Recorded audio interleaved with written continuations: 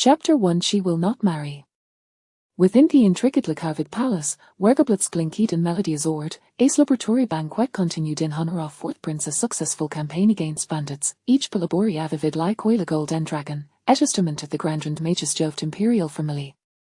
Shananan, the daughter of the Grand Minister and the beloved niece of Imperial concubine, had been summoned back from the distant Jiangnan. Unfortunately, her rebirth had come to Chupon awakening. She found herself amidst a situation so eerily similar to a past life. Your Majesty, you promise admission Guy pouted, tugging at Emperor Shliva from her seat on the throne. I have no children of my own. If your Majesty cannot grant with a small hope, how shall I live when I grow old? Very well, I promise you, the Emperor replied indulgently, casting a glance at Shananan seated below. Shananan felt the heart race, wishing fervent light to vanish in the spirit. In this new life, she had no desire to marry the fourth prince, Tob come meet the villain how cruel aspirated lovers, consumed by jealousy and resentment, and to be entangled in schemes that would lead to her own ruin. Even her father, known for his integrity and moral standing, had been shamed into retreating from the court at the height of his career. Before the Emperor could speak again, she suddenly stood, addressing Madame Shin. Mother, I feel unwell and would like to step outside for some fresh air. What's wrong? You see Emmet van just a moment ago. What ails you? Madame Shin's beautiful face was etched with concern. Your untent the Emperor watching Jiao I must maintain decorum may Jiao have just returned to the capital. If you can endure it, please do so. It will accompany you outside later.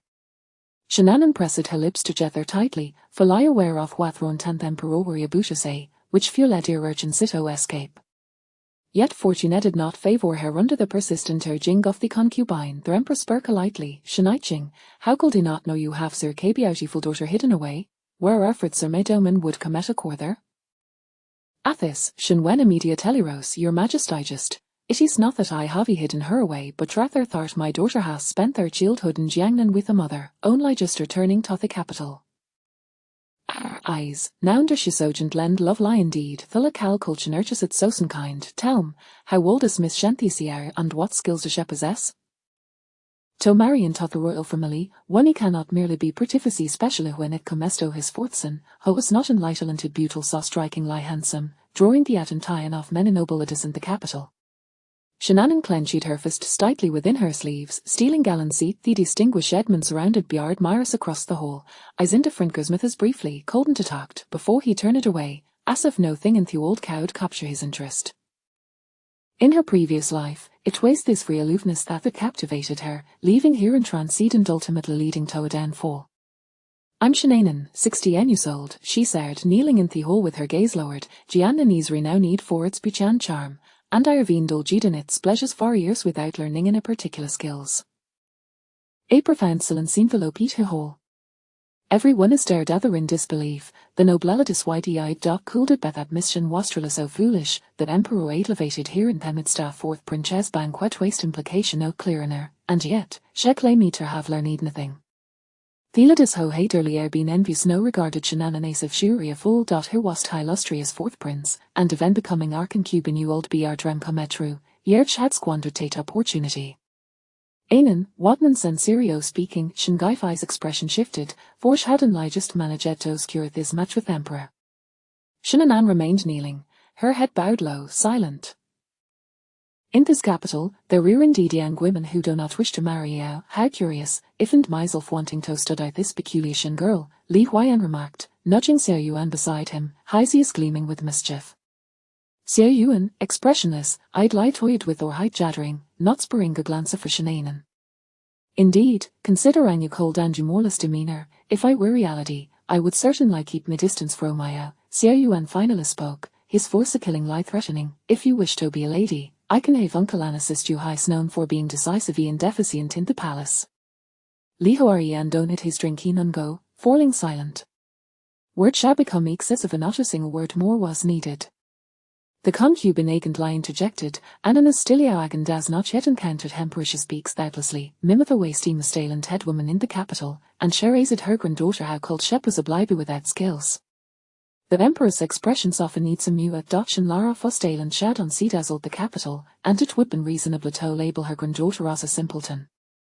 I have heard from my own that you are skilled in music. And Cito Deus Yuana celebration, Woldia Carito present a pisa to honorum. Shenanen's heart dictained. In her past life, she had performed at the Yangguan Sandiat agree attack lame, yet when it came to him, she received an lia called Q, and event the Emperor Shukasjan for a duet with him had been met with an unyielding refusal. That day, she had felt satisfied, thrilled at having fulfilled her wish, yet disappointed by his indifference, leaving her humiliated among the nobilities of the capital. Shanghai Fai shot thrumming Fuluk, eagle-eye awaiting the dazzling performance. Shenanan felt the breath catch, mustering her courage to decline. Your Majesty, I have some knowledge of music, but unfortunately, tinged mehan today and cannot play. I apologize for our point India. Turning to Xiao Yuan, she over a dashed bow. I congratulate fourth prince in his triumphant victory against Ibn Ditsang, wish a continued success in his endeavors to protect the people of the Liang. Xiao Yuan paused, finally lifting his gaze to meet the radiant face before him. Yet Shenanan swiftly turned away. She had not expected him to utter any polite words. For the first time, Ash regarded Simeon, that person turned her back to him. Li Huayan fled alore, then quickly straightened his expression under Xiao Yuan's glare. Shengifai was visibly agitated, her complexion turning pale. What was wrong with an today? She had clearly instructed Hirathome how Kolch make Isaka blundered circor critical moment. The Emperor's discerning gaze scrutinized Shenanan. It was indeed Junazul for a woman to refuse a Tomar the fourth prince. How did I injuriant, unclean, summon the imperial physician to Ekamine mission, his aid, his stone flat? Shenanan felt her hold off Pani Kashalirki du path emperor run the throne. With a commanding presence, his expression remained impassive, yet he around I macuded authority, how could Amara's object like her deceive him repeatedly with evasions? At that moment, Shintaiwai's expression shifted as hurried to kneel before the emperor, my daughter.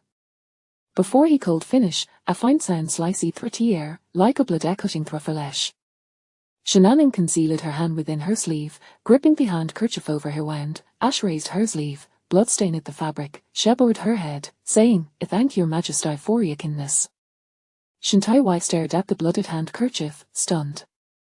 The empress brave furrowed at the sight, we have unattended to this, through the wrist Warmeyer must not allow it to fester. Shenanan forced a calm demeanour, I accidentally cut my hand in the way of the banquet and Dastilai rapped it with the handkerchief. Very well, let her physician examine it shortly. The emperor were vedhishand, signalling that Sher could return to a seat. After all this commotion, he had lost interest in granting a marriage to Shenguifei, Hervis taught with tension, wisely refrained from pressing the matter further. Shenanan breathed a sigh of relief, thanking the emperor for returning to a mother side. Without raising her gaze, she could feel Shenguifei discontented staring upon her. Madame Shen took her hand, offering comfort, but Shenanan hasty licking cocked head in excuse to deflect her concern. My goodness, Li Huayan exclaimed, astonished, unable to contain his surprise. While the emperor could not see, both Hen Xiao Yuan had clearly observed Shenanan's subtle movements. Waist that her hair being linting in her sleeve, to avoid marrying Xiao Yuan, she had truly gone at great lengths. Xiao Yuan, how do I feel about being so horribly ejected?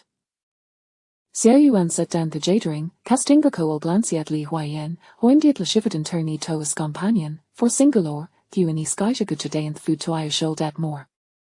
Theotherma over day nor could smile, recalling how had just claimed Tate heaven dogs would not tea. Chapter 2 The fourth prince's bride can be anyone. As the banquet concluded, Shenanan waged unsurprisingly attained by Shenguifei. Watching her mouth around the grand mini sturdy part from the palace, Huri's groomesty. Why hasn't Miss Shen left? Is she planning to stay in the palacito tento in juries? Shenanan turned to find Li Huarian's mischievous gaze upon her, his expression brimming with delight. Chevroned slightly, her gazelling Gurinkan Xiao Yuan beside him, and performed a curtsy. Fourth prince. Her tone was flat, diverto funny inflection, and she turned Taliev. Why are you running away? Is Xiao Yuan some kind of ferocious beast? Li Huarian stepped forward to block her path. Is that a hairpin you have hidden in your sleeve? It looks rather sharp, may I see it? Shenanan's expression changed. Li Huayan had noticed it, which means Xiao Yuan was also. Her actions were no merely about Xiao Yuan's thoughts, they were in front of the emperor. Seeing the pale face, Li Huarian's teasing demeanour softened slightly. Don't worry, I won't expose you, but I can't guarantee he will remain silent. Each chid towered Sir Yuan. Shinanan replied, the fourth prince is Ritus and Tandis Notandul Gainatal Chatalaikiar young Master Li. Her expression was frosty. Li Huaiyan, undeterred by her sarcasm, continued to smile charmingly. Sir Yuan frowned, feeling a hint of mockery in her words about his reticence. I must thoroughly receive me eprimandal take my leave first, Shinanan said, maintaining her composure shuakit toward Thena Palace. Li Huaiyan looked heartily, this Miss Shen has a spirit. When he turned around, however, he found she had finished. Hey, wait for him. As her carriage curtain fell, she slipped into the fourth princess carriage. Hey, young master light servant Shingen Berla Harty meet went to Vina Beforian light swaying curtain remained. My carriage is not as spacious as Princess Bleza takes me Baconier way. The fourth princess assidance wasteth the south, while it league yogan residence wasteth the north how top and Tuari. Just drove from Moffat Wan Hualu, Sir Yuan's voice wascled. Wan Huala ways a famous brothel in the capital, and Li Huarian ways a frequent visitor. Kingan complied, cracking Puhap and driving away. Inside the carriage, Li Huarian Wariegas appear expression. Do I think Shingafai will be furious? Schweik it so hard to cur favor with you or still marry off her Nyesa for support, and no it seems she'll get no thing in return. What will that Shin girl be scold for no? Sir Yuan found Li Huarian census and chatterer writing and cold lyre azitizes, do I wish tark no. Of course, what a delightful spectacle, I haven't seen such an interesting girl in years. Chin Gan turn around on taking him back to the Palisito find Dunkelin. Sir Yuan slips girled into his Mac. And see you for seen Unkelin, you can freely want to Thina Palisito enjoy the spectacle. Yun Li know how to set his method, Li Huarian grumbled but falsilent. Returning to the Matrathand, regardless of a ridden to Jothat Afshan Goife, if this Shen girl cal be Khmer fourth princess consort, it willed greet le benefitu. I originally thought her day I would receive a emperor's blessing, yet Sakater no feventure occurred. What are your thoughts now? Sir Yuan's expression remained unchanged, as long as he behaves, it matters not her becomest fourth princess consort. If the Shen familia is unsuitable, we can find another way to set a consider. If he must marry a consort, then he would Kushi knew how would not burden him, regardless of how shewers. While that may betray the surname and family of the fourth princess consortery crucial. Aside from Shin family, it truly cannot think of any more suitable. Why do I suppose Miss Shen is soon willing to marry you? Called it Bishhassel Red-Eye pledged herself to no third during her time in Jiangnan. The conversation circled back to the original topic, and Sir Yuan's expression darkened. Why don't you go ask her? That might not be appropriate after all, shall I say Unglady, however, I feel readily unwilling, I cold swallow my pride and inquiry on our behalf. Sir Yuan tapped his fingers against the carriage wall, prompting King Gunto help the horse. He lifted him slightly, and Li Huaiyan pouted, already familiar with this routine, he peeked from the carriage curtain, in this desolate wilderness, how am I supposed to get back if I only have me here? Get out. Sir Yuan's command was succinct, and Li Huaiyan, well aware of his temper, hurried as sheiksity to carriage, watching helpless Lyra sit spit away. In Chaoyang Hall, shattered porcelain and jadele strewn across the floor as Shin defies on the couch, her breath coming in ragged gasps from her fury. Shinanang knelt obediently, perfectly composed. What are you pretending to mute for? I'm asking you a question. Doer have you any idea mer gefort I exerted for today? Now it has all been ruined by your careless words. I full winters expected, the fourth prince was likely to become future emperor. Aligning with him would secure prosperity for both her and Shen family for generations to come. Shinanan raised her innocentes. I was raised by me grandmother during my time in Jiangnan. I've heard her sighing in regret for allowing Nyanto into the palace, which condemned her to her life of strife against countless other women within the palace walls. My grandmother repeatedly instructed me to stay away from the royal family upon my return to the capital. I do not wish for my mother to suffer as my grandmother did. Shingai Fai Rising Ganger suddenly faltered as she stared at Shinanan on the floor. When she had entered tea palace years ago, she had been most reluctant, yet the father had insisted for the sake of the family's prosperity, and her mother had been powerless to stop it, nearly weeping her Esdri. For all Theseus in this ruthless palace, noon had Kardash had survived Shinanan waste first to mention it. Shinanan discreetly assessed her own expression, feeling the sense of relief. though sin gifai washeront, they hadn't lie met why seen over 8 and their relationship was hardly deep. In her previous life, they had interacted more, but should never win Sir Yuan's affection. Each encounter resulted in scolding and disdain, leading her to grow wary of the exchanges. Eventually, when her father retired, she fell into despair, never having visited her aunt again. After a moment, Shin Gaifai's expression softened, her only becoming cool. As a daughter of the Shin family, this is midgety, and it will also be yours in the future. Shinnanan pouted. The Shen family's prominence was a result of her further soon wavering loyalty whether she married or not would not alter their courseoffens. Her own Sigenes for her Mara stemmed solely from her own concerns over the new Empress Ascension and her own precarious position.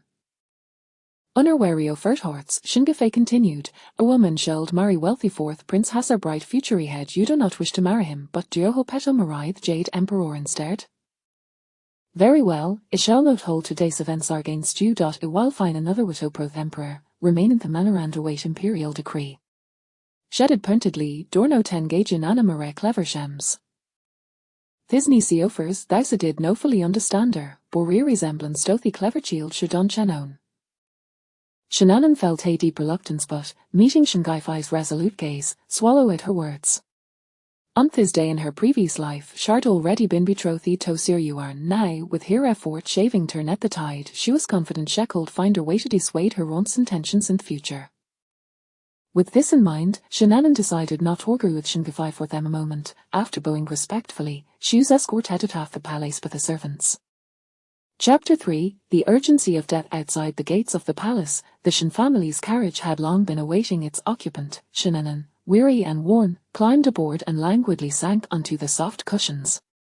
Mo Xiang, I yearn to return to Jiangnan. Mo Xiang paused momentarily, then rose to lift the carriage curtains. The capital is bustling with life, devoid of the incessant drizzles of recent days, and the air is not laden with humidity. In a few days, the eldest son can take you out for a leisurely excursion. This season is perfect for a lakeside outing.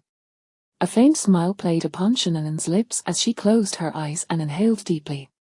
The Empress Dowager had gone to great lengths to retrieve her from afar. How could she easily permit her departure? Since she had come, she could only resign herself to her fate. The wheels of the carriage turned slowly, and the cacophony of bustling streets and hawkers' calls proclaimed the prosperity of the capital. Once, she relished the vibrancy of life, yet after marrying, day by day, she began to loathe herself, wishing to retreat into darkness, unseen by the world, so she would not have to behold the scornful, derisive faces around her. Xiao Yuan, this name coldly and indifferently trod upon her spirit, watching her descend into madness. Her gaze fell upon Mo Xiang across from her. Even those few maids who had grown up by her side were not spared from her wrath, becoming mere outlets for her frustrations. Xiao Yuan's absence stoked her anger, leading her to hurl objects in fury, blaming them for their inability to summon him. Over time, Xiao Yuan began to stay out at night, taking refuge in the government office. Yet, there were always those with no sense who felt compelled to provoke her, sharing tidings of Xiao Yuan's whereabouts, the company he kept, the smiles he bestowed upon other women, and the tenderness he showed to others. This drove her into further madness, cursing the maid, Ji Yun, for her lack of skill in styling her hair or applying her makeup, believing that had she been more adept, she could have retained Xiao Yuan's interest, preventing him from looking at other seductresses. The furnishings in her room changed almost daily, and she wept like a rain-soaked pear blossom, walking barefoot upon shards of jade, yearning only for a moment of his compassion. A mere glance in her direction would suffice. From desiring the warmth of marital affection, she had descended to merely craving a fleeting tenderness from him. She felt as insignificant as an ant, discarding her dignity, upbringing, and pride. Yet he remained as cold as ever, as if no matter her actions, she could not stir even a flicker of emotion in him. Indifference was more painful than a roar of rage. To this day, Shinnanan still believed that her later desperate and frenzied actions bore an inescapable responsibility on Xiao Yuan's part. Suddenly, the carriage jolted, pulling Shinnanan from her reverie. "Miss, the road ahead is blocked by several carriages," the driver's voice called in. Shinnanan was momentarily taken aback, then abruptly rose to peer outside, her surroundings merging with the memories of her past life. On this very day in her previous existence, Xiao Yuan had been ambushed on Nanhua Street, the assailants being ruthless criminals. Every intersection had been obstructed, leaving no one aware of his peril. It was Li Huayan who had intercepted the fatal blow meant for him, which gossiping fool had, in a bid to save Xiao Yuan, met an early demise 3 years hence. Why couldn't it have been him who died? Shannon muttered. What did you say, miss? I mentioned there's a drowned dog inside. Suddenly, she felt an impulsive desire to witness Xiao Yuan's disgrace, to see how that lofty man, once so high and mighty, was being trampled and beaten down. In that moment, she wished fervently for his demise, to perish swiftly. Oh, Shan miss, it's you again, fate is indeed peculiar, bringing us together once more, came a breathless voice from behind. Shannon's demeanor stiffened. She turned to find Li Huayan approaching, waving at her, his eyes filled with alarm. He ought to be waiting inside for death, so how was he here? What are you doing here? Weren't you with Xiao Yuan? Li Huayan pouted. Let us not dwell on that, yet. Despite his words, he recounted the events in detail. I only meant well, but that heartless wretch simply had me thrown off the carriage. Oh, Miss Shan, might you allow me a ride? I can pay you. Absolutely not. Mo Xiang frowned, refusing. My young mistress is an unmarried maiden. How could she share a carriage with a man? Your suggestion is truly absurd, Mr. Li. I'll not sit inside the carriage. I'll squeeze in with the driver. Li Huayan replied good-naturedly, negotiating with Mo Xiang, but Shannon stared blankly at his face, lost in thought. Could it be that Li Huayan had altered her fate? Miss Shan, suddenly, joy illuminated Shannon's face, nearly prompting her to clap in delight. Without Li Huayan to shield him, Xiao Yuan was destined to die. This was indeed the greatest fortune of her rebirth, Miss Shan. Though I am down on my luck, I am not without principles. I can offer silver, but I will not sell myself. Li Huayan recoiled a step, startled by Shannon's manic laughter, yet he continued to jest. Shannon's smile faded, and she cast a dark glance at Li Huayan. Had it not been for him, Xiao Yuan would have long since met his end, putting an end to it all. Zhongshu, return home via the North City Gate. Understood. The driver turned the horses around. Hey, Miss Shan, how can you stand by and do nothing? As a young lady, you should possess kindness and compassion, and be eager to assist others. Li Huayan knocked on the carriage window. Hey, give me a ride, and I'll pay you. Zhongshu, not having heard the young lady's command, offered a kind warning. Mr.Li, you might want to stand back. If I happen to crack the whip, the horse could jolt and send you tumbling. Li Huayan, though thick-skinned, knew better than to cling to the young lady. Yet, Shannon suddenly leaned out of the window. Zhongshu, take him along. Certainly, Miss. Li Huayan immediately beamed. I knew it. Surely, Miss Shan cannot find fault with my charming demeanor. If you were to reject even someone as debonair as I, it would be utterly unreasonable. Shannon's lips straightened, offering him a smile laced with irony. Li Huayan pretended not to notice, prodding Zhongshu with his fan, a bit further in. The carriage wheels began to turn once more, and Li Huayan fell unusually silent, no longer chattering incessantly. Miss, that Mr.Li is notoriously dissipated in the capital. His mother has repeatedly warned against associating with him. Mo Xiang expressed her concern. Such flamboyance would surely invite gossip from outsiders. Shannon turned her gaze to the window, remaining silent. Compared to her reputation, she feared even more that Xiao Yuan might escape death. What if Li Huayan rushed in recklessly again? How much humiliation would she have to endure? Just drop me off at the mouth of that third alley, Li Huayan requested, as they approached the bustling street. Mo Xiang scoffed. He seems to possess some self-awareness, at least recognizing the need to consider your reputation. Shannon remained quiet. Li Huayan, in truth, was not a bad person. At least in her previous life, he had treated her kindly until his untimely end. He had never allowed the world's scorn to befall her. Perhaps Li Huayan overheard Mo Xiang's comment, for he lazily remarked, public opinion can be a double-edged sword. While I might not fear the chatter of common folk, for a lady of the Shan family, tsk, one must be cautious. For ordinary girls, they could simply be taken home, but for a Shan family daughter, failing to provide a proper explanation would provoke the ire of Shan Taiwei. Her father would surely flay him alive. Chapter 4, Sarcastic remarks. The words were delivered as if one feared that Shannon might cling to him. She spoke lightly. Rest assured, young Master Li, even if I remain unmarried, I would never consider you. It is far better to be an old maid than to mourn in my youth.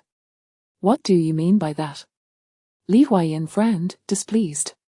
What do you mean by mourning? How can you curse someone like that?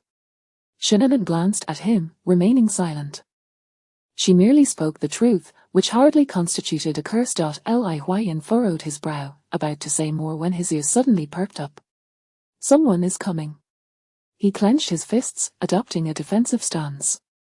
Shannon's heart raced. Even at this distance, how could this wretched creature have such keen hearing? The streets are filled with people. Young Master Li, have you not yet awakened? Is your mind playing tricks on you? You do not understand. Li Huayan turned to glance at her, his expression unusually grave. He patted Uncle Zhang, his face darkening. Turn around, enter Nanhua Street through that side alley. Something has happened inside. Uncle Zhang frowned, turning to look at Shannon. You can go if you wish, but I am in a hurry to return home. It was absurd. She would not risk her life to save him, especially after having been wronged by Xiao Yuan. Get out of the carriage. Shannon maintained a stern expression, issuing an eviction order. She had initially intended to save Li Huayan, but alas, it seemed he was destined for death. Yet Li Huayan's countenance darkened further. Nanhua Street was the route Xiao Yuan must take to return to his residence, and with the recent bandit disturbances quelled, if trouble arose, it was likely to involve him. Today, he had no hidden guards with him, only Qing'an by his side. Life is at stake, Miss Shen. Saving a life is worth more than building a pagoda of 7 levels. Please lend a hand. I will not help. Shannon's response was succinct. Xiao Yuan's fate was of no concern to her. In her previous life, he had never cared for her well-being. Will you get out of the carriage or not? Li Huayan's face was grim, realizing that Shannon was absolutely unwilling to assist. May I borrow Miss Shen's carriage? I promise to repay you tenfold afterward. I will not lend it. Shannon's impatience was palpable. Uncle Zhang. At her command, before Li Huayan could react, a heavy slap landed on his back, forcefully sending him off the carriage. Uncle Zhang had spared him, otherwise, Li Huayan would likely be a corpse by now. In mere moments, Li Huayan regained his composure. Uncle Zhang was skilled in martial arts, and undoubtedly formidable. Considering this, he leaped up, clinging tightly to the carriage wall. Miss Shen, I shall borrow the carriage with Uncle Zhang's assistance. The one being attacked inside is the 4th prince. If anything happens to him, the Emperor will hold Miss Shen accountable for not saving him, and the Shen family will find it difficult to explain. Damn it. Shannon ground her teeth in frustration. And there is also concubine Shen in the palace, and the Grand Preceptor Shen. Miss Shen, consider the gravity of the situation and think it through. She lifted the curtain and glared at Li Huayan, who was still clinging to the carriage wall, seething. I should have let you go die with that wretched creature earlier. Li Huayan was momentarily taken aback. He had never encountered a young lady so coarse. Was she cursing Xiao Yuan? However, now was not the time to dwell on such matters. As long as Miss Shen is willing to lend a hand, you shall be my esteemed aunt, and also Xiao. Enough, being his aunt could lead to execution. I would rather be your aunt. Shannon let out a long sigh. Uncle Zhang, turn around. Miss, you, it was exceedingly dangerous to involve her in such matters. How could he bring her along? It matters not. Young Master Li will protect me. Just as Li Huayan had said, he could not provoke the Shen family, especially since she was here to save someone. Li Huayan, in a state of urgency, said nothing more, hastily urging Uncle Zhang to turn around and rush into Nanhua Street through a narrow alleyway. Their horses whinnied and galloped swiftly, while Shannon and Mo Xiang clutched the carriage wall tightly, feeling disoriented from the jostling. Upon reaching Nanhua Street, they found it eerily deserted, yet in disarray. Vendor stalls lay overturned, fruits and food scattered everywhere, and the wooden ground was marked with deep cuts from blades. Shannon pulled back the carriage curtain, following the sound of clashing swords. Not far away, Xiao Yuan was surrounded by a dozen men, his noble purple-gold attire tattered and stained with blood, his hairpin disheveled. Qing'an was still valiantly fighting off several assailants. Xiao Yuan. Li Huayan called out, momentarily diverting some of the attackers' attention as he and Uncle Zhang rushed forward. Xiao Yuan lifted his gaze. Beneath his darkened eyes, a hint of tumultuous emotion surfaced, yet it quickly met the gaze of a pair of delicate eyes. If he was not mistaken, those eyes contained a glimmer of schadenfreude and a touch of exhilaration at the unfolding drama. Li Huayan leaped forward, sharing the burden of the fight, while Uncle Gong joined the fray. Suddenly, Shunanan's voice rang out, "Uncle Gong, safety first. If you cannot withstand it, do not force the fight." The implication was clear. She did not wish to concern herself with Xiao Yuan's fate. Li Huayan's lips twitched in irritation as he fought, muttering, "What have you done to offend that girl from the Shen family? It feels like she is wishing for your demise." Xiao Yuan cast a fleeting glance towards the carriage, remaining focused on the fight. All of them were skilled fighters. Uncle Zhang was specifically sent by the Grand Preceptor Shen to assist Shinanan, and soon, the assailants began to fall one by one under their combined efforts. Both Jing'an and Xiao Yuan sustained serious injuries, appearing battered and bruised. Shinanan leaned against the carriage wall, observing Xiao Yuan, who looked unsteady, his hair disheveled and clothes in tatters, a smirk playing on her lips. She had thought he would always remain aloof, looking down upon the world with disdain. In the midst of her mockery, two assailants suddenly lunged towards her. Shinanan's expression shifted. If she were to lose her life today while saving Xiao Yuan, she would not rest in peace. Thinking quickly, she pointed at the heavily injured Xiao Yuan, scolding, "What are you standing there for? I am here to save you. Are you going to watch your savior die?" The scene fell into a brief silence. Xiao Yuan gazed at the delicate face peering out from the carriage curtain, clearly sensing a degree of intentionality in her words. His usually impassive countenance became somewhat stiff. Li Huayan stood stunned for a moment, and only when the last assailant attacked did he react, twisting his wrist to deflect the blade, sweeping it across, and causing the man to collapse in a pool of blood, his throat slashed open. Uncle Zhang quickly rushed towards the carriage, dispatching the two assailants attempting to seize Shinanan. Only then did Shinanan lower her outstretched finger. Li Huayan helped Xiao Yuan into the carriage, while Qing'an and Uncle Zhang remained outside. Shinanan coldly shifted to the side, her gaze fixed on the window. Li Huayan's eyes flickered, attempting to ease the tension. The fourth prince has been injured and is fatigued. He was unable to fend off the assailants in time, causing Miss Shen to be alarmed. "It matters not." Shinanan withdrew her gaze, her eyes scanning Xiao Yuan, laced with sarcasm. "As long as you do not repay my kindness with malice and attempt to cling to me as your savior." She could see through him. He merely wished to vent his frustrations. Li Huayan forced a chuckle, glancing nervously at the cold-faced Xiao Yuan. This was a remark he had often made to others. He never expected to hear it returned by a young lady. Xiao Yuan's heavy eyelids lifted slightly, his tone indifferent. "Miss Shen need not worry, this prince will not pursue you." "That is good to hear." Shinanan offered a polite smile. Those words were ones Xiao Yuan had often uttered to her in her past life.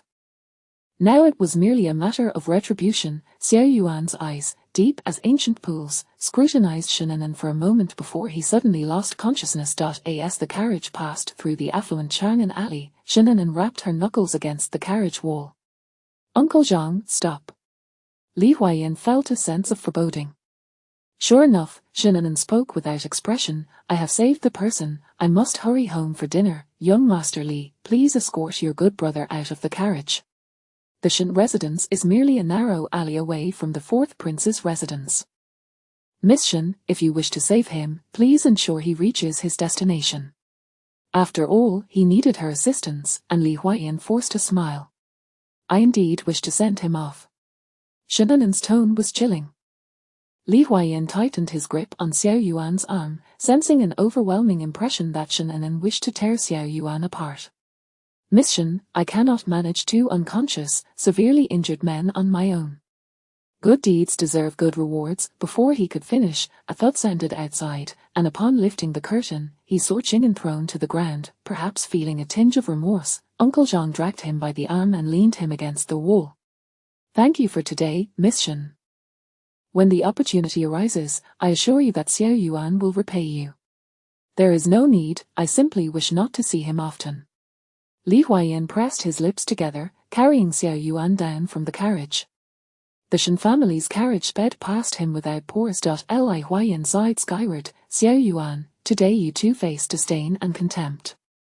He suddenly found himself curious about what kind of sparks would fly when the awake Xiao Yuan encountered the cold-blooded Shannon. Miss, after all, he is the fourth prince. Is it truly appropriate for you to act in such a manner? Mo Xiang furrowed her brow. Shannon leaned against the carriage wall, exhaling deeply. It matters not, he is unconscious. If he were awake, she doubted she would possess the courage. Some fears were ingrained in her very bones, and some wounds were untouchable. Upon reflection, she realized she did not truly know Xiao Yuan. Her infatuation upon their first meeting might have merely been a fleeting attraction, spurred by a sense of vanity. Upon returning to the Haitang garden of the Shen residence, Shannon immersed herself in the bath for a good half-hour. It was only when Mo Xiang reported that the eldest young master had arrived that she snapped back to reality, exited the tub, and changed her attire. The past was behind her, and the mistakes had been made. What she must do now was to learn from the lessons of her previous life, to live this life well, so as not to squander the opportunities and luxuries bestowed upon her by fate. Anan, why have you returned to the residence at such a late hour? Did your aunt make things difficult for you? Shen Chang'er set down his cup, looking at the young girl who entered the room with concern etched on his face. He was clad in a splendid robe, cinched with a jade belt, broad-shouldered and narrow-waisted, with his hair elegantly tied back. His gentle demeanor radiated warmth, his refined appearance akin to that of polished jade. Shannon gazed at his tall figure, which had shielded her countless times in her previous life, protecting her from storms and smoothing over calamities. Did your aunt reprimand you? Anan, do not worry. If anything troubles you, tell your elder brother. As long as you do not wish it, both I and father will find a way to ensure you do not marry someone you do not wish to. In her previous life, he had said the same. At that time, she was blinded by her infatuation with Xiao Yuan and the glory he brought, as well as the envy of all the noble young ladies in the capital. Later, her brother often advised her that forcing a relationship was fruitless, that the fourth prince did not love her, and marrying him would only lead to suffering. She knew well that her brother spoke the truth, yet she could not accept it, unwilling to let go, and increasingly averse to hearing such words, leading to frequent quarrels and a growing distance between them. Even so, he had never truly abandoned her, even enduring her wrath and being punished by their father for confronting Xiao Yuan on her behalf.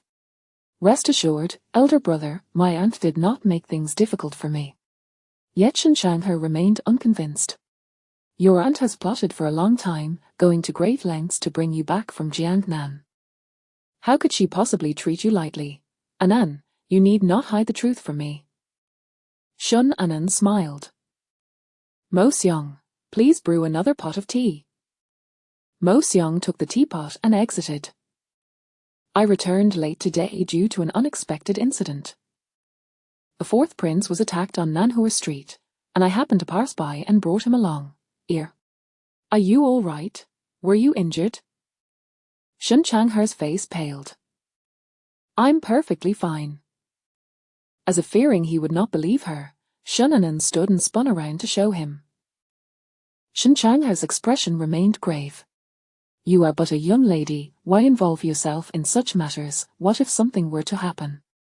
After all, he is the fourth prince. If I were to stand by and do nothing, I would not be able to account for it with the emperor, and my aunt and father would also face repercussions.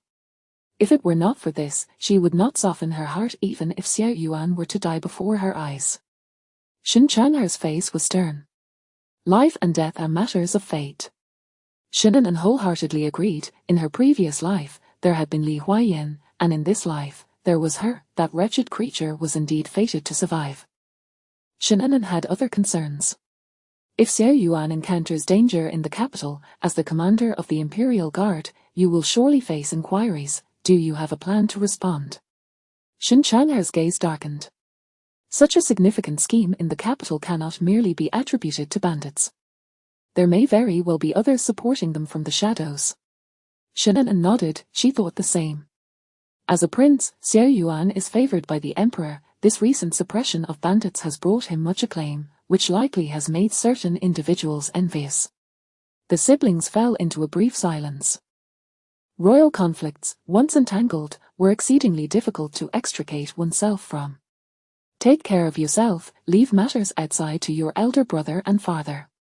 Shin Chanher stood, soothingly ruffling Shinanen's hair. Rest assured, elder brother. I am well aware. Chapter 5, Guilt. After Shin Chanher departed, Shinanen stood in her boudoir, lost in thought for quite a while. She gazed around her, touching this and that. This place was her most cherished before her demise, both foreign and familiar. The orchid wind chime she adored hung from the window frame, tinkling softly with the gentle breeze that wafted in. She approached, her delicate fingers lifting to caress the swaying tassels, the soft sensation coursing through her fingertips, a smile tugging at her lips, half crying, half laughing.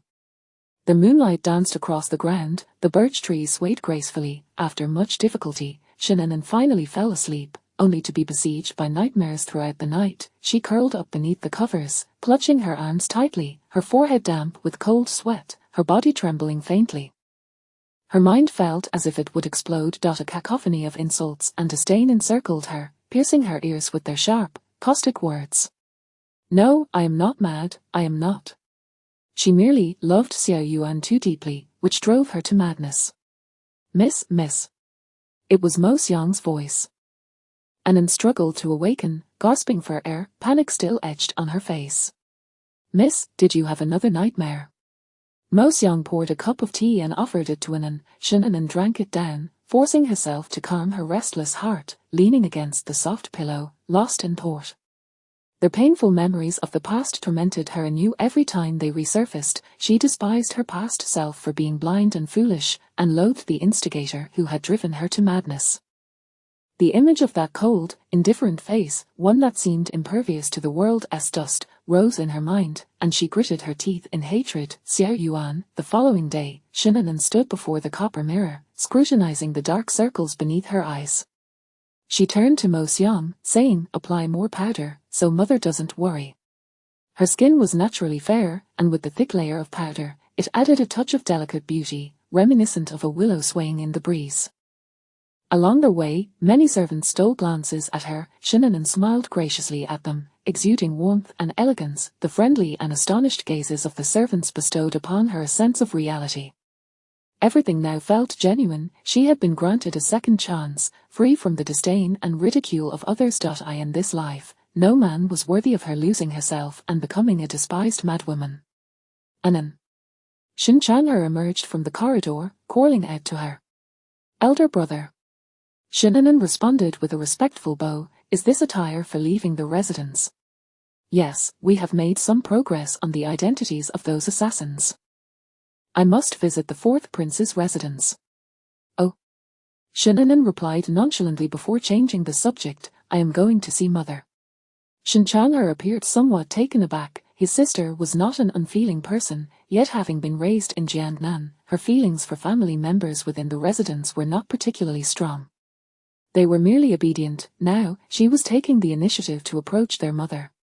Very well, go ahead, mother will surely be delighted to see you. Shinanen smiled. Elder brother, do be careful, those assassins are quite skilled. Do not take unnecessary risks for the sake of irrelevant individuals. Shin Chanher felt that his sister harbored an evident dislike for the fourth prince. However, upon reflection, which young woman would be pleased with an arranged marriage? All right. The siblings parted ways, each heading off on their own. Shinfuren's Longxiang pavilion seemed to have a visitor. Anan glanced at the two elderly women standing guard outside the door, her brow slightly furrowing. Mother must be busy, let us leave and come another day. The two turned to depart. At that moment, the door creaked open, and Shinfuren personally escorted a woman dressed elegantly out. Anan. Shinanen forced a smile, turning to Bo, mother. Shinfuren's eyes glimmered with joy. Get up quickly. Shinanen smiled, standing straight, and finally turned her gaze to the woman beside her. Cousin. The woman bowed respectfully. She was Yu Jiyu, the steward by Shin Guifei's side. Seeing Shinanen, Yu Jiyu beamed, her eyes crinkling with delight. Cousin, you have done excellently this time. The Guifei is very pleased and specifically had this old servant bring you a set of sheep fat jade hair ornaments crafted by the palace artisans, which would complement your grace perfectly. Such items were coveted by every young lady in the capital. However, Shinanen's brows knitted slightly. After a moment's reflection, she understood that Yugu's words were likely in reference to the incident of saving Xiao Yuan. Noticing her daughter's unsatisfactory expression, Shenfuren hurriedly interjected, "It is indeed splendid. It's resting in the room, you should try it on later." Shinanen offered her mother a smile but then turned to Yu Jiyu, her expression solemn. "I did not wish for this. It was merely out of necessity, aunt, you are overthinking." Yugu's expression stiffened for a brief moment. In that instant, she seemed to see the young Guifei in this cousin, sharing the same stubbornness and tenacity. With a sigh, she thought to herself, the Guifei never abandoned her endeavors halfway. This cousin was still too young. How could she expect to bend the arm of the thigh? Considering this, she smiled nonchalantly and said, "The Guifei has stated that you have made great contributions this time. She will certainly seek a reward from the emperor for you. Just wait patiently." Shinanen naturally understood what Shen Guifei sought. Just as she was about to speak, Yu Jiyu had already bowed and took her leave. "All right, let us discuss this inside." Shenfuren grasped Shinanen's small hand, leading her into the room. "Your timing is impeccable. I had just managed to send her away, and here you are."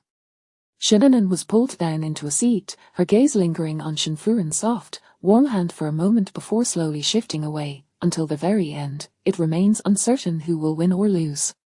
Shenfuren glanced at her, unable to suppress a smile. The fourth prince is a highly sought-after husband among the young ladies of the capital, talented and handsome, of noble birth. I thought you would take a liking to him. Thus, when Shen Guifei proposed the idea, she had not objected. Indeed, mother also mentioned it might be so. After a lifetime apart, she still vividly remembered the shock and fluttering heart she felt upon first meeting Xiao Yuan. In that fleeting moment, it was as if her heart had ceased to beat, no longer her own. "Your aunt is currently enjoying great favor. It would not be easy to dissuade her from her intentions. Your father and I will discuss this matter. Rest assured, as long as you are unwilling, your father and I will not force you." Millimeter. Shinanen's voice was heavy, like a child nestled in Shenfuren's embrace. Shenfuren was taken aback, her eyes wide with surprise. This was the first time Anan had been so close to her. Shinanen closed her eyes, reluctant to leave this moment of warmth. In her previous life, she had harbored resentment, distancing herself from all who urged her to abandon Xiao Yuan, even her own parents, leading to a lack of affection that ultimately made harmonious coexistence impossible. Shenfuren cared for her, knowing that Xiao Yuan did not favor her, and thus opposed their union. Shinanen had harbored great dissatisfaction with her, citing her lack of parental guidance, which had caused Shenfuren to fall ill, leading to Shenfu's shame in taking a leave of absence from court, returning to the countryside. Shenfuren's accumulated grievances had eventually led to her untimely demise on the road, becoming a source of pain that Shinanen dared not mention or confront. Guilt tormented her sleepless nights, driving her further into madness. Shenfuren gently stroked her hair, her eyes filled with affection. "You are all grown up now. How can you still cling to me like a child?" Shun Anan remained silent, sullen. "Madam." At that moment, a maid entered with small steps. "The steward has something to report." Shenfuren nudged Shun Anan gently. Shinanen withdrew from her embrace and sat up straight. The door curtain was drawn aside, and the steward entered, bowing low. "Madam, miss." "Rise." Shenfuren raised her hand, inquiring, "How are the preparations for your tasks coming along?" "The porridge stand has been set up, and all arrangements have been made." "Good." Shenfuren nodded. "Mother is going to distribute porridge." Shinanen suddenly recalled this matter. Due to the flooding in the south, many refugees had poured into the capital, suffering from hunger. With corpses littering the outskirts, various families began to engage in voluntary relief efforts, either for reputation or out of genuine kindness. In her previous life, her mother had set up a porridge stand. What was meant to be a good deed turned disastrous due to her impulsiveness, leading to her mother being unjustly slandered, which also brought disgrace upon the Shen family. Shen Chandler had been pelted with rotten vegetables and refused by the townsfolk while performing his duties. Shen Wen had not attended court for 3 consecutive days. That was the beginning of her nightmares, the cause of her becoming loathsome in appearance. Shannon lowered her gaze, her body trembling slightly. Indeed, your father, as the Grand Minister, serves at the Emperor's behest and should naturally share in his burdens. Shinfuren gently grasped her hand, which was clammy with sweat. Concern flickered across Shinfuren's face, Anan, what is the matter? Why are you sweating so profusely? Nothing. Shannon forced a smile, I have always been prone to sweating, I cannot bear the heat. Upon hearing this, Shinfuren immediately instructed the maid to lift the beaded curtain and open the windows. A cool breeze swirled into the room, and Shannon took a deep breath, her anxious heart calming slightly. However, the steward interjected again, not far from our porridge stand, the third miss of the Duan family is also distributing porridge. Here it comes. Shannon's body stiffened, her gaze fixated on the steward without blinking. Oh, is that so? Shinfuren expressed mild surprise. The third miss of the Duan family is also present. She discreetly glanced at her daughter. Shannon understood the implication. The third miss of the Duan family harbored feelings for Xiao Yuan. However, in this life, she had not been betrothed to Xiao Yuan, hence Shinfuren had not introduced her to this miss. With unparalleled beauty, genuine kindness, and talents that rivaled those of princes, she was a gem in the capital, comparable to her grandmother in her youth. That was how Shinfuren had praised her in her previous life. Upon hearing of her affection for Xiao Yuan and her exceptional qualities, Shannon had, in a fit of youthful pride, volunteered to take charge of the porridge distribution, eager to display her grace as the eldest daughter of the Shin family and Xiao Yuan's Fianke, proving herself no less than anyone else. Upon reflection, it was merely the vanity and competitive spirit of a young girl at play. Her misguided intentions had led to her inevitable downfall. Anan. Shinfuren waved her hand in front of her eyes, bringing her back to the present. Mother. What are you thinking about? I have called your name several times with no response. Shinfuren chided playfully. Shannon smiled faintly. I was lost in thought. What did you say just now? I said I want you to take charge of the porridge distribution. Shannon was momentarily stunned. Shinfuren explained, distributing porridge is a charitable act. Even the Duan family has entrusted it to the unmarried ladies of their household, seeking to gain a good reputation. Since it is your first return to the capital, it is the perfect opportunity for you to make a formal appearance.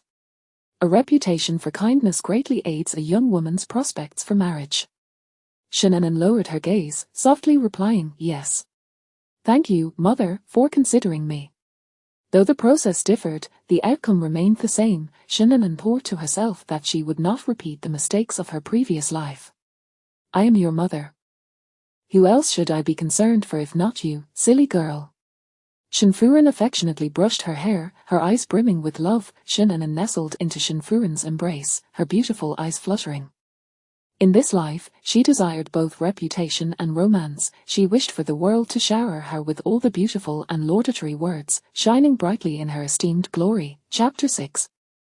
Miss Duan-san in affluent households, even the act of distributing porridge is meticulously planned for a propitious date. Shannon gazed at the booklet presented by the steward, remaining silent for a considerable time. Miss, is there an issue with the booklet? The steward inquired cautiously. Having just returned, the household was still unfamiliar with her temperament. They had merely encountered her occasionally, assuming she was an amiable young lady. Regaining her composure, Shannon closed the booklet. There is no issue, let it be as it is. The steward bowed in acknowledgement. Then I shall take my leave to prepare. Millimeter. After the steward departed, Shannon attempted to lift her teacup for a sip, but lost her grip in a moment of distraction, toppling the cup. Mo Seong hurried forward to tidy up. Miss, please remain still, lest the shards injure you. Shannon nodded, her gaze lowered as she watched Mo Seong clean up the mess. There was nothing amiss with the booklet. The timing, the day for distributing porridge, and the rice and oil were all identical to her previous life. Madame Chen hailed from a merchant family, and it was only after her children achieved scholarly success that the Shen family transformed its status. Merchants are seldom lacking in silver, and among the noble ladies, Madame Shen was the most generous, even doubling the amount of porridge distributed compared to others. This was, in part, to enhance her reputation. Regrettably, in her previous life, Shinnanan was naive and short-sighted, fixated solely on immediate sentiments. Once Mo Seong had finished cleaning, she assisted Shinnanan down from the round chair. "Ever since you returned to the capital, miss, you have seemed quite distracted. I hope you are not unwell," the old lady writes frequently, "worried you might not be accustomed to your residence. Having grown accustomed to the leisurely life in Jiangnan, returning to face so many changes has left me somewhat unsettled," Shinnanan replied as she seated herself by the window, propping her chin in her hand and gazing outside. Whether in Jiangnan or the Shun residence in the capital, she always placed a writing desk and a chair by the window for moments of daydreaming. After a while, she instructed Mo Seong to prepare ink and paper. "Are you writing a letter to the old lady?" Millimeter. Shinnanan pressed her lips together, but instead of writing characters, she began to sketch the garden scene. The matriarch of the Shun family had once been recognized as a talented woman in the capital, and Shinnanan's artistic abilities were not lacking. While she excelled in music, chess, calligraphy, and painting, she was certainly comparable to any noble young lady in the capital. The branches she drew flowed with grace, though not lifelike. They were vivid enough to evoke reality, capturing everything from the flowers to the swing set in the courtyard. "Miss, your painting makes me feel as though I am truly present," Mo Seong remarked. Shinnanan smiled. "It is a pity it is autumn. If it were spring, bursting with vitality, it would be even more beautiful. Then wait until spring to paint another for the old lady." Shinnanan chuckled softly but remained silent.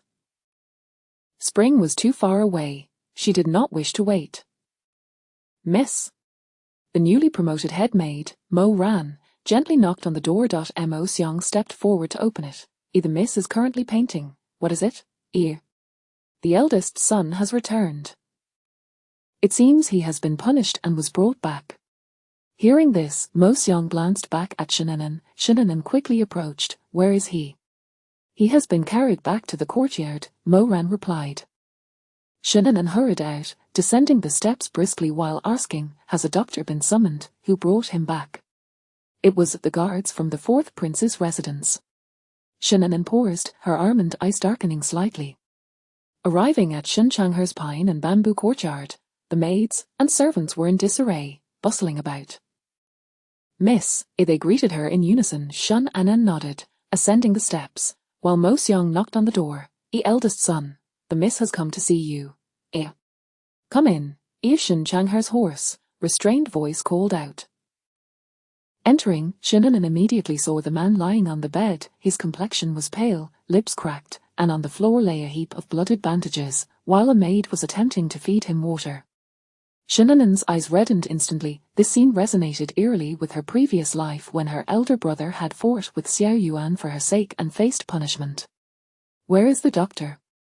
"Has a doctor been summoned?" she asked sharply. The attending maid replied promptly, "Miss, a doctor has already been sent for." Shun Changher waved away the spoon being offered to him, reassuring Shinnanan, "It is just a minor injury. There is no need for alarm, it is nothing serious." Shinnanan stepped forward and took the water bowl from the maid's hands. "Drink a little more, injuries deplete your strength." Shun Changher hesitated, as her spoon was already at his lips. He quickly opened his mouth to drink. His sister had never been this close to him before. Blood is thicker than water. After all, after a few more spoonfuls, the doctor finally arrived. Shinnanan deemed it inappropriate to be present and retreated behind the screen to wait. Though she could not clearly see the figures, she could hear Shun Changher's low, pained groans.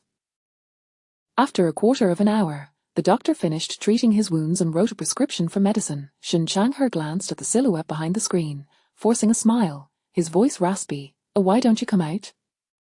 Shinnanan sniffed, tilting her head back to suppress her tears. "Anan. Millimeter." She composed herself and stepped out. Upon seeing her reddened eyes, Shun Changher's heart softened. "Eldest brother is fine. Why you crying?" Shinnanan turned her face away, her tone cold. "That ungrateful scoundrel, I should not have saved him." Her teeth clenched in resentment. Shun Changher paused, realizing she was cursing the fourth prince, Xiao Yuan, his expression twitching slightly. Everyone, leave us. Yes. The maids and servants promptly exited. Shen Changhe continued, if you had not saved him, it would not have been merely a few lashes. His life could have been at stake. With such a commotion on Nanhua Street, the Imperial Guards were oblivious. It is indeed my brother's dereliction, but your merits cannot absolve my fault. Shun Anen remained silent, but her face displayed her dissatisfaction. Did he order them to strike you? Shun Changhe nodded. The fourth prince's punishment was not severe.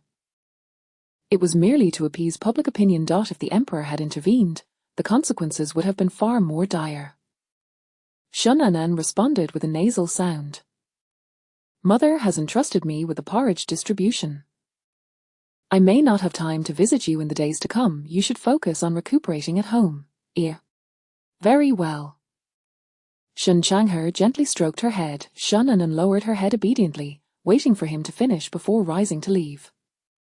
Miss, it seems both the madam and the eldest son enjoy patting your head, Mo Xiang remarked with a smile. Shun Anen replied with a soft millimeter. In the past, she often felt they regarded her as a child, but later understood that it was an expression of affection. As the autumn wind rustled, the cobblestone path was impeccably clean, devoid of any fallen leaves. She was quite sensitive to the cold, thus she had tightly closed the doors and windows even in early autumn. The next day, she rose early. Mo Xiang assisted her in dressing. Though it is autumn, the sun is not overly fierce, the wind and sunlight can still be harsh. You should apply more snow skin cream, miss, for your delicate skin. Shun Anen nodded, allowing Mo Xiang's fingers to gently spread and press the cream onto her cheeks and the back of her hands.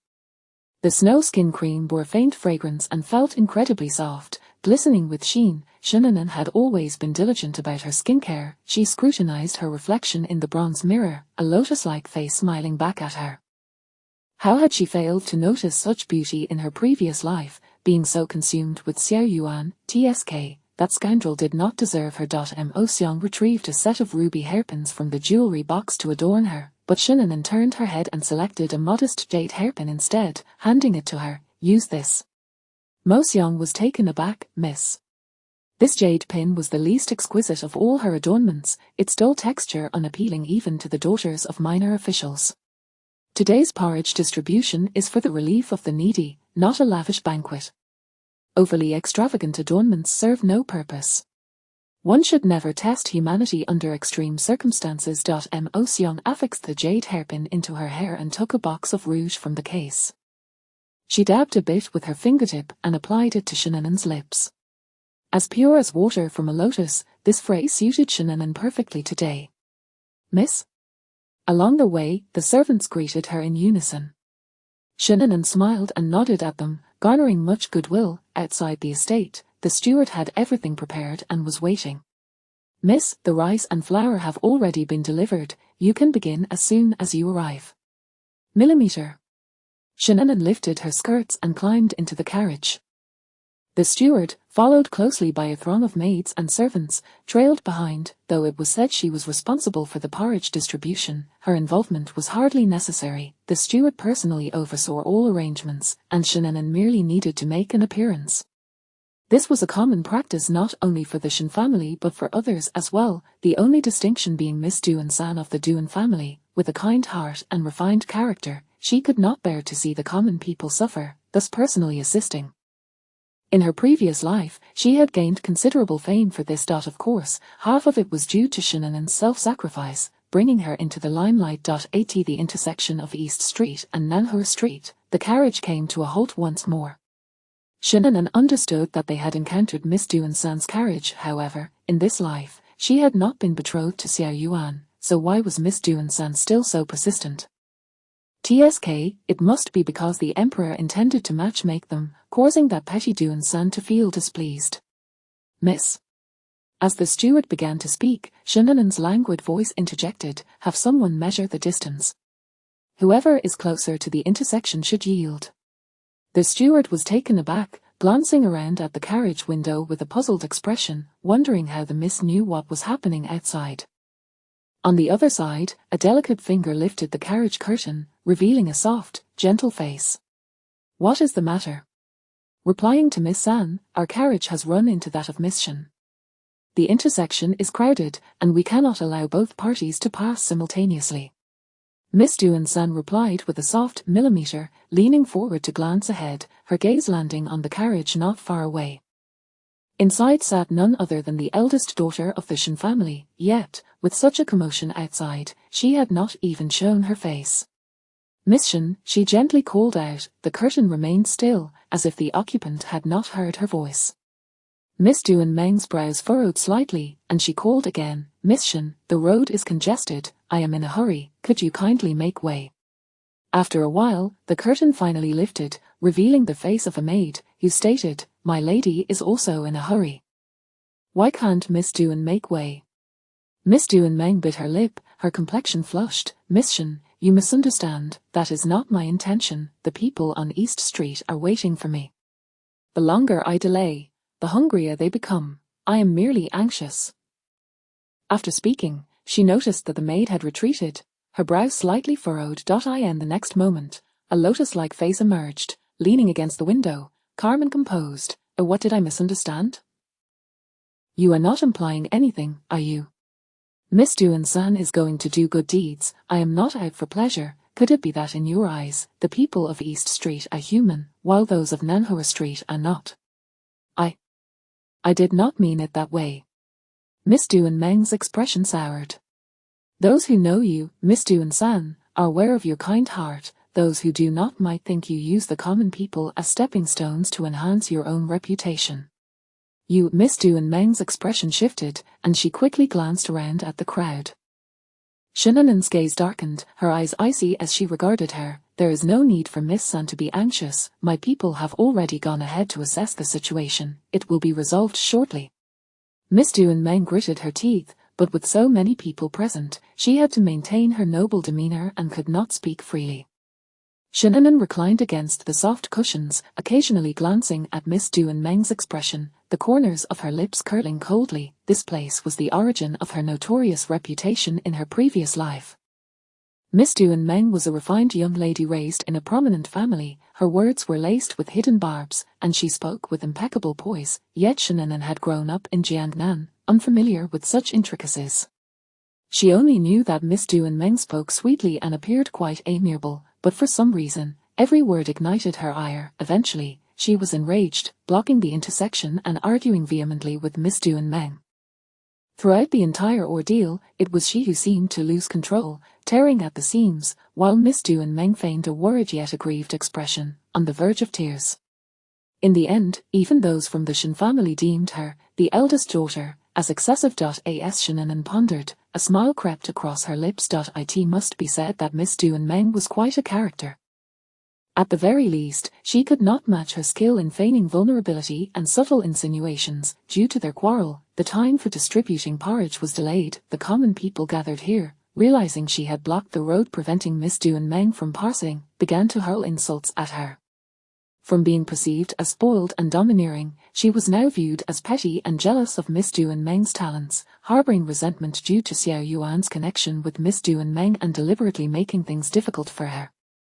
It was then that she realized Miss Duan-meng was Xiao Yuan's junior. "Miss," the steward's voice interrupted her reverie. "We have half a horse's head more than the Duan family. We turned first. They must yield." Shenanen lifted her eyelids, turning to Miss Duan-meng. "Miss Duan, did you hear?" Miss Duan-meng paused for a long moment, her delicate hands clenched into fists. After a while, she smiled gently. "Miss Shen is indeed an interesting person. Such a trivial matter is worth such earnestness. Someone, make way for Miss Shen." Shun Anan maintained her calm demeanor. "A Miss Duan is even more interesting. They say that speaking is an art, profound and extensive. It seems Miss Duan has mastered this art." The carriage began to reverse, and while Shenanen could not see Miss Duan-meng's face, she imagined it must be quite unappealing. How could a country bumpkin raised in Jiangnan be so clever and troublesome? Miss Duan-meng lowered the curtain, her expression decidedly sour. Her eloquence was no match for Shenanen's straightforwardness, leaving her at a disadvantage. Chapter 7. The Refugees. Shenanen cast a cold glance at the Duan family's convoy, delicately drawing down the carriage curtain with her slender fingers. Mistress, I can't help but feel that the third young lady of the Dewan family speaks rather strangely, the steward remarked, furrowing his brow. Tea and conversation, how could it not be odd? Shannon replied with a gentle smile. Not long ago at the palace banquet, my aunt intended to match me with the fourth prince. The third young lady of the Dewan family is his junior sister, and they share a childhood bond. Perhaps she feels a twinge of discontent. Upon hearing this, the steward's eyes brightened with understanding. So that's it. She appears so delicate, yet her thoughts are quite intricate. Shannon smiled softly. It's only natural for a girl to harbor jealousy for the one she admires. Alas, my lady, your kindness knows no bounds, the steward remarked. With a gentle smile, Shannon leaned back against the soft cushion, closing her eyes. Dewan Meng was adept at manipulation, thus, it would be better to confront her openly rather than engage in underhanded tactics. The steward was astute. By the time they reached Nanhua Street, the events that transpired along the way would be common knowledge. Fortunately, my young lady is magnanimous, otherwise, you all would be left hungry at this hour. The person ladling porridge spoke as he served the lined-up refugees. The commoners, eager to show their respect, inquired about the situation, and he embellished the tale of the earlier happenings. Shannon was indifferent to whether Dewan Meng faced criticism, but she was deeply concerned about her own reputation. From her past experiences, she understood that as long as one maintained a good name, even misdeeds could be excused as justified. A simple act of yielding had swiftly transformed into a narrative of envy and deliberate provocation by the third young lady of the Dewan family. Listening calmly, Shannon's lips curled into a slight smile. This scene was remarkably reminiscent of her previous life, merely with roles reversed. The steward chosen by my mother is truly remarkable, she sincerely praised. With just a few words, he comprehended her thoughts. Such individuals were indeed a source of ease and efficiency. Mo Seong, though lacking understanding, was accustomed to treating the young lady with reverence. With a soft touch, one is easily swayed, and as the commoners were already inclined to speak favorably of Shannon, she did not retreat as she had in her previous life. Instead, she took the initiative to assist those disabled refugees who could not move. Mo Seong followed closely behind her, carrying bowls of plain porridge and buns. As the impoverished populace surged forward, Shannon beheld a sea of faces, with a cluster huddled against the wall. The cries of infants and the helpless sobs of women pierced her ears painfully. How had she failed to notice this in her past life? Had she been so blinded by romantic sentiments that she lost sight of the most fundamental compassion and conscience? Gazing upon the dire situation before her, she suddenly felt that the scorn she had faced in her previous life was not unfounded. For the sake of appearances and reputation, mixing dirt into the rice to stretch the provisions and prolong the distribution of porridge was an act beyond human decency. In that moment, thoughts of the third young lady of the Dewan family and Xiao Yuan faded into oblivion. All she could see were the starving infants wailing, clinging desperately to their mothers' breasts. The woman wept in desperation, yet she had not eaten for many days and had no milk to nourish her child. Let him have some rice oil, Shannon said, squatting down and disregarding the dirt on the child, cradling him in her arms. The woman was momentarily stunned. Mo Seong handed her a bun. Please eat a little to ease your stomach, we will take care of the child. Thank you, noble one, thank you, the woman replied, her eyes filled with hope as she fixated on the child greedily sucking the rice oil while hastily stuffing the bun into her mouth. The unfolding events were not lost on the people behind them. Those with disabilities crawled towards Shannon, pleading, noble one, please grant us a morsel of food. Noble one, watching this scene, Shannon felt a tightening in her heart. Mo Seong quickly returned the child to the woman and urged Shannon to step back. In moments of desperation, people lose their reason. Noble one, living Bodhisattva, please have mercy. The guards of the Shan residence, witnessing the scene, rushed over, drawing their blades to shield Shannon from the refugees. Shannon gently patted the leader of the guards, who hesitated to move aside. My lady, they are so famished that they might resort to cannibalism, it's best to be cautious. Shannon's gaze fell upon the refugees. They are disabled and cannot even fight for a bowl of porridge. They pose no threat to me. The disabilities restricted their movements, rendering them incapable of competing for food with the able-bodied. Even during charity distributions, they were often overlooked. as these individuals could not stir any significant commotion and lacked the strength to demand anything. Officials deemed it a waste to provide for them, believing it would do nothing to enhance their own reputations. In truth, they were left to await death. They might even think that living in such a state was worse than dying, yet the process of dying was excruciating. "Everyone, please refrain from shouting," as Shun Anan called out. "If you wish to eat, please sit against the wall and queue as before. I will send someone to bring you food." Dreadful, the crowd remained still, staring intently at Shunanan. She glanced around and noted that, aside from the disabled, most were elderly, weak, or women and children. Those with children should come forward, with the elderly following. "If you block this path, it will hinder the distribution, and none of you will receive food." Finally, someone holding a child moved to sit against the wall, quickly followed by others crawling or shuffling forward to queue. Shunanan summoned the steward. "Please return to the residence and bring more people." The steward surveyed the refugees, his lips tightening, and did not move. "What is it? Is it not feasible?" Shunanan inquired. "My lady's kindness is commendable, yet, even if more hands are brought, I fear these people will still not receive any food." Shunanan was taken aback. "Why not?" The steward sighed. "You may not know, but due to the insufficient management of the floods in the south, many officials have been dismissed, and the number of refugees reported may only be 1/3 of the actual figure. Officials protect their own, and these people are." The steward's words trailed off as a commotion erupted in the crowd. Shunanan turned to see a troop of soldiers approaching. "This must be Miss Shun, the eldest daughter." The leader bowed to Shunanan. The steward cast a worried glance at his young lady. Shunanan frowned. "Yes, is there an issue?" "I dare not presume, but I am here to maintain order, to ensure that Miss Shun's distribution proceeds smoothly." Shunanan furrowed her brow, noticing the terrified expressions on the faces of those against the wall, who were dragging themselves away. The leader, following her gaze, smiled reassuringly. "Miss Shun need not worry. The court has set up porridge stalls in the outskirts, specifically for the disabled, elderly, and women and children." "Is that so?" Shunanan's almond eyes darkened. "If there is food, why then do they drag their sickly bodies here?" The leader hesitated, casting a glance at the steward. "My lady, they have their own arrangements."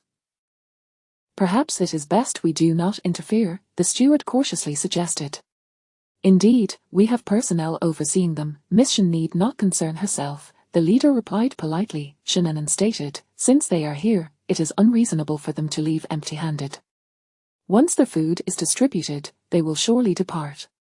The official's expression stiffened, yet out of respect for Shen Wen's official position, he ultimately refrained from further comment. Mo Xiang, leading the guards of the Shen residence, prioritized distributing food to those in need. The steward sighed and quietly remarked to Shunanan, "Miss, this is an unspoken truth in the capital. Why must you involve yourself? And it would not change their fate." "What unspoken truth?" Shunanan's gaze fixed on the officials, her tone icy. "Is it the unspoken truth that allows these people to starve to death, covering up the inaction of the southern officials while aligning with the reported numbers?" The steward was momentarily speechless, unable to respond.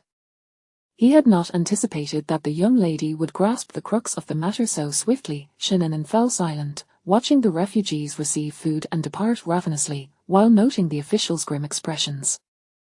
This was the so-called collusion among officials, a disregard for countless lives in pursuit of their positions. At that moment, a luxurious yet understated black carriage had come to a halt at the corner ahead, the curtain lifted by a hand with distinct knuckles, revealing half of an exquisitely handsome face.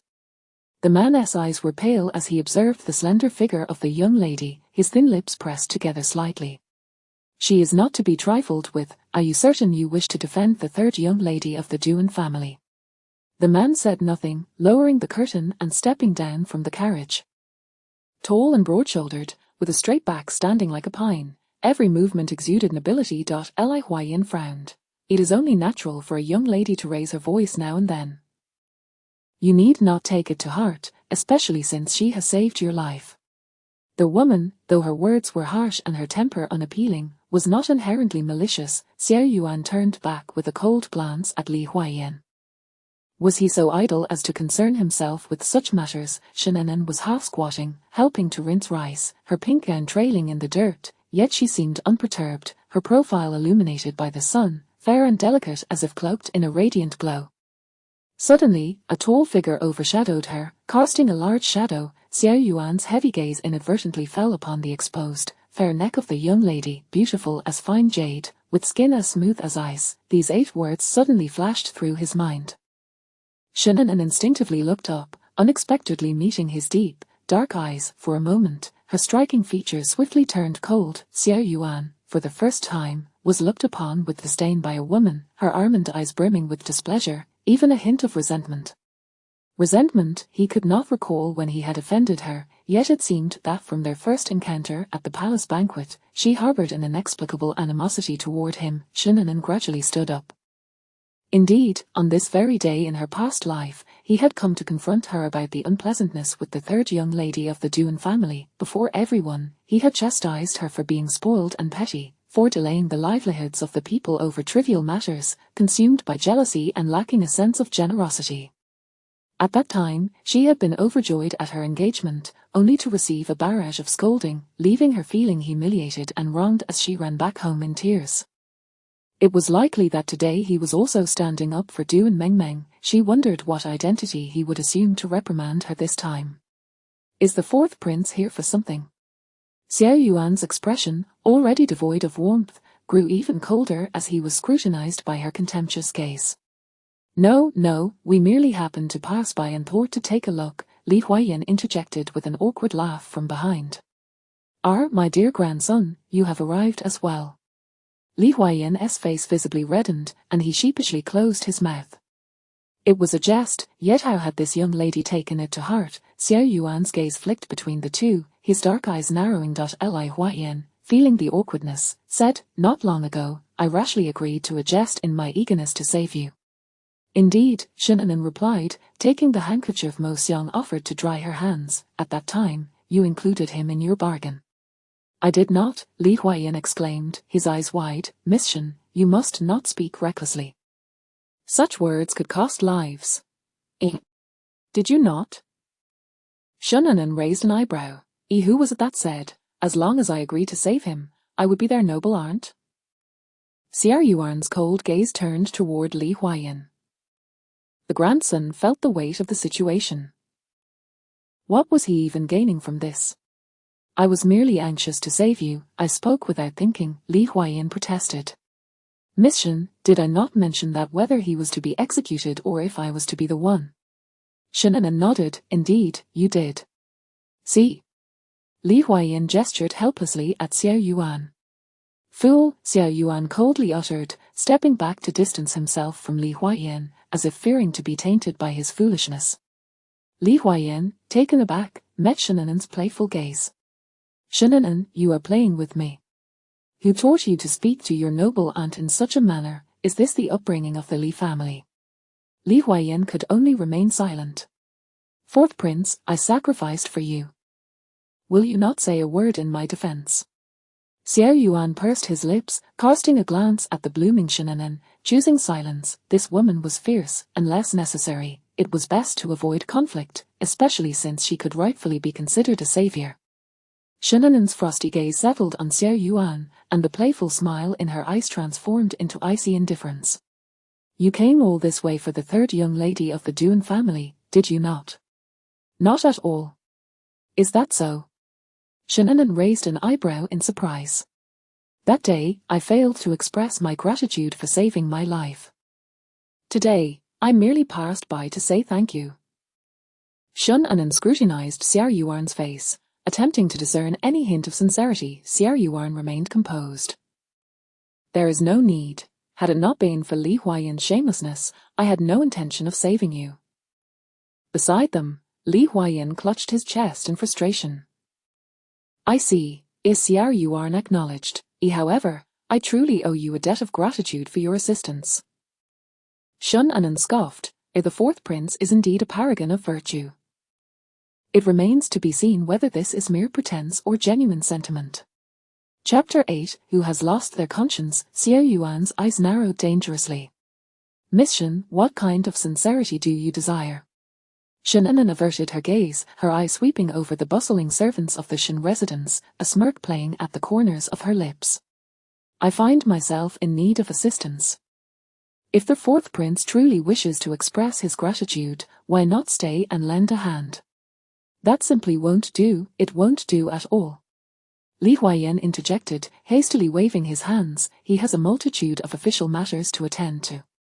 What official matter could possibly surpass the importance of the people's livelihood?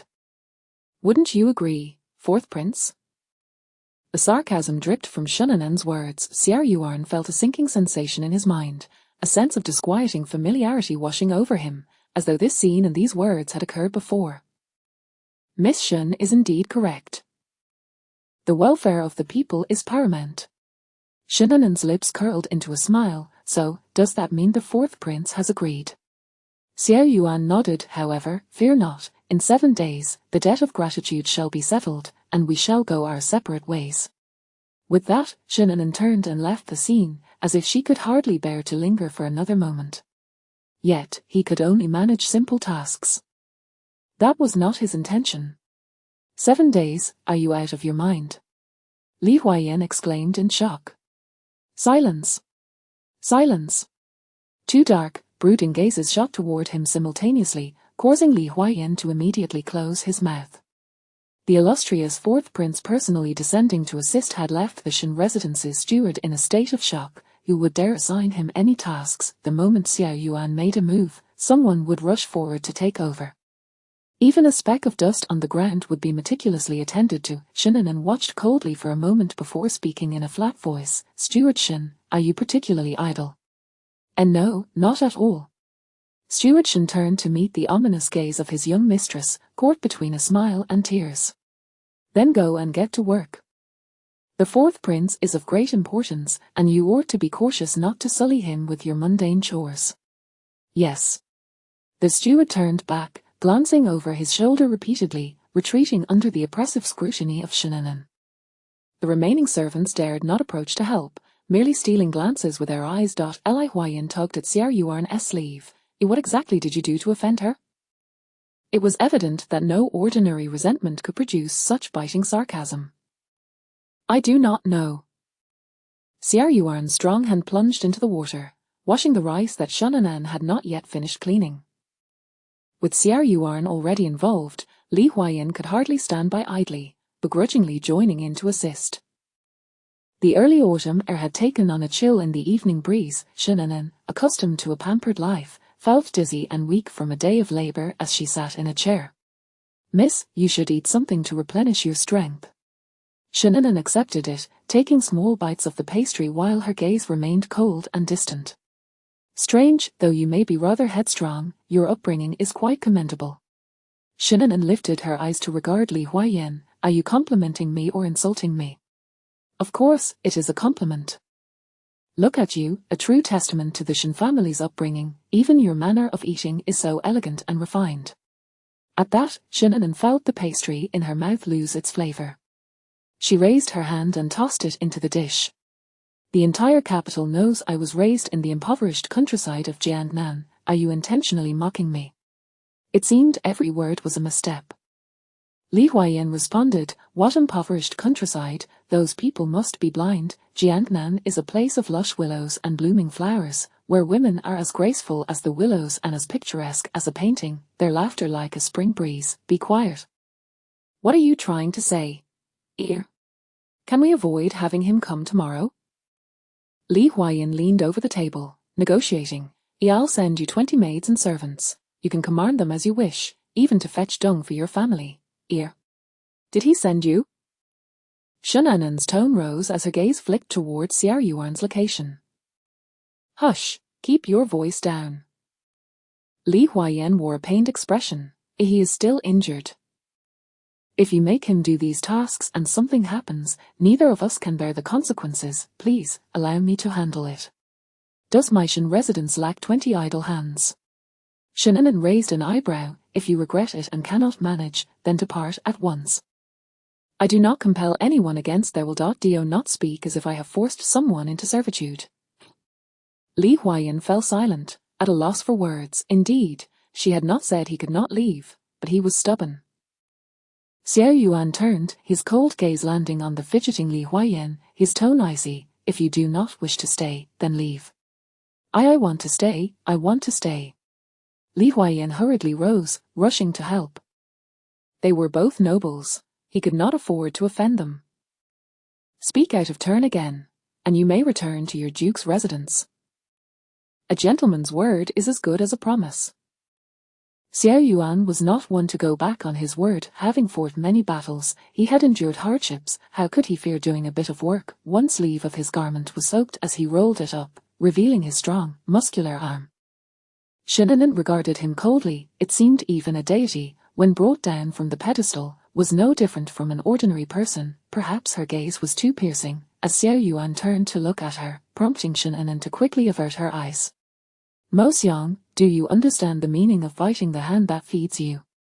Yes, I understand. The young lady taught me that long ago. Indeed.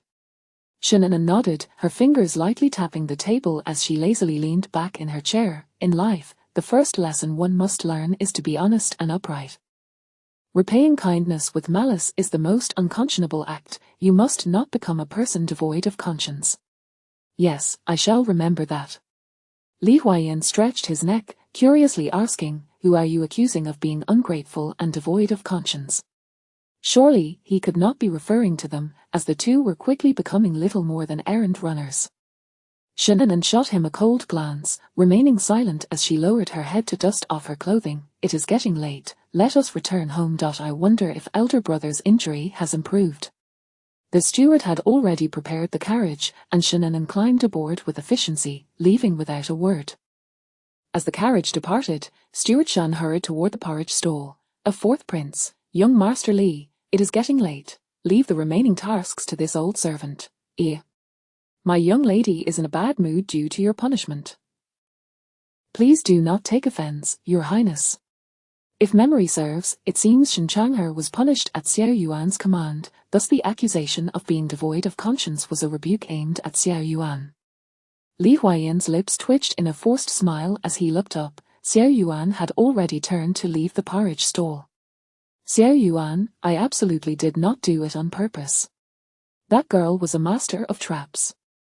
The man's silhouette was cold and foreboding, radiating palpable hostility as he boarded the carriage. Experience told Li Huayan that this was not the time to approach, so he promptly halted, awkwardly scratching his nose as he watched the carriage disappear. Upon returning to the residence, Shin'an went directly to the Songju courtyard, where Shen Chang'er was reviewing documents. He paused, staring at her for a moment. Are you feeling better? Much improved. Your attire. Shen Chang'er's gaze fell on her dirt-streaked skirt. Oh, we were short-handed, so I lent a hand. It was nothing serious.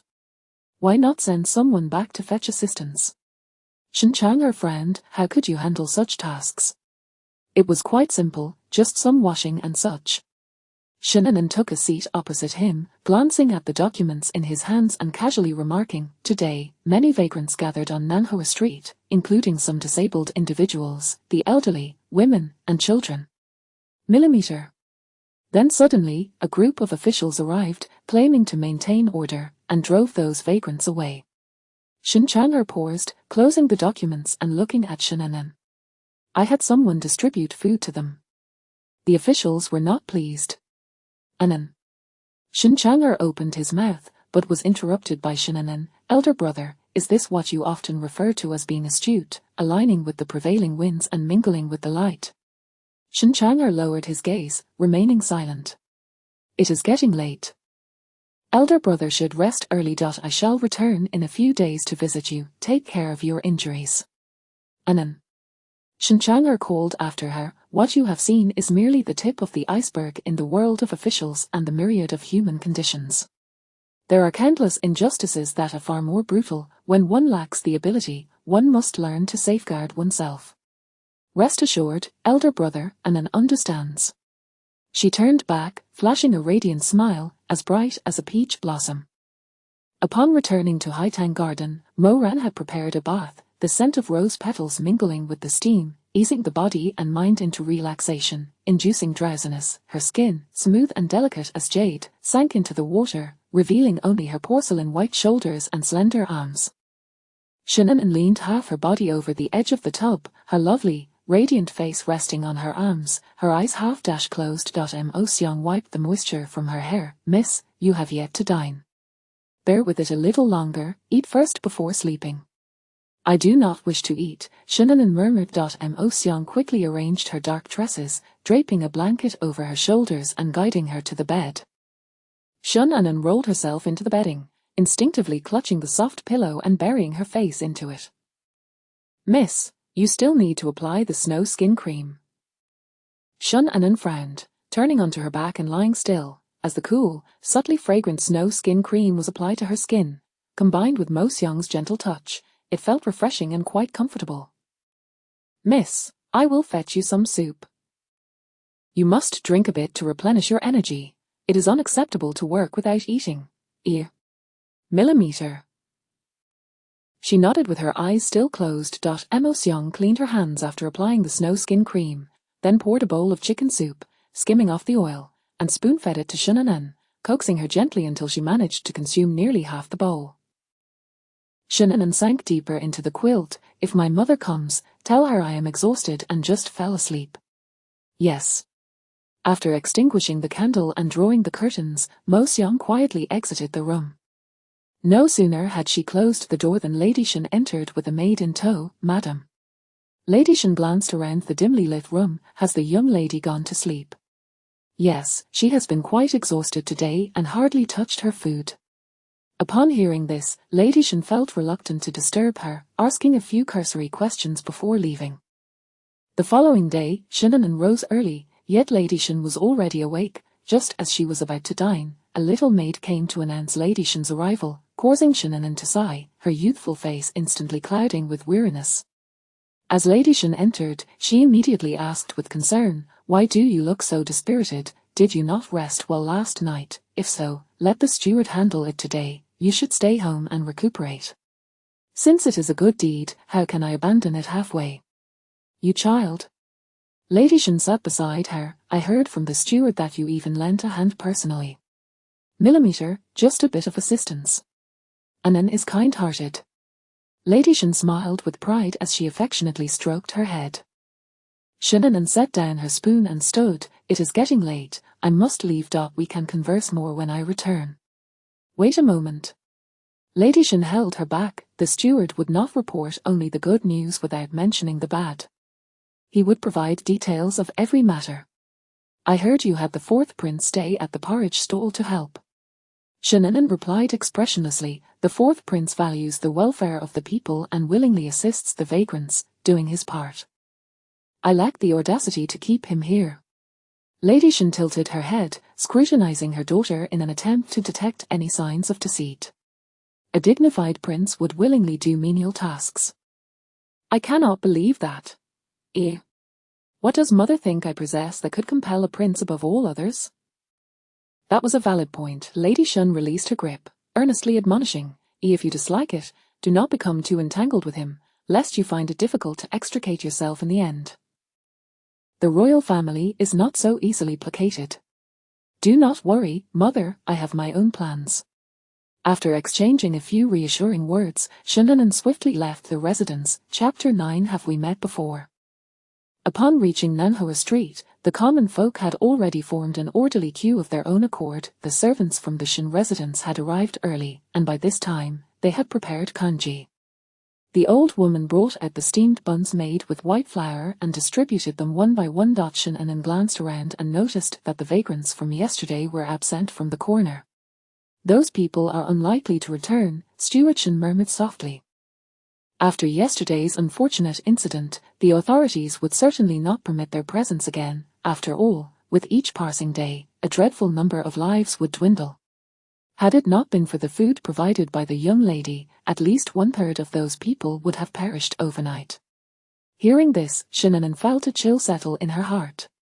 Was this the brutal reality of the world that her elder brother spoke of? She lowered her gaze and quietly assisted at the congee stall, remaining silent thereafter. As noon approached, a black carriage suddenly halted in the open space. Dressed in a fitted cloud robe with narrow sleeves, Xiao Yuan stepped down from the carriage with a commanding stride. Today, he appeared refreshingly neat and practical, far more so than yesterday's loose sleeves, yet his noble bearing remained undiminished.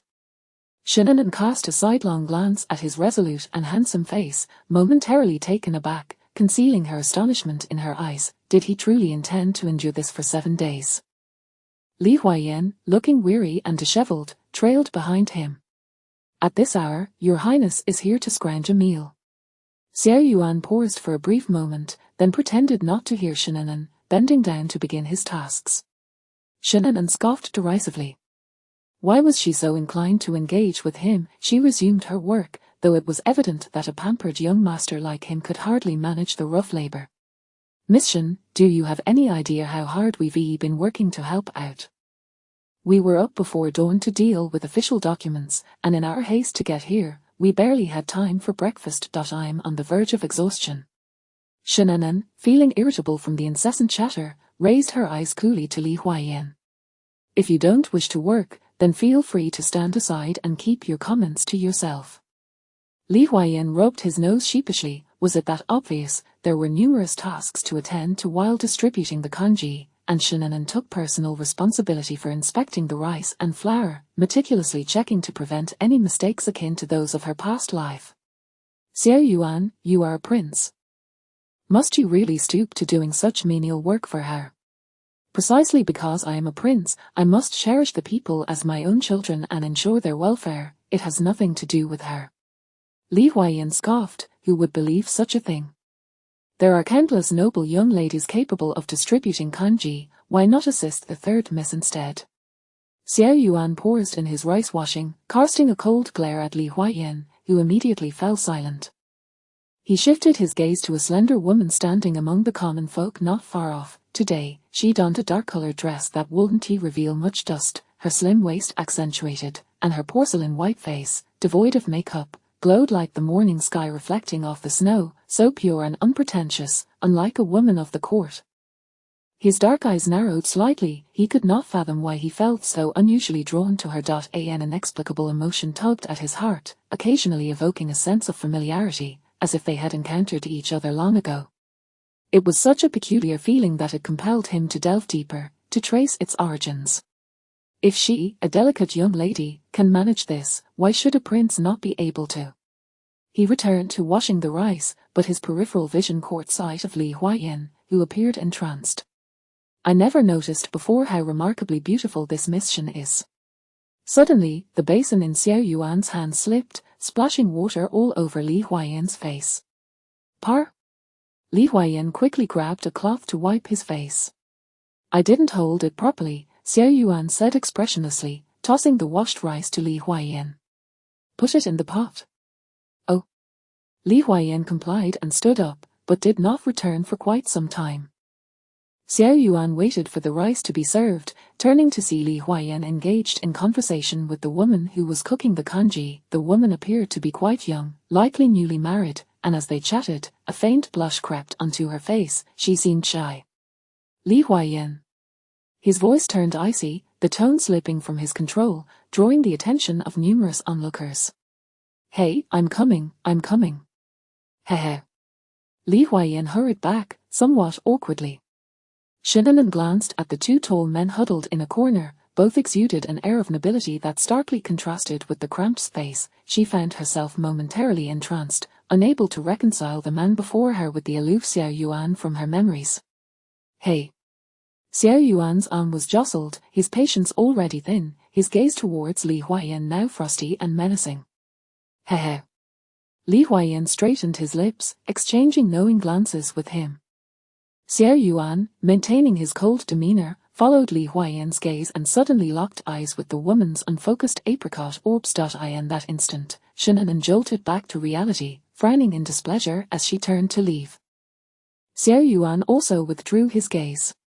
That look she gave you was rather peculiar, Li Huaiyan remarked, resting his chin on his hand. Bemused. It was a mixture of sorrow and resentment, intertwined with a hint of nostalgia and regret for something unattainable.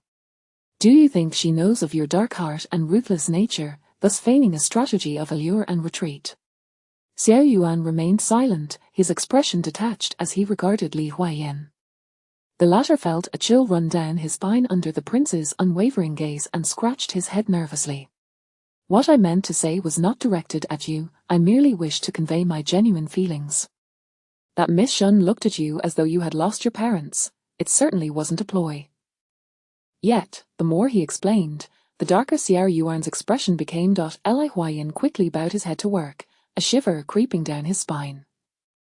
Fourth Prince, young Master Li, it's time to eat. Oh, all right. Li Huayan sprang to his feet and rushed towards the gathering crowd. But wait, how can we, as individuals of status, eat from the same pot as your household servants? He cast a dissatisfied glance at the crowded table. Shun Anan, holding a bun, took small bites to quell her hunger. Naturally not, young Master Li and the fourth prince are of such esteemed status. Over there is your meal, which has been prepared in advance. Following her gaze, Li Huayan's face darkened immediately. 2 bowls of dishes were placed in large bowls, with a couple of buns propped up by chopsticks. He could overlook the poor quality of the food, but why was it positioned in the corner? Shun Anan, are you feeding dogs? Shun Anan blinked innocently. You're wrongfully accusing me. The conditions here are rudimentary, with only 1 table. Surely you wouldn't want to squeeze in with them, would you? If I didn't place it on the ground, would I carry it for you? Mo Xiang, with a feigned innocence, chimed in. Indeed, young Master Li, the meals for my lady also came from there. Li Huayan glanced at the bowl Shun Anan was eating from. It was indeed no different from the 2 bowls in the corner. Suddenly, footsteps approached from behind. Xiao Yuan strode over, his silence imposing, his piercing gaze fixed on the serene and smiling Shun Anan seated at the table. Shun Anan suppressed her smile, meeting his gaze with indifference, the corners of her lips curling into a faint chill. Xiao Yuan did not pause his stride, slowly advancing towards her, causing both Li Huayan and Mo Xiang's hearts to race. Hey, Your Highness, never mind, we can skip the meal. It's not worth it to vent your anger by harming someone. Li Huayan hurriedly stepped forward to dissuade him. Shun Anan's eyes were filled with coldness as she watched Xiao Yuan's features grow clearer, darkness enveloping her entirely. Xiao Yuan stared intently at her, halting just a breath away, his lips pressed tightly together. Have we met before? Shun Anan's pupils constricted, her heart suddenly tightening, her fingers digging into the bun. Miss Shun, did we not see each other yesterday? Has the fourth prince's mind been muddled after a night's rest? Shun Anan forced herself to remain calm. Xiao Yuan furrowed his brow, his deep eyes scrutinizing the evasive woman before him, and for a long while, he remained speechless. You are blocking my light. At last, Xiao Yuan moved, glancing at the setting sun, then abruptly turned and walked away in silence. I have repaid half of your kindness. The remainder will be calculated in gold and silver sent to the Shun residence. Li Huayan snorted coldly and hurried after him. Shun Anan squinted her eyes, watching the tall, impressive figure as he climbed into the carriage and disappeared into the distance. Miss, what's the matter with the fourth prince? He seems quite strange. Who knows what has gotten into him? Shun Anan lowered her head, yet her appetite had vanished. She offered the bun to Mo Xiang, her palms slick with a thin sheen of sweat. Inside the carriage, Li Huayan cast another glance at Xiao Yuan's cold demeanor and couldn't help but ask, didn't you agree to stay for 7 days? Why did you suddenly leave? If you like him, feel free to pursue him, he replied dismissively. He wasn't so idle as to engage in trivialities. Li Huayan leaned against the carriage wall, yet his eyes kept darting towards Xiao Yuan.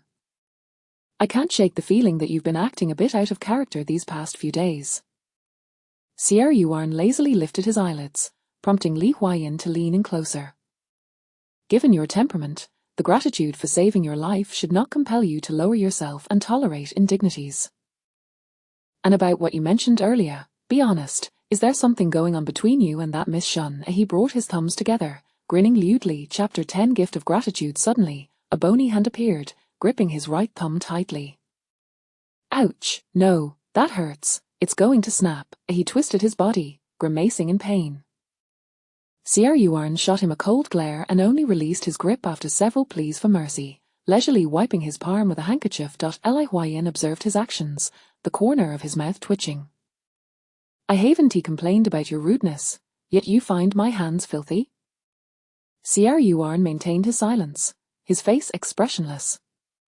Well, it's true, my hands have roamed over the delicate bodies of countless women, and noticing the darkening expression on Sier Yuan's face, he wisely chose to keep his mouth shut, refraining from further nauseating him. Alas! Li Huayan reclined against the carriage wall, leisurely. To be fair, that Miss Shun, although she always looks at you as if you're neither here nor there, has a truly kind heart, far superior to those haughty young ladies who only put on airs. Sier Yuan lifted his gaze slightly. How are the refugees being treated by the Duan family? Ha! Li Huayan chuckled lightly. The reputation of the first talented woman, graceful and kind-hearted, is greatly exaggerated. Those disabled, elderly, and women among the refugees are chased away by the servants of the Duan family before they even get close. Upon hearing this, Sier Yuan frowned. In that case, the character of the third Miss Duan is not suitable for your selection of a consort, and in the capital, the noble young ladies available for your consideration are even fewer. Sier Yuan acknowledged with a sound, taking a small sip of tea from the table. Actually, according to your requirements, the most fitting choice for the fourth prince's consort would be Miss Shun, yet she reacts to you like a rooster encountering another rooster. Sigh, can't you showcase some of your masculine charm to entice her? It truly is a pity to waste such a handsome face. Knock, knock, knock. A familiar voice sounded, and before Li Huayan could react, the carriage came to a halt. Get down. Li Huayan was still in a daze when Xing Feng pulled him down. Wait, did I say something wrong again? Xing Feng, with a wooden expression, replied, Which rooster are you referring to? In the words of young Master Li, Miss Shun and who? Of course, he pointed towards the carriage, suddenly curling up. I just found the carriage too stuffy. I wanted to get off and stretch a bit. A little stroll is quite nice. He shook his arms and walked ahead, as the carriage sped past him, kicking up a large cloud of dust. Bar, that damned Xing Feng. Miss. The steward spoke softly. The fourth prince has washed the rice needed for the next couple of days. Him. That's good. After speaking, she turned and went off to inspect other areas. Today's porridge is a bit bland. Let us add some more tomorrow. But, the woman cooking the porridge hesitated. Is the rice insufficient? The woman nodded. The Duan family next door has been distributing porridge for 10 days, and we originally planned for 7 days. If the lady desires the porridge to be thicker, it would consume half a day's worth of rice. If we add more, it won't be enough for the full 7 days. How long will the remaining last? If according to the lady's requirements, at most 5 days. Shannon replied, then it shall be 5 days. I will think of a way for the rest. In her previous life, due to Duan Mengmeng's provocation, she had dragged it out to the 9th day, resulting in porridge that was as thin as water, mixed with quite a bit of mud. Sier Yuan was already dissatisfied with her, and Duan Mengmeng took the opportunity to expose her. Not only Sier Yuan but even the common folk began to curse and blame her. Reflecting on this, it was indeed despicable to act that way for the sake of saving face. Duan Mengmeng could distribute porridge for as long as she liked. It was none of her concern as long as she could answer to her conscience. The servants of the Shan residence began to pack up, preparing to return to the manor when an uninvited guest suddenly arrived. Third Miss Duan, what brings you here? Is it some slanderous rumor? Duan Mengmeng's eyes glistened with unshed tears. Miss Shan, I do not know where I have offended you to warrant such damage to my reputation. She bit her red lip, speaking with restrained grievance while subtly glancing around. No need to look around, Sier Yuan has left, he is not here. Duan Mengmeng withdrew her gaze, disappointment flickering across her face. Miss Shan, even though your father is a high-ranking official, he is still a minister. How can you address the fourth prince by his name? What does that have to do with you? Shannon replied coldly. If you're dissatisfied, go ahead and report me. I was merely offering a kind reminder. We have no such friendship. There is no need for the kind-heartedness of the third Miss Duan. Duan Mengmeng realized how difficult she was to deal with but did not expect her to be so shameless, lacking even the basic decency of a young lady. Miss Shen, having grown up in Jiangnan, you may not be well versed in the customs of the capital and lack some upbringing. I shall not stoop to your level. Suddenly, Shennan raised her gaze, her sharp eyes fixated on Duan Mengmeng, causing the latter to feel a moment of panic.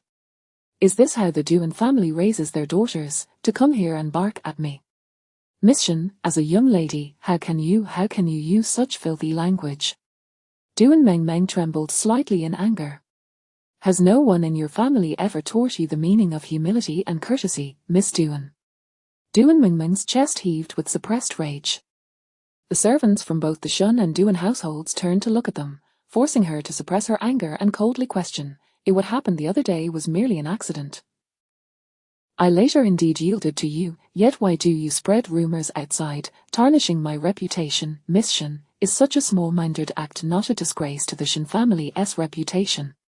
Shennan stood up from her chair, her dark almond eyes glinting. Whether I tarnish my family's reputation is unknown, but you have certainly disgraced the Duan family. The Duan family is generally loyal and upright, yet only this third miss is a weed among them. She is nowhere near as gracious and kind-hearted as the second miss of the Duan family. It is a pity that the world often judges people by their appearances, blinded by ignorance. Duan Mengmeng's nails dug into her palm. Shun Anan, do not overstep your bounds. The true bullying of you is yet to come. Just wait and see. Shun Anan swept past her and boarded the carriage. Steward, return to the manor. Yes. All the servants of the Shun residence were silent, swiftly packing their things to leave.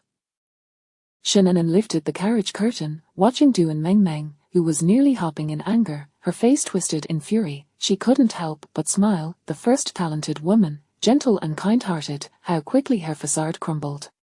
Third miss, that one is unruly, lacking manners and upbringing. You needn't concern yourself with her. You do not understand. Duan Mengmeng lowered her eyelids, her gaze fierce. The favored concubine is deeply loved by the emperor. If I do not plan early, after years of affection, it will all end up being a dream. Only by ruining Shennan can she ensure that no one in the capital dares to compete with her. She has worked so hard to finally become the first talented woman, a standout among young ladies. No one is more suited to stand beside him than I. She is all too aware of what is most important for a young lady, yet regrettably, her campaign has not started off well. As Shennan alighted from the carriage and entered the manor, a young servant immediately approached her. Miss, you have returned. Just now, the steward from the fourth prince's residence delivered something for you, saying it is to thank you for saving his master.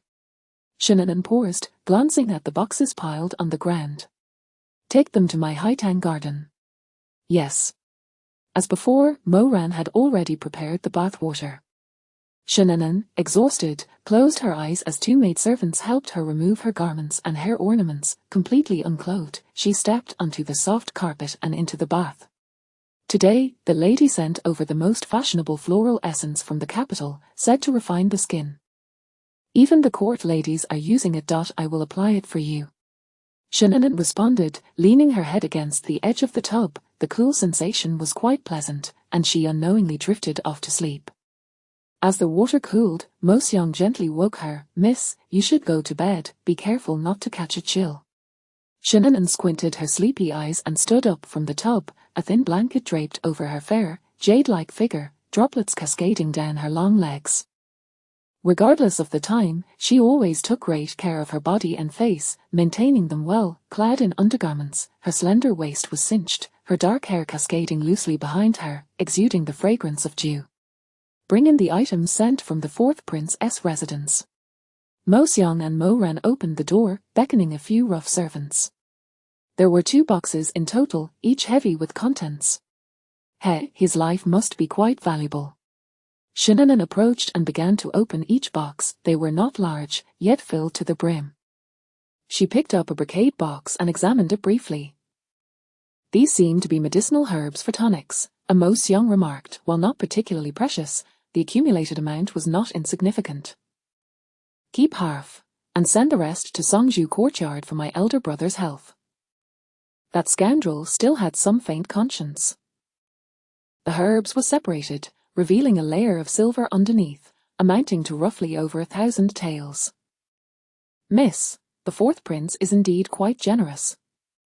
Shun Anan paused, then coldly laughed. If it means we owe each other nothing and can coexist peacefully, even 10,000 taels will be worth it. After all, in her previous life, he did just that.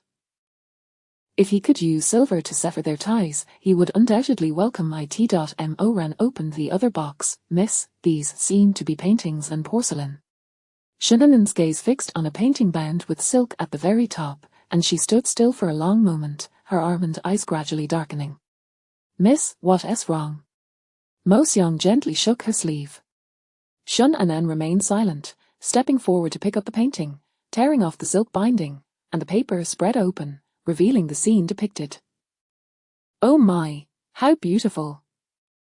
Mo Xiang and Mo Ren exclaimed in unison. Yet Shun Anan stared at the painting as if she wanted to pierce a hole through it. With a sharp motion, Shun Anan flung it to the ground, then quickly grabbed other items, vases, ornaments, paintings, too many familiar things. In a daze, it seemed as if those items had sprouted faces, mocking her with laughter. With a bang, she firmly closed the box, her expression dark and forbidding. Mo Xiang picked up the painting from the floor, looking at her mistress in alarm. Miss, what happened? Return these items to him and tell Xiao Yuan not to send me any worthless trinkets. His painting is not worth even a single tael of silver to me. Mo Ran was drenched in cold sweat at Shun Anan's icy demeanor, hurriedly calling for people to take it away. The fourth prince is exceptionally talented, his paintings are highly sought after in the capital, yet they are worth a fortune. How could the miss dismiss them? Mo Xiang quickly stuffed the painting back into the box. You all may leave now. I wish to rest for a while. Yes. Mo Xiang carefully closed the door behind her. Chapter 11. Meddling Shun Anan stood there for what seemed an eternity, as if her soul had departed, before she finally turned and seated herself in a chair. She lowered her head, only to raise it abruptly moments later, a sardonic smile gracing her lips. What she had once cherished as a precious treasure, something she had desperately sought in vain, was now so effortlessly presented before her. Thus, that painting was not as invaluable as she had perceived, it was merely that he deemed her unworthy of possessing it. Everything associated with him, even a pen from his study, had been beyond her reach. His claims of disliking others touching his belongings were nothing but a fade. How generous of you now, she scoffed, concealing the mist in her eyes, not for him, but for the humility that had characterized her existence. Upon returning to the estate, Xiao Yuan retreated to his study, neglecting official documents, lost in thought. Fleeting images danced through his mind, a familiar sensation washing over him, yet he could never quite grasp the thread of it. Your Highness, a Qingfeng entered briskly. Speak, came the reply. Someone from the Shun residence has returned, the items sent have been sent back. Xiao Yuan's indifferent gaze flickered slightly as he regarded Qingfeng. The latter lowered his head sheepishly. The steward delivered 2 boxes in total. Miss Shun accepted the box of silver but returned the paintings, stating what? Xiao Yuan inquired, his tone flat. She said. Qingfeng closed his eyes, lowering his head further, that the master's paintings are worthless to her, and she would rather not be burdened with rubbish. The atmosphere thickened with an oppressive silence, sending chills down Qingfeng's spine. Xiao Yuan suddenly smirked coldly. Put them in storage. Yes, Qingfeng responded, his legs trembling as he hastily exited the icy chamber. Xiao Yuan's gaze fell upon the unfinished painting on the desk, remaining motionless for a long while. Was it truly worthless? His artwork was indeed priceless. That woman was utterly lacking in discernment. He would relish the opportunity to assess her artistic skills, to see how vividly she could capture life. Xiao Yuan drummed his fingers on the desk, a vivid image of her disdainful expression flashing through his mind.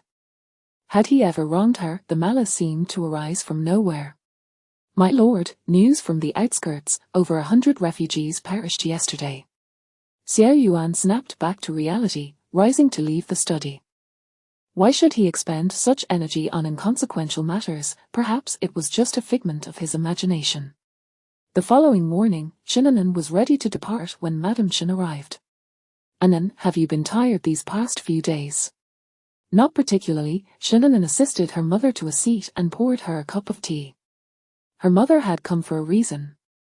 The day after tomorrow, the Yongning Marquis's residence is hosting a chrysanthemum banquet. Since you've just returned to the capital, it's the perfect opportunity to present yourself to the young ladies of the families and become acquainted.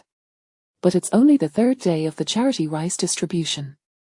I doubt I'll have time, Shinanan frowned. Such banquets were merely occasions for young ladies to boast and curry favor with the powerful. What was the point of attending? Her grandmother had spoiled her, making her intolerant of grievances, and due to the incident with Duan Mengmeng, she had been ostracized by those same young ladies.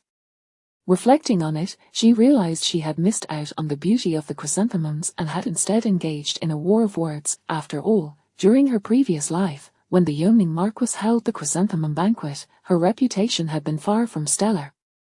Madame Shen had initially forbidden her attendance, yet Duan San's provocation had compelled her to go, hoping to showcase her talents and outshine Duan San. However, before the competition even began, she had quarreled fiercely with another young lady and had been sent back home.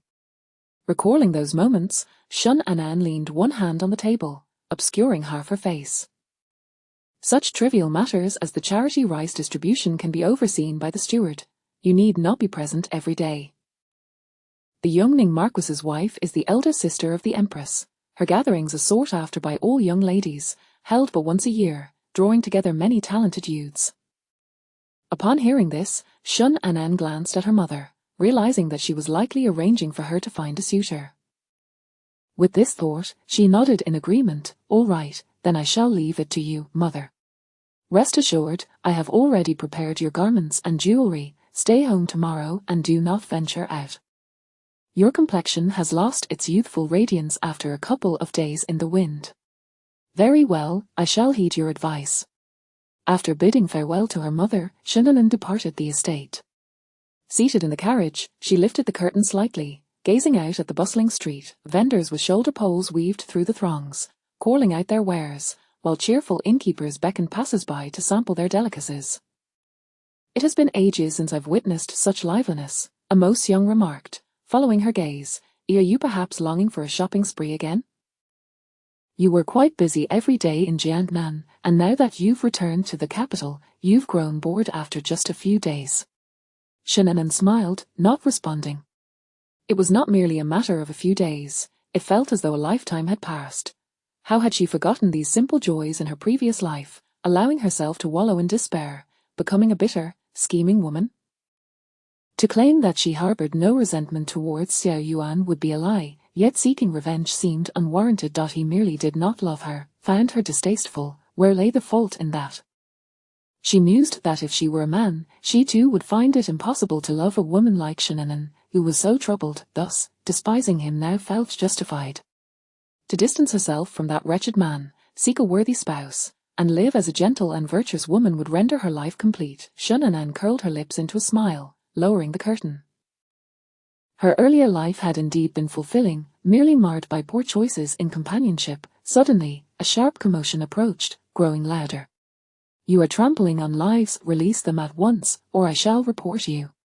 Shinanan once again lifted the curtain, peering outside. A young man clad in coarse linen stood, tall and lean, his refined features flushed with anger, a scholar's demeanor evident in his stance. Before him stood several constables, the leader of whom Shinanan recognized as the one who had driven away the refugees days prior.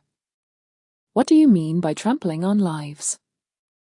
We are officials, tasked with resettling the refugees. Mind your own business, or we shall charge you with obstructing justice. The constable shoved the young man aside, commanding his subordinates to seize the weak woman and child lying on the ground. You cannot take them. The child is ill and requires a physician. The young man pursued, but the constable's sword abruptly blocked his path. A refugee, unable to even secure food and shelter, how can they afford a doctor? Step aside, or you may lose your life. Though seemingly fierce, it was a warning steeped in threat. The constable was obstinate, gripping his sword firmly. I am Zhang Yiyang, a newly appointed scholar. Dare you lay a hand on me? Though still awaiting an official position, he was indeed a man of status. Release that mother and child. Zhang Yiyang believed he could intimidate them, but the leader merely paused, disregarding him entirely. He lowered his voice. After studying diligently for over a decade, this is the capital, not some remote village. Here, a scholar is no different from an insect. He thought he had made himself clear, yet Zhang Yiyang proved stubborn, refusing to loosen his grip. Believe it or not only will you lose your position, but you may even lose your life. Zhang Yiyang asserted, under the Emperor's rule, I refuse to believe there is no law. Law? Shannon shook her head. The young man was clearly nave, yet his character was commendable. Amidst the crowd, he was the only one brave enough to speak up for the mother and child. The constable, furious, prepared to strike Zhang Yiyang unconscious and drag him away. What is this gathering for? You are blocking the road. Shannon stepped out from the crowd. All eyes turned to her, for it was rare to find another fool like the young man. Her sudden appearance intrigued all. Dressed in a delicate light blue gown, her porcelain skin glowed like jade, and her hair, adorned with a few exquisite hairpins, exuded elegance. Her brows arched gracefully, and even a single glance conveyed her nobility. Zhang Yiyang stared at her, momentarily dumbfounded, captivated by her beauty. The phrase "you're as lovely as a celestial being" seemed no exaggeration. Miss Shun, the constable stammered, quickly bowing, though his expression remained sour. What misfortune to encounter two meddlesome individuals. What is the meaning of this? Why block the road for a case? The constable forced a smile, glancing at Zhang Yiyang's grip on his official attire. Blocking Miss Shun's path. I shall clear the way for the people, he muttered, tugging at his sleeve. Before he could move, Zhang Yiyang stopped him again. You cannot leave. He felt an overwhelming urge to strangle the stubborn fool. Shannon raised her gaze to the obstinate Zhang Yiyang, smiling. If you do not release him, how will he allow the mother and child to leave? Zhang Yiyang's face flushed crimson, stammering, I fear that if I let him go, he will take them away. The child is burning with fever and cannot withstand delay. Before Shannon could respond, the leader commanded his men, release them. What a stroke of ill fortune. The woman hastily gathered her child and rushed behind Zhang Yiyang. Miss Shun, I take my leave, the constable said. Very well, Shannon nodded. He glared at Zhang Yiyang before departing, while the onlookers began to disperse, quickly clearing the road. Shannon's gaze lingered on the woman shrinking behind Zhang Yiyang for a moment before she turned to board her carriage. Miss, Zhang Yiyang called out, his face flushed with embarrassment and nervousness, a stark contrast to his earlier bravado. Do you require something further? Shannon inquired. Zhang Yiyang bit his lip, bowing deeply. I wish to express my gratitude for your assistance on behalf of that mother and child. Shannon smiled. I did nothing, it was you who bravely stood against authority. Zhang Yiyang's face reddened further, his head lowering shyly. My colleagues say I am too stubborn. I hope I have not caused you any embarrassment. Shannon said nothing, her gaze drifting to the refugee woman, and with a meaningful tone, she cautioned, your noble heart is commendable, but do not let your kindness lead to your own peril. Zhang Yiyang was taken aback, yet Shannon had already boarded the carriage, slowly departing. He hurriedly bowed, thank you for the reminder. He stood there, transfixed by the departing carriage, unable to move until a gentle pull on his sleeve snapped him back to reality. Young master, I have a headache. Oh, I shall take you to a physician at once. He fumbled in his pocket, finally retrieving a few small coins. Lowering his gaze to the pitiable child, he gritted his teeth and scooped the child into his arms, making his way towards the clinic, while the woman hurriedly followed, filled with gratitude. In a private room on the second floor of the tavern, the window faced this direction, allowing everything to unfold before his eyes. Xiao Yuan lounged in his chair, idly toying with the white jade ring on his thumb. He contemplated the radiant smile that woman had bestowed upon the scholar, an inexplicable sense of unease creeping over him. As a prince and a youthful general, was he truly outshined by that frail scholar? Why did that woman treat him with such warmth while regarding Xiao Yuan with disdain? Such meddling, Li Huaiyan concurred, nodding. A mere scholar daring to involve himself in such matters, truly unaware of his own insignificance. To put it kindly, one might call it integrity. To put it unkindly, it was foolishness. The constable had made his intentions clear, yet he persisted in his obstinacy, failing to recognize his own limitations. His luck merely allowed him to cross paths with Miss Shen's benevolence. Otherwise, he would have been taken to the authorities today, unaware of his fate. If someone wished for a person to vanish, there were countless methods. In the capital, as long as one was not a noble, the rest were akin to grasshoppers, unable to stir a ripple.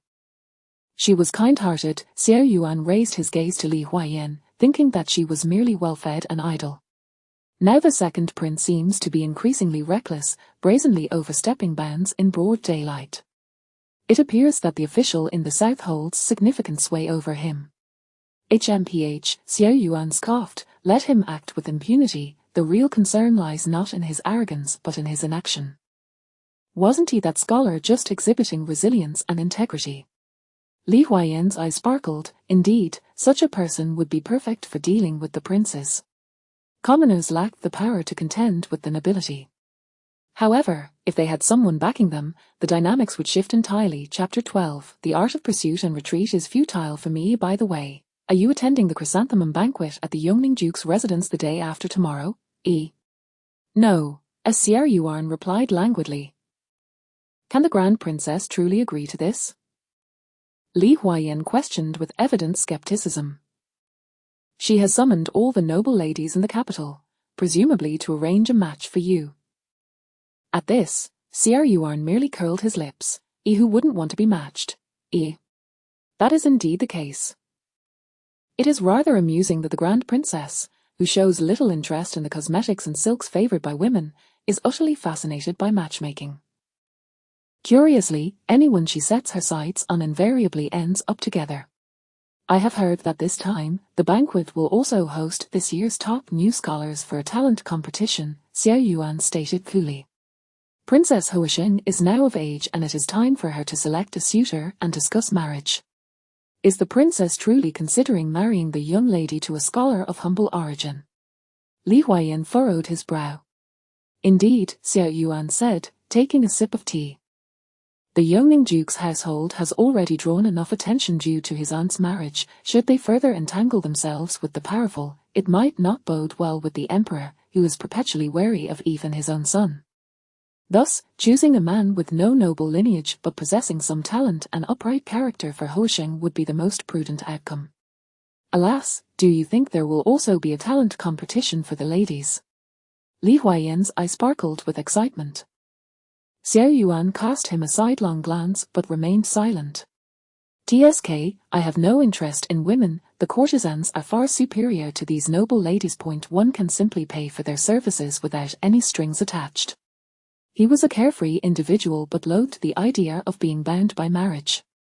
I was merely pondering. He supported his chin with one hand, his peach blossom eyes half closed as he regarded Xiao Yuan. In previous years, Miss Duan-san has always been the center of attention at such gatherings. It feels rather dull. Do you think this year will bring any change?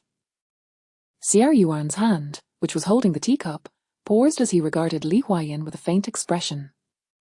Consider this. Miss Shen has just returned to the capital. Surely, Madame Shen would want her to attend. After all, she was raised by old Lady Shen, who is of a distinguished status. To her, Miss Duan-san is merely a minor figure. If one were to assert that Miss Shen lacks ability, I would find that hard to believe. A figure of old Lady Shen's stature would not raise her only granddaughter to be inept. At the palace banquet that day, she undoubtedly spoke as she did to avoid marrying you. In reality, her talents may well rival those of old Lady Shen, if not surpass them. Li Huaiyan's arguments grew increasingly convincing. No, I must attend the banquet the day after tomorrow. There may be surprises in store. After a prolonged silence without Xiao Yuan speaking, Li Huaiyan glanced up to find his eyes slightly lowered, his expression darkened, seemingly displeased, his gaze imbued with an icy chill. What is the matter with you? Nothing, as Xiao Yuan's lips curled with a hint of coldness. Staying at home is tedious. It is perhaps good to see for myself. He was eager to witness the prowess of that woman who dared to declare his paintings as worthless. When Shunanan arrived at Nanhua Street, the populace had already formed a long queue, the numbers visibly greater than in the previous days, creating a scene of overwhelming crowding. "What is happening here?" the steward lamented, tugging at his sparsely haired head. "Miss, you have finally arrived. This morning, the refugees from other streets have surged here, claiming our porridge is thicker and more filling. However, if this trend continues, we will barely last 5 days with our rice. By tomorrow at the latest, we may run out." Shunanan frowned, her gaze swept over the crowd, which had indeed more than doubled since yesterday. The steward continued, "East Street, North Street, and the Duan and Chen families are involved as well. This is truly inappropriate. Such a situation would undoubtedly offend the Duan and Chen families unnecessarily."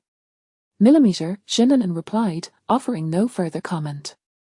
"Miss, perhaps I should inform them that supplies are limited, advising those at the back not to wait and to return to their respective areas." Shunanan replied, "There is no need." "No need?" The steward's eyelids twitched in disbelief. "Miss, is that not inappropriate? All were there to distribute porridge. Why provoke resentment from the Duan and Chen families? Moreover, to stand out too much could be considered a fault." Shunanan remarked, "They have come here on foot for the sake of the porridge thickness, indicating their genuine need for that bowl of porridge." "That may be so, but to be overly distinctive is always disadvantageous," the steward insisted with a pained expression.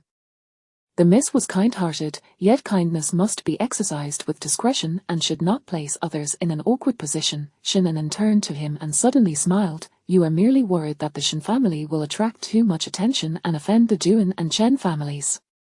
The steward sighed. "Given the position of our master, offending them is not an insurmountable issue. However, miss, your actions do not merely offend them, they offend all benevolent officials. Thus, while the Shun family might gain a good reputation, it would be built upon the disgrace of others, and the way the mishandled this matter was indeed lacking in social understanding." Shunanan smiled indifferently. "Why should we be the ones at fault? Is it not better to let others bear the blame?" The steward was momentarily taken aback. Shunanan smirked. "You shall take someone to the 4th prince's residence and inform him that I have changed my mind. I wish to exchange the box of paintings delivered yesterday for rice and flour, and I require it today." The steward was left speechless. Miss, but that is the 4th prince. Will he agree? The 4th prince was no fool. He would not want to be blatantly used and then discarded.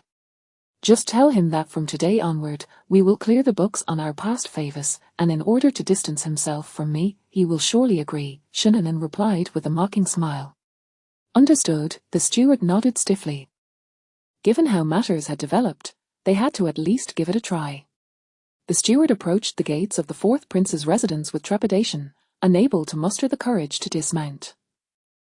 Suddenly, the sound of hooves drew near. He looked up to see a carriage bearing the emblem of the prince approaching, sending a shiver down his spine. He felt an overwhelming urge to turn and flee.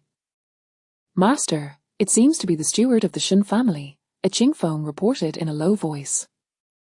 Xiao Yuan slowly opened his eyes, his long fingers parting the carriage curtain to glance outside. The 4th prince, the steward hurriedly dismounted to pay his respects. Xiao Yuan regarded him with a detached expression, remaining silent for what felt like an eternity, causing the steward to break out in a cold sweat. "What is it?" Finally, he spoke, stepping down from the carriage, and even before his tall figure approached, an aura of pressure enveloped the steward. The steward felt as though he could crumble, bowing his head to the ground. "I come on behalf of our young lady, to request the box of paintings from yesterday." Xiao Yuan's brow arched slightly before he fell into silence once more. After a moment, he said, "Did she not say she would not accept rubbish?" The steward froze, his legs trembling. How was he to know that the young lady had not informed him of this matter? Cold sweat dripped from his chin onto the stone pavement as he spoke in a barely audible voice. "Our young lady said that gifts should be practical. She does not fancy the paintings and wishes to exchange them for rice and flour, and she needs them today." As the steward spoke, his voice grew softer until it was barely a whisper, yet Xiao Yuan, being a martial artist, heard him clearly. He stared intently at the steward, his eyes narrowing slightly as he let out a cold laugh. Just one night has passed, and Miss Shen is already regretting her decision. Did she think the fourth prince's residence was a place where she could whimsically change her mind? The steward's knees buckled, and he half knelt on the ground. Our young lady seeks the rice and flour to provide for the people, and I hope the fourth prince can show some compassion. The steward had resigned himself to returning empty-handed, as long as his life was spared. The fourth prince was not someone to be trifled with. The young lady's repeated games with him would not go unpunished. What else did she say? Xiao Yuan suddenly inquired. The steward hurriedly replied, she also mentioned that if the fourth prince agrees, from this day forth, we shall clear our debts and remain mutually unencumbered. Mutually unencumbered, Xiao Yuan repeated, twisting the ring on his thumb, his expression inscrutable. Your Highness, I beseech you to consider the plight of the refugees and lend your assistance this once, the steward implored, bowing deeply. Xiao Yuan cast a cold glance at him, his voice icy. Return and tell her, this is the last time, the debt of saving lives ends here. Should she continue her antics, do not blame me for being unkind. Yes, yes, the steward wiped the cold sweat from his brow, scrambling to his feet. Whatever the case, he simply needed the rice and flour. Qingfeng, prepare it, as Xiao Yuan ordered. Yes. Qingfeng, with a wooden expression, turned to the steward. How much do you need? 10 bags of rice and 3 bags of flour, the steward replied. Qingfeng's lips twitched. With such a quantity, was the young lady planning to shelter those refugees long-term? Follow me. All right. The steward hurriedly followed Qingfeng, but a cold gaze suddenly fell upon him, sending a chill down his spine, causing him to halt in his tracks. Your Highness, is there anything else you wish to convey? Xiao Yuan narrowed his eyes and said, remember to tell her not to scheme against me with any underhanded tricks. The art of pursuit and retreat will not work on me. The steward stood there, mouth agape, momentarily unable to respond. Xiao Yuan chuckled softly before turning to return to the residence. Though he professed disinterest, she continually entangled him with various excuses, leading him to suspect her motives were akin to those of other women, albeit with greater cunning. The steward hastily collected the supplies and rushed back. As the servants unloaded the rice and flour, he hesitated to approach Shennan, but her leisurely demeanor indicated she was confident the fourth prince would acquiesce. Miss, did he send any message? The young lady seemed already aware. What did he say? Was it anything about severing ties with me? Yes, but besides that, there were other matters, the steward replied cautiously. Shennan turned to him, her apricot eyes cold and calm. Speak. Lowering his head, the steward paraphrased Xiao Yuan's last words and relayed them. After a long silence, Shennan remained unresponsive. Could it be that the fourth prince had guessed correctly? The steward dared to sneak a glance at her, only to find her expression dark and terrifying. How self-important. He truly believes himself worthy, it is laughable. Shennan seethed, struggling to contain her fury. The steward dared not make a sound, sensing that the young lady's aura was eerily reminiscent of the fourth prince's, equally intimidating. Enough? You should know how to handle the remaining matters. I shall leave it to you, she declared. With more personnel dispatched from the Shen residence today, there was little else for her to do. Understood. The steward nodded, escorting the grim-faced Shennan to the carriage. Mo Xiang, who had been lurking in a corner, dared not speak more than a few words. As the carriage departed, the steward let out a long sigh of relief, only to be informed that the stewards of the Duan and Chen families had arrived. He acknowledged the report, straightened his attire, and proceeded to meet them. Those who could ascend to the position of steward were not dull-witted, the Shen steward was more astute. The porridge directive comes from the fourth prince. As you know, he assisted here in recent days. His Highness cares deeply for the people and loves them as his own, therefore, our young lady would not dare voice any objections. Upon hearing this, the stewards of the Duan and Chen families found their questions lodged in their throats, exchanging glances. The Shen steward continued, initially, My lady prepared rice and flour comparable to others, but she recognized that the supplies would be insufficient if this continued. However, the fourth prince insisted and directly sent rice and flour from his residence. Given the distinction between sovereign and subject, do you think my lady would dare to voice any objections? She can only comply. Alas, we are in a difficult position as well, the steward of the Chen family remarked, while the steward of the Duan family remained silent. The Shen steward seized the opportunity. If you do not believe me, I can take you to see the rice and flour stored at the fourth prince's residence. No need, the other two quickly declined, realizing that they could not contest the fourth prince's order. After exchanging a few pleasantries, they hastily departed. Remarkably, this tactic of the young ladies has proven effective. The Shen steward chuckled. By bringing the fourth prince into the fray, it was likely no other family would dare to challenge them, nor would they harbor resentment toward the Shen family. As for the fourth prince, they needed to possess the audacity to confront him. Chief Steward, do you think this action will go unnoticed by the fourth prince? Will he seek retribution against us? The steward's smile froze on his face. Chapter 13. One must learn to cultivate oneself. As Shen returned to the manor, she happened upon Shen Wen, who was just arriving from the outside. She approached and knelt to pay her respects, saying, "Father." Shen Wen assessed her with a discerning glance and remarked, "Your mother mentioned that you have recently been in charge of the rice porridge distribution, even personally assisting in the endeavor." "With idle time on my hands, I merely wish to contribute my humble efforts," she replied modestly. A smile emerged on Shen Wen's stern countenance. "Your willingness to help is commendable.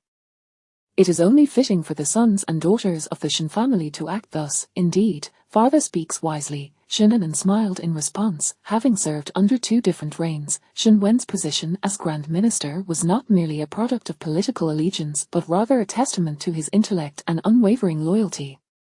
Otherwise, he would not have resigned in shame in his previous life. Shen Wen looked at his daughter with great satisfaction. "Have you just returned from the palace, father?" Shen inquired, noticing that he had not yet changed out of his official robes. "Yes, there were matters of state that required deliberation," he replied as they walked together through the winding corridors. Is it regarding the floods in the south? Shen suddenly asked. Shen Wen halted in his tracks, turning to regard his daughter with surprise in his eyes. "How do you know this?" Shen also came to a standstill and softly explained. "A few days ago, a wave of refugees descended upon Nanhua Street. Some were disabled, others elderly or women and children. Subsequently, a contingent of soldiers arrived to disperse them." The steward mentioned that this is a matter known to all in the capital, and I surmised before she could finish, Shen Wen abruptly interjected, "Let us discuss this in the study." Shen pressed her lips together and followed the solemn Shen Wen to the front courtyard study. The servants presented tea, and Shen Wen dismissed them all, taking a seat behind the desk as he scrutinized his daughter, whom he had not seen for several years. "Anan, there are certain things that, even when understood, must remain unspoken. When one is powerless to alter the situation, one must learn to prioritize one's own safety," he advised. Shen was taken aback. Her father's words echoed the admonitions of her elder brother. However, hearing such sentiments from her upright father surprised her. Shen Wen, seemingly ashamed, lowered his gaze. "I do not wish to teach you to be cold-hearted, but in times of impotence, it is essential to first ensure your own preservation and act within your means." After a long moment of contemplation, Shen softly asked, "Is the person behind this of significant power, to the extent that even you feel apprehensive?" Her father was not the type to stand idly by while such atrocious acts unfolded before him. Unless, of course, the individual in question wielded overwhelming influence, compelling him to avoid confrontation. After a moment of silence, Shen Wen exhaled deeply. "Within this household, there are your mother and you three. I must consider the greater picture." He rested his arms on the chair, his head bowed in a display of helplessness and sorrow. Shen immediately understood. The individual was likely of royal blood, someone whose power left her father, even as Grand Minister, with no recourse. They could not be an ordinary noble family. Her father was upright, yet years of navigating the political landscape had tempered his approach, instilling in him the understanding that while it is vital to stand for justice, one must also safeguard one's family.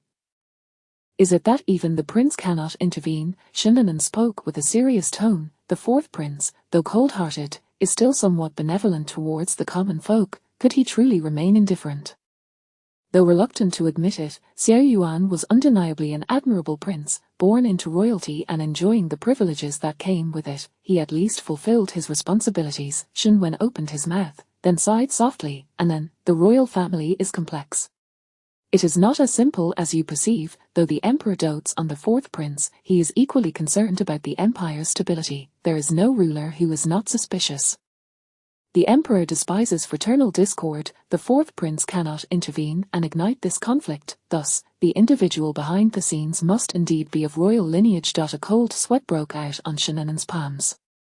It was no wonder those officials acted with such brazen disregard, confident in the backing of a prince. The emperor abhorred familial strife, and should Xiao Yuan involve himself, it would undoubtedly arouse the emperor's suspicion and displeasure. Why is it that those in positions of power seem to revel in watching the turmoil unfold? Shen Nun scoffed quietly. Even common folk are aware of the fierce rivalries within the royal family. Does the emperor truly believe that as long as it is not overtly displayed before him, his princes will maintain fraternal harmony? Shen Wen furrowed his brow, casting a sidelong glance at his daughter. Mind your words. Should this conversation leave the study, not a single word must be spoken of it again. Do you understand? Yes. Shen Nun feigned a curtsy. You are but a young lady. You should concern yourself with joy and happiness, not the burdens of state affairs. Shen Nun nodded, appearing quite obedient at that moment. By the way, your aunt has once again broached the subject of your marriage. What are your thoughts? Your father wishes to know in order to advocate on your behalf. I have no desire for it, Shen Nun stated bluntly. Shen Wen was taken aback, even incredulous. The fourth prince is both talented and accomplished, destined for even greater wealth and power. He is the husband whom all the noble ladies of the capital covet. Are you certain you do not wish to marry him? This was the first time he had heard of a noble lady unwilling to wed Xiao Yuan. Did you not just mention that the royal family is complex? Do you truly wish for me to enter a competition with a host of other women? Of course not, Shen Wen replied. Aside from those seeking to ingratiate themselves with the royal family, no father who cherished his daughter would willingly marry her into a den of wolves. He was merely surprised that his daughter would refuse the fourth prince's proposal. Rest assured, as long as you are unwilling, no one can compel you. I will speak to your aunt on your behalf. Thank you, father. Shen Nun smiled, her eyes curving with delight. Recalling the foolishness of her previous life, she once again marveled at her own naivety. As Shen Wen observed her radiant smile, his expression gradually shifted to one of intrigue. This girl, could it be that during her years in Jiangnan, she has taken a liking to someone? He considered inquiring, but the words caught in his throat. Never mind, his daughter had grown. It was perhaps inappropriate for him to ask. He would instead inform his wife to broach the subject. Unless there is anything else, you may return to your courtyard and rest. Daughter shall take her leave. Shen Nun curtsied and turned to exit, gently closing the door behind her. As she walked through the courtyard, she lifted her gaze to the cerulean sky and exhaled a long, deep breath. Her father was right. In times of helplessness, one must first ensure their own well-being. Even someone of Shen Wen's stature felt powerless. As a woman of the inner quarters, her only concern could be to seize control of her fate in the latter half of her life. Miss, you have returned. Mo Ran, who was tidying up, turned to see Shen Nun and was filled with delight. The madam just sent several sets of garments and jewelry for tomorrow's banquet, and it is fortunate that you have returned to choose, she informed her. Shen Nun's gaze swept over the dazzling array of jewelry and garments, her expression unperturbed. You may select as you see fit. Anything that is decent will suffice. Mo Ran was taken aback, lowering her gaze to the ornate box. Shouldn't a young lady be thrilled by such beautiful dresses and jewelry? Why did her own mistress appear so disinterested? I am a bit weary and wish to rest for a while. You all may withdraw, Shen Nun stated. Understood. Mo Ran began to organize the items before retreating. Lying on the soft couch, Shen Nun did not sleep, but instead endeavored to recall the events of the chrysanthemum banquet from her previous life. She found it intolerable to engage in frivolous discussions with those noble ladies and contemplated how to avoid such encounters the next day. After a while, her eyelids grew heavy, and she succumbed to sleep. The following morning, Madame Shen sent someone to assist her. The madam is concerned that this is your first banquet, and fearing that Mo Xiang and Mo Ran may overlook certain details, she has sent an old servant to assist. With Madame Shen's handmaiden present, Shunanan no longer needed to worry. She allowed them to fuss over her, knowing she had no particular demands regarding her adornment, as long as it was appropriate. Zhang Momo, however, wished to adorn her like a celestial being, placing the most lavish hairpins upon her head to signify her status. Shunanan shifted uncomfortably. Zhang Momo, it is merely a banquet. There is no need for such extravagance, a more casual approach will suffice. Young lady, you do not understand, Zhang Momo chuckled. You have just returned from Jiangnan. One cannot guarantee that those haughty noble ladies will not find fault. This set of hairpins was bestowed upon the madam by the late empress, symbolizing nobility and honor. Such adornments will remind them to weigh their words carefully. Shunanan gazed at her reflection in the copper mirror, observing the opulent golden peony hairpiece atop her head. It was luxurious and strikingly beautiful, though a tad heavy. In her previous life, her mother had disapproved of her attending the banquet, so she had never seen this set of headpieces. Zhang Momo retrieved a box of ruse and delicately applied a touch of vermilion to Shunanan's lips. The already striking features in the mirror appeared even more vibrant, exquisite. You are in the prime of your youth, and it is only fitting to present yourself thus, Zhang Momo exclaimed, marveling. Such beauty was fortunate to be born into a family of privilege, otherwise, it might have brought misfortune. Shunanan rose to admire her reflection, her crimson lips curving into a smile. Zhang Momo had a keen eye for pairing. The extravagant hair adornments harmonized beautifully with the understated peach-colored gown, exuding grace and dignity without the garishness of ostentation. For a moment, Shunanan felt a sense of disorientation, forgetting how long it had been since she had last felt so radiant and expressive. Chapter 14, She Comes to Seduce Men. The last time was a long, long time ago in the boudoir, separated by a lifetime. The hour is getting late, my lady. We must take our leave, called Zhang Momo, pulling her back to reality. Yes. Outside the manor, the carriage awaited, and Madame Shen stood to one side. Upon hearing the footsteps, she turned her head and was momentarily taken aback, her eyes immediately filled with astonishment. Mother! Shunanan curtsied respectfully.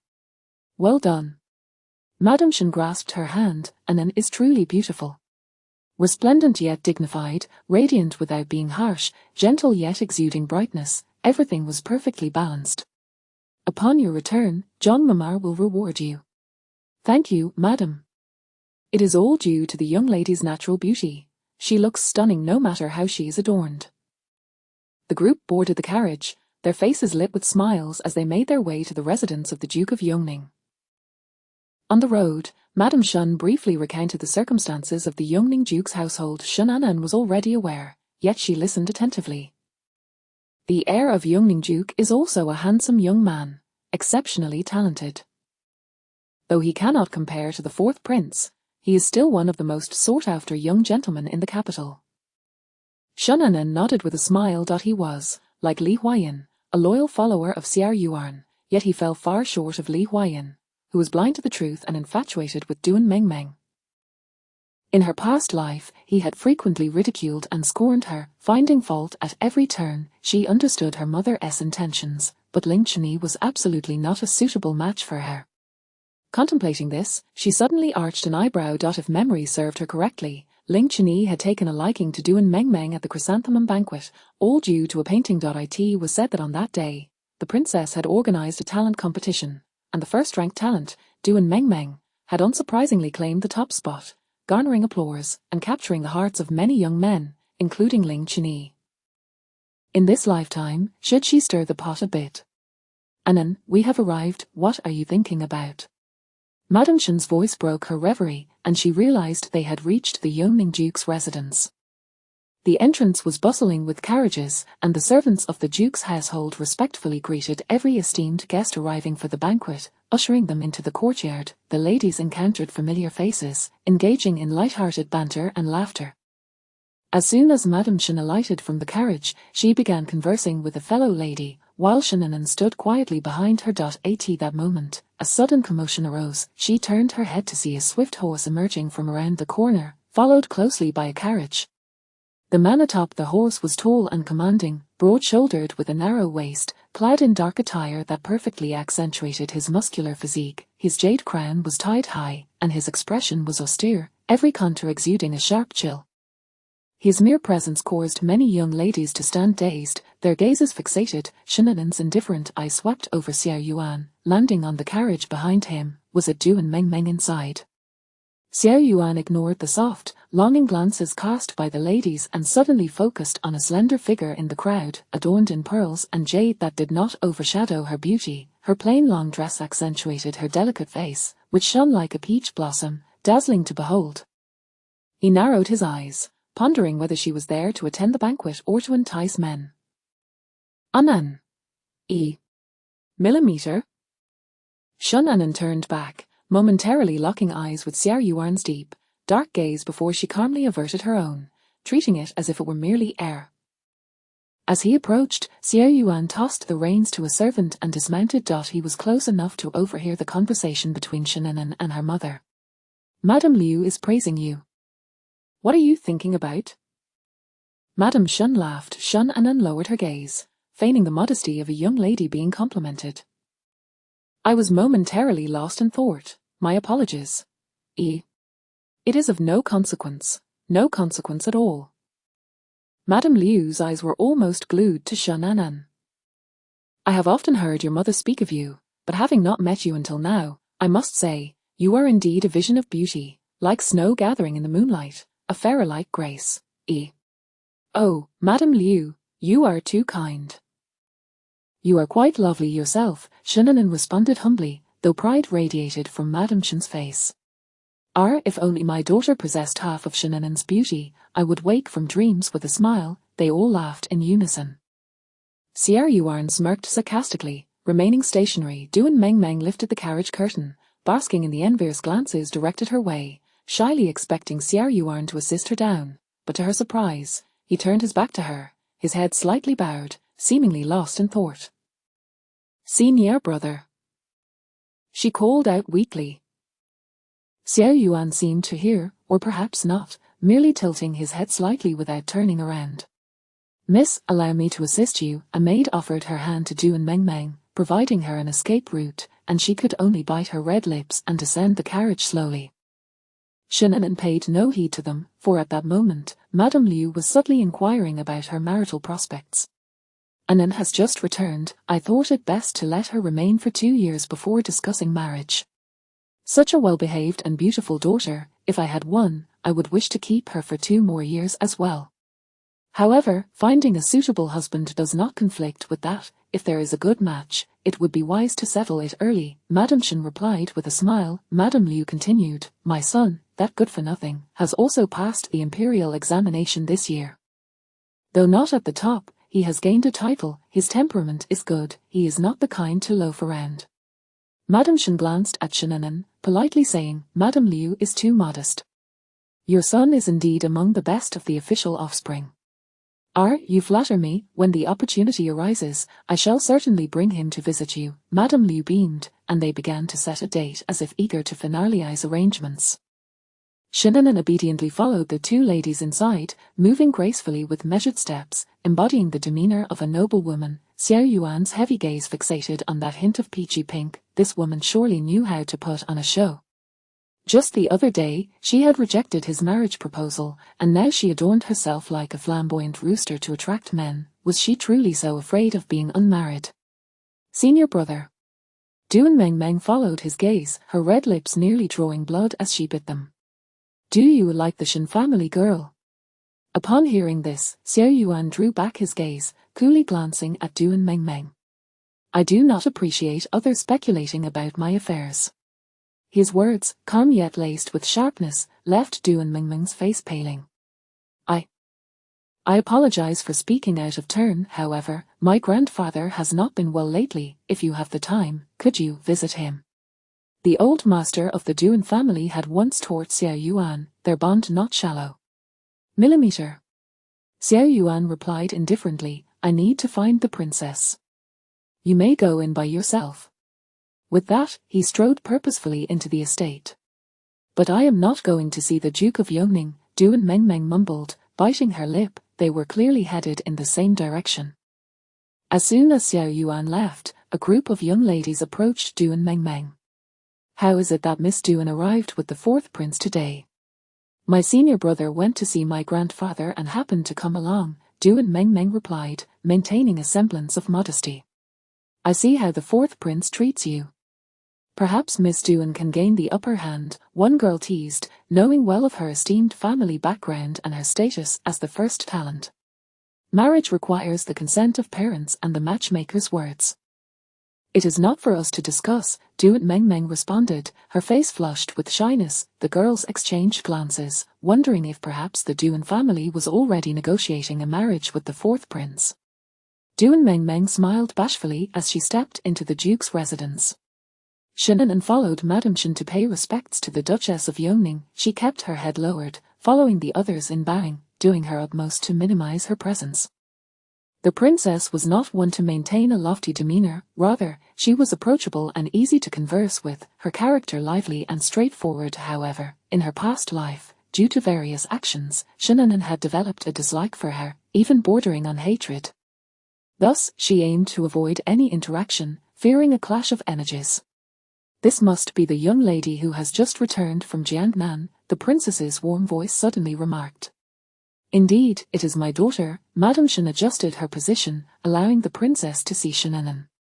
Such a beauty, truly lovely, the princess's eyes gleamed with admiration, feeling somewhat regretful for her fourth nephew. Thank you for your kind words, Your Highness, Shannon curtsied, her etiquette impeccable.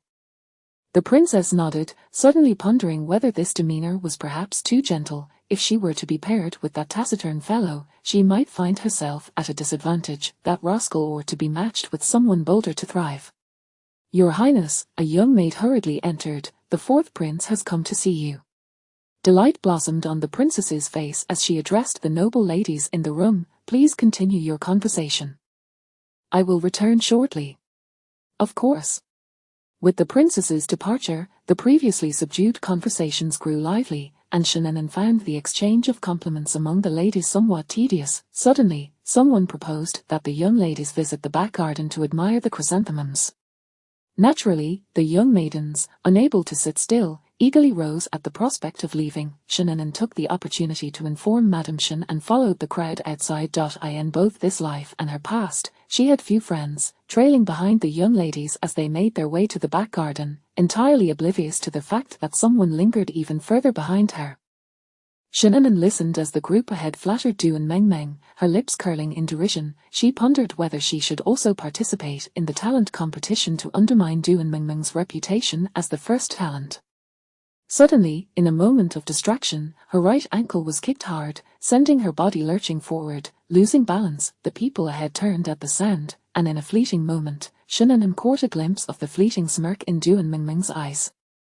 At that instant, a pair of slender hands caught her arms. Both lost their footing but fortunately did not fall to the ground. A cold sweat broke on Shannon's forehead as Mo Xiang hurriedly rushed to support her. Miss Duan, are you all right? Shannon looked at the girl who had just helped her. I'm fine, as she replied softly, rubbing her wrist. Shannon glanced at her. Half of her hand was red, likely to swell by the next day. The cobblestone path is uneven, Miss Shen should be careful, the second Miss Duan said gently. Thank you, Miss Duan. Shannon expressed her gratitude, her gaze shifting coldly towards Duan Mengmeng. The girl beside her had seemingly been behind her just moments ago. Duan Mengmeng, feeling guilty, averted her gaze and spoke curtly. Sister, are you not leaving? Do you wish to accompany the Shen girl? Miss Duan frowned slightly. You go on ahead. She has injured her foot, and I will stay with her for a while. A flicker of malice flashed in Duan Mengmeng's eyes, yet she maintained her smile. Sister is so kind. With you watching over Miss Shen, I can rest easy. We shall take our leave now. Miss Duan nodded, and after they departed, she turned to Shannon. There is a pavilion over there where we can take a rest. All right. Her injury was not severe. After a brief pause, the pain had diminished significantly. Sitting in the pavilion, a cold glimmer flickered in Shannon's eyes. She had yet to seek trouble with Duan Mengmeng. Miss Shen, drink some water to ease yourself. Miss Duan offered her a cup of water. Shannon smiled, thank you. Miss Duan shook her head, it is nothing. I also wish to distance myself from them, which is why I seized the opportunity. You need not take it to heart, Miss Shen. Shannon smiled again, lowering her head to sip the tea. Miss Dewan was kind-hearted, a person who shunned conflict, yet it was precisely this trait that had led her to be schemed against by Dewan Mengmeng in her previous life, ultimately forcing her into a distant marriage. The girl who injured me earlier, she is from the minister's family, isn't she? Shannon asked casually. Miss Dewan paused, lowering her gaze without responding. After a moment, she softly said, "I am sorry." As her own sister, she understood what the third Miss Dewan was like better than anyone else. The Chen family girl would act this way only if she had been instructed to do so.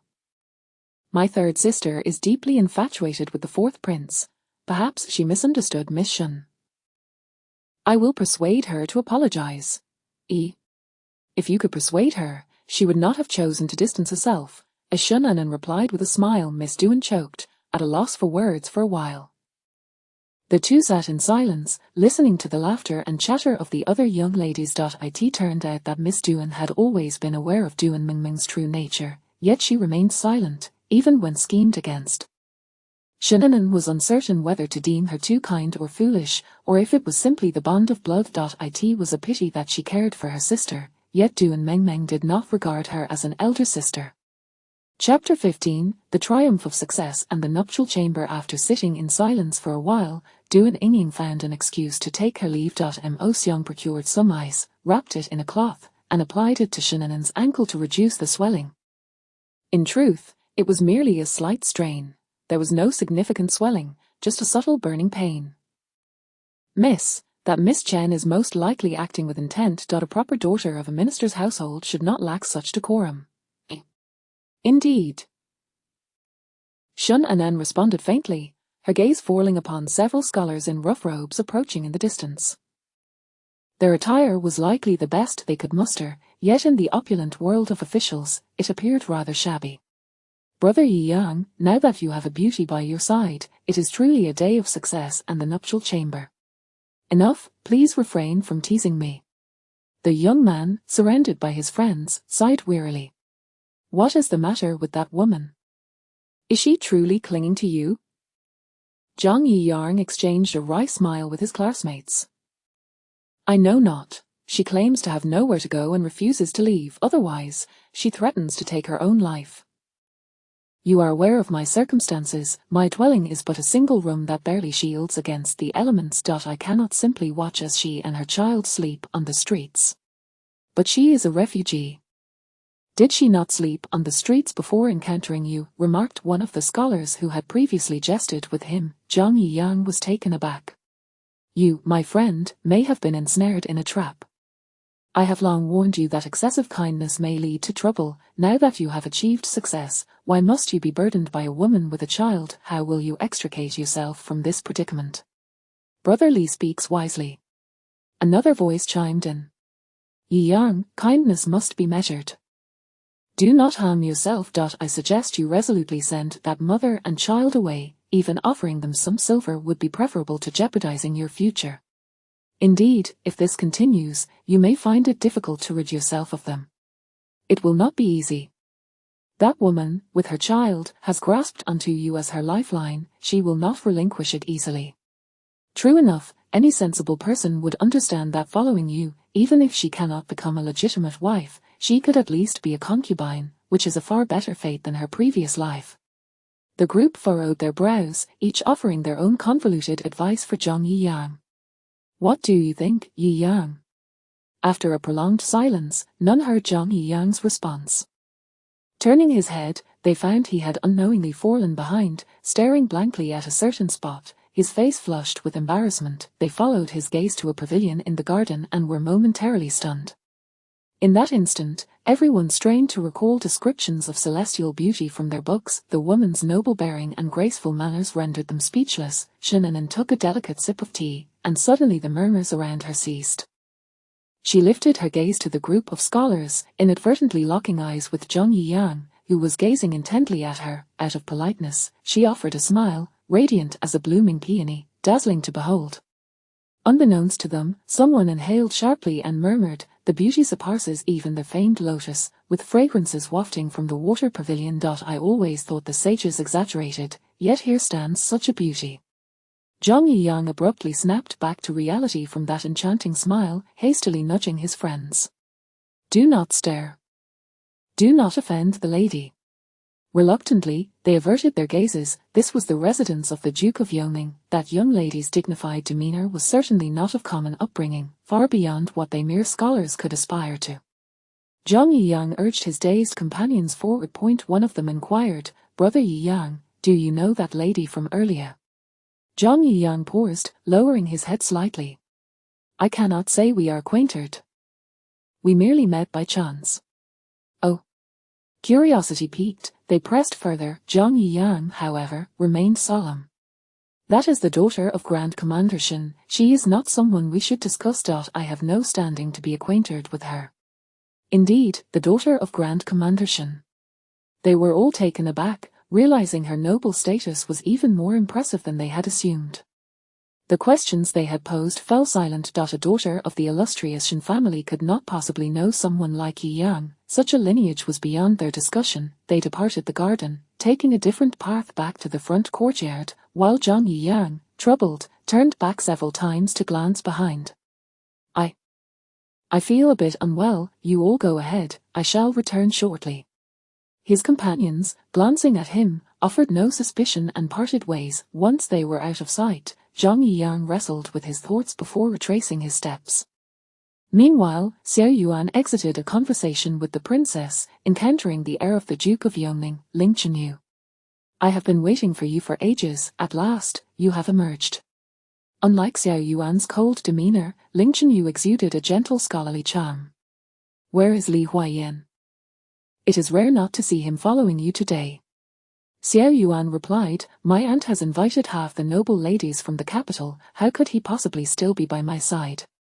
Ling Chenyu smiled wryly. Those ladies are far beyond his reach. He is becoming increasingly reckless. As they conversed, they walked toward the round lake pavilion in the rear garden. Today's chrysanthemum banquet is partly for you. You must choose wisely. Even if you cannot finalize the selection for the fourth princess consort, you should at least have a sense of the candidates. Xiao Yuan frowned slightly at this, responding, I am not in a rush. The pressing concern is Huaxing's marriage. Ling Chenyu pondered for a moment. Among the scholars, only one meets the standards of both character and talent, but further observation is necessary. Xiao Yuan nodded in agreement. Ling Chenyu then redirected the conversation back to himself. The third daughter of the Duan family is also present today. She is your junior sister and renowned for her talents. It is evident she harbors affections for you, making her a suitable choice. There are many suitable candidates. She is not the only one here today. Xiao Yuan replied nonchalantly. Ling Chenyu turned his head to scrutinize him. Which family do you refer to? Fourth cousin, do you perhaps have someone in mind? I do not. Xiao Yuan halted beside the water pavilion, gazing at the shimmering lake surface. What I mean is, there are others with good family backgrounds. Ling Chenyu furrowed his brows in contemplation. Aside from her, the daughter of the Minister of War, Miss Chen, barely qualifies. Are you referring to her? Xiao Yuan cast him a sidelong glance but said nothing. Yet Ling Chenyu, caught by that darkened gaze, felt a shiver run down his spine. Had he said something amiss? At that moment, voices emerged from the other side of the pavilion. This place is much quieter. The ladies in the garden chatter incessantly and are always stealing glances at the young lady. Most importantly, their gazes were far from friendly. Shinanan crossed the small bridge in the pavilion and perched herself on a stone pedestal, gazing down. The lake was crystal clear, and the colorful koi swam gracefully, adding vibrancy and charm to the water's surface. Which family's daughter is that? She is quite fair, yet I have never seen her before.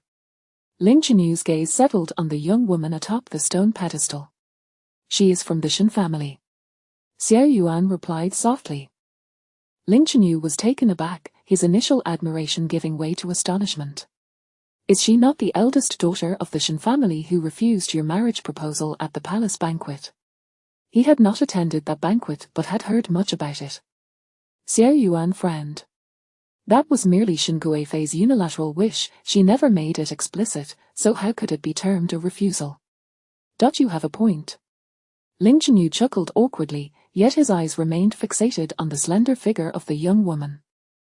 It must be said that this Miss Shen was indeed a beauty. Xiao Yuan caught sight of Ling Chenyu's captivated gaze, and his own dark eyes deepened ominously. She is merely a pretty face. When did you become so shallow? Ling Chenyu chuckled in response.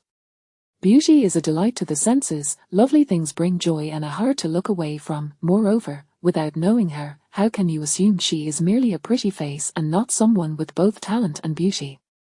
Xiao Yuan scoffed coldly, his expression visibly darkening. He knew her well enough. Her ostentatious attire was clearly designed to attract attention from other men. Ling Chenyu squinted suddenly. That scholar, he must be this year's newly minted Jinshi, right? What brings him here? Moreover, it appeared he was heading toward that Miss Shen. Did they know each other, or was it? If Xiao Yuan's expression had been merely dark before, it now turned sinister and forbidding. My mother has chosen him as a candidate. However, Ling Chenyu raised an eyebrow, observing the anxious Zhang Yiyang approaching Shennan. Could they possibly have some romantic involvement? If that were the case, these two were certainly not good people. He hoped they would not tarnish his residence. Silence. Xiao Yuan's voice was sharp, his piercing gaze fixated on the two at the pavilion. As martial artists, they could easily overhear their conversation. Seeing Shennan smile gently at that scholar sent a chill coursing through Xiao Yuan's body, she was fierce toward him yet demurely submissive to that man, her eyes practically sparkling. Xiao Yuan pressed his lips into a thin line, his fingers unconsciously tightening. How fortuitous, young Master Zhang is also here. Zhang Yiyang nervously tugged at his sleeves. No, I specifically came to find you. He stopped 2 steps away from Shennan, fearful of imposing upon her. Thank you for your guidance the other day. Regrettably, he had not understood her at that moment, and by the time he comprehended, it was already a bit late. Shennan smiled softly. It was but a small effort, young Master Zhang need not dwell on it. Zhang Yiyang gazed at her smile in a daze, mirroring her expression as he too cracked a smile. Though he had encountered daughters of officials before, none had been as gentle and warm as the woman before him, her eyes devoid of disdain, addressing him with utmost courtesy, each young Master Zhang striking his heart. Earlier, I overheard a few remarks and found some truth in what your friends said. Kindness must be exercised with discretion, particularly towards people and matters. What do you think, young master? Zhang Yiyang snapped back to reality, his face flushing with embarrassment as he lowered his head. You are right, miss, I shall handle that woman post-haste. Please do not worry. His tone was almost a vow, yet sensing the awkwardness of his words, he stammered, I did not mean it like that, what I meant was, I understand. You need not concern yourself. Shennan smiled lightly. Given the many eyes around today, you ought to return to the front courtyard if you have no further business. Oh, right. Zhang Yiyang took several steps back hastily. I have been inconsiderate. Please forgive me, miss. With that, he hurriedly departed, his steps hasty and disordered. How amusing that this young master turns red so easily when he speaks, Mo Xiang remarked with a laugh. Shennan also smiled, recognizing that among the sons of officials, such a straightforward and honorable young man was rare, albeit excessively kind-hearted. Yet, if he could discern right from wrong, that would be commendable, for love is ephemeral, and life is long, relying solely on one's conscience. With this thought in mind, her eyes shifted, and a notion flickered through her mind. Ling Chenyu's sharp gaze gradually softened, transforming into warmth. Mother's judgment is quite astute, his character is commendable, yet his demeanor may suggest he harbors particular feelings for that Miss Shen. But Xiao Yuan scoffed disdainfully. He is hardly worthy. Ling Chenyu's lips twitched as he glanced at Xiao Yuan. Had he not just suggested marrying his sister off to that scholar? Was this truly appropriate? Having known him for over a decade, he considered himself familiar with Xiao Yuan. You seem to hold a strong opinion of that scholar. Did he offend you? Not at all. If he had, he would not have lived to see this day. Xiao Yuan cast a cold glance at Shennan on the stone pedestal, then turned and walked away, his silhouette radiating icy disdain. Ling Chenyu raised his eyebrows, ultimately shaking his head in confusion as he followed suit. Chapter 16. The contest. Shannon suddenly felt a chill breeze sweep across her back, and frowning, she turned her head to glance behind her. How strange, why has it suddenly become a bit cold? Perhaps it is simply the wind by the lake. Why not return to the banquet hall? Yes, that sounds reasonable. Shannon stood up and retraced her steps. Upon returning to the banquet hall, she noticed that the young ladies had mostly returned as well. Duan Mingming's gaze swept over Shannon's feet, and a mocking smile curled at the corners of her lips. Miss Shan, have you come back to participate in the painting contest set by the princess? The young lady beside Duan Mengmeng smiled brightly and added, everyone in the capital knows that the third young lady of the Duan family possesses exceptional painting skills, rivaling even the fourth prince. This question is clearly meant to embarrass Shannon. Indeed, how did Miss Li come to know? Shannon replied with a charming smile. Miss Li's expression faltered, not expecting Shannon to dare to respond. After all, how could a village girl raised in the countryside be aware of the matters of the capital? Duan-san, it seems you have found a competitor this time at the chrysanthemum banquet. Though she said this, Miss Li's face bore a mocking expression, clearly looking down upon Shannon. Duan Mengmeng smiled sweetly, speaking in a soft tone, it's merely a small contest, what does it matter about rivals, we are all friends here. HMPH, Shannon shot her a cold glance. In her previous life, the quality she admired most about Duan Mengmeng was her pretentiousness and her talent for acting, something that left her envious, yet it was a skill she could never master in front of Xiao Yuan. Duan-san, could it be that you failed to discern Miss Li's words as flattery? You truly dare to respond, could it be that, before the contest has even begun, you are already confident in securing the top prize? Shannon mimicked her soft tone, yet her words caused Duan Mengmeng's expression to change abruptly.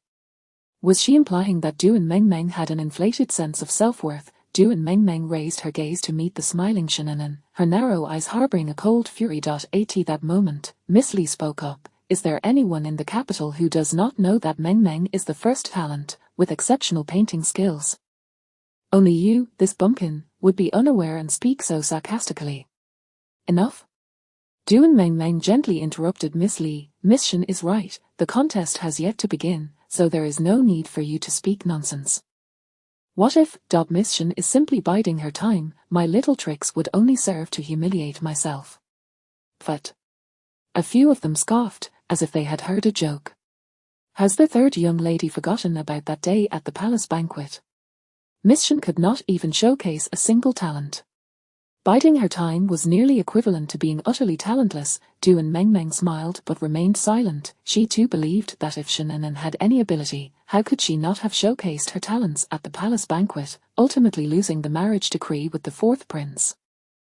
Thinking of this, Duan Mengmeng felt a pang in her heart. What was she, simply because she had a noble aunt, that she must compete with her childhood sweetheart's mentor? Shannon's gaze turned to the young lady who had just spoken. I naturally could not present anything, especially since you were there. How could I display my talents to someone unworthy? The young lady's face flushed with indignation, but Shannon had already walked away gracefully. Why waste words on a group of barking dogs? What were you discussing with those young ladies? Madame Shan asked, grasping her hand. Shannon curled her lips into a smile. Oh, nothing much, just some pleasantries, and mentioned the painting contest to come. Madame Shan nodded with a smile. I heard that the princess has set up a special prize this year, something that all the young ladies would covet, but what could it possibly be? Young ladies typically desire nothing more than silks and satins, cosmetics, and gold and jade ornaments. And men? That should be the case, but the prizes provided by the princess must be extraordinary, perhaps something brought from the palace. However, whether the items are expensive or not is secondary. What the young ladies truly desire is fame. Today's chrysanthemum banquet had attracted many young aristocrats. If one could gain a good reputation, it would greatly benefit their future marriage prospects. For women, reputation and talent were of utmost importance. Will Shannon try her hand? Madame Shan inquired. Of course, I must give it a go. Even if I cannot secure a prize, I cannot be labelled as a talentless person, can I? That would be embarrassing for you, mother. Madame Shen playfully tapped her forehead, laughing. Oh, you child. It suited her intentions perfectly. She was also considering using this opportunity to find her a suitable husband. As they spoke, everyone suddenly turned their gaze toward the entrance, and Shannon followed their line of sight to see a gentle and graceful young lady gliding in. This is the youngest daughter of the princess, Princess Huisheng. Shannon's gaze remained fixed upon her, not wavering. She was well aware that Huisheng was a pitiful girl entangled in the whirlpool of power, the only person who had been kind to her aside from her family. Unfortunately, she lacked the ability to protect her friend. Mother.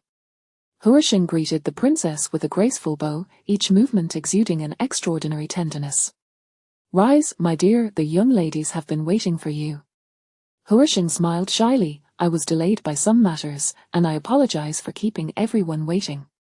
Immediately, someone chimed in that it was no trouble at all, and a chorus of praises surrounded Huisheng, extolling her beauty as if she were not of this world.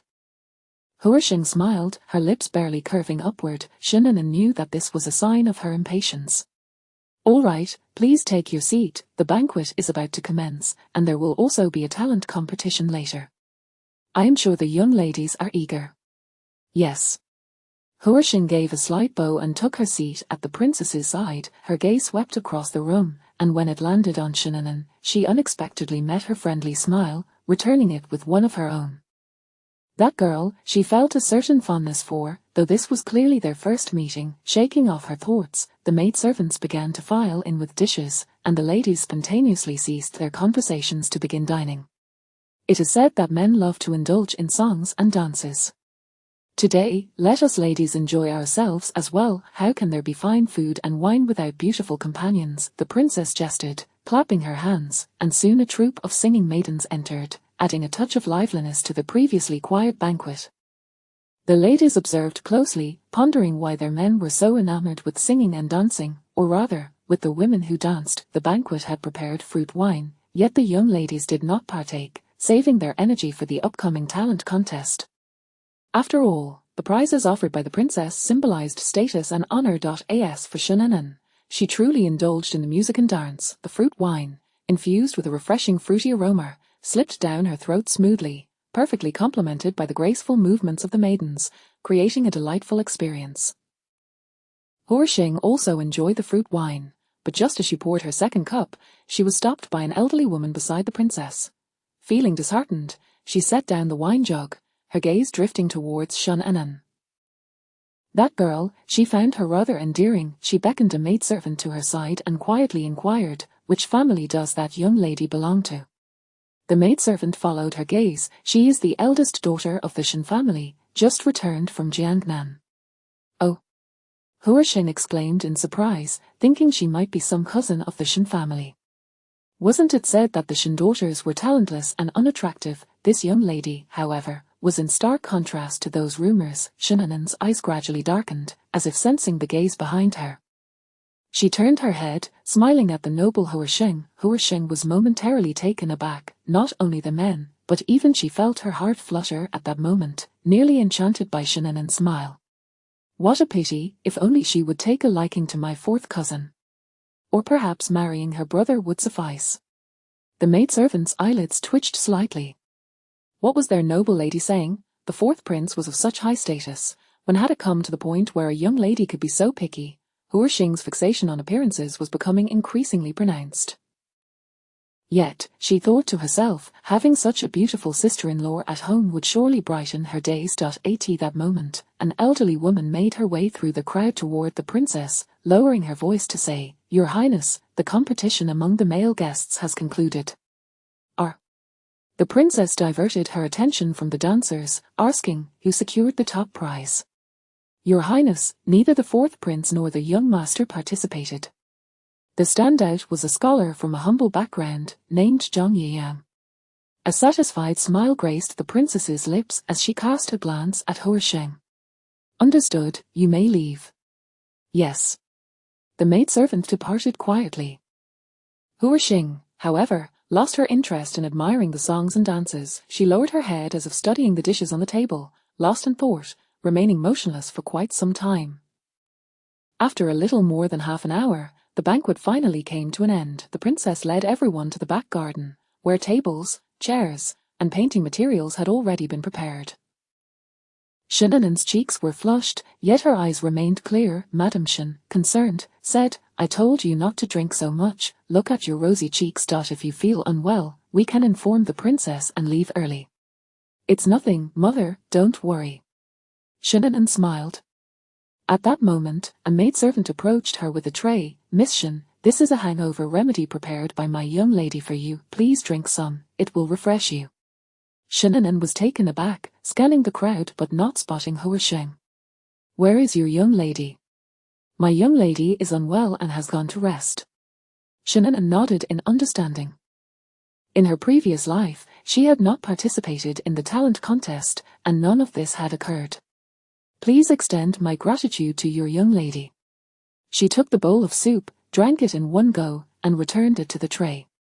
The maidservant curtsied before leaving. Madame Shun, curious, asked, "Anan, do you have any connection with the young lady? Why is she so kind to you?" Shunanen smiled as she came back to her senses. Perhaps we simply hit it off at first sight. She might like me." In her previous life, Hua Xing had indeed been quite fond of her, but it was not this instant attraction. It blossomed after she married Xiao Yuan. Everyone, including her family, disapproved of the match, and in time, even she began to doubt and regret, questioning whether she had made the wrong choice and if she should have been more open-minded. Only Hua Sheng had said she envied Shinanen's determination and courage to disregard everything for the one she loved, though she herself bore too much and lacked the bravery and resolve. One could only wonder if Hua Sheng had found peace with her tragic outcome. Time proved that people often believed the paths they had not taken were adorned with flowers and riches, leading them to regret their choices. Only by walking those paths could one truly understand the thorns along the way. The first round features the daughters of the Chen and Li families. Lost in thought, the painting contest had already begun. A spacious area in the garden had been set up with numerous tables and chairs for the young ladies to showcase their skills. The mothers watched intently, their faces filled with anticipation. Do not feel burdened. Winning or losing is of no importance, just show everyone that you are not completely talentless, Madame Shen reassured Shinanen. After the palace banquet, several malicious rumors had circulated, and Madame Shen had heard of them beforehand. Rest assured, mother. Duan Mingming's painting skills were at best average. She truly did not take her seriously. One by one, the young ladies took the stage, with the critiques provided by the princess and a lady from the Hanlin Academy. Initially, some of the young ladies were able to leave a mark, but once Duan Mengmeng took the stage and presented a stunning autumn chrysanthemum painting, she captured the princess's favor, standing out until the very end. It seems the top prize will once again belong to the third young lady of the Duan family, the princess said with a smile. There are still others who have yet to take the stage. Mengmeng cannot assume first place just yet. Millimeter? The princess looked at her, her gaze gentle. For some reason, Duan Mengmeng felt that the princess was treating her particularly well today. Which other young ladies are left? There is still. Before Duan Mengmeng could finish, Shunanan stood up. Your Highness, there is also a humble daughter of a minister. The princess's brow seemed to twitch slightly before she smiled. Miss Shun wishes to give it a try as well? I did not originally intend to, but now that the princess has put forth a prize, Anan wishes to take a chance. The princess nodded. Very well, let us begin. Immediately, a maidservant laid down paper and prepared the ink. Shun Anan strolled over, appearing to ponder for a moment before picking up the brush to begin her painting. The table was positioned a distance away from the mothers, so they could not see what Shun Anan was painting. They only observed that her brushwork seemed rather casual. Madame Shun's heart began to race, for her daughter's technique was alarmingly familiar, reminiscent of her late mother's style. Clearly, the princess noticed this as well. Her previously indifferent expression gradually turned serious. She cast a sidelong glance at Duan Mengmeng, her brows knitting slightly, as if she were torn. Should she remain fair and just, or should she fulfill her fourth nephew's wishes and award the prize to the third young lady of the Duan family? Though he had not explicitly stated it, the fact that he personally brought the prize must mean it was intended for Duan Mengmeng. Caught in this internal struggle, the maidservant presented Shinanen's completed ink painting. The princess stared at the artwork for a long moment, dismissing all chaotic thoughts. No matter how charming her fourth nephew was, she had to be fair. It may sound exaggerated to say it was lifelike, but it truly was. Particularly the butterfly resting on the chrysanthemum, which was the finishing touch. Although both were chrysanthemum paintings, Duan Mengmeng's work paled in comparison, merely the tip of the iceberg against Shinanen's. This is the style of Shin, old madam, the official wife sighed. Truly, the student surpasses the master. She is indeed the granddaughter of that remarkable woman. Indeed, quite so. The princess nodded in agreement, instructing the maidservant to hold it up for the other ladies to admire. The ladies erupted in continuous praise, while the young ladies stood in disbelief, their expressions darkening. The most vibrant among them was undoubtedly Duan Mengmeng. She stared at the painting for an extended period, unable to tear her gaze away even as the maidservant left. She had always thought the title of a talented young lady belonging to Shun, old madam, was merely an exaggeration from her mother's generation. But if she possessed such talent, why had she not showcased it that day at the palace banquet? Duan Mengmeng's eyes fixed on Shinnanen, her gaze filled with rising resentment. The princess glanced at Duan Mengmeng, lightly furrowing her brow before withdrawing her gaze indifferently. It seemed that even her nephew could be short-sighted at times. She would explain things to him later. The princess declared Shinnanen the winner, and the noble ladies immediately surrounded Madame Shin. As she listened to the praises from the other ladies, Madame Shin was all smiles, pulling Shinnanen to humbly respond. In an instant, there were many inquiries about Shinnanen's marital prospects. After all, she was both talented and beautiful, with a good family background. What family would not be tempted? Chapter 17, The Prize. The Princess of Chang returned to the banquet hall accompanied by a throng of attendants. Madame Shin was surrounded by the ladies of various households, while Shinnanen found herself overlooked and left to the side. Congratulations, a gentle voice chimed in. Shinnanen turned to see the amiable smile of Miss Duan. She returned the gesture with a smile of her own and replied, "Thank you." Miss Duan nodded and walked past her. Shinnanen chose to ignore the furious glare of Duan Mengmeng and continued onward. "I underestimated Miss Shin." Duan Mengmeng hastily took a couple of steps to walk alongside her. Shinnanen smirked. "I merely wish to teach Miss Duan-san not to hold herself in such high regard." Duan Mengmeng's expression darkened, and she scoffed. "Does Miss Shin think that winning a mere painting competition qualifies her as a talented woman?" Shinnanen abruptly halted and turned back. "Look at you, once again overestimating yourself. The mere title of talented woman is hardly something to be coveted by all, only you would take pride in it, as if it were worth anything at all." With that, she sauntered away, leaving Duan Mengmeng seething in place, nearly driven to madness. Her delicate features twisted with rage, fingers digging deep into her palms. Miss Duan-san, a sycophantic girl, cautiously nudged her. "Let us go, the princess is about to present the prize. We should go and see," Duan Mengmeng said, her face taut. The girl let out a sigh of relief and quickly acquiesced. Despite her sharp tongue, she could not afford to lose face in public by acting as that woman desired. Upon arriving at the banquet hall, the conversation continued to revolve around the recent painting competition, particularly since Duan Mengmeng had always claimed the top spot in previous years, making this year's unexpected turn of events all the more intriguing. "Third sister, come sit here," Miss Duan beckoned to Miss Duan-san. HMPH. Miss Duan-san cast a cold glance at her before deliberately looking away, pretending not to see. She certainly had heard the congratulations directed at Shinnanen earlier. Watching her take a seat beside another girl, Miss Duan's gaze fell, a hint of melancholy crossing her features, revealing her helplessness.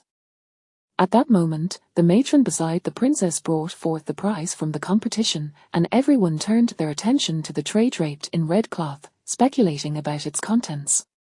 "Miss Shin, come," the princess waved her hand. Shinnanen rose, performing a graceful bow before stepping forward. All eyes were upon her, especially Duan Mengmeng, whose rage and jealousy threatened to burst forth as she fixed her gaze upon the tray. Shinnanen glanced at her and smiled as she lifted the red cloth. A collective gasp arose from the crowd. Shinnanen looked down at the painting resting on the tray, her expression of mockery freezing as a wave of foreboding washed over her. The princess spoke softly. "If one were to speak of exceptional talent in the art of painting in our great Liang, it would be my fourth nephew. The young ladies of various families are all eager to seek his brushwork, so I specifically requested a piece from him to serve as today's prize. Miss Shun, you have struck gold. Ford's paintings are worth their weight in gold. Shannon attempted to maintain a dignified smile, but her lips twitched without forming a smile. Heat rushed to her face, as if she had just been slapped resoundingly. Amidst the envious sighs of the surrounding ladies, she numbly picked up the painting and knelt, saying, "Thank you, Your Highness." The princess, still reveling in her own sense of fairness and justice, noticed Shannon's wooden expression. It seemed that this Miss Shun was not particularly pleased. Returning to her seat, Shannon's face was stiff. Her earlier delight had swiftly transformed into a stinging humiliation. She suddenly felt even more foolish than Duan Mengmeng. Clutching the painting felt like grasping a hedgehog, sending shivers through her entire being. "Anan," Madame Shun called softly. Shannon looked up with an expression devoid of emotion. "Mother, is something the matter?" Madame Shun lowered her voice. "Many ladies inquired about your marital prospects earlier. I wanted to ask, do you happen to have someone in mind?" She had not forgotten her husband's instructions. Shannon hesitated before shaking her head. "No, I have been in Jiangnan all this time. How could I have someone I fancy?" It was precisely because she had been in Jiangnan that she felt anxious. Madame Shun gazed at her earnestly. "Truly none. If not, I may just let the other ladies know, and arrange some meetings for you." No," Shannon replied somewhat dismissively. Madame Shun sighed in relief and resumed mingling with the other ladies. After a little more than half an hour, the banquet finally came to an end, and the ladies began to leave with their daughters in tow. Mo Xiang glanced at the painting nearly crumpled in Shannon's grasp and tentatively suggested, "Miss, perhaps I should hold onto that for you." "No need," Shannon replied. Madame Shun had been kept behind for a private conversation, indicating that something important was being discussed regarding her marriage. The two of them walked in silence along the cobblestone path. Shannon's brow was furrowed, and the corners of her lips, which usually curved upwards, now pointed downwards, revealing her displeasure. "Hey, Miss Shun," an exuberant voice called from another path. Shannon's lips twitched, and she quickened her pace. "Hey, don't walk away. We've shared gruel together, that counts as friendship, right?" Li Huayan called out, hastily catching up. Shannon maintained a composed facade and turned to face Li Huayan, and predictably, Xiao Yuan was also present. His usually stern countenance bore an unprecedented hint of a smile today, as he strolled leisurely, seemingly in excellent spirits. When their eyes met for a brief moment, Shannon quickly looked away, firmly convinced that this man was mocking her. Holding the painting, she felt a surge of frustration rising within her. Why was she so unfortunate as to run into him? Li Huayan rushed forward. "I heard that you claimed the top prize in the painting competition today." Shun Anan remained expressionless. Truly, it was as if he had a knack for bringing up the most irritating topics. "Do you need something?" "Not really. I just feel inexplicably happy to see you." He wanted to chat with her. "Is that Miss Chen waiting for you over there?" Xiao Yuan chimed in, tapping Li Huayan on the shoulder. Li Huayan lifted his gaze to look, frowning. "Where?" "She just walked by. If you hurry, you can still catch up." "I'm not going," Li Huayan laughed. "She can't possibly be as interesting as Miss Shun." Ouch. Just as he finished speaking, he suddenly doubled over, clutching his waist. "Perhaps that girl has secretly cursed you," Xiao Yuan remarked with a smirk. "You should go check it out." Li Huayan turned around and shot Xiao Yuan a fierce glare, but he quickly cowered under the latter's intimidating gaze. "All right, I'll go. Miss Shun, let us chat another day." Li Huayan waved at Shannon before reluctantly leaving. Xiao Yuan's previously gloomy expression lightened slightly as he cast a glance at the painting in her hand, a faint smile gracing his lips. "Miss Shun, congratulations." "Thank you," Shannon replied, her face still impassive. "Indeed, congratulations." Xiao Yuan's smile revealed a charm that Shannon had never seen in either of her lifetimes. In the next instant, he suddenly leaned closer, his warm breath nearly brushing against her, drawing dangerously near. "I heard that Miss Shun had quite the altercation with Miss Duan-san over the prize. It appears you are very fond of my painting." Shun Anan abruptly raised her gaze to meet his. Was this intentional? Millimeter? Xiao Yuan raised an eyebrow. I do not quite grasp Miss Shun's meaning, but I understand your intentions of wanting to play hard to get.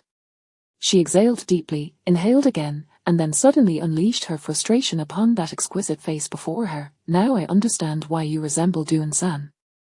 Both of you are so self-important.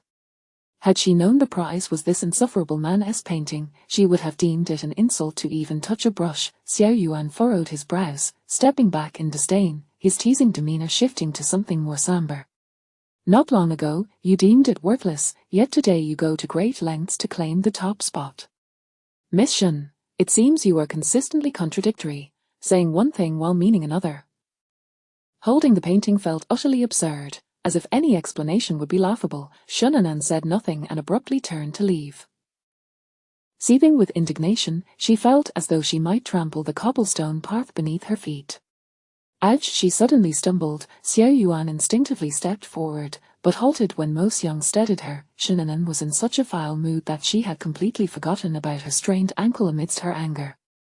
Duan Meng Meng and that dog of a man, Xiao Yuan. Encountering them was a guaranteed recipe for misfortune. Xiao Yuan watched her limping figure as she departed, the corners of his lips curling up in amusement as he chuckled softly.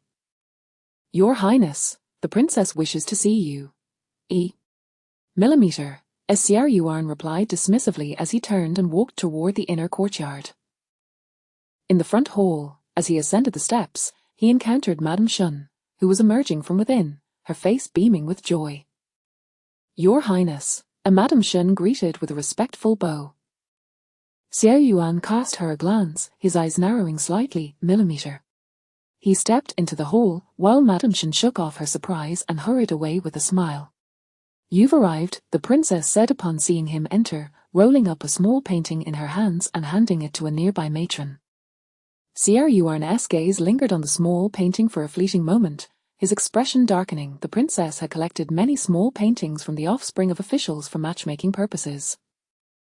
Feigning nonchalance, he remarked, I noticed Madame Shun looked quite pleased earlier. Is it that you have taken on the role of matchmaker again?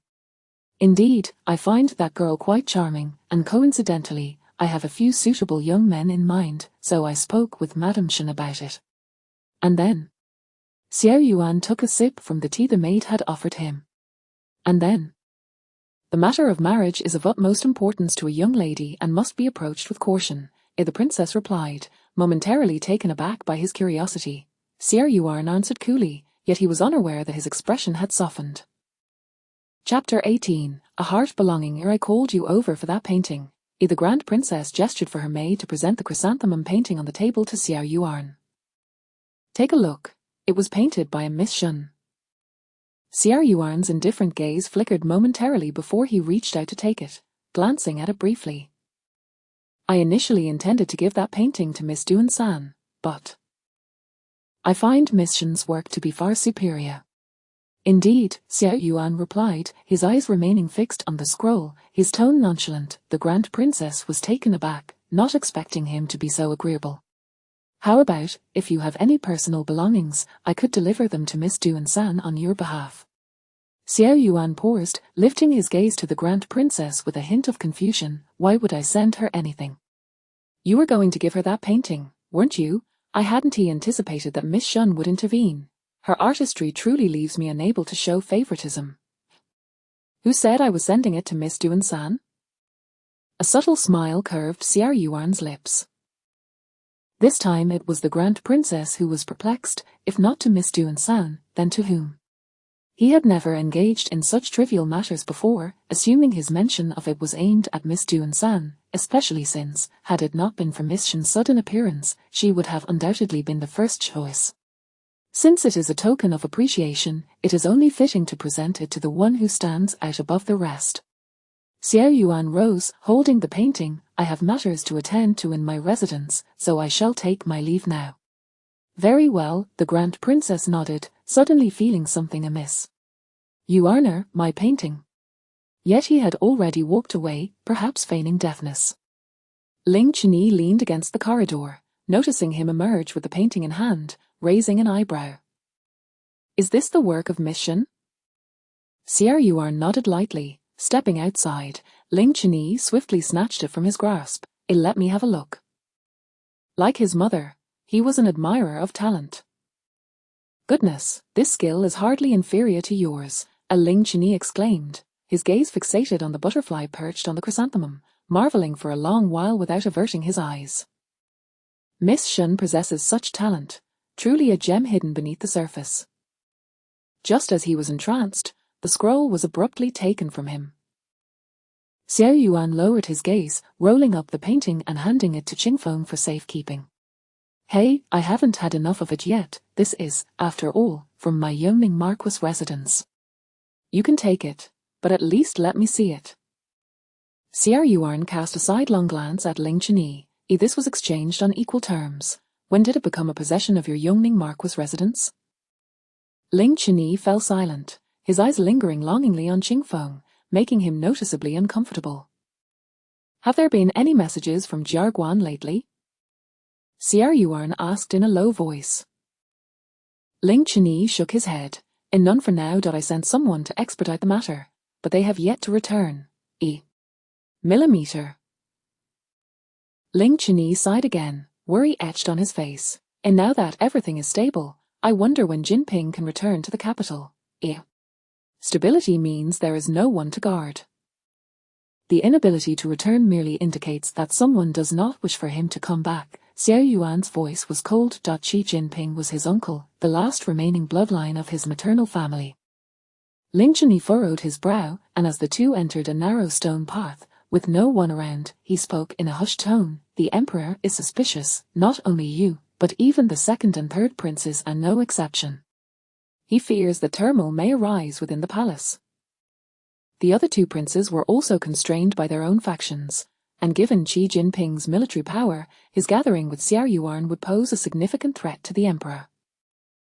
Xiao Yuan scoffed softly, falling silent thereafter. It is often said that the royal family lives in luxury. Many dream of being born into royalty, yet who knows the desolation that lies within? A ruler unrecognized, subjects unacknowledged, fathers estranged from sons. After escorting Xiao Yuan to the carriage, Ling Qianni returned to the Grand Princess's courtyard, still pondering over the painting. Xiao Yuan was rather stingy, unwilling to let him glimpse it again. Young master, a maid curtsied as she opened the beaded curtain in the corridor.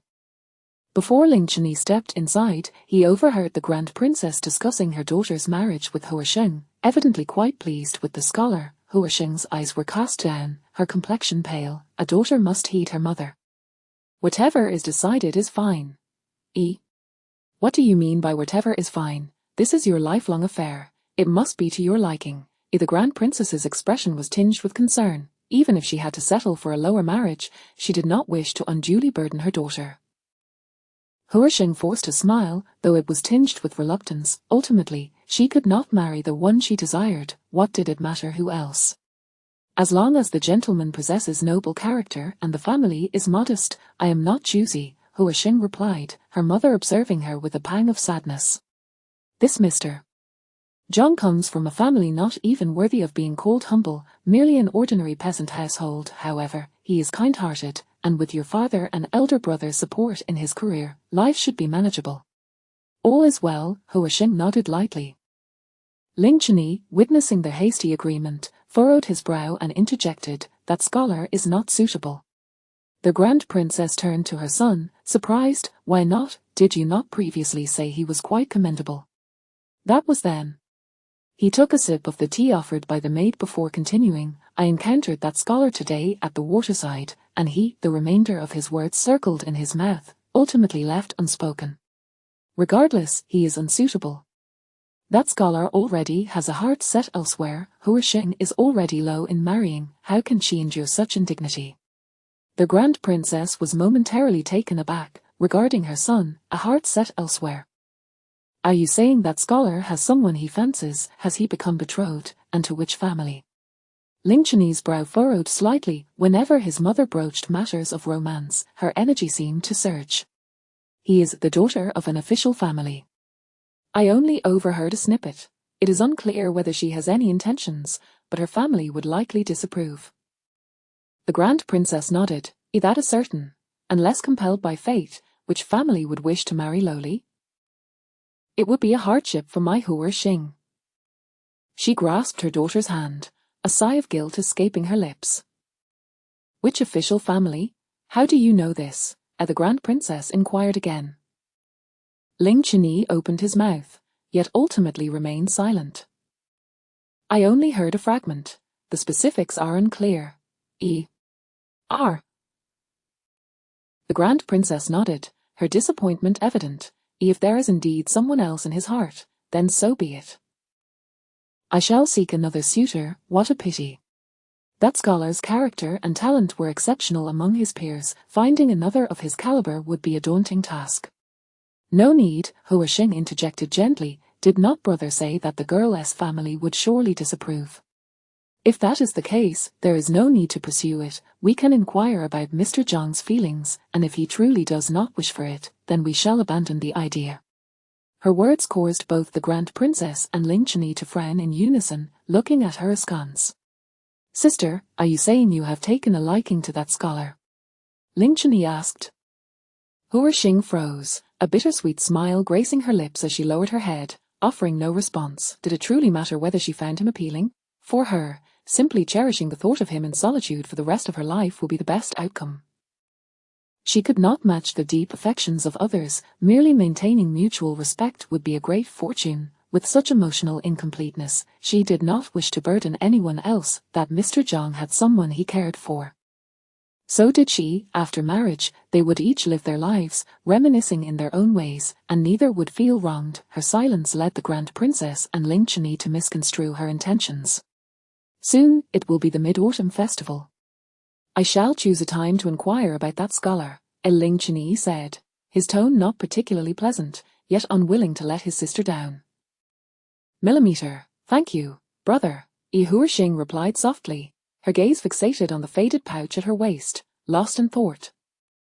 Shannon stormed out of the Grand Princess's residence, her temper flaring as she threw the painting onto the carriage upon entering. The image of Xiao Yuan's teasing face lingered in her mind, leaving her cheeks burning with embarrassment.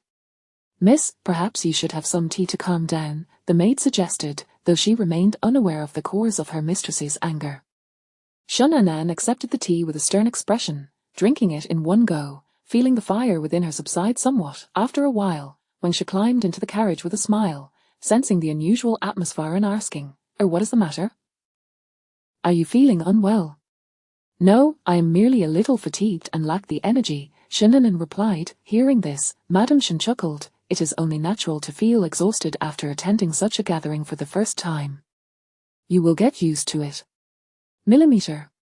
Shannon nodded faintly, as Uncle Zhang had already driven the carriage back home. Do you know why the Grand Princess kept me?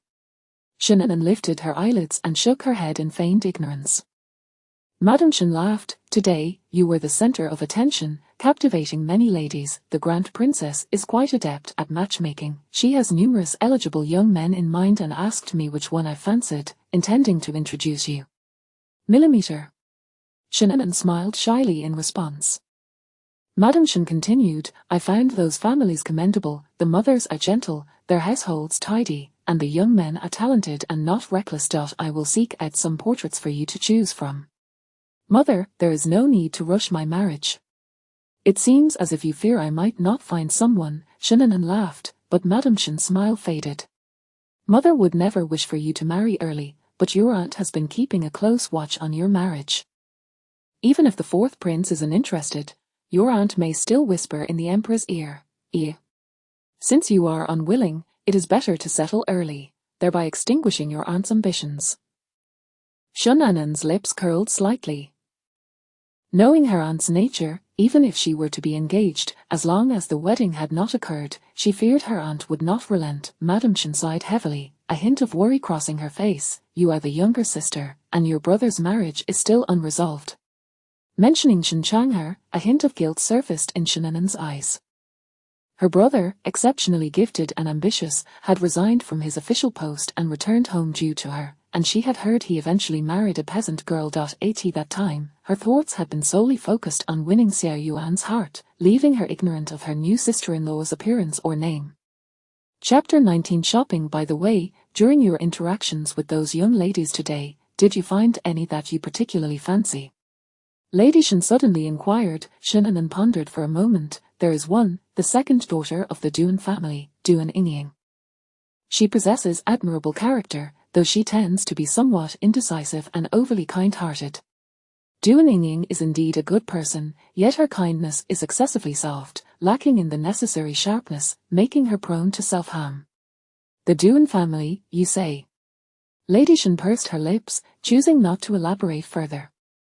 Before long, the carriage arrived at the gates of the Shan residence. Shin assisted Lady Shan down from the carriage and into the courtyard. Mother, Anan, a cheerful voice rang out from the corridor. The mother and daughter turned to see Shin Chang'er approaching, both frowning in concern. Elder brother, your wounds have not fully healed yet, why are you up? Shin Chang'er chuckled, a grown man like me, what are a few minor injuries? They have already healed. The Imperial Guards are quite busy, and I cannot simply lie around at home. Lady Shun had grown accustomed to this, as Shin Chang'er was a military man, and injuries were to be expected. He held a paper bag in his hand, casting a glance at Lady Shin, then at Shin appearing somewhat conflicted. Lady Shin shot him a sidelong glance and asked, what is it that you are holding? Fruits from Wang's shop. Since my sister just returned, I thought to buy some for her to try. Shin Chang'er felt a bit embarrassed, having forgotten to bring something for his mother as well, and should have purchased 2 portions. Lady Shin gave him a disapproving look. Now that Anan is back, you have completely forgotten about your mother. Not at all, I simply forgot, Shin Chang'er stammered, clearly embarrassed. I promise to bring something for mother tomorrow. Lady Shin's lips curled slightly. Very well, you 2 siblings may converse. I am feeling a bit weary and shall return to my quarters to rest. Understood. The 2 bowed in unison. Once Lady Shin had distanced herself, Shin Chang'er handed the paper bag to Shin. My colleague's younger sister enjoys these. Do give them a taste. If you like them, I shall bring them for you every day. Thank you, elder brother.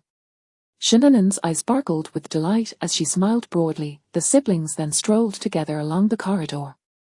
Shin Chang'er remarked, in a few days, it will be the Mid-Autumn Festival. There will be fireworks and lanterns in the capital, creating quite the lively atmosphere. I shall take you out then. That sounds wonderful, Shin replied with a smile. The 2 parted ways at the fork in the path, each returning to their respective quarters. In Haitang Garden, Shin sat before a bronze mirror as Mo Xiang gently helped her remove her hairpin and makeup. After wearing her hairpiece all day, her neck felt somewhat sore. Mo Xiang helped her change out of her dress into more comfortable attire and assisted her in sitting on the soft couch to give her a light massage. With the Mid-Autumn Festival approaching, she usually accompanied her grandmother during this time. She couldn't help but wonder how her grandmother would celebrate this year and if she missed her. Surely she did, but that stubborn old lady would never admit it. The dresses sent by the lady are made of the finest brocade, and that watercolor one is particularly beautiful. It will be perfect to wear during the Mid-Autumn banquet, Mo Ran commented while tidying up the wardrobe. Shin suddenly remembered the Mid-Autumn banquet. She needed to prepare gifts for everyone, lacking any particularly unique ideas. She thought it might be more time-efficient to simply use the silver that Xiao Yuan had sent her, which still lay untouched in the chest. However, she felt she needed to put more thought into the gifts for her grandmother. The days of distributing porridge were drawing to a close, and the rice and flour were just sufficient. However, the Duan and Shen families had extended the duration, and Steward Shen came to ask Shin for her opinion. She instructed him to inform them to return to their residence. At this point, even if they pooled resources, they couldn't gather enough rice and flour for 2 more days, so why pretend to be more affluent than they actually were? If the Duan and Chen families sought a good reputation and wished to give, that was their prerogative, and it had nothing to do with her. With the distribution of porridge concluded, Shin found her days became more leisurely, though Shin Chang'er would come to Haitang Garden every day after his duties to spend some time with her, bringing her various treats. Shin took great pleasure in this, always showering him with compliments. Elder brother, in just a few days it will be the Mid-Autumn Festival. I would like to choose a gift for grandmother. Would you accompany me? Shin Chang'er pondered for a moment. How about the day after tomorrow? I have a day off. All right. After bidding farewell to Shin Chang'er, Shin wrote a letter to her grandmother. If possible, she would very much like to bring her grandmother to stay by her side. Unfortunately, for her grandmother, the capital was a place of sorrow, and she was unwilling to return. Suddenly, Shun Anan thought, perhaps if she married into Jiangnan, she could accompany her grandmother more often. After all, her parents had Shun Changhe to look after them, whereas her grandmother had only her. With 7 days remaining until the Mid-Autumn Festival, the entire household began bustling with preparations. Even the crabapple tree in Shenanen's courtyard was adorned with red lanterns, creating a vivid display of red. After a few leisurely days indoors, trouble soon came knocking at her door. "Miss," the matron beside Lady Shen said with a worried expression, "Gugu Yu, who serves the noble consort, has arrived again, saying that the noble consort wishes to summon you into the palace for a chat." Upon hearing the name of noble consort Shen, Anan felt a headache coming on. She was quite impressed by the woman's tenacity. "Where is she?" "In the ladies' courtyard," the matron replied in a hushed tone. "The lady said that if you do not wish to go, you may feign illness to refuse. The noble consort will have the lady speak on your behalf." "There's no need for that." Shen closed her book and rose. "Since she has come, I might as well go and see. Mo Xiang, help me change and prepare." Mo Xiang hurried forward to assist her in changing her clothes and arranging her hair, while the old matron retreated to wait outside. 15 minutes later, Shennan emerged, properly dressed, and made her way to Lady Shen's courtyard. Along the way, the matron reminded her, the lady said, "Since the noble consort suddenly summoned you into the palace, she may have heard about the chrysanthemum banquet at the Yongning Marquis's residence. It is likely related to your marriage. If she inquires, simply say that you cannot make the decision and let her seek out your parents instead." Shennan nodded lightly. As she thought about that woman confined within the depths of the palace, she found it remarkable how quickly news travelled. Just a few days had passed, and already she knew her mother was arranging a marriage for her. Lost in thought, she soon arrived at Lady Shen's courtyard, where a maid curtsied and lifted the beaded curtain for her to enter. Inside, Lady Shen was engaged in conversation with Gugu Yu. She sat in a position of honor, exuding an air befitting a noble matron, for after all, she was the daughter of a high-ranking official, and had the demeanor of someone who had emerged from the palace. "Anan has arrived," a Lady Shen said, smiling and waving her hand in greeting. "Mother," Shen Anan curtsied respectfully before taking a seat beside Lady Shen. Gugu Yu appeared somewhat displeased. After all, even Lady Shen treated her with a modicum of respect, yet Shennan had not even acknowledged her presence. However, from their previous encounters, Gugu Yu recognized that Shennan was not someone to be trifled with, thus she refrained from being too presumptuous. "Dear cousin," Gugu Yu addressed her. Only then did Shennan turn her gaze to Gugu Yu, nodding politely with a smile. "Lady Yu seems quite leisurely of late, frequently visiting the Shen residence. Is the emperor aware of this? After all, as a consort, maintaining a distance from one's natal family is prudent to avoid inciting the emperor's displeasure." Gugu Yu's expression stiffened at the remark. After a pause, she forced a smile. The emperor dotes on the noble consort and would not blame her.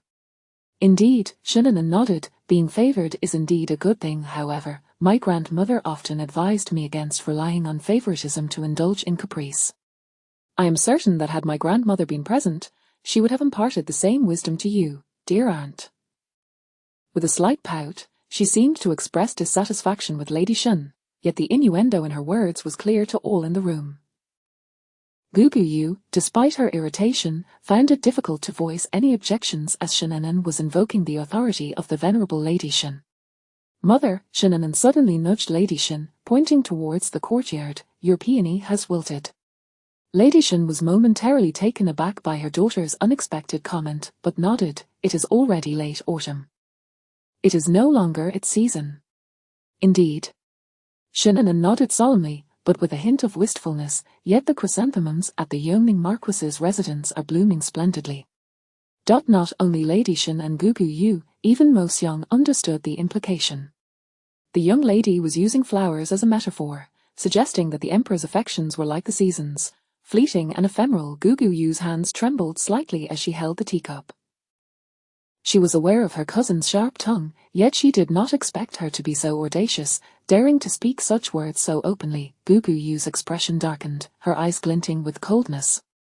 However, before she could speak, Lady Shun cast a warning glance at her daughter, admonishing, in front of Gugu Yu, "Mind your manners, this is all due to your grandmother's indulgence. You have grown increasingly unruly." Shunanan stuck out her tongue playfully, "I merely spoke my mind." "Where did you think I was going with that?" Lady Shun sighed in exasperation, casting her daughter a reproachful look. She turned to Gugu Yu. "This child has been spoiled by the old lady and does not understand the intricacies of court etiquette. In households where there were imperial consorts or high-ranking officials, it was considered taboo to speak such ill-omened words." This was an unwritten rule. Gugu Yu forced a smile, well aware that her cousin was not ignorant, but rather intentionally provoking her. Yet, upon meeting Shunanan's innocent smile, she found it difficult to criticize her. "Madam, you are being too harsh. The young lady is merely candid and straightforward. Her simplicity is a virtue." Lady Shun chuckled lightly. "Did Gugu Yu not mention that the noble consort wishes to summon Anan to the palace for a few days?"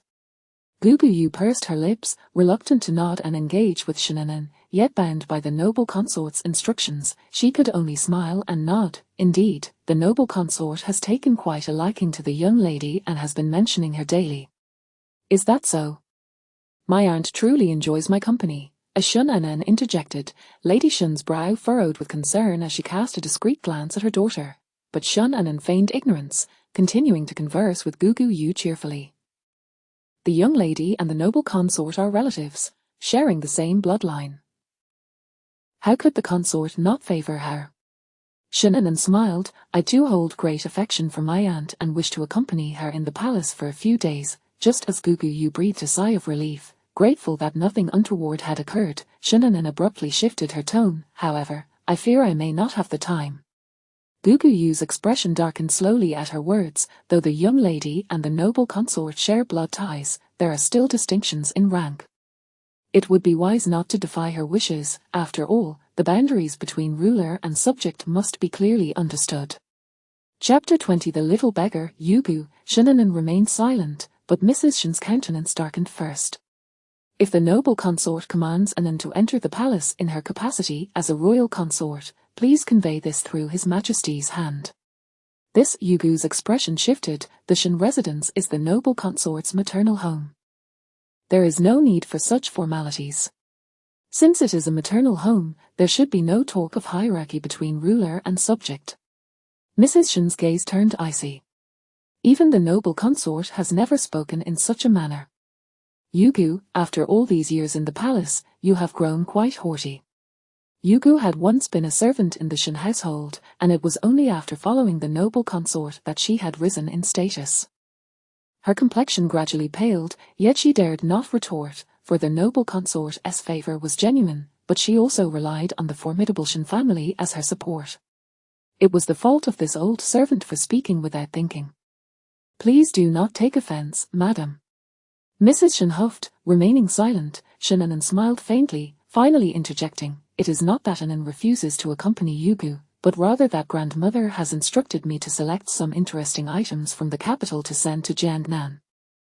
The Mid-Autumn Festival is just a few days away. How could I possibly delay? I truly have no time to enter the palace to accompany my aunt." While there is a distinction in status, filial piety reigns supreme. Even the emperor must pay his respects to the Empress Dowager daily, let alone the noble consort. Hearing Shunanan invoke the old matriarch, Yugu's lips twitched, yet she ultimately refrained from voicing her thoughts. "Your cousin speaks wisely. The old matriarch must take precedence. You may attend to your matters, and I shall return another day. Ear." "Very well. I appreciate Yugu making this trip. It is of no consequence, truly." With an air of arrogance upon her arrival, Yugu departed in defeat, her countenance stiff as she bid farewell to the mother and daughter, and this time Mrs. Shun did not see her off. It was indeed her earlier politeness that had granted Yugu the audacity to lecture her daughter. "Mother," Shunanan grasped Mrs. Shun's hand and took a seat. "Did you not act a tad too harshly just now? If you offend aunt, will she not cause you trouble when we enter the palace in the future?" She naturally would not voice concerns regarding her father and brother, as they were bound by blood, but her mother was a different matter. Mrs. Shin chuckled disdainfully. Fear not, she will not, your aunt, despite being a noble consort, may appear to bask in glory, yet the court is fraught with treachery. Were it not for your father's high rank and influence supporting her, how could she possibly attain the title of noble consort? She is not a fool. She is well aware and would not jeopardize her own foundation. Shannon nodded. Indeed, the palace is akin to a cage, where mere survival hinges on schemes and calculations. I wonder why she insisted on marrying into it in the first place. Mrs. Shin shook her head, hesitant to pass judgment on her sister-in-law. Having been married for so many years, she has yet to bear a child. Now, in her quest to secure her position and enjoy her twilight years, she will surely not relinquish your marriage easily, Annan. Perhaps it would be wise for me to arrange it sooner, thereby preventing her from lingering on the matter.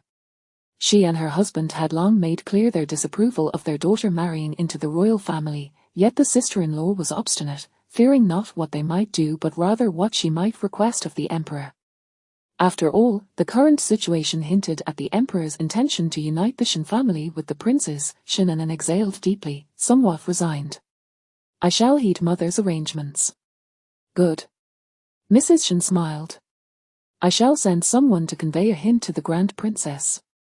Shinnon offered a courteous bow before leaving Mrs.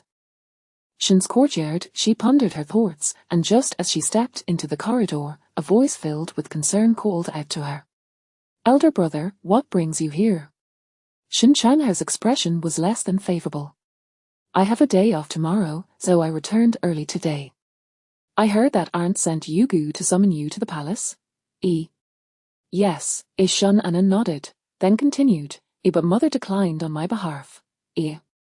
That was the right decision. Shin Changhe breathed a sigh of relief.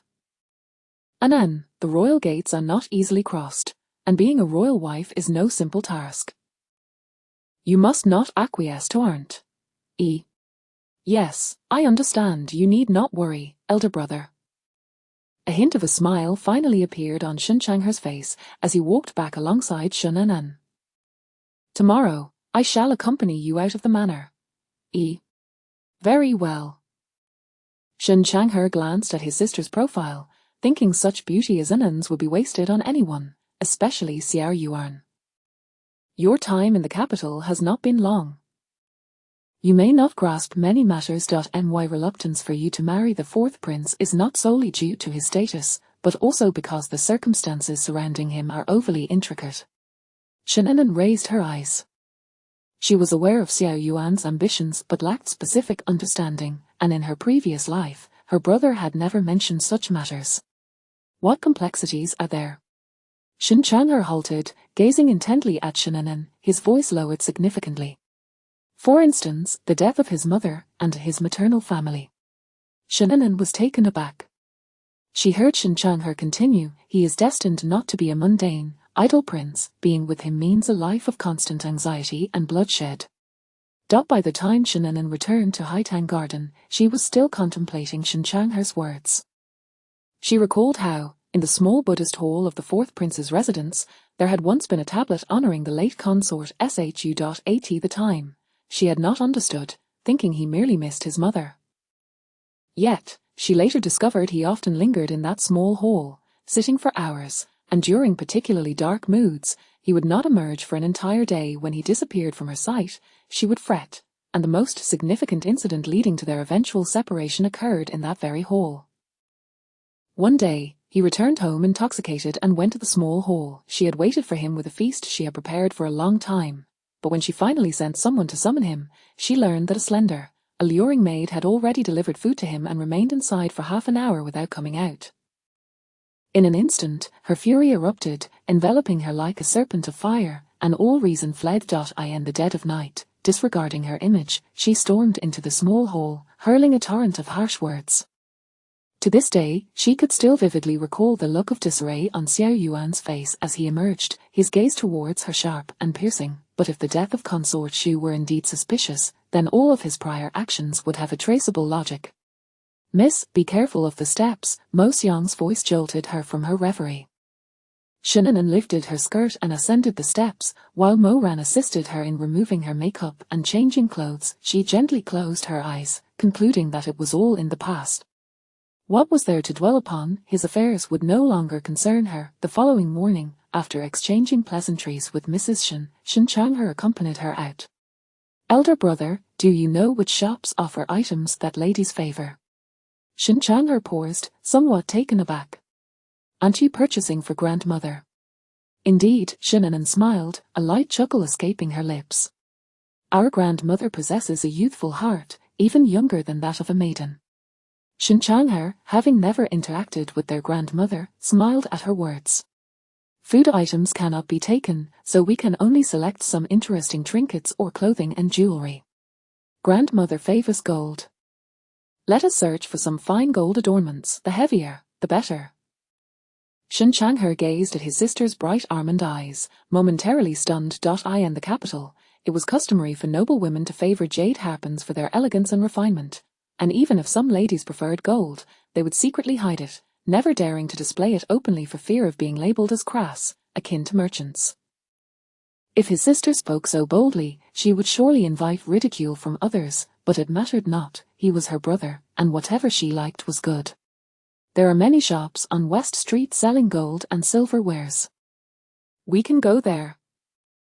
He then lifted the carriage curtain and instructed Uncle John. 15 minutes later, the carriage halted in front of a jewelry shop. Shin Chang'e encountered an acquaintance and did not enter, choosing instead to converse outside. As Shinnon entered the shop, the attendant immediately approached her. "I would like some gold adornments, the heavier, the better." The attendant was taken aback. This shop, among the finest in the capital, typically catered to wealthy clientele, yet such a demand was unprecedented. Seeing the attendant's surprise, Shinnon furrowed her brow. "Bring them out, money is not an issue." "Oh, very well." The attendant quickly led her inside to wait. "Miss, you arrived just in time. We have just received a set of gold adornments, crafted from pure gold and inlaid with exquisite pearls, breathtakingly beautiful." Before long, the attendant carefully presented a box on the counter and opened it. Shinnon tilted her head. To call it beautiful seemed an exaggeration, to deem it ugly would be an injustice. In essence, it dazzled the eyes with its array of brilliance. If it were to be worn upon her head, she could not help but envision her grandmother adorned with a massive gold ingot bobbing before her eyes, and she couldn't suppress a smirk. The attendant awkwardly scratched his head. "This is the heaviest we have. If the young lady finds it unsatisfactory, we have others." Shinnon remained silent, lifting it to gauge its weight. Indeed, it was quite substantial. "No need. This one will suffice, please wrap it up." The attendant blinked in surprise. Was it truly sold? Fearing Shinnon might change her mind, he hurriedly agreed to repackage the adornment. Mo Seong paid the silver and accepted the intricately wrapped box. "Miss, is this adornment not a bit too extravagant?" "It is not excessive.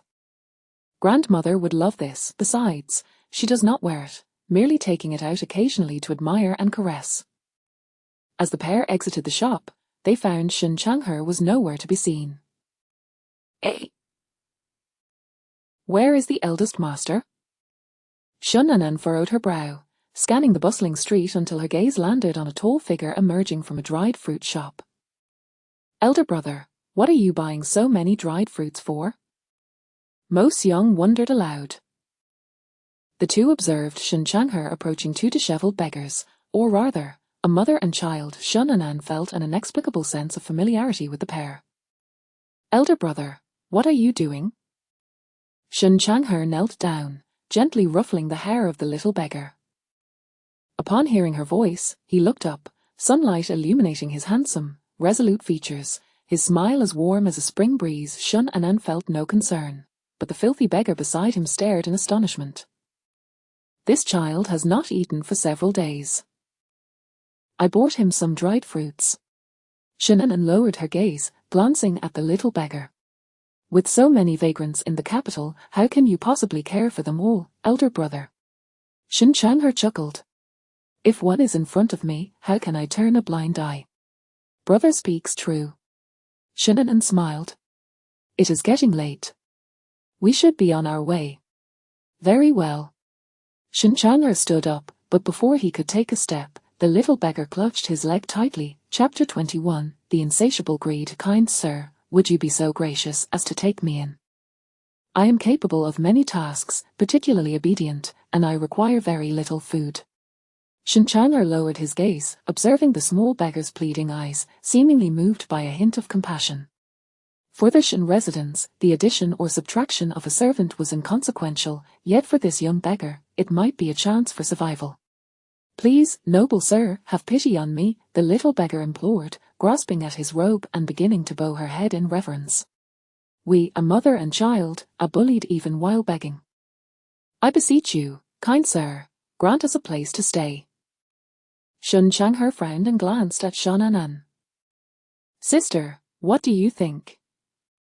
However, Shun Anan suddenly crouched down, tilting her head to scrutinize the little beggar. You seem somewhat familiar. Have we met before? The little beggar appeared taken aback, lifting her gaze to meet Shun Anan's. Her small face was marred with dirt, obscuring her features, yet her eyes sparkled with brightness, reflecting confusion as she stared at Shun Anan. Shun Anan leaned in closer, her gaze shifting to the woman beside the beggar, who had remained silent with her head bowed. Lift your head. The woman trembled slightly, instinctively lowering her head even further. Miss, you must be mistaken. We are mere commoners, wandering the streets. How could you possibly have encountered us? Anan, are you sure you aren't mistaken? Shun Changhe interjected. Shun Anan's eyes darkened as she slowly rose. Is that so? Yet my memory has always served me well, I cannot be mistaken. The woman was momentarily stunned, the tangled hair obscured her entire face, making it difficult to discern her features. However, Shun Anan keenly noticed as she reached out and pinched the small girl beside her. The girl shivered, tears welling in her eyes, clutching Shun Changhe's robe tighter. Kind sir, please, grant us just a morsel to eat. As long as we can stay by your side, we shall do anything you ask. Shun Changhe felt a stirring in his heart. The little beggar was disheveled and her features were indistinct, yet he now realized she was indeed a girl. He bent down to assist the small child, but his wrist was restrained by Shun Anan. The girl looked up at Shun Anan with tear-filled eyes. Fair maiden, please show us mercy. Do I appear to be a fool? Shun Anan replied with a slight smile. The girl was taken aback. Meanwhile, the woman shifted nervously, subtly moving backward. Are you waiting here deliberately, having recognized me, to ambush my elder brother? A flicker of panic crossed the little girl's eyes, and she stammered, I do not understand what you mean. Do not understand. Shun Anan smirked. Let me simplify my inquiry. Have you exhausted the money you obtained from young Master Zhang? How is it that you are back on the street so soon? It was the girl's earlier tearful expression that triggered Shun Anan's recollection. This mother-daughter duo was none other than the individual saved by Zhang Yeyang just days prior. Although the scholar seemed somewhat foolish, he was not malicious. This mother and daughter must have left either because they had squandered his money or because they had extorted him ruthlessly. That day, when she intervened on behalf of the scholar, they had recognized her unusual status, which explained why they were now targeting her elder brother. Shun Anan leaned closer to the woman, smiling gently. You've applied the dirt on your face quite evenly. Alas, had I not recognized you, I might have fallen for your ruse today. What, have you drained the last fool dry and are now seeking a new target?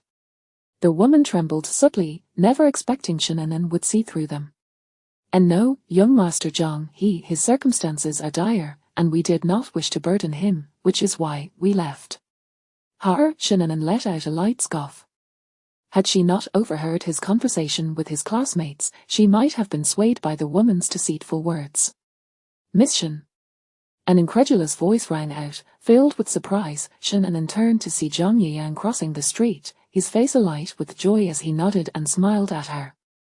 Shun Anan suppressed her chill and returned a warm smile. Zhang Yeyang hurried over, but upon seeing the mother and daughter, his expression shifted slightly. Why are you still here? The woman curled in on herself, cradling the little girl silently. Zhang Yeyang's expression darkened. I have given you all my savings. What more do you want? He could only sustain himself through small jobs now, and fortunately, the tavern was willing to employ him, considering his recent success in the imperial examinations. Otherwise, he feared he might have nowhere to shelter from the storm. After listening for a while, Shen Chang'er grasped the situation and coldly withdrew his robe from the little girl's grasp. If this young master has provided you with money, then you ought to live well. Life is hard, yet deceit and manipulation are even more detestable. His kindness shall not be squandered on those with ulterior motives. Seeing their plans foiled, the woman swiftly picked up the little girl and departed. Zhang Yiyang remarked, "After hearing your suggestion, I distanced myself from that woman. However, she is indeed greedy, consistently blocking my way at work." He felt quite helpless. Despite investing all his savings, he hoped for peace, yet this mother and daughter clung to him like stubborn gum. Shen Anan shook her head. "In retrospect, the day you rescued me, it seems that woman had already calculated her next move." Zhang Yiyang pursed his lips. His classmates often criticized him for being overly kind-hearted, but he had never paid heed. Now, having suffered, he realized that the world was rife with insatiable greed and cunning individuals. "Anan, who is this young master?" Shen Chang'er interjected, noticing their amiable conversation. Shen Anan introduced, "This is the newly minted scholar, Zhang Yiyang. This is my elder brother." Before Shen Chang'er could speak, Zhang Yiyang immediately bowed respectfully. "Young Master Shen." "Young Master Zhang." Shen Chang'er nodded slightly. Zhang Yiyang stole a glance at Shen Anan, his face flushing with embarrassment. "If there is nothing else, I shall take my leave." "Young Master Zhang, walk slowly." Shen Anan smiled gently. Zhang Yiyang stumbled over his words, repeatedly agreeing as he left, his steps somewhat disordered. Shen Chang'er averted his gaze, only to find his sister watching the departing figure with a smile playing on her lips. He followed her gaze and remarked lightly, "He has already gone far." "Millimeter." Shen Anan turned back, meeting her brother's teasing gaze, her cheeks warming slightly. "Let us be on our way." "Indeed." The siblings turned toward the carriage, and Shen Chang'er inquired about their acquaintance, to which Shen Anan recounted the details. "A person of such loyalty and integrity is indeed a rarity," Shen Chang'er remarked, though his brow furrowed. "Yet, loyalty is commendable, but lacking the ability to gauge circumstances and only confronting challenges head-on can be rather foolish." Shen Anan smiled, refraining from comment. Such qualities, born into humble beginnings, are often blind to the world's suffering, yet feel utterly powerless. Once they boarded the carriage, Shen Anan suddenly asked, "Elder brother, what sort of official positions are typically assigned to scholars?" "The top scorers, such as the champion and the runner-up, often remain in the capital. Those with lower ranks and mediocre performance in the palace examinations might only attain the position of a county magistrate at best. Why do you inquire about this all of a sudden?" Shen Anan shook her head, lowering her gaze to conceal her emotions. "It is nothing, merely a casual question." Shen Chang'er raised an eyebrow, asking, What rank did that young Master Zhang achieve? Is there hope for him to remain in the capital? I am unsure. I have not inquired. Millimeter. Shen Chang'er responded, a subtle relief washing over him. Not having inquired indicated a lack of concern. Though the scholar possessed both character and talent, he felt he was not quite suited for Anan, even if he were the champion, unless one's family background was noteworthy. Relying solely on individual effort, with no ancestral backing in the court, achieving a fourth-rank position in one's lifetime would be the pinnacle. The carriage fell into a momentary silence as Shen Anan rested her arms on the window, gazing at the bustling street, pondering that Jiangnan must be just as vibrant. Upon reflection, in her previous life, her happiest and most carefree days were spent in Jiangnan. How wonderful it would be to return and enjoy her grandmother's company once more. When the Mid-Autumn Festival arrives, the streets will be 100 times more lively than today. I shall take you to guess lantern riddles and release river lanterns, Shen Chang'er said softly, following her gaze. Millimeter. Shen Anan smiled, then turned to lower the carriage curtain. Isn't the Mid-Autumn Festival meant for moongazing and fireworks? Why are lanterns released here in the capital? Aren't lanterns typically for the Lantern Festival? Mid-Autumn also has lanterns, just as lively as the Lantern Festival. It is a day for family reunions, thus the lanterns are adorned with illustrations, differing from those of the Lantern Festival. More importantly, the present emperor had risen to prominence during the Mid-Autumn Festival, successfully ascending to the throne. To curry favor with him, officials made the festival more boisterous than even the New Year celebrations. Shin Changher's words ignited a spark of anticipation in Shin'an. She recalled the prosperity of the capital, yet in her past life, that clamor and joy had never belonged to her. She had been like a rat in the shadows, furtively observing that person's every move. Upon returning to the residence, she handed her belongings to Mo Xiang and sought out a caravan heading to Jiangnan to deliver them to Grandmother Shin. In the following days, the household was bustling with activity as Madame Shin not only organized gifts for the Mid-Autumn Festival but also sought a suitable husband for Shin'an. I believe the second son of the Deputy Minister of Justice seems quite decent. Anan, what do you think? Does he appeal to you? Shunanan set aside the list of gifts and glanced at the small portrait in Madame Shun's hand. Millimeter, he has a decent appearance. He will do. Ear. Madame Shun's expression darkened. What sort of remark is that? If he had no features, would he be a monster? Look closely. If there's no issue, I shall give a hint to the Deputy Minister's wife to bring him here for a visit, so you can sneak a peek. Shunanan sighed, leaning in closer to examine the portrait, lifting a hand to pry open her eyelids. Him, not bad. You child. Madame Shun poked her forehead with force, casting her a reproachful glance. Then I shall summon him tomorrow. Shunanan picked up the list again, responding nonchalantly. As long as he was not Xiao Yuan, she had no objections. Thinking of that wretched man made her eyes narrow sharply. The matter regarding that portrait must be resolved by the Mid-Autumn Festival. She did not wish to keep it as an eyesore. It would be even better if she could once again infuriate that despicable man. Chapter 22, Misfortune. The gift list was filled with the names of families that had established amicable relations with the Shin residents. Madame Shun instructed Shunanan to meticulously note each one, so that in the event of any unforeseen circumstances in the future, she would be well prepared. Has your grandmother ever taught you how to manage household affairs? Shunanan blinked. I suppose she has, to some extent. However, her grandmother had never taken much interest in such matters, and her teachings differed significantly from those imparted to the young ladies of affluent households.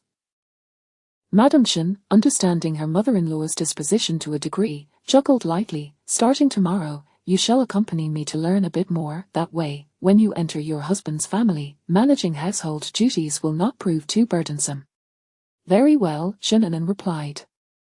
In her previous life, she had exerted considerable effort to manage the affairs of the fourth prince's residence, which was far more complex than that of ordinary officials and aristocrats.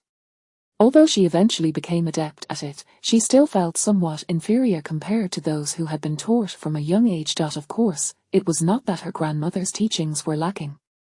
Rather, she had limited aptitude for the subject and struggled to apply the knowledge flexibly. Upon returning to Haitang Garden, Shunanan pondered for a moment before rummaging through the painting tubes beneath her desk, eventually retrieving a dusty scroll.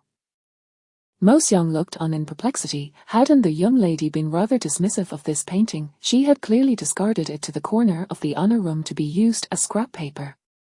Considering the durability of the paper, Mo Xiang had convinced the young lady to let it be left to gather dust. Miss, why have you rummaged it out again? Recycling, Shunanan replied, furrowing her brow as she handed the scroll to Mo Xiang. Clean it up and keep it for selling.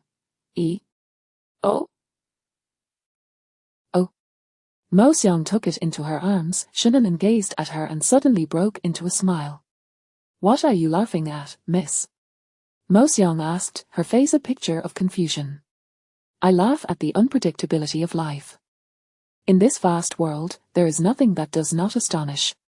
Once one sees through it all, it becomes merely a matter of perspective. What had once been treasured, a painting and its subjects, upon this new life, seemed hardly remarkable.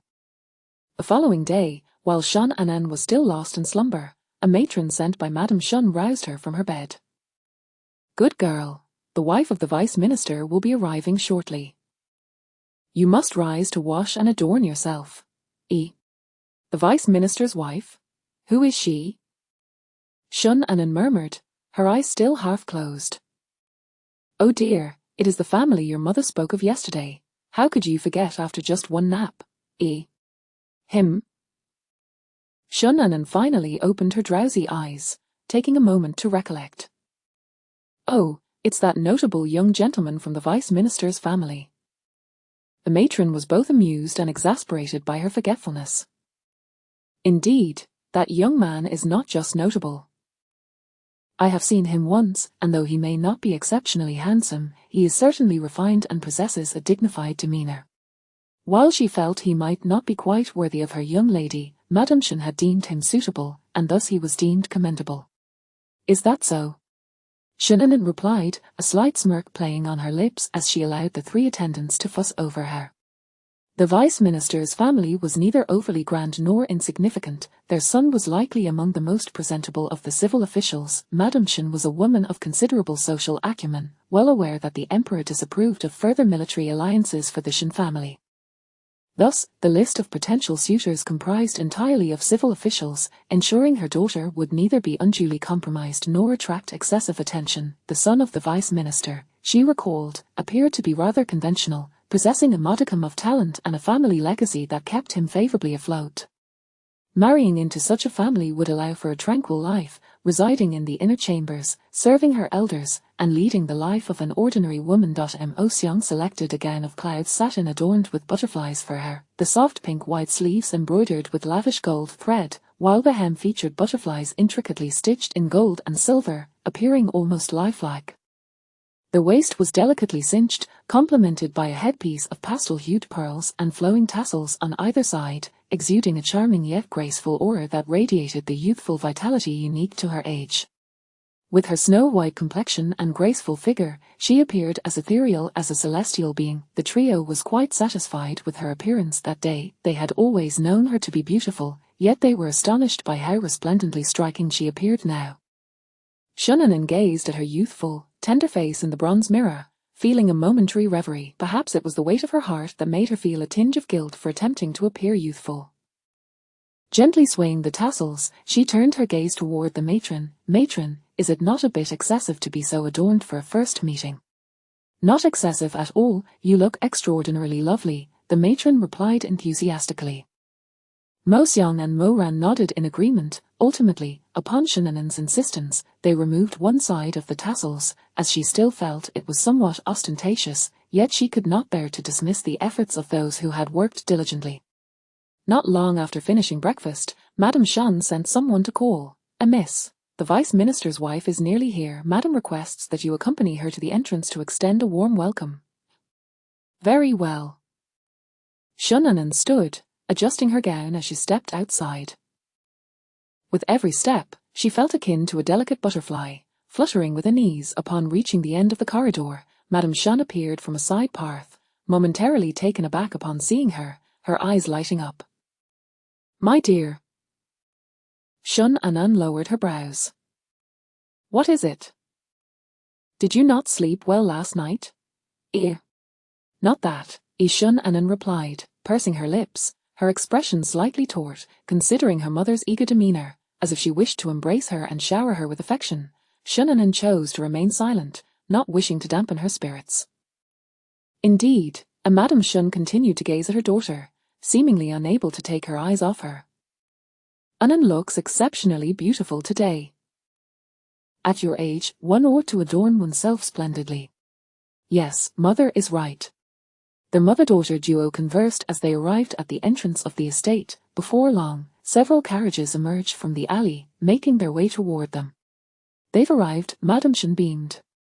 Shun Anan squinted, recognizing the foremost figure mounted on a fine steed. Even from a distance, his tall and upright posture, akin to a green bamboo, seemed oddly familiar. Mother, is that not the Vice Minister's wife and her son? Why are there 2 carriages?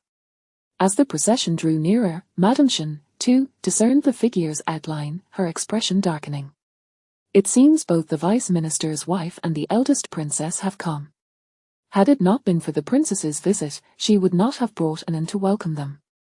Initially believing only 3 would come, the current spectacle was quite unexpected. However, such matters were trivial compared to the embarrassment of the eldest princess bringing along the 4th prince. How awkward that would be. Both women wore solemn expressions, but as the guests approached, Madame Shun quickly suppressed her feelings, forcing a smile. 4th Prince An. Under the watchful eyes of many, Shun Anan curtsied in unison. Xiao Yuan remained silent, his elongated eyes fixated on Shun Anan for a moment before he frowned and turned his gaze away. Dressed in an array of flamboyant colors, she resembled a peacock in full display, as though she could not exist without a man. Shun Anan did not miss the disdain that flickered in his eyes, and she turned her head away with a cold gaze. Truth be told, she felt somewhat embarrassed herself. Madame Shun. Your Highness. Madame Shun and Shun Anan both offered their greetings to the esteemed lady descending from the carriage. The eldest princess smiled. Today, I am but a guest. There is no need for formality, please, rise. Of course. Shortly thereafter, from the following carriage emerged a somewhat portly middle-aged lady of noble bearing, accompanied by a young man. They exchanged pleasantries with Madame Shun. Shun Anan's gaze swept over the young man. He was passably handsome, exuding the aura of a refined scholar, fair-skinned and reserved. As she assessed him, he too discreetly observed her. However, Shun Anan, possessing a thicker skin, did not shy away and offered a bright smile. The young man was momentarily taken aback, seemingly dazzled by her radiant smile, causing his face to flush.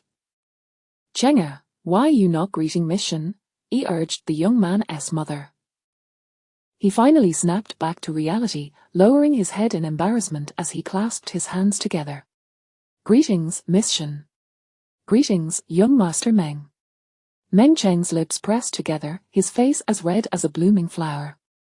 The vice minister's wife beamed with delight, interpreting her son's behavior as an indication that he had taken a liking to the Shun girl. Nevertheless, she felt the young lady's beauty was excessive.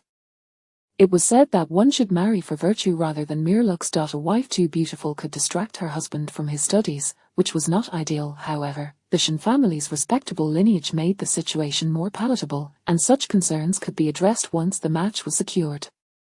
With these thoughts in mind, she became even more effusive in her conversation with Madame Shun. Meng Cheng occasionally stole glances at Shun Anan, who responded with her warm smile. Suddenly, a chill wind brushed against her back, making her shiver slightly.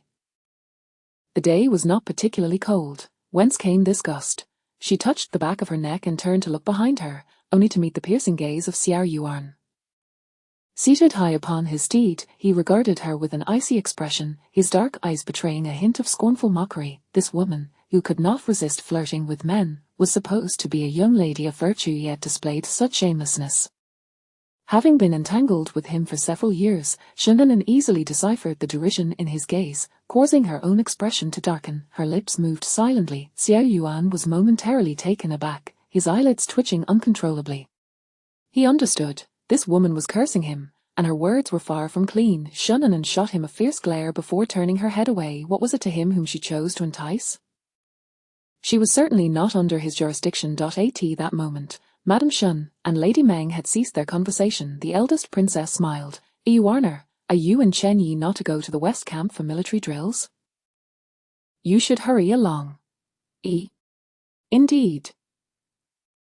Xiao Yuan coldly withdrew his gaze, a fire igniting within him, tightening his grip on the reins. Ling Chen Yi suddenly leaned out from the eldest princess's carriage and greeted Madame Shun, saying, We will be waiting for you at the Shun residence, and will come to fetch you later. Very well. The eldest princess nodded with a smile. Hurry along now. Do not delay your important matters. Ling Chen Yi lowered the curtain, yet Xiao Yuan remained still. The fire within him blazed hotter, and he suddenly felt an overwhelming urge to seize the pretentious, hypocritical woman below and take her deep into the mountains, and then... He abruptly shut his eyes, then slowly reopened them, fiercely squeezing his steed's sides as he galloped away. The eldest princess's coachman was momentarily taken aback, but after a brief pause, he quickly urged the horses to pursue. Shun Anan coldly watched the retreating figure, her gaze gradually lowering. The phrase of fated adversaries seemed to aptly describe their relationship. In her previous life, she had struggled to catch even a glimpse of him, yet now she could not escape him, a most unfortunate turn of events. Chapter 23. A mutual glance quickly. Let us converse further within the manor. Lady Shun beckoned the group as they entered the estate. Meanwhile, Ling Chenyu lifted the curtain and spoke for quite some time to the person on horseback ahead, yet received no reply, causing him to furrow his brow. Xiao Yuan. Millimeter? The man turned his head slightly. I am addressing you, yet you appear so distracted. Is there something troubling your mind? Xiao Yuan's thin lips pressed into a straight line. To despise a woman to the point of igniting an unexplainable fury upon sight, could that be deemed a concern? For reasons unknown, the mere thought of that butterfly-like woman, all adorned and gazing flirtatiously at the sons of the Meng family, sent flames of ire surging within his chest. Was she blind, to choose such company? How could they possibly compare to him? As he pondered, Xiao Yuan's brows knitted together once more. Why should he even compare himself to such individuals? The tumult of his emotions grew wildly, akin to weeds taking root in his heart. Surely, it was merely her rejection that left him feeling discontented. He repeated this to himself, yet, that Meng family scion was indeed quite unattractive. Only a fool would find her appealing, casting flirtatious glances without fear of repercussions. Xiao Yuan. Speak, I am listening, Ling Chenyu replied, exasperated. He had already provided ample context, yet received no acknowledgement in return. I ask, do you know why Lady Shen has taken an interest in the son of the Minister of Justice? Xiao Yuan lifted his drooping eyelids, pulling the reins to slow his horse, and feigned indifference as he inquired, why is that? Ling Chenyu smiled. Shen Wen holds the esteemed position of Grand Commandant, the foremost among military officials. Regardless of the Prime Minister or the generals, the Emperor would not be particularly pleased. The Minister of Justice wields neither great power nor insignificance, his influence among civil officials is minimal, and, thus, the Emperor would hardly care. A sardonic smile graced his lips. At that time, my mother provided Lady Shen with numerous options, yet she only considered the offspring of officials, indicating Shen's intent to remain discreet and neutral. The Shen family represented a considerable force within the court. Had it not been for the two other princes marrying their rightful consorts, they would not have overlooked the opportunity for an alliance with the Shen family. Shen Wen is indeed a cunning fox. He has raised a daughter for so long, and had it not been for the covert efforts of the favoured consort, she might never have returned. Xiao Yuan's gaze darkened, staring down the path ahead in silence. Alas, that young lady does not seem to have eyes for you. Were it not for the assistance of the favoured consort, alongside the Shen family, you would soar to new heights. Xiao Yuan cast a frigid glance at Ling Chenyu within the carriage, sending a chill coursing through him. If they seek neutrality, Shen Wen would naturally not marry his daughter to me. Is that so? Yet I observe that the young lady's demeanour towards you does not resemble that of unrequited love, but rather an air of helplessness. The look in her eyes bore resemblance to the annoyance Xiao Yuan displayed when pursued by other noble ladies. His grip on the reins tightened, veins protruding on the back of his hand, as if he were squeezing Ling Chenyu's throat. He turned his head, his cold gaze piercing into Ling Chenyu, who felt a shiver run down his spine. He had always believed himself to be braver than Li Huayan, but now he conceded, all right, I merely mentioned it in passing. My point is, the union between the Shen and Meng families is nearly a certainty, which could serve as a means to express the Shen family's position to the Emperor. I beg to differ, Xiao Yuan scoffed, withdrawing his gaze coldly. He found that woman exceedingly displeasing and was determined not to let her fulfill her desires. He urged his horse forward, creating distance. Qingfeng promptly pulled on the reins to follow, my lord. You shall make a visit to the palace. Xiao Yuan smirked coldly, whispering a few instructions. Qingfeng hesitated for a moment, but before Xiao Yuan's icy glare could descend upon him, he turned his horse around and departed quickly. Ling Chenyu furrowed his brow and glanced back, then observed Xiao Yuan's broad, resolute back, narrowing his eyes slightly. Lady Shen guided the eldest princess and Madame Meng into the banquet hall, where maidservants served tea. The three women engaged in lively conversation, appearing as though they were close friends. Madame Meng, keen on marrying her son Meng Cheng to Shen Anan, lavished praise upon Lady Shen, while also extolling Shen Anan's virtues until the young lady herself began to doubt whether she was truly the celestial being described. However, my son Cheng is quite commendable as well. He achieved the position of Jincher this year, ranking rather favorably. My husband has remarked that in the future, he is certain to surpass him. Having received such compliments, Lady Shen felt compelled to return the favor, and the banquet hall became a space of mutual admiration between the two. Shen Anan, taking a sip of tea with her eyes lowered, caught another glimpse of Meng Cheng stealing glances in her direction. She was not an eyesore. If he wished to look, he might as well do so openly instead of sneaking furtive glances. Shen Anan placed her teacup down, her almond eyes unflinchingly directed at Meng Cheng, who feigned drinking tea with his head bowed, appearing quite bashful. She, however, felt no embarrassment. Rather, it was Meng Cheng who turned a deep shade of crimson, his hands trembling slightly as he held the teacup. Concerned he might spill tea on his robes, Shen Anan averted her gaze with a hint of indifference. Indeed, what was there for a grown man to be timid about? He might as well look boldly. She was not a tiger. While Lady Shen and Madame Meng were engrossed in their conversation, the eldest princess observed the scene with keen interest, her gaze veiled to conceal her amusement. This Shen family girl grew increasingly likable in her eyes, unpretentious, poised, and delightfully engaging. As Shen Anan glanced sideways, she caught sight of the eldest princess's teasing smile, which elicited a fleeting sense of embarrassment. Lady Shen, noting the time, turned to Shen Anan and suggested, "The banquet will not commence for a while. Young Master Meng has only just arrived. Surely he must find it dreadfully dull to sit and listen to our chatter. Why not take him for a stroll in the garden?" "Certainly."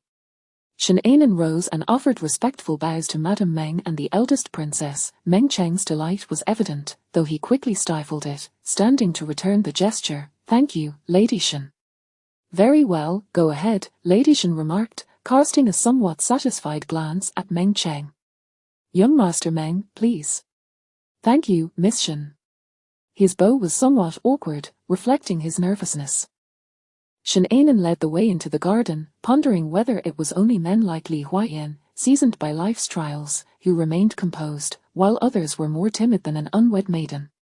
She recalled that scholar, who had also been similarly bashful upon their first meeting.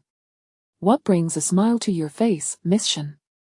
Meng Cheng inquired discreetly, adjusting his robe with subtlety. "Nothing much." "I suddenly recalled a rather amusing matter. May I be so bold as to request you share it with me?" Shen Anan paused, turning to glance at Meng Cheng, his face flushed once more, filled with embarrassment as he regretted his abruptness. "I merely asked out of curiosity. If you prefer not to share, please do not feel compelled." Shen Anan shook her head, suppressing a chuckle. It was not that she could not share, but rather that she feared startling this young, timid gentleman. "I heard Madame Meng say that young Master Meng possesses remarkable literary talent."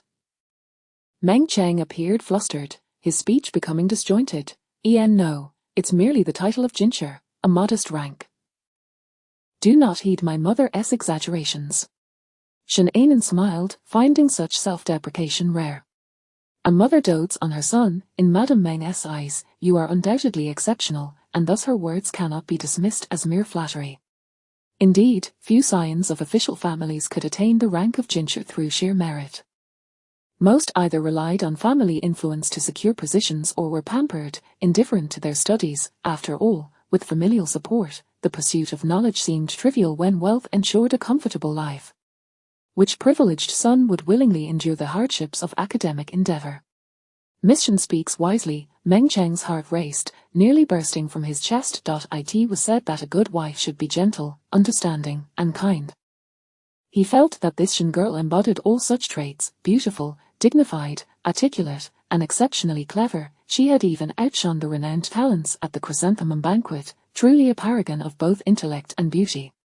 Meng Cheng believed that should he be fortunate enough to marry a lady from the Shen family, he would cherish her as if she were a precious gem, showering her with affection without ever taking a concubine for 3 to 5 years. As they meandered aimlessly through the garden, a sense of boredom began to settle in. Noticing her lack of enthusiasm, Meng Cheng hurriedly sought to engage her. I heard you were raised in Jiangnan since childhood. Yes. Shen Anan nodded. I went to Jiangnan with my grandmother when I was 3. She always said it was a land of exceptional talent and bountiful resources. Lady Shen is indeed a remarkable woman, Meng Cheng remarked with a smile. Given the Shen family's wealth, it was surprising that the matriarch had chosen to leave such comfort behind. My grandmother has a fondness for Jiangnan. Though she too did not understand the reason, she sensed her grandmother harbored a unique sentiment for that place, as if it were a nostalgic longing. Indeed, Jiangnan is renowned for its picturesque landscapes. It is truly a splendid region. The conversation faltered once more, drifting into silence as they explored the garden. Eventually, Shen Anan turned to retrace his steps. The banquet should be commencing soon. Let us return. Yes, indeed. Meng Cheng's face visibly fell, his disappointment palpable, as he wondered if he had failed to impress her. On their way back, he racked his brain, desperately searching for topics to discuss, anxious to avoid an uncomfortable silence. Young master. The voice of a maidservant calling out nearby broke the tension. Shen Anan smiled slightly, quickening her pace, while Meng Cheng appeared flustered. Shen Changhe stepped forward and immediately spotted Shen Anan emerging from the garden, his expression softening. Elder brother. Anan. However, his smile faltered upon noticing the young man following her. Young Master Shen. Meng Cheng bowed respectfully.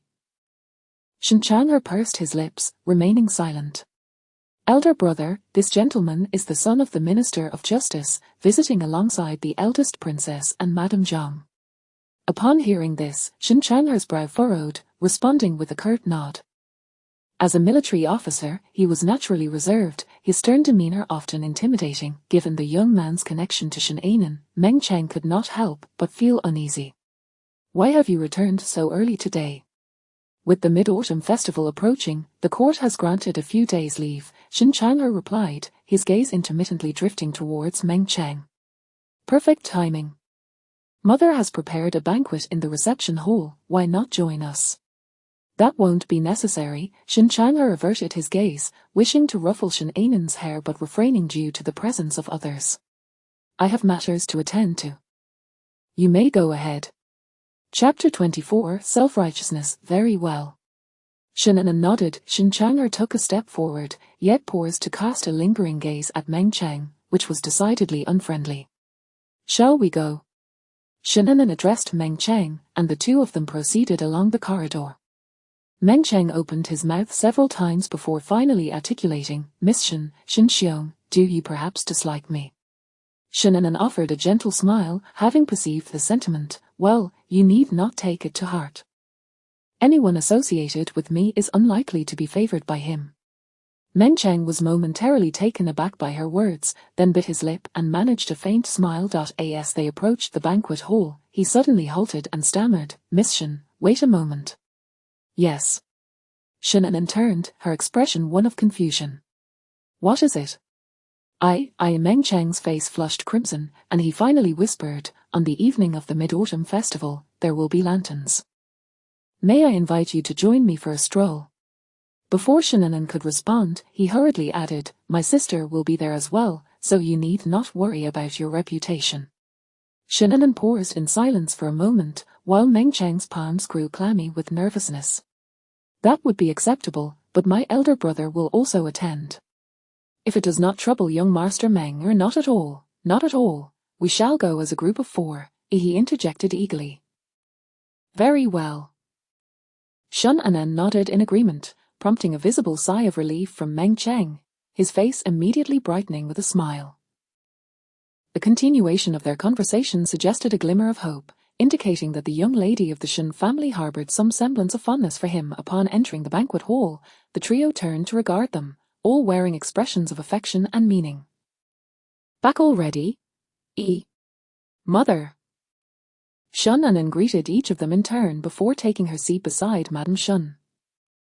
Madame Shen scrutinized her daughter deeply, her smile gradually faltering. After Meng Cheng paid his respects, he too took a seat, and Madame Meng cast a glance at the flush creeping up his neck and behind his ears, her brow furrowing discreetly. It was evident that such charm could lead to shyness. Indeed, being excessively handsome was not always a blessing, for it could ensnare hearts with ease. She patted her son's back with a smile, lowering her voice to scold. Oh, what a disappointment! Meng Cheng's expression stiffened as he glanced at his mother, immediately becoming more restrained. Shun Anen and Madame Shun, though unaware of the words exchanged, could not help but notice the subtle dynamics between the two, leading them to conclude that this young master from the Meng family seemed excessively cowed by his mother. At that moment, a maid announced that the meal was ready, prompting Madame Shun to rise and lead the two young men to the adjoining room. In families of high standing, decorum dictated that conversation during meals be kept to a minimum, resulting in a rather silent dining experience. Shun Anen found such an atmosphere tiresome and felt somewhat distracted throughout the afternoon. Fortunately, the Meng mother and son took their leave not long after. Madame Shun had to accompany the Grand Princess and could not leave, so Shun Anen took it upon herself to escort the two to the flower-adorned archway. As she walked ahead, leading the pair, Madame Meng's gaze remained fixed on Shun Anen's elegant silhouette, scrutinizing her with keen interest. Indeed, her lineage was commendable. However, in terms of appearance, she was less than satisfactory. Yet, if she possessed other admirable qualities, and if her son was smitten, Madame Meng would not be overly critical. Contemplating Madame Shun's affable demeanor earlier, Madame Meng felt assured that this match was nearly certain. Furthermore, her son had just informed her that the young lady had agreed to join them for the mid-autumn festivities, which indicated her interest in him. With this thought, she squared her shoulders and softly inquired, "I hear that Miss Shun grew up in Jiangnan and has only recently returned to the capital. Is she adjusting well?" Shun Anen replied with a smile, "Jiangnan is indeed more humid. Aside from the climatic differences, there is little else that feels unfamiliar. I am quite accustomed." Madame Meng nodded in acknowledgement. The capital is vibrant, far beyond what Jiangnan can offer. If you have the opportunity, you should accompany your mother to more gatherings, venture out, and mingle with the other young ladies. Shun Anen's expression faltered momentarily before she offered a subdued nod in reply.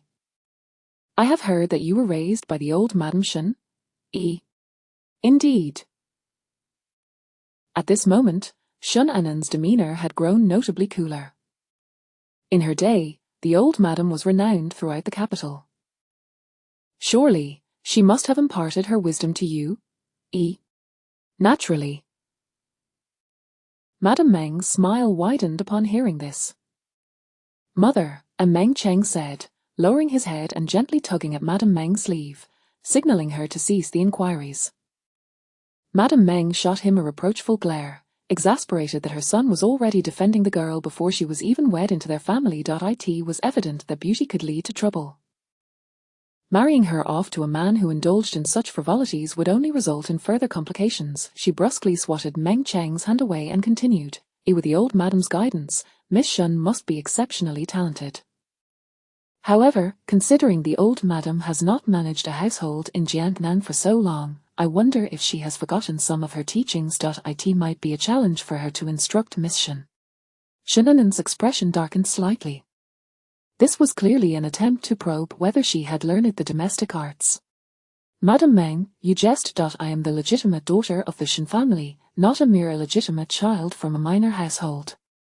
Such skills are fundamental for a young lady. My grandmother also hailed from a prominent family and began her training at a young age. Such lessons are ingrained and cannot be forgotten. Is it possible that Madame Meng did not learn such things during her youth?" Her tone carried a hint of coldness and mockery. Madame Meng's expression shifted abruptly. The Shun family was not a minor household, and she herself came from a proper official family. Shun Anen's words felt like an insult to her. "You, eerie mother." Meng Cheng called her name with a stern expression, his face a mix of frustration and restraint. Madame Meng shot him a harsh look, responding coolly, "I was merely asking a casual question." Miss Shun, however, is rather sharp-tongued. With such a caustic disposition, you must temper it once you are at your in-law's home.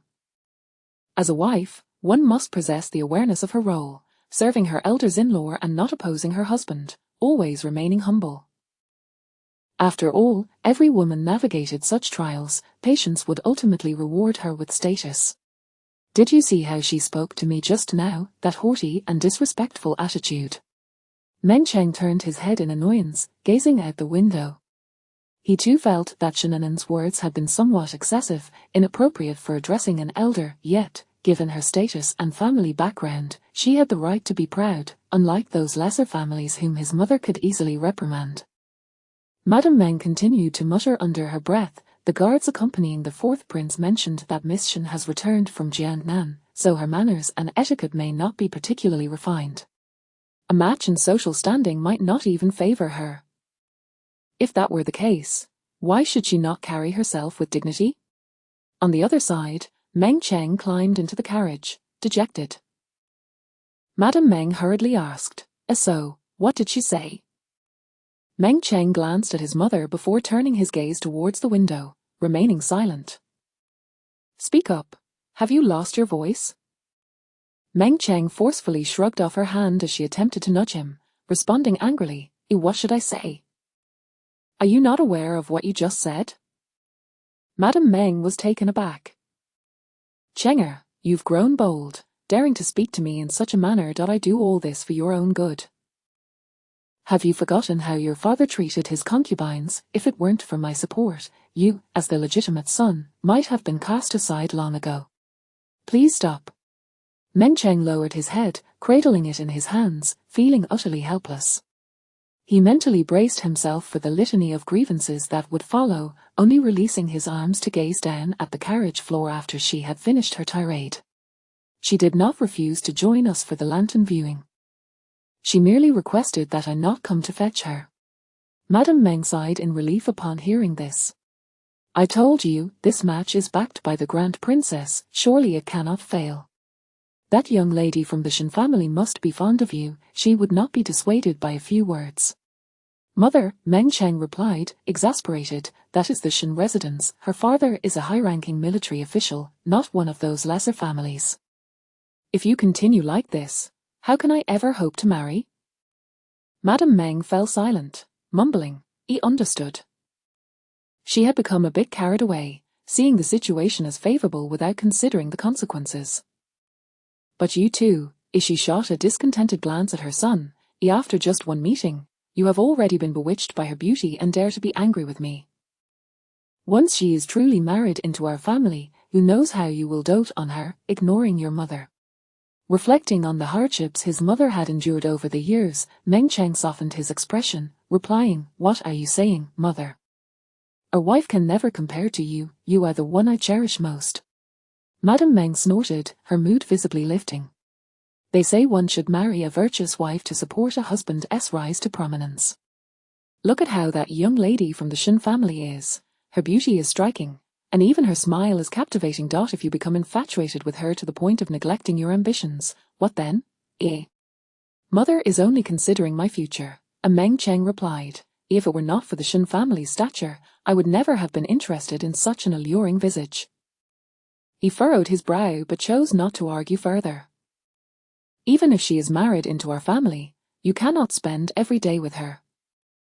You must prioritize your career. That girl seems a bit too spoiled and unruly. I will have to teach her some manners. Did you see how she spoke to me earlier, that arrogant and disrespectful demeanor?" Meng Cheng turned away in annoyance, directing his gaze out the window. He too believed Shenanen's words had been somewhat harsh, but given her status and family background, she had every right to carry herself with such pride, unlike those lesser families. Madame Meng continued to murmur. The guards who accompanied the fourth prince mentioned that Miss Shen has just returned from Jiangnan, so her manners and etiquette may not be particularly refined. A match in social standing might not even favor her. If that were the case, why should she not carry herself with dignity? Chapter 25, Picking Floors. Are you aware that at the celebration banquet for the fourth prince, the noble consort intended for the emperor to arrange a marriage between Miss Shen and the fourth prince? Meng Cheng lowered his gaze and replied nonchalantly. Lady Meng remarked, "The Shen family's status is indeed suitable for prince, yet it ultimately came to naught, undoubtedly because the fourth prince holds Miss Shen in low regard." After all, even those around the fourth prince spoke thus. Meng Cheng furrowed his brows but chose to remain silent. Everything else is acceptable, but I hope there is nothing amiss with Miss Shen's health. Otherwise, I must inquire further, for we cannot allow a daughter-in-law with any deficiencies. Even if a marriage were to take place, they could negotiate terms with the Grand Tutor Shun. Returning to the banquet hall, Shun Anan found her mother engaged in a delightful conversation with the Grand Princess. As the sun began its descent, there was no sign of them parting. Consequently, Lady Shun instructed her to prepare dinner. The Grand Princess did not decline, as her son had insisted she wait for him, likely for a significant matter. After notifying the kitchen, Shun Anan quietly seated herself beside her mother, listening to their discourse. Reflecting on her previous life, she noted that the Grand Princess, once difficult to converse with, exhibited a surprisingly loquacious side, perhaps stemming from her dislike of Anan. Anan, the Grand Princess called. Shun Anan looked up, meeting the kind gaze of the Grand Princess, momentarily taken aback. What are your thoughts on the Meng family, son? After a moment's contemplation, Shun Anan replied, a young Master Meng seems quite decent, but I suspect Lady Meng may not be very easy to deal with. The Grand Princess frowned slightly, prompting Lady Meng to inquire, what leads you to such a conclusion? Has Lady Meng spoken ill of you? From their earlier conversation, it appeared that Lady Meng, aside from her tendency to flatter, wasn't particularly difficult to engage with. However, Lady Shun trusted her daughter's perspective more. Feel free to share your thoughts. I am not particularly familiar with the Meng family. I only mentioned it to your mother the other day, thinking it might be worthwhile for you to meet, the Grand Princess encouraged. Shun Anan bit her lip. It's nothing much, just that when I escorted Lady Meng back earlier, she implied that I lack experience growing up in the capital and suggested my mother take me out more often, among other things. Both the Grand Princess and Lady Shun's expression soured. The Grand Princess asked, what else did she say? She mentioned that I grew up in Jiangnan, and since my grandmother has not managed the household for a long time, she seemed to imply that I had not been trained for such responsibilities. Before Lady Shun could respond, the Grand Princess scoffed coldly, a mere inspector's residence, does she think they are marrying off a queen to manage the harem? Her expectations are rather lofty, can her family truly support them? The granddaughter that Lady Shun had personally nurtured could hardly be managed poorly. Lady Shun's expression darkened, leaving her speechless. Few dared to speak so brazenly. Lady Meng appears quite amiable, yet she has her share of indirect remarks, the Grand Princess huffed. Let's put this matter to rest. Had Lady Shun not brought it up, she would not have even considered proposing such an ill-matched union. It was simply an affront. Anan, do not take it to heart. I shall return and seek a more suitable match for you, and I will discuss it with your mother. Shun Anan feigned shyness, lowering her head and softly acquiescing. At that moment, a maid approached to announce that dinner was ready. Just as Lady Shun was about to lead the Grand Princess over, another attendant arrived to inform them, Your Highness, Lady Shun, Miss, the fourth Prince and Master Ling have come to escort the Grand Princess back to the manor. Shun Anan felt a momentary freeze.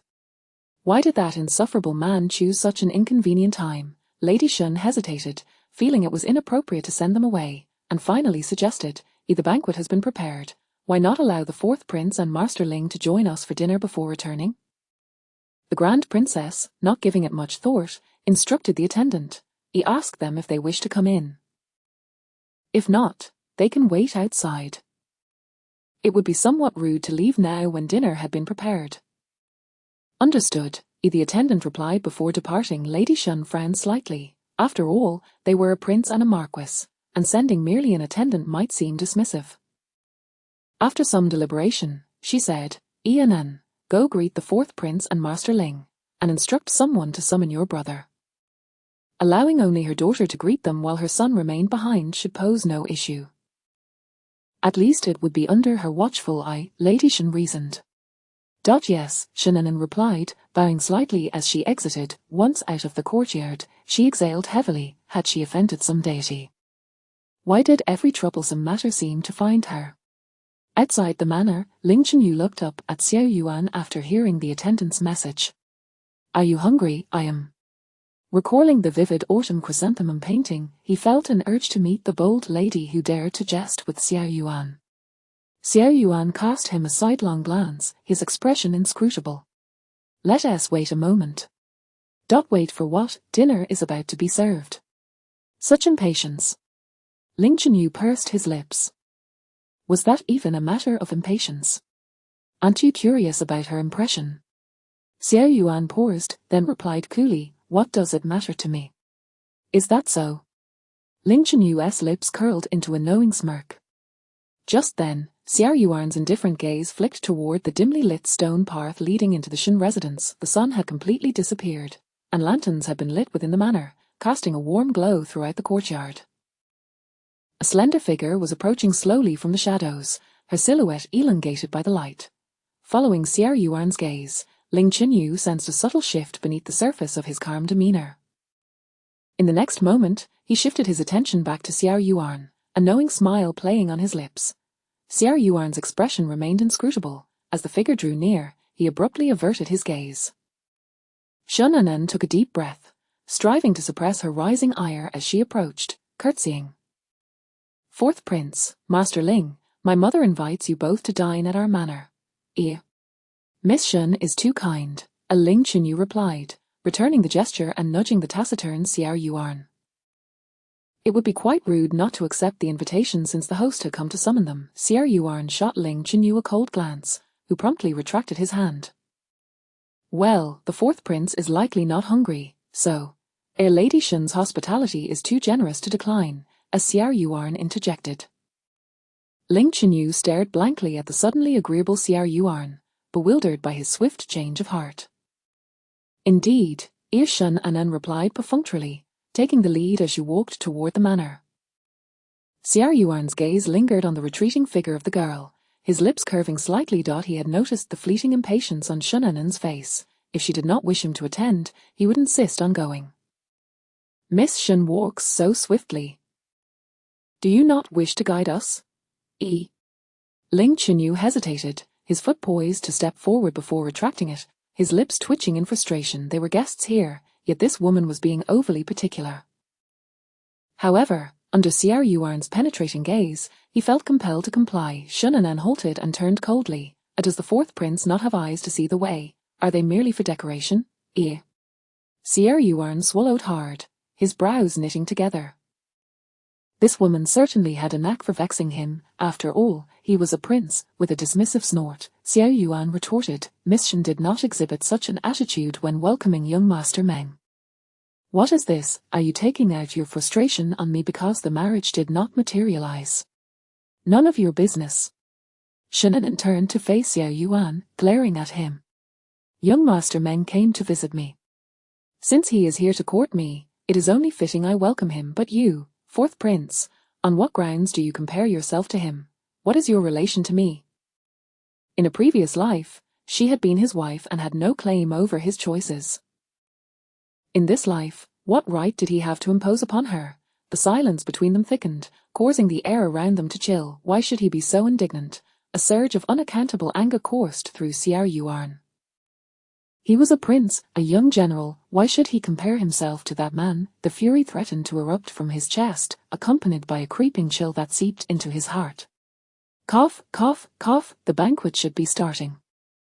Let us not keep the guests waiting, Ling Chenyu interjected, stepping between them to diffuse the tension with a nervous laugh, yet the intensity of their gazes was so penetrating that he felt a chill run down his spine. Shen Anen coolly averted her gaze and moved forward. It was impossible for her to revert to her previous life demeanor, subservient and cautious around him. If he dared to provoke her, he must be prepared to face her wrath.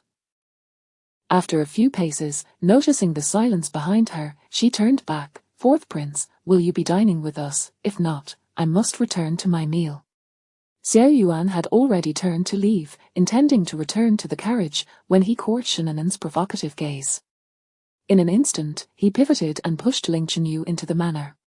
Shameless, Shen Anen muttered under her breath. Ling Chenyu's eyelid twitched as he glanced at Xiao Yuan. The latter walked ahead with a composed expression.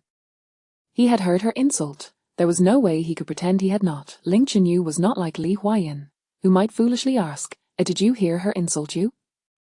Xiao Yuan feigned ignorance, and he too chose to remain silent. On the way back to the banquet, Xiao Yuan refrained from further provoking her. Once they arrived, Shun Anan immediately joined her mother, sitting quietly with her head bowed. "Your Highness, Lord Marquis," a Lady Shun greeted them with a bow. "Madam need not be overly formal," as Xiao Yuan replied dismissively, raising a hand. Lady Shun straightened and smiled. "It is but a humble meal. Your Highness must not find it lacking. Please, let us dine together." Chapter 26. The meaning remains obscure. Xiao Yuan inclined his head, casting a glance at the empty seat, sending a subtle signal to Ling Chenyi.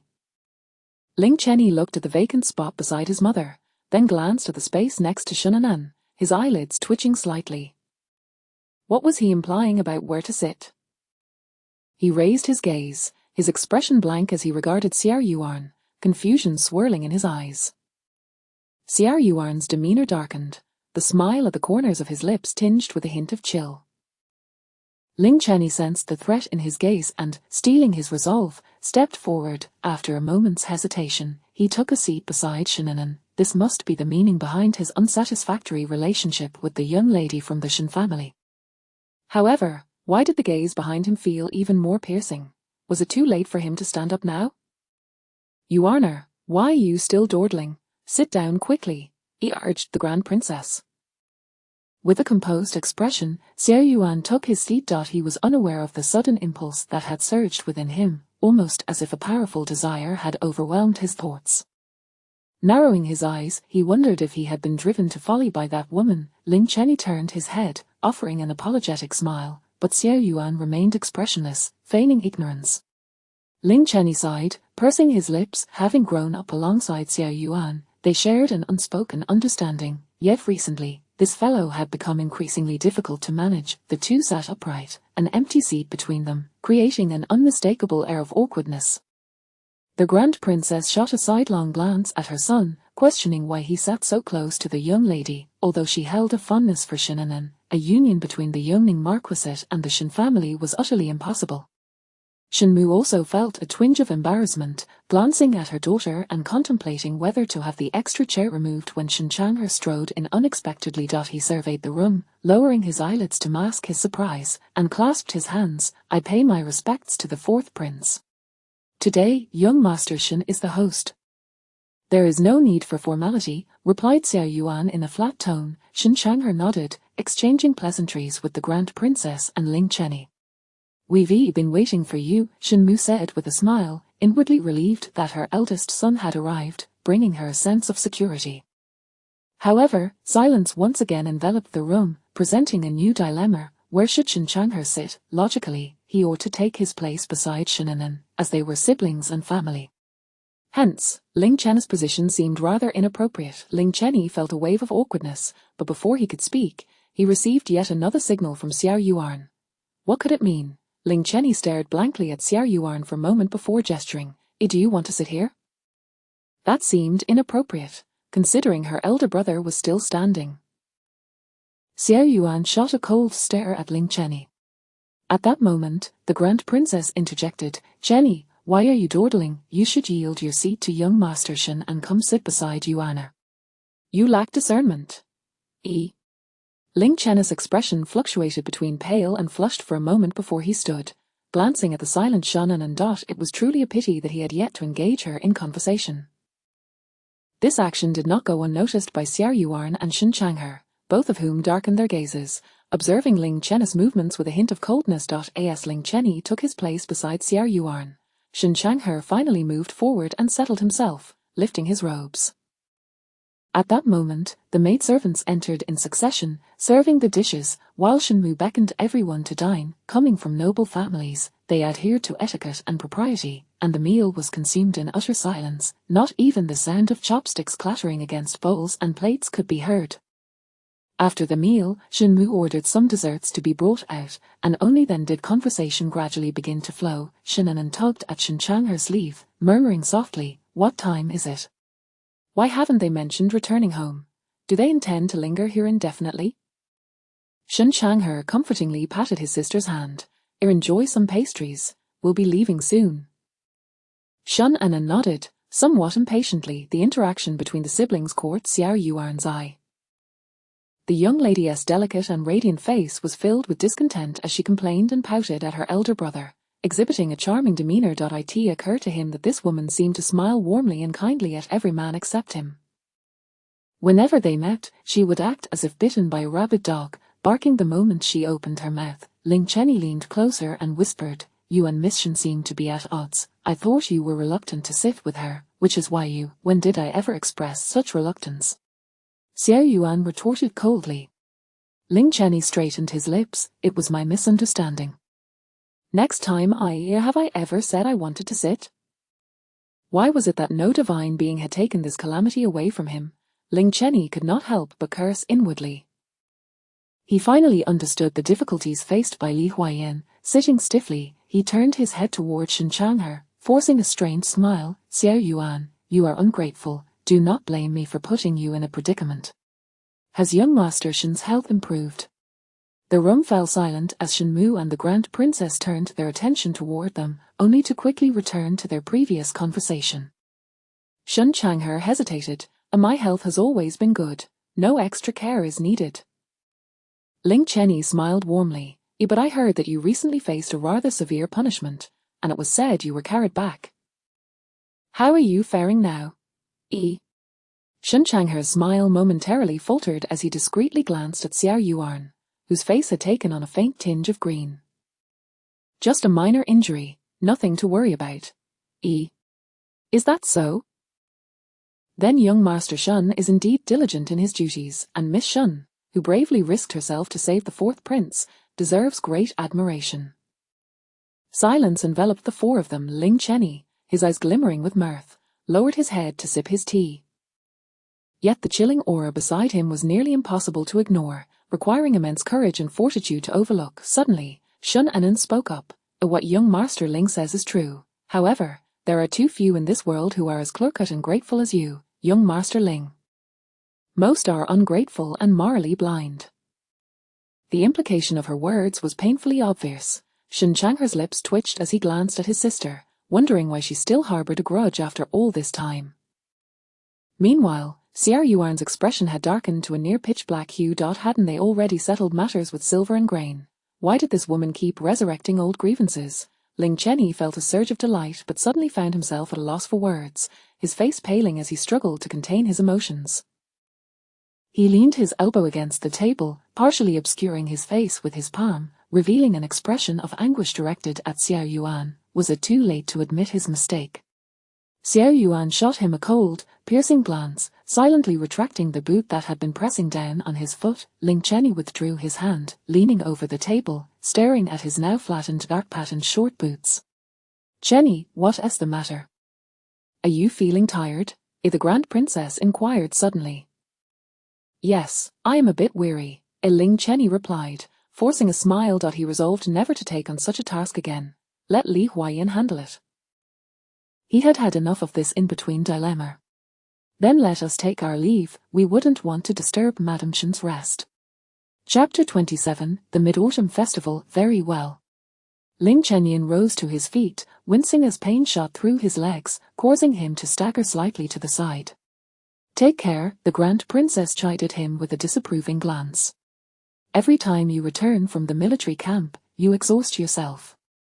Do you not cherish your own body? The camp is under the command of a general. Why must you personally engage in the fray?" The matron beside the Grand Princess stepped forward to assist Ling Chenyin, but was met with refusal.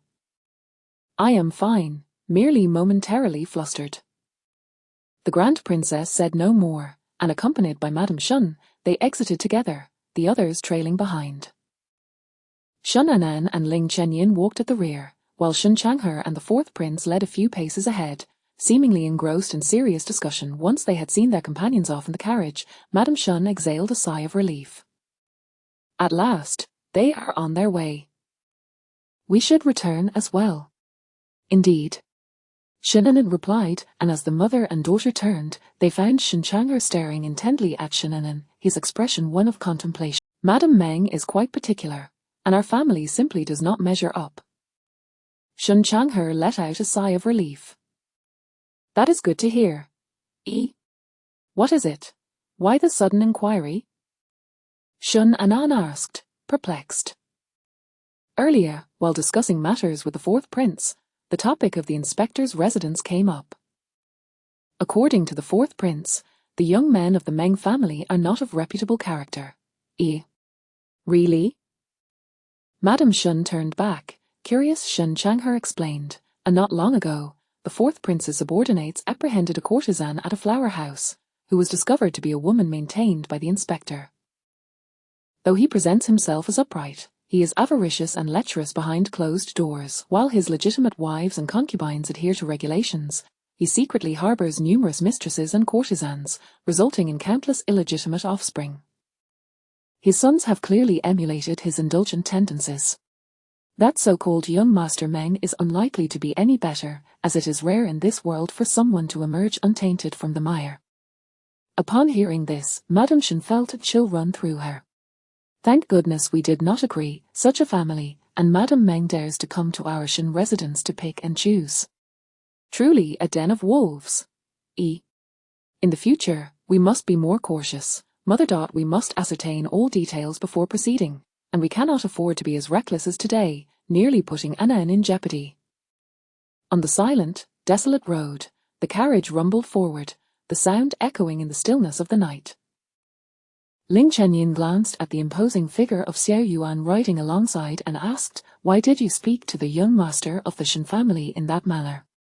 "What did I say?" Xiao Yuan replied, raising an eyebrow. "You are well aware that the Shen family is negotiating a match with the Meng family, yet you chose to speak thus. Are you not intentionally meddling in their affairs? What is your true intention?" Xiao Yuan replied, "I only spoke the truth, nothing more." Ling Chenyin narrowed his eyes. "Is that so, Xiao Yuan? You do not harbor any special feelings for the young lady of the Shen family, do you?" Xiao Yuan tightened his grip on the reins, his heart skipping a beat. Shen Changhe is the commander of the Imperial Guards. Winning his favor would be advantageous to our position. Oh. Ling Chenyin chuckled noncommittally, casting a meaningful sidelong glance at Xiao Yuan. Xiao Yuan shot him a cold glance before suddenly turning his horse down a narrow alley. The Grand Princess, hearing the commotion, lifted the curtain of the carriage and asked Ling Chenyin, "Where is he going?" "To the prince's residence. This route is more direct." In the Haitang garden, Shun Anan stood by the window, gazing into the pitch-black night, the candlelight casting elongated shadows upon the papered panes, accentuating her slender figure. "Miss." Mo Xiang draped a cloak over her shoulders. "Are you displeased by Madame Meng's words?" "An inconsequential individual does not merit the disturbance of my thoughts," Shun Anan replied in a calm and indifferent tone. She was merely pondering whether her chosen path was misguided. All she had wished for was to find a suitable match among the elite, one of good character and lineage, to extricate herself from the fate of her past life, living as an ordinary woman, devoted to her husband and raising children, leading a life of mutual respect. Yet today, she realized that the scrutiny of marriage for women has remained unchanged throughout the ages. It is not merely about whom one marries, but simply because she is a woman. It was not that she feared dealing with a mother-in-law. Rather, she felt that if she were to make a different choice and still face the same challenges, what meaning would her change hold? To simply exchange one man for another, only to invite new misfortunes and repeat the cycle, a gentle breeze began to stir outside, and she pulled a chair and sat down, falling into a prolonged silence. Suddenly, she spoke softly, "Mo Xiang, do you wish to return to Jiangnan?" Mo Xiang smiled and replied, "Wherever you are, miss, I wish to be there as well. To me, the capital and Jiangnan are no different." "I long to return to Jiangnan," Shun Anan confessed. Mo Xiang pursed her lips. "Miss, are you yearning for the old lady? Perhaps you could inform Madam and have her send someone to bring the old lady back." Shun Anan gently shook her head. "Grandmother will not return. But the imperial concubine may not agree to let you go back, nor will Madam and the master." Shun Anan was well aware that her mother, entrenched in the court's affairs, wanted her to remain in the capital. How could she bear to let her leave again? "But, if I were to find a husband, would I not have to go to Jiangnan?" Mo Xiang was taken aback. Madam would not allow you to consider a family from Jiangnan. Shun Anan turned back with a smile. I do not seek a family from Jiangnan, but one that is assigned to an official post elsewhere. She wished to live a life of tranquility and freedom, not to be restrained in the inner chambers, where living a new tragedy. Before Mo Xiang could fully comprehend the meaning behind her words, Shun Anan stood and hurried to assist her. It is getting late, you should rest early, Miss the Mid-Autumn Festival is approaching, and tomorrow the household will surely be bustling. Indeed. In the Shun residence, she finally experienced a true Mid-Autumn Festival of family reunion, yet compared to Jiangnan, it lacked joy and anticipation. If compared to the Mid-Autumn Festival of her past life in the fourth prince's residence, this was 1,000 times better. One must learn to be content. The following morning, the residence buzzed with activity, while the Haitang garden remained serene and quiet. Knowing her daughter had a penchant for sleeping in, Madame Shun instructed the steward not to disturb her. When Shun Anan awoke, the sun had already streamed through the window onto her writing desk. Hearing movement, Mo Xiang entered the room to help her dress and groom herself. Miss, you have finally risen. Madam and the young master have been waiting for you for a while. Waiting for what? Shun Anan asked, a look of confusion on her face. Miss, have you forgotten? There is still a beloved imperial concubine in the Shun residence. Tomorrow is the Mid-Autumn Festival, and according to custom, today we must go to the palace to present the holiday gifts. Shun Anan suddenly recalled, indeed, other families could send a steward, but only the palace required the mother to make the trip personally. Why did you not wake me? How could you let mother and brother wait? Mo Xiang stuck out her tongue. Madam specifically instructed that you not be disturbed. Chapter 28. Entering the palace a quarter of an hour later, Shun Anan, having dressed herself in the exquisite garments and jewelry selected by Madame Shun, stepped outside. Madame Shun and Shun Changhe were seated in the front courtyard, engaged in light conversation over tea. Mother, brother, why did you not send someone to rouse me? As she inquired. It's merely a gift, nothing of great importance, Madame Shun replied, setting down her teacup and appraising her daughter's appearance. The patterns and colours you chose are rather dark, yet you wear them with such brilliance. With her head bowed, Shun Anan glanced at the outfit curated by her mother and smiled softly. Naturally, it is because I am beautiful. Any garment I wear will shine brightly. Madame Shun covered her mouth with a laugh, playfully chiding her daughter. How can a young lady boast so? Have you no sense of modesty? Shun Changhe interjected, a sister speaks only the truth. It is not mere boasting. Madame Shun cast a resigned glance at her children, her smile tinged with melancholy. She had gone to great lengths to ensure that Anan did not appear overly resplendent in the palace, fearing that the favoured consort would become even more relentless in her scrutiny. Very well, let us be on our way. Anan, as it is your first time in the palace, you must stay close to me. There are many rules within, and although those consorts would not dare to harm you, their subtle tricks can be quite vexing. Throughout the journey, Madame Shun repeatedly expressed her concerns, imparting the palace's customs, the favoured consort's preferences and vulnerabilities, as well as the personalities of the difficult consorts, all to Shun Anan. Mother, there is no need for such caution towards my sister, Shun Changhe remarked, raising his gaze to Shun Anan. With both mother and me by your side, you need not fear anything. Moreover, our father is the Grand Commandant, the foremost of military officials. Even the Empress would show deference, provided we act justly. There is nothing to dread. Ear. Oh, you rascal, Madame Shun chided her son lightly. As they spoke, the carriage came to a halt at the palace gates. The guard on duty spotted Shun Changhe first and hurried forward to bow respectfully. Commander Shun. Upon noticing the items being carried out by the servants of the Shun household, the guard smiled and said, Is this a festive gift for the favoured consort? Shun Changhe replied with a dispassionate acknowledgement. The guard immediately ingratiated himself, saying, I shall fetch a few young attendants to help carry it inside. Before long, he returned with a dozen young attendants, instructing them to be cautious, as these items belonged to their favoured consort, and they must not be carelessly damaged.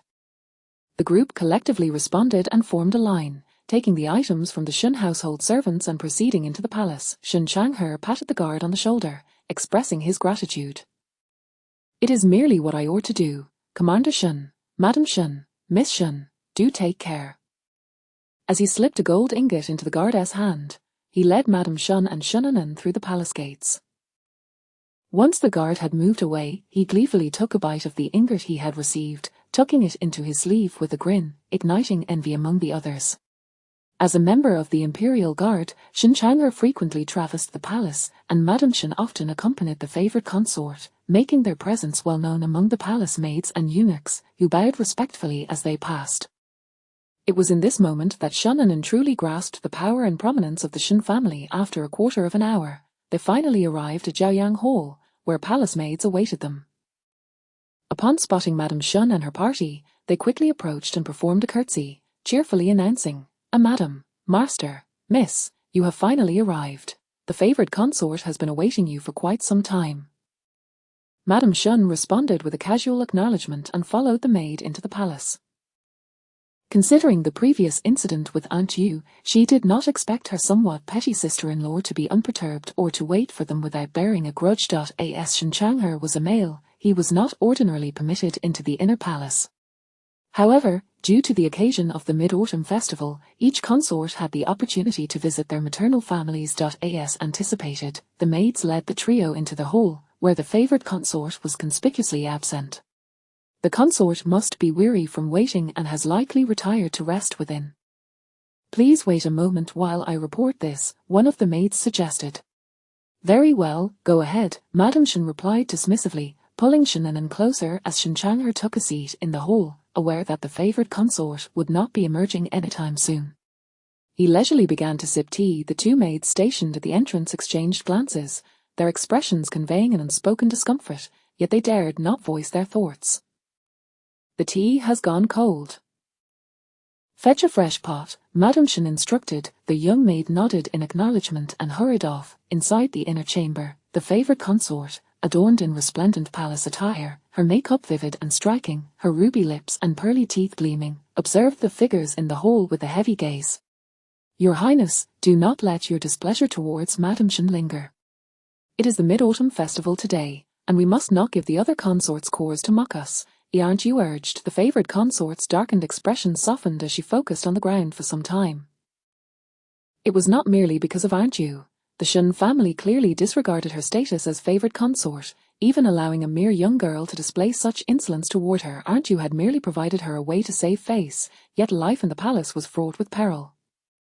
A single misstep could lead to ruin. She understood well that the Emperor's favor was based solely on her looks and the Shun family's backing. The Shun household was the foundation of her former glory. She could not afford to lose it, nor could she afford to offend them. "Your Highness," a young maid entered, her head bowed as she hurried inside. "Madam Shun has mentioned that there are matters to attend to at the residence, and if your Highness is preoccupied today, she shall take her leave and speak with you another day." "No need.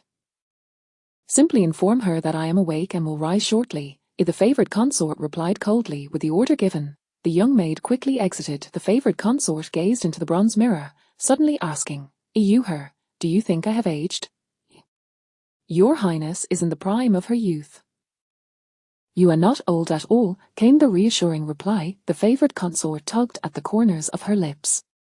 "Is that so? Yet I feel increasingly lifeless. In my youth, I resembled my Nisanan, with beauty that was truly captivating, but now her fingertips grazed the delicate creases at the corners of her eyes.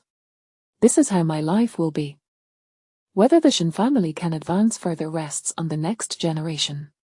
Aunt Yu remained silent, recognizing that the young lady had her own plans and was not easily manipulated. After sipping a cup of tea, Madam Shun noticed the favored consort entering, supported by Aunt Yu, dressed in a light yellow palace gown, adorned with jewels, exuding both nobility and grace.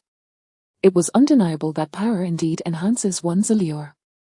"Your Highness," Shunanan and Shun Changhe both offered their respects. "We are all family here, there is no need for such formalities. Please, rise," the favored consort urged warmly, gesturing for the three to take their seats. She addressed them as sister-in-law with such familiarity that one might think she had no inkling of having intentionally kept them waiting. Madame Shun, who adept managed the vast Shun household, skillfully navigated the conversation with her sister-in-law as they exchanged pleasantries, creating an atmosphere of cordiality. Although the weather was still relatively mild, the hall had already begun to warm with the burning of charcoal. Shun Anan felt somewhat uncomfortable in the heat, while the favoured consort appeared unfazed, even as Auntie draped a blanket over her lap. Did she feel the cold so keenly? It has been a few days since we last met, and Anan, you have grown even more radiant. Truly, you are beautiful, resembling your grandmother to such an extent that you surpass even me, her own daughter. Shun Anan, rather than feigning modesty, smiled shyly and replied, and my grandmother often praises me thus. You dear child. And Madame Shun took her hand and gently patted it. Your grandmother wrote recently, expressing concern for you and fearing that we might have wronged you. When I returned, grandmother indeed harboured such worries, Shun Anan replied earnestly. After all, growing up away from one's biological parents, it was only natural to be concerned about possible grievances. Chapter 29. Deceiving the Emperor. The noble consort Shun pursed her lips and raised the corners of her mouth slightly. And my mother dotes on you, her granddaughter, 100 times more than she ever did on me, her daughter. Since her entrance into the palace, she had not received a single word from old Madame Shun, as if she were non-existent as a daughter. Consort Shun had once harboured resentment, wondering if her mother truly did not fear for her only daughter facing the dangers within the treacherous palace walls, yet her mother was heartless. She had declared that once Shun entered the palace, she would no longer concern herself with her, and indeed, she had adhered to that promise. Consort Shun smiled faintly, though her expression bore little joy. My lady. A young palace maid hurriedly entered the hall and whispered something into Consort Shun's ear. After listening, Consort Shun waved her hand, signalling for the maid to withdraw. The Emperor has been rather lacking in appetite lately, and for some unknown reason, he has suddenly taken a liking to the peach pastries I make. Hence, the head eunuch has sent someone to request more. Madame Shun was troubled, seeking an excuse to take her leave, but Consort Shun spoke up first.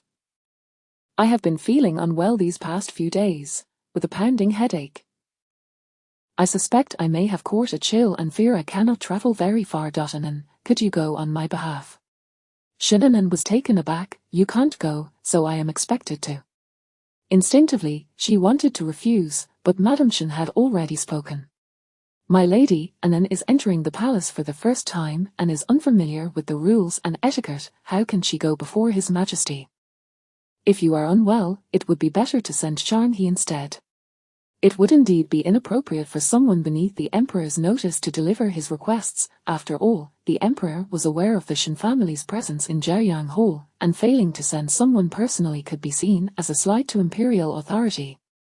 Consort Shun shook her head. That cannot be, for this is the inner palace. It would not be proper for a man like Charnhi to roam freely within. If something were to happen, it would be catastrophic. Madame Shun fell silent. The inner palace housed the Emperor's women, and any offence could lead to dire consequences, but as a mere subject, her position was even more precarious. Rest assured, sister-in-law, I will have Aren't you accompany her. There will be no trouble. I have been suffering from a severe headache these past few days, otherwise, I would certainly go myself. Madame Shun had no choice but to nod, for no consort would decline the opportunity to meet the Emperor. Shun Anan resignedly rose, bowed, and departed Jiaoyang Hall alongside Aren't you. Cousin, please follow this old servant. Shun Anan followed her through the inner palace, circumventing numerous halls, thus sparing herself the trouble of bowing. After a quarter of an hour, they finally exited the inner palace. Aren't you suddenly halted in the corridor, pointing ahead. That is the Emperor's study. You may proceed, cousin. This old servant will wait here. Shun Anan turned to look at Aren't you, her eyelids twitching. Aren't you coming? This old servant will not go. You may go alone. Shun Anan scrutinized Aren't you, nearly suspecting that the two of them were conspiring to send her to the Emperor as a concubine. However, a moment's thought made her realize that this was impossible. Consort Shun's position as a noble consort was largely due to the Shun family's influence, So how could she possibly place her in such a predicament, severing her own path? Her parents would never agree, resulting in a complete fallout. Shunanan took the food box from Aunt Yu and turned toward the Emperor's study. As she rounded the corridor, she was met with a cacophony of heated arguments. The chief eunuch stationed at the door obstructed her path, frowning as he observed her attire, which did not resemble that of a palace maid, and in a low voice inquired, "Which family do you belong to?" "I am from the Shen family, sent by the noble consort to deliver peach pastries to the Emperor." Upon hearing this, the chief eunuch's expression brightened considerably. So it is a young lady from the Shen family." He glanced toward the study and gently shook his head. "The Emperor is occupied at the moment." "Please wait a moment, Miss Shen." Shunanan nodded and stood to one side at the door, the argument within continuing unabated. She lowered her head, pretending not to hear. The chief eunuch's eyelids twitched as he occasionally cast furtive glances at Shunanan. The two maintained silence, their gazes turned inward. About 15 minutes later, accompanied by the sound of something shattering upon impact, the door creaked open, revealing a tall and imposing figure stepping out, exuding an air of coldness that was chilling. "Your Highness, the fourth prince." The chief eunuch bowed his head deeply, speaking in a hushed tone. Shunanan kept her head down, betraying no emotion as she followed suit with a slight bow. Xiao Yuan took a step forward and suddenly caught sight of Shunanan holding the food box to one side, his steps faltering for an instant. His cold, penetrating gaze bore down on her, causing Shunanan to furrow her brow in discomfort. What did their father-son quarrel have to do with her? Why was he staring at her so intently? Within the study, the Emperor's voice still echoed with lingering anger. Shunanan weighed the food box in her hand and raised it to offer to the chief eunuch. "I shall not enter. Please kindly deliver the noble consort's peach pastries to the Emperor." The chief eunuch was taken aback. If she did not enter, did he really want to? The master inside was someone who only cared about extracting benefits without regard for consequences, and it would ultimately be the servants who suffered. Seeing the chief eunuch hesitating to accept, Shunanan stepped forward to thrust the food box into his hands. "I have something to discuss with the fourth prince, so I would appreciate your assistance, esteemed sir." The chief eunuch looked at Shunanan, then glanced at the gloomy and displeased Xiao Yuan, finally resigning himself to take it. How could he refuse when the fourth prince himself was involved? Shunanan sighed in relief and took the lead in departing the Emperor's study. Xiao Yuan's cold gaze fixed upon her, and he followed closely behind. "Were you not just saying you had something very important to discuss with me?" Once outside the corridor, Xiao Yuan remarked coolly, observing the girl hastily walking ahead. Was she using him as a shield? Was it not obvious? "Oh, I suddenly cannot recall. Perhaps I will mention it to the fourth prince when I do." With that, she quickened her pace to leave. "Thus, you were just deceiving the Emperor?" Shunanan abruptly halted, turning around to face Xiao Yuan, her lips pressed together as her bright eyes gazed at his cold expression. Chapter 30, Xiao Yuan, Are you mad? Xiao Yuan gazed intently into the woman's eyes, which were as cold as an ancient well, and his heart suddenly felt as if it had been struck hard by some unseen force. That strange yet familiar sensation surged forth once more, overwhelming him and teasing every nerve. He steadied his gaze and stepped forward a few paces. Shunanan, taken aback by the imposing figure of the man advancing towards her, instinctively retreated, her brows slightly knitting together. "What are you doing?" Xiao Yuan remained silent, his steps resolutely unyielding. Shunanan's expression darkened, her voice icy as if coated in frost. "A stop." Her evident disdain and resistance caused Xiao Yuan to pause, and that peculiar feeling ebbed away like a receding tide. No, those exquisite eyes should not regard him with such emotions. What should they convey instead? A sudden pain throbbed in his head, as if countless ants were gnawing away at his thoughts. In a fleeting moment, a pair of eyes identical to Shunanan's flashed through his mind, gazing at him with tender anticipation. Xiao Yuan shook his head, raising his gaze only to meet Shunanan's cold and disdainful stare. Something was amiss. There must be a mistake somewhere. Shunanan furrowed her brow, observing his increasingly gloomy and pale countenance, her steps faltering slightly as she coldly inquired, "Oh, what is wrong with you?" Xiao Yuan remained mute. Shunanan turned her head, glancing at the palace maids and eunuchs peering in their direction, suppressing her irritation as she approached him. "I haven't done anything to you, you mustn't." Before she could finish her sentence, a powerful hand seized her wrist, causing her pain that prompted an instinctive desire to escape, yet she found herself unable to break free. "Are you mad? This is the Imperial Palace. What on earth do you intend to do?" Xiao Yuan's gaze was unfathomable, his aggressive eyes locked onto Shunanan as he twisted her wrist, pinning her against a pillar. "Have we met somewhere before?" This identical question had crossed his lips once before, during the soup distribution on Nanhua Street. Shunanan twisted her pained wrist, her eyes growing cold. "If the fourth prince wishes to act mad, he should do so elsewhere. I am a daughter of the Shen family, not someone you can toy with at will." Xiao Yuan appeared not to hear her words, his fingers tightening with a faint blue-white hue. "I shall ask you once more. Have we ever known each other?" For a fleeting moment, a change flickered in Shunanan's eyes, her fingers instinctively curling into her palm. "Your Highness's question is rather absurd." She glanced at their entwined positions, her voice icy as she continued. "Do you believe we qualify as acquaintances? That is not what I meant." Xiao Yuan's brow furrowed tightly, the inexplicable emotions that intermittently surged within him tugging at his feelings, inciting great frustration. "Is it not? Could it be that the fourth prince has lost his wits, or is he simply venting his displeasure on a mere court lady?"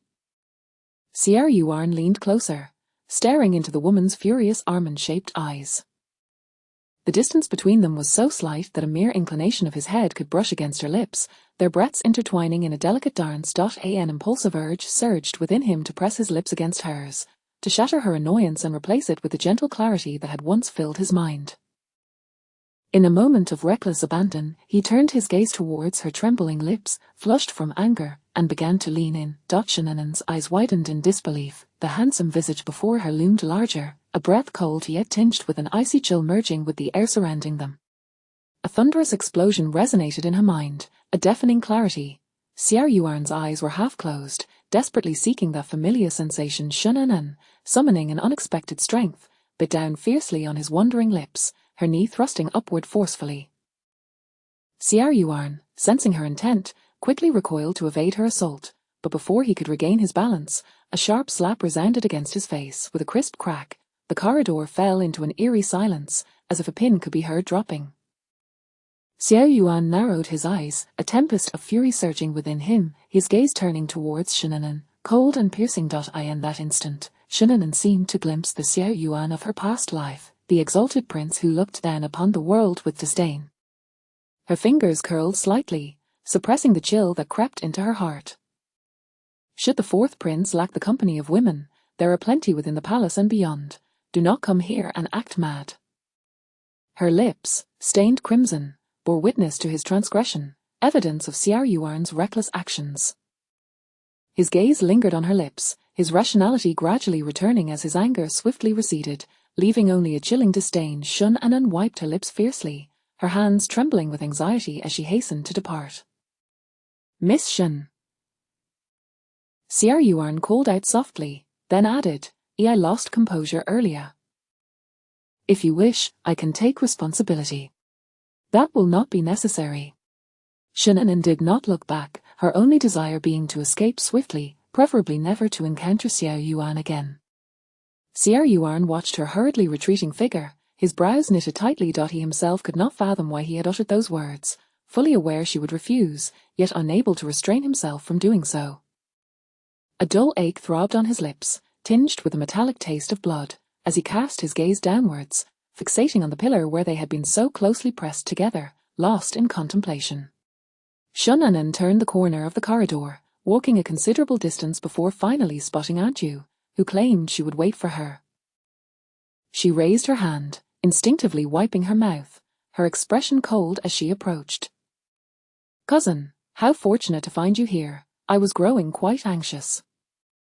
Shunanan's eyes turned icy. "Where exactly did Aunt Yu search for me?" "Pray tell." Aunt Yu faltered, her voice dry. "I suddenly felt unwell and stepped away for a moment. Upon my return, I found no trace of you, so I searched high and low. Shannon let out a cold laugh, choosing not to respond. She suspected Shen Guifei had orchestrated this encounter, fully aware that Xiao Yuan was in the imperial study, deliberately trying to bring them together. Aunt Yu discreetly scrutinized Shannon's expression, attempting to glean some insight. Let us go. The food box has been delivered, and we mustn't keep Her Highness waiting. Very well. A quarter of an hour later, they returned to Jiaoyang Palace. Upon seeing Shannon safe and sound, Madame Shen let out a sigh of relief and immediately prepared to take her leave. Shen Guofei cast a glance at Aunt Yu, refraining from further obstruction, and personally escorted Madame Shen to the palace entrance. Anan. Shen Anan halted, turning to face her, her eyes betraying a sense of profound indifference. Does your highness have further instructions? This child, why are you so distant with your own aunt? I was merely hoping you could visit the palace more often, to keep me company. With both Madame Shen and Shen Chang'er present, Shannon wished to avoid revealing any vulnerabilities, so she perfunctorily nodded, very well. Soon after, the trio departed from Jiaoyang Palace. Shen Guifei re-entered the palace, so, did you meet him? Aunt Yu stepped forward, presenting a cup of tea. Yes, but the fourth prince's attendant, Qingfeng, obstructed my view. I am unaware of their conversation. Shen Guifei took a leisurely sip from the cup. No need to rush. Time is on our side. We require the fourth prince as our ally, and he, too, needs the support of the Shen family. Mutual benefit leads to a win-win situation. The Shen family's carriage exited the palace gates, gradually fading from sight along the official road. On the city tower, a tall figure stood with hands clasped behind his back, the gentle breeze causing his robes to flutter, his dark, cold eyes fixated on the end of the road, his thin lips pressed together, sharp and frigid. Qingfeng stood at a distance, hesitant to approach, knowing well that his master always appeared in a foul mood when he climbed the tower. As time passed and dusk settled in, Xiao Yuan finally stirred, suppressing the indescribable restlessness within him. The chilly wind brushed against his slightly parted lips, the sting from his bitten skin serving as a reminder. Xiao Yuan furrowed his brow and raised a hand to caress his lips. Perhaps it was her stark contrast to the other women that ignited his desire for conquest, whether he was convincing himself or unwilling to acknowledge the madness of that fleeting moment, Xiao Yuan pondered. Yet those eyes, like a spell, flitted through his dreams, sometimes tender, sometimes cold, at times filled with affection, and at others, disdain. He felt as if he were caught between two realms, torn by two extreme emotions. Even upon waking, the fullness and emptiness felt all too real, lingering long after the moment had passed. Shannon refrained from mentioning the events of that day in the palace, yet that night, after having long since ceased her nightmares, she found herself once more haunted by the memories she wished to forget.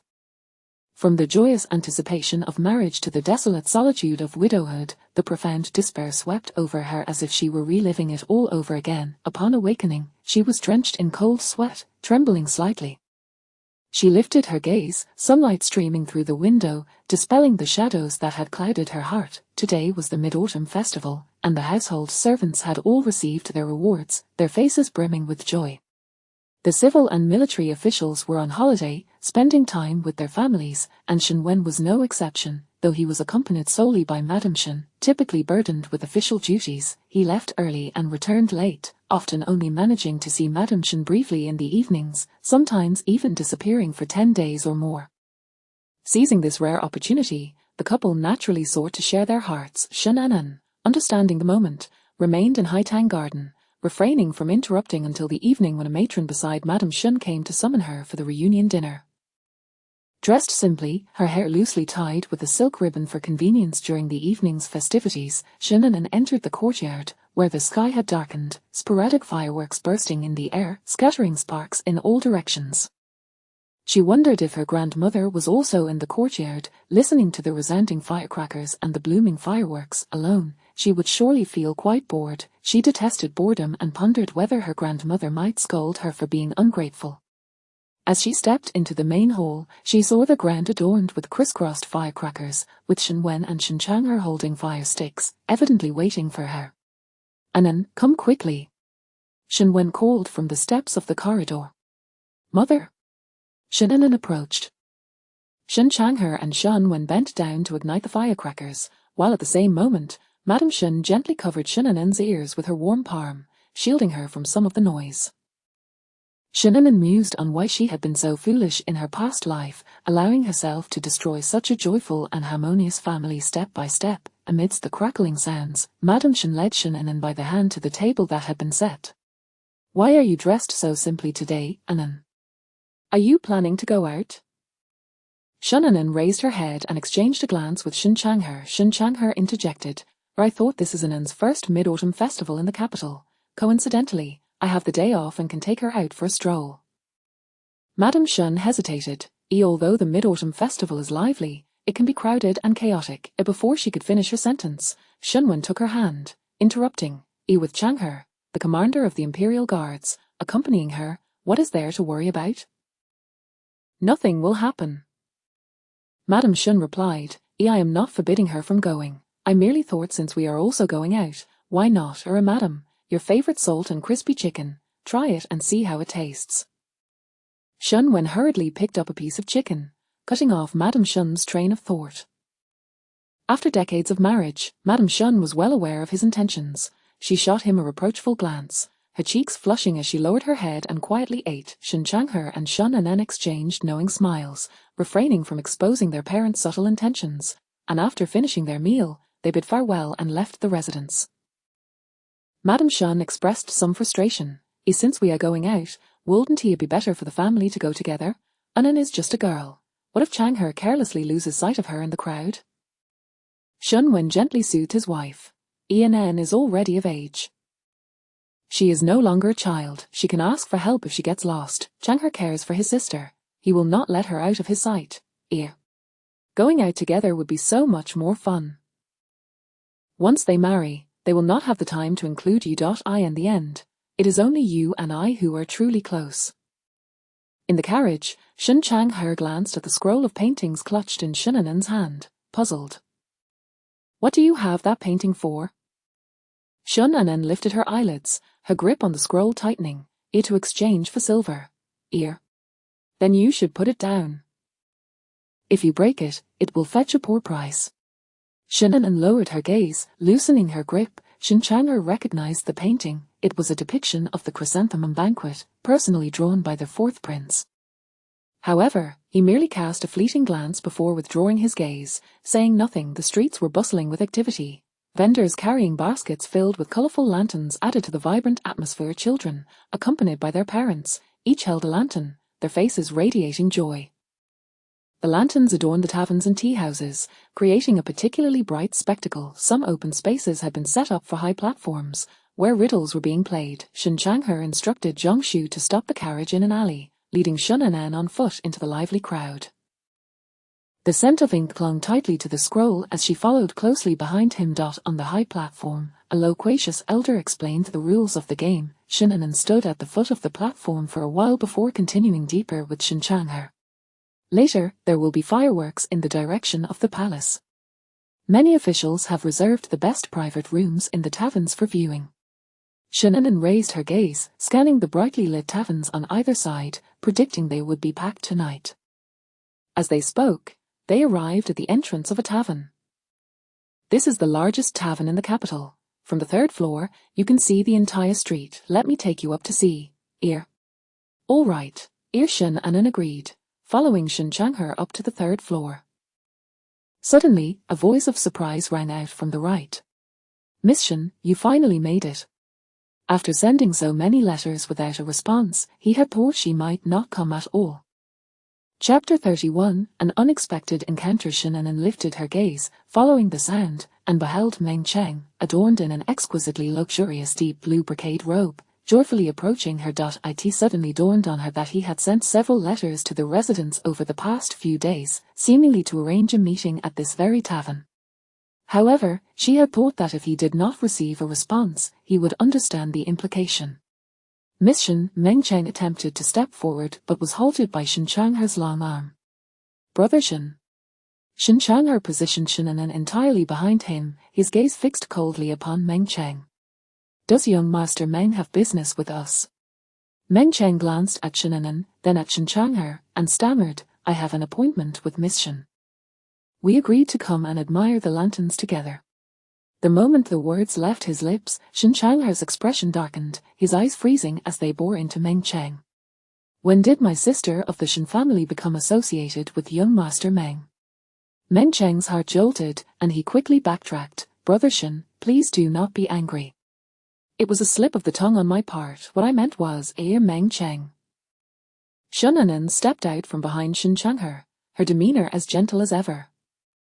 "I have grown up in Jiangnan. I fear I am ill-suited for the role of mistress of the Meng household." She gracefully curtsied, pulling Shen Chang'er along as they turned to leave. "Miss Shen." Meng Cheng's face paled as he took a step forward but was deterred by Shen Chang'er's icy glare, rendering him unable to approach. He could only watch helplessly as the two departed. Among the many gazes of the onlooking women, Miss Shen was his most favored, yet his mother had interfered. His fingers curled into a fist within his sleeve, and he exhaled heavily, storming back to the estate in a fury. In the elegantly appointed private room, a pair of cool, sharp ebony eyes absorbed the earlier scene, a smirk involuntarily playing on his lips. Li Huayan poured himself a cup of wine, swirling it in his hand before downing it in one gulp. "Isn't the fourth prince usually averse to such revelry? What brings you out today?" "Naturally, I have someone on my mind," Ling Chunyi replied. "What do you mean?" Li Huayan raised an eyebrow incredulously. "Who are you thinking of?" "Well, you ought to inquire with him," Ling Chunyi retorted. "Are you not his confidant? Surely you must know." Ling Chunyi waved his hand dismissively, pushing away Li Huayan's face, visibly disgusted. "How can you be so repugnant?" Beside them, Xiao Yuan seemed oblivious to their conversation, his deep, indifferent gaze following the brother and sister duo in the hall, sipping his drink. The alcohol stained his lower lip, leaving a lingering burn, a constant reminder of his recent display of madness within the palace. Those eyes should not harbor such emotions. Following his gaze, Li Huayan peered outside, raising an eyebrow. "The Shen siblings have come to join the festivities as well. Xiao Yuan, your nemesis, should I invite them over to join us? The more, the merrier."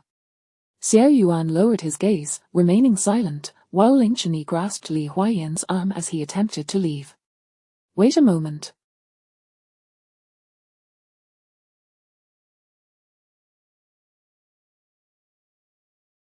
"I still have important matters to attend to. It would not be wise for too many to know."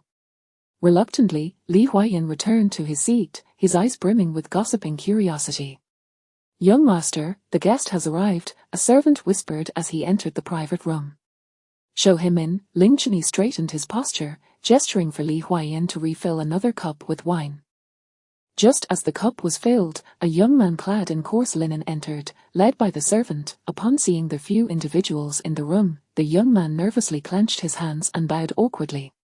"Greetings, Duke's heir, an esteemed gentleman." Ling Chunyi's warm gaze appraised Zhang Yiyang, his tone calm as he introduced, "This is the son of the Duke of Li, and this is the fourth prince." Upon hearing this, Zhang Yiyang was taken aback, hastily bowing again, cold sweat forming on his back.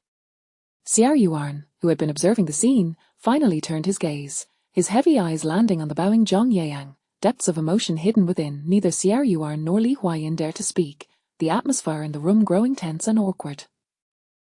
Sweat trickled down Zhang Yiyang's forehead, splattering on the stone floor.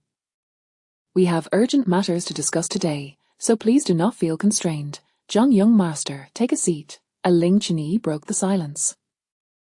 Zhang Yiyang, unable to lift his gaze to meet the oppressive black eyes, sat where Ling Chunyi pointed. "Drink." A Ling Chunyi raised his cup, and Zhang Yiyang immediately stood to receive it, downing half in one go. "Where do you hail from, Zhang young master? Do you have family?" To answer the Duke's heir, "I am from Jiangnan, and my family is no more. I have only a younger sister left, who lives with relatives." With no parents and no obligation to serve in-laws, a satisfied expression flickered across Ling Chunyi's face. "Then may I inquire, Zhang young master, do you wish to remain in the capital?"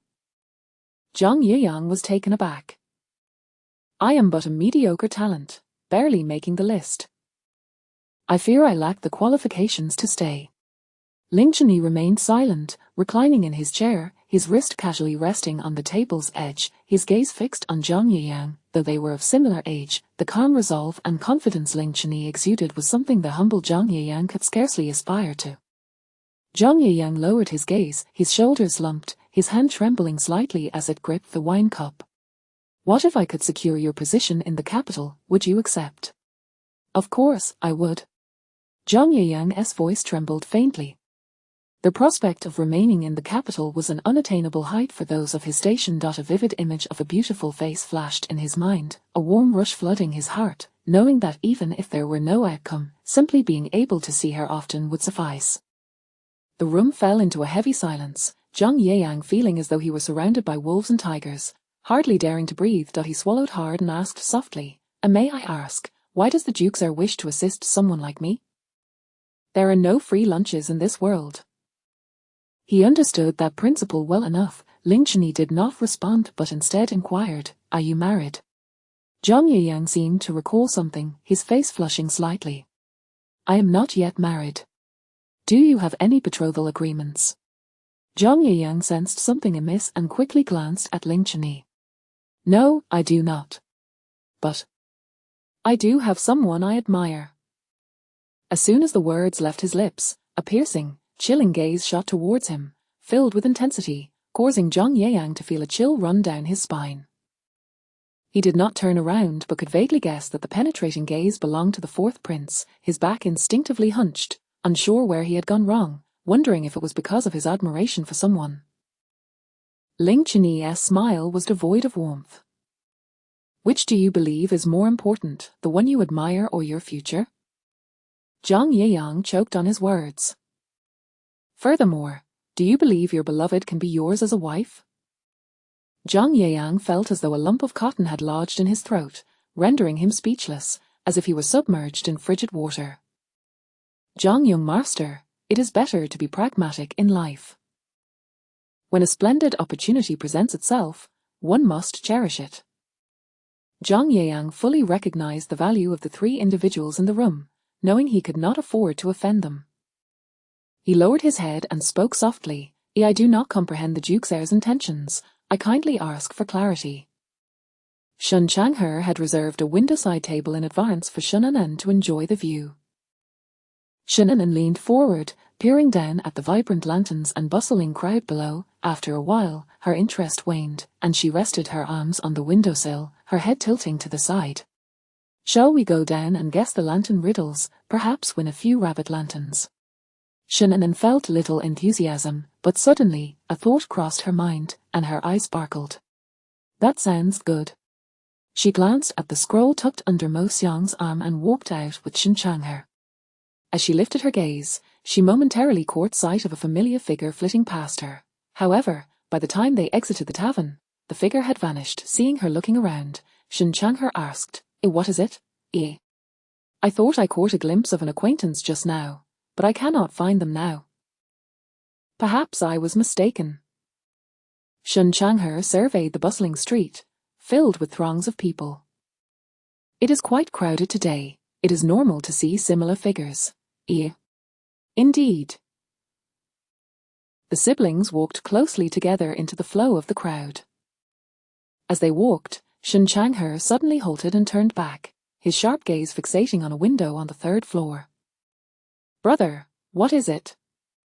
Shun Changhe furrowed his brow, retracting his gaze from the empty window. "It is nothing." "I must have been mistaken." The moon hung high in the sky, the cacophony of vendors' calls echoing, creating a buzzing in the ears of the revelers. Li Huayan lowered the beaded curtain, revealing himself, still somewhat apprehensive. As expected of the eldest son of the Shen family. "Your perception is remarkable." He glanced at Xiao Yuan, hiding behind a wooden pillar, and swallowed the teasing remark he had intended to make. Ling Qianyi's wrist rested on the table, his usually gentle demeanor.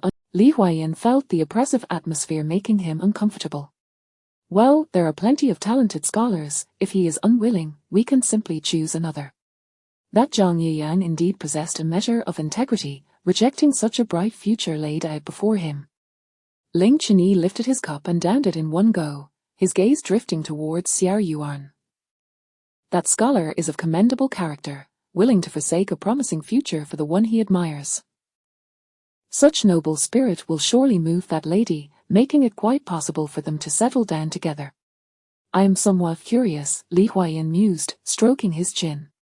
What kind of woman possesses such charm, prompting him to willingly abandon the towering tree that is the Yongning Duke's household? Ling Qianyi's lips curved into a slight smile. Perhaps the one he admires is of equal standing to the Yongning Duke's family. How can that be? Li Huaiyan raised an eyebrow. Do you think all the nobility in the capital are as desperate as your family? Ling Qianyi shot a sharp glance at Li Huaiyan, setting down his cup and rising nonchalantly to the window. What of the Shen siblings? Were they not supposed to join us? They left long ago, Li Huaiyan replied. When did they leave? Ling Qianyi's gaze shifted to the indifferent Xiao Yuan. Just now, they exited right after that scholar. Quite the coincidence. One might think they had arranged it beforehand.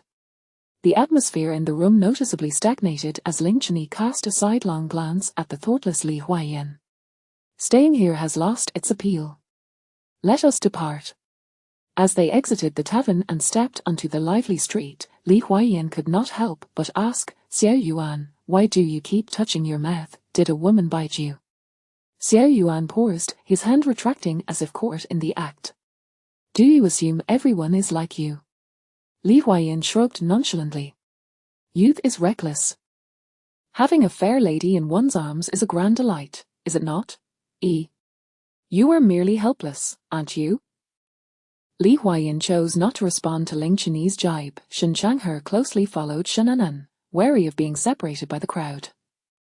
Ahead lay a bridge crowded with young men and women, queuing at a stall to purchase lanterns, their expressions filled with tender affection as they gazed at one another. An elderly man with a grizzled beard offered them blessings.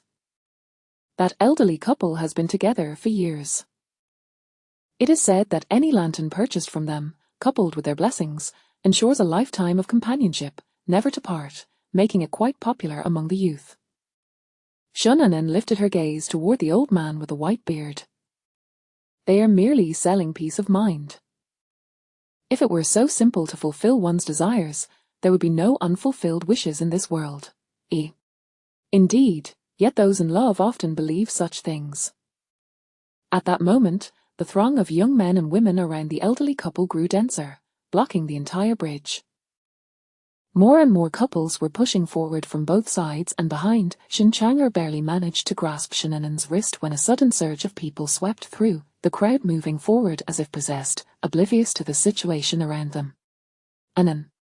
Across the crowd, Shen Anan stood on her toes, waving at Shen Chang'e. I am here. Do not worry, brother. Shen Chang'e frowned, being jostled forward by the crowd. Stay put, I will come find you. The tide of people surged, and Shen Anan could hardly hear Shen Chang'e's words, merely being swept along with the flow. Are you also here to buy a wishing lantern? Shen Anan smiled and shook her head at the questioner, attempting to back away, but her frail frame was nearly swept off her feet in the crowd, her meager strength proving futile. Amidst the clamour, a sudden scream rang out, and the previously advancing crowd began to retreat in panic, as if fleeing from a great flutter beast. Shen Anan had yet to comprehend the situation when she was violently shoved, her back colliding with the bridge. Miss, a Mo Xiong cried out in alarm, trying to push through but unable to make headway. Shen Anan's face drained of colour as her body arched backward over the bridge, the rushing river below threatening to engulf her. Even if her brother noticed in time, he might not reach her before she drowned. With one hand gripping the bridge, her fingers began to turn white from the strain, the pain causing cold sweat to bead on her forehead as despair washed over her. Was her fate truly so ill-starred that, even if given a second chance to avoid tragedy, she would still meet an early demise? In that fleeting moment, a warm grip suddenly clasped her wrist, pulling her back from the brink. What are you dawdling for? Do you wish to perish? The man's voice was icy and devoid of warmth. Shen Anan looked up to see a face strikingly handsome yet chilling, and instinctively, she tightened her grip on his wrist, fearing he might let her fall. Chapter 32 Destiny. Xiao Yuan cast a fleeting glance at her delicate, pale fingers, his thin lips pressed tightly together with a firm grip. He pulled her up, while his other hand instinctively clasped around the woman's waist, their bodies spinning gracefully through the air before landing on the ground. Shunanan clutched her chest, her heart still racing, her complexion ghastly pale, utterly oblivious to the inappropriate position they found themselves in. Xiao Yuan's gaze fixated on the hand encircling her slender waist, his dark eyes flickering slightly, deep and unfathomable as an abyss. The crowd continued to retreat, only to be swept back toward them by the tumultuous tide of panic. He instinctively extended his arm to shield her. Suddenly, a wail erupted from the far end of the bridge, swiftly followed by a cacophony of firecrackers exploding, sparks soaring into the sky, detonating in various directions. Finally regaining her composure, Shunanan turned her gaze toward the source of the commotion. The place where the firecrackers had detonated seemed to be a vendor's stall. It must have been ignited by an errant spark from firecrackers. He positioned himself protectively in front of her, attempting to secure her within his embrace. Let us retreat with the crowd. My elder brother is still over there, and so is Mo Xiong, Shunanan replied anxiously, straining her neck to look ahead. Xiao Yuan, maintaining his composure, seized her wrist and led her away, the frightened crowd scattering in all directions. He could only guide her toward the sheltered corridor of a nearby tavern. Young Master Shin possesses remarkable martial skills. He will be fine, he said, his words sounding somewhat stiff, as if meant to console. As for the maid, her safety paled in comparison to that of her master. Shunanan's gaze remained fixed on the chaotic bridge, her red lips pressed tightly together. Thank you for your assistance earlier. Xiao Yuan was momentarily taken aback, his eyes lowering to catch a glimpse of her glossy black hair. He fell silent, words eluding him. Are you trying to imply that as a prince, regardless of who it is today, you would have intervened to assist me, urging me not to take it too personally? His eyes darkened further, and he remained silent, his right hand discreetly retreating into his sleeve. The corridor's glass lanterns cast a dim, yellow glow, subtly illuminating the shocking crimson flush on his curled fingers. Not receiving a response, Shunanan raised her gaze to meet his, her clear apricot eyes reflecting an inscrutable emotion. What you owe me has been slightly offset. Xiao Yuan furrowed his brow, grappling with a question that had long troubled him. I do not recall having offended you. Why do you harbor such disdain for me? Shunanan remained silent, her eyes scanning the crowd for familiar figures. With most people having retreated, she took a step forward. However, her wrist was once again seized, firmly held in the same spot as before. A sharp pain made her hiss involuntarily, instinctively curling her arm. He released her grip immediately, his gaze fixated on her slightly swollen wrist, his eyes deep and inscrutable, betraying no emotion. You have yet to answer my question. Shunanan regarded him quietly, the corners of her lips curving slightly. If I were to say that you have repeatedly appeared in my nightmares, would you believe me? Or perhaps I have known you for a very long time. Her gaze lingered on his tightly pressed lips, momentarily startled, expecting him to scoff at her as if she was speaking nonsense. I must take my leave. What dreams? He asked again, gripping her wrist tightly. What am I like in your dreams? There was an urgency in his eyes, fixated on Shunanan, as if he were recalling a tenderness that had manifested countless times before in his mind. It was not merely a figment of his imagination, every detail was traceable, leaving her questioning whether she, too, shared a deeper understanding than he did. Shunanan raised her eyes, coolly brushing his hand away. They vary, yet they all lack the visage you bear now. With that, she turned on her heel, resolutely merging back into the crowd. In her previous life, she had grovelled and pleaded for just a glance from him. Now, even if he were to present himself before her, she could muster no trace of emotion. He stood with his hands clasped behind his back, intently observing her slender figure, an inexplicable feeling swirling in his chest, familiar yet foreign. For a fleeting moment, he felt as if this scene had transpired before, long ago, until her figure vanished from view, leaving him with a dawning realization that this sensation was known as fate. Before long, Li Huayan and Ling Chenyu approached, both instinctively glancing at Xiao Yuan's hand, which was hidden within his sleeve. How is your hand? Unharmed? His tone remained calm. Impossible. Li Huaiyan recalled Xiao Yuan's reckless venture into the midst of the exploding firecrackers, still shaken. Who was on the other side? Were you willing to risk your life? Enough. We should find a physician to examine your injury, Ling Chenyu suggested, sensing Xiao Yuan's unusual demeanor. He had witnessed the firecrackers exploding in Xiao Yuan's hand. Xiao Yuan stood motionless, his gaze fixed at the chaotic sea of people, as if peering beyond them to see more. Do you believe in past lives and destinies? Li Huaiyan was taken aback, raising his hand to touch Xiao Yuan's forehead. You can't possibly have been dazed by the explosion, can you? Don't be ridiculous, I still rely on you to help me rise to power in the Duke's residence. Just as his hand reached midway, Xiao Yuan forcefully swatted it away, his cold gaze slanting toward him. Behave yourself, Li Huaiyan pointed at him, addressing Ling Chenyu. If you're unwell, go see a physician. Don't you dawdle. Xiao Yuan's lips pressed together, I am not ill. Unwilling to leave, Li Huaiyan and Ling Chenyu had no choice but to remain by his side, waiting idly as the crowd surged around them, the three of them standing in the corridor like a frozen tableau. Meanwhile, Shannon made her way to the opposite side of the bridge, where the crowd had dispersed, leaving the ground in disarray and the air thick with the acrid scent of sulfur. Mo Xiang and her elder brother would surely retrace their steps to find her. She scanned her surroundings, ultimately returning to the center of the bridge to ensure her brother and Mo Xiang would see her at once. Though the weather was not particularly cold, the ordeal had left her palms clammy with sweat, and the wind now chilled her to the bone. In that moment, Li Huaiyan and Ling Chenyu noticed the situation unfolding, their eyes drawn to the graceful figure upon the bridge. It was Shun's daughter. Ling Chenyu seemed to smile slightly. That girl appears quite cold.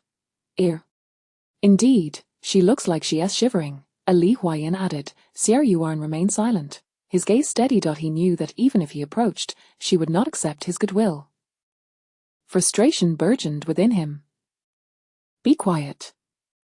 The two fell silent, their lips pressed tightly together for a brief moment. Li Huaiyan felt as if they three were fools, subject to the curious gazes of those around them, even as a girl approached with a lantern, only to be deterred by Xiao Yuan's imposing presence.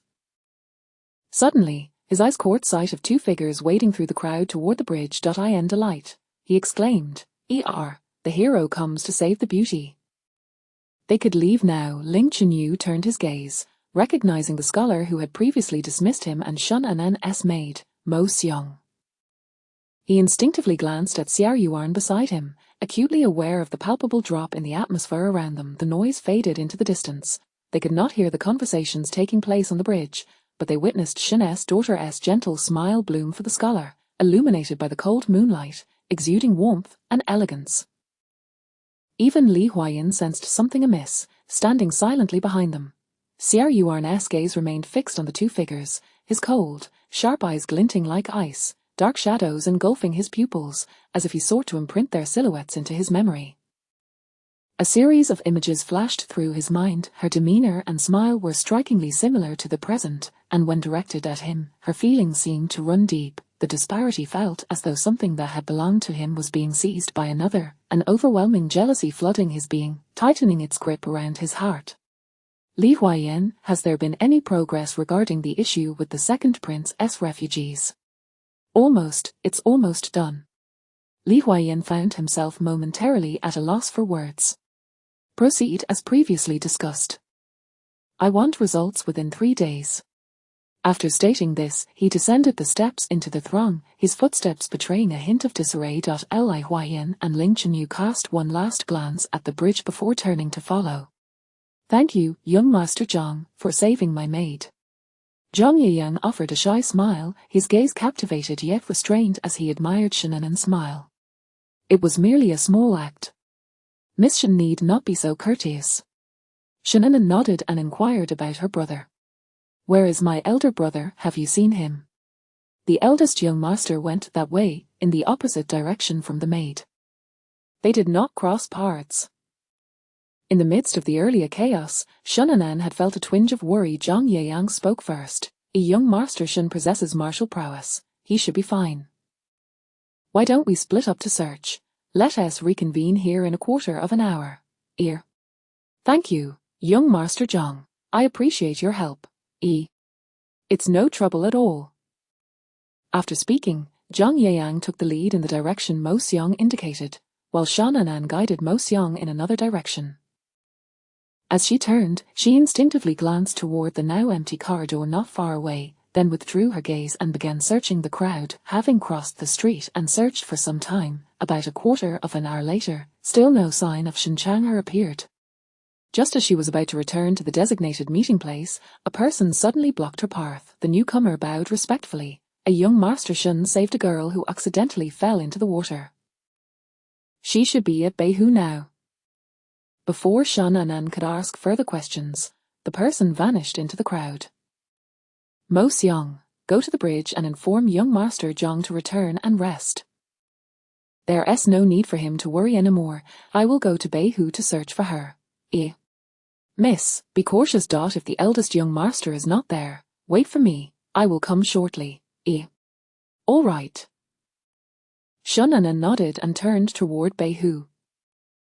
Though she had never seen the person before, she could discern the similarities between masters and servants. That person bore a shadow of Xiao Yuan. With no time to contemplate Xiao Yuan's behavior that night, she quickened her pace toward Beihu. Upon arrival, she noticed a throng of onlookers dispersing, and her gaze quickly fell upon Shen Chang'er, who was drenched yet still shielding the girl with his robe. Elder brother. Shen Chang'er turned, the worry in his eyes dissipating substantially. Anan, are you all right? I'm fine. Her gaze shifted to the girl enveloped in her brother's embrace. The cold moon hung high above, and the flickering candlelight revealed a familiar profile. Shen Chang'er bent down and lifted the girl. Heading toward a dimly lit corner, she huddled tightly in his arms, shivering slightly. Do not worry. No one will see your face, and your reputation will remain intact. Thank you, kind sir. Shen Chang'er glanced at the hairpins adorning her hair and the glimpses of silk peeking out from her robe, his lips pressed into a tight line. Such attire suggested she hailed from a wealthy or noble family. Even in the act of rescue, propriety would not permit a young lady to be drenched and in close contact with a man outside her family. At that moment, Mo Xiang arrived, and Shan Anan quickly instructed her to fetch a set of clean clothing from the carriage. Standing at the entrance of the alley, she did not venture inside but could faintly hear the girl's muffled sobs. Shen Chang'er carried the girl into the shadows, gently setting her down. I acted hastily in my desire to save you. If I have offended you in any way, I hope for your understanding. The girl ceased her weeping, lifting her head from the robe, the moonlight casting bright beams into the alley, and for a moment, Shen Chang'er was lost in thought, grasping the essence of the phrase as pure as snow. Her face was pale, almost devoid of color, her eyes filled with clear gratitude, untainted by any impurities. I owe you my life, sir. I have no means to repay such a debt. I in the face of life and death. Rules and etiquette hold no significance. You are remarkably magnanimous. Yet, with such a disposition, why had she contemplated taking her own life? Perhaps sensing his thoughts, the girl offered a sardonic smile, her eyes reflecting a mix of resentment and resignation. I had a quarrel with my younger sister. In a moment of impulse, she pushed me. I suppose she did not anticipate the consequences. Shen Chang'er's eyes narrowed slightly. Yet when I rescued you, I did not see anyone else on the shore. It seems your sister had no intention of saving you. The girl trembled slightly from the cold, silently lowering her head, her heart feeling colder than when she had been submerged in the water, as if encased in ice, aching deeply. Shen Chang'er refrained from pressing further, shifting the conversation. Today, the incident of someone falling into the water has spread widely. Returning in this state may lead to complications. I will fetch you a change of clothing from my sister.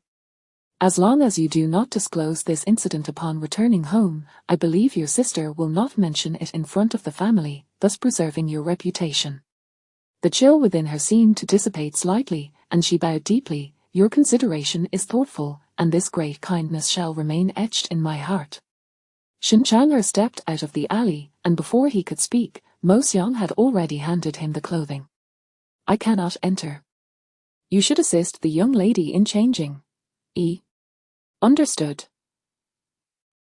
Mo Xiang took the garments into the narrow alley, where the darkness enveloped them, illuminated only by a few weak beams of moonlight. The girl said nothing, merely glanced at Shen Chang'er, who stood with his back to her, his posture straight and resolute, before she began to change, exhibiting no shyness or pretense. Shen Nenen observed her brother's fingers curling and his lips pressed tightly together, a clear sign of his tension. That girl seems quite trusting of you. Shen Chang'er's face flushed, his fingertips still seemingly damp from the lake water, unconsciously rubbing together. Don't say such things. Mo Xiang remained silent, quietly drying the girl's hair, arranging her hair and adornments. Once everything was in order, she bowed and exited. Shen Chang'er, still facing away from the girl, spoke softly, "Do you have a way to contact your family?" "I do, my maid should be coming soon." The two fell into a brief silence. Moments later, the girl rose, bowing deeply to Shen Chang'er's back. "Thank you for your kindness today." Shen Chang'er did not respond, his voice deliberately calm. "It would be safer for you to move toward populated areas. Not far from Beihu, there are patrolling soldiers. If your family does not arrive, you can seek their assistance." Understood. Shen Chang'er fell silent, turning to Shen Nenen. "It's getting late, we should leave." Shen Nenen raised an eyebrow, glancing into the alley. "All right." The siblings departed side by side, while the girl took a few steps forward, ultimately swallowing her words. Having rescued someone from the water inevitably involved physical contact, and families of a more refined nature would typically demand some sense of responsibility. She refrained from letting the gentleman believe she intended to repay kindness with malice. It was better not to inquire about names, sparing him any trouble or concern. Yet the debt of gratitude she owed him would remain unrepayable. Chapter 33. It is time to marry. With the prior unforeseen incident, the long street was noticeably less crowded, as the vendors began to pack up their wares and depart one by one. The once vibrant clamour gradually subsided into silence. On the road, they chanced upon a vendor selling rabbit lanterns, and Shen Chang'er purchased one for Shen Nenen. The delicate lantern, with its smooth lines, showcased a flickering candlelight that danced within, casting a charming silhouette of a rabbit. Uncle Zhang drove the carriage to the front of the two. Shen Chang'er glanced back at the long street, a hint of regret in his expression. "I had intended to take you out for a splendid time, yet it seems we have encountered mishaps at every turn." "There will be many more days ahead," Shen Nenen replied, climbing into the carriage, followed closely by Shen Chang'er. Mo Xiang, clutching the rolled-up painting, hesitated before speaking. "Amiss, about this painting, or let us hold on to it for now. We shall find an opportunity later." She had initially planned to take it out and sell it for a high price to the noble ladies, but today, time was not on her side. Uncle Zhang turned the horse's head and cracked the whip, steering towards the Shen residence. "Brother, do you know which family that girl you saved belongs to?" Shen Nenen suddenly inquired, gazing intently at Shen Chang'er. He shook his head in response. "Do you recall the mother and daughter we encountered while selecting gifts for grandmother the last time we were together?" "Of course I remember," Shen Chang'er replied, meeting her gaze. "Are you not concerned that the girl might be connected to that mother and daughter, thus entangling you further?" Shen Chang'er's expression shifted momentarily to one of embarrassment before he shook his head again. "At that moment, my only thought was to rescue her. I did not consider anything else. Moreover, that girl did not leave her name or any details, which indicates she is not of a base character." "You seem to hold her in rather high regard," Shen Nenen teased with a smile. "Do not speak nonsense," he retorted, a faint blush creeping onto his cheeks. "She clearly appears to be a well-bred lady. Do not tarnish her reputation." Shen Nenen shot him a sidelong glance. If she is indeed a reputable lady, it is quite possible that fate will allow for another meeting in the future. Shen Chang'er turned his gaze elsewhere, remaining silent.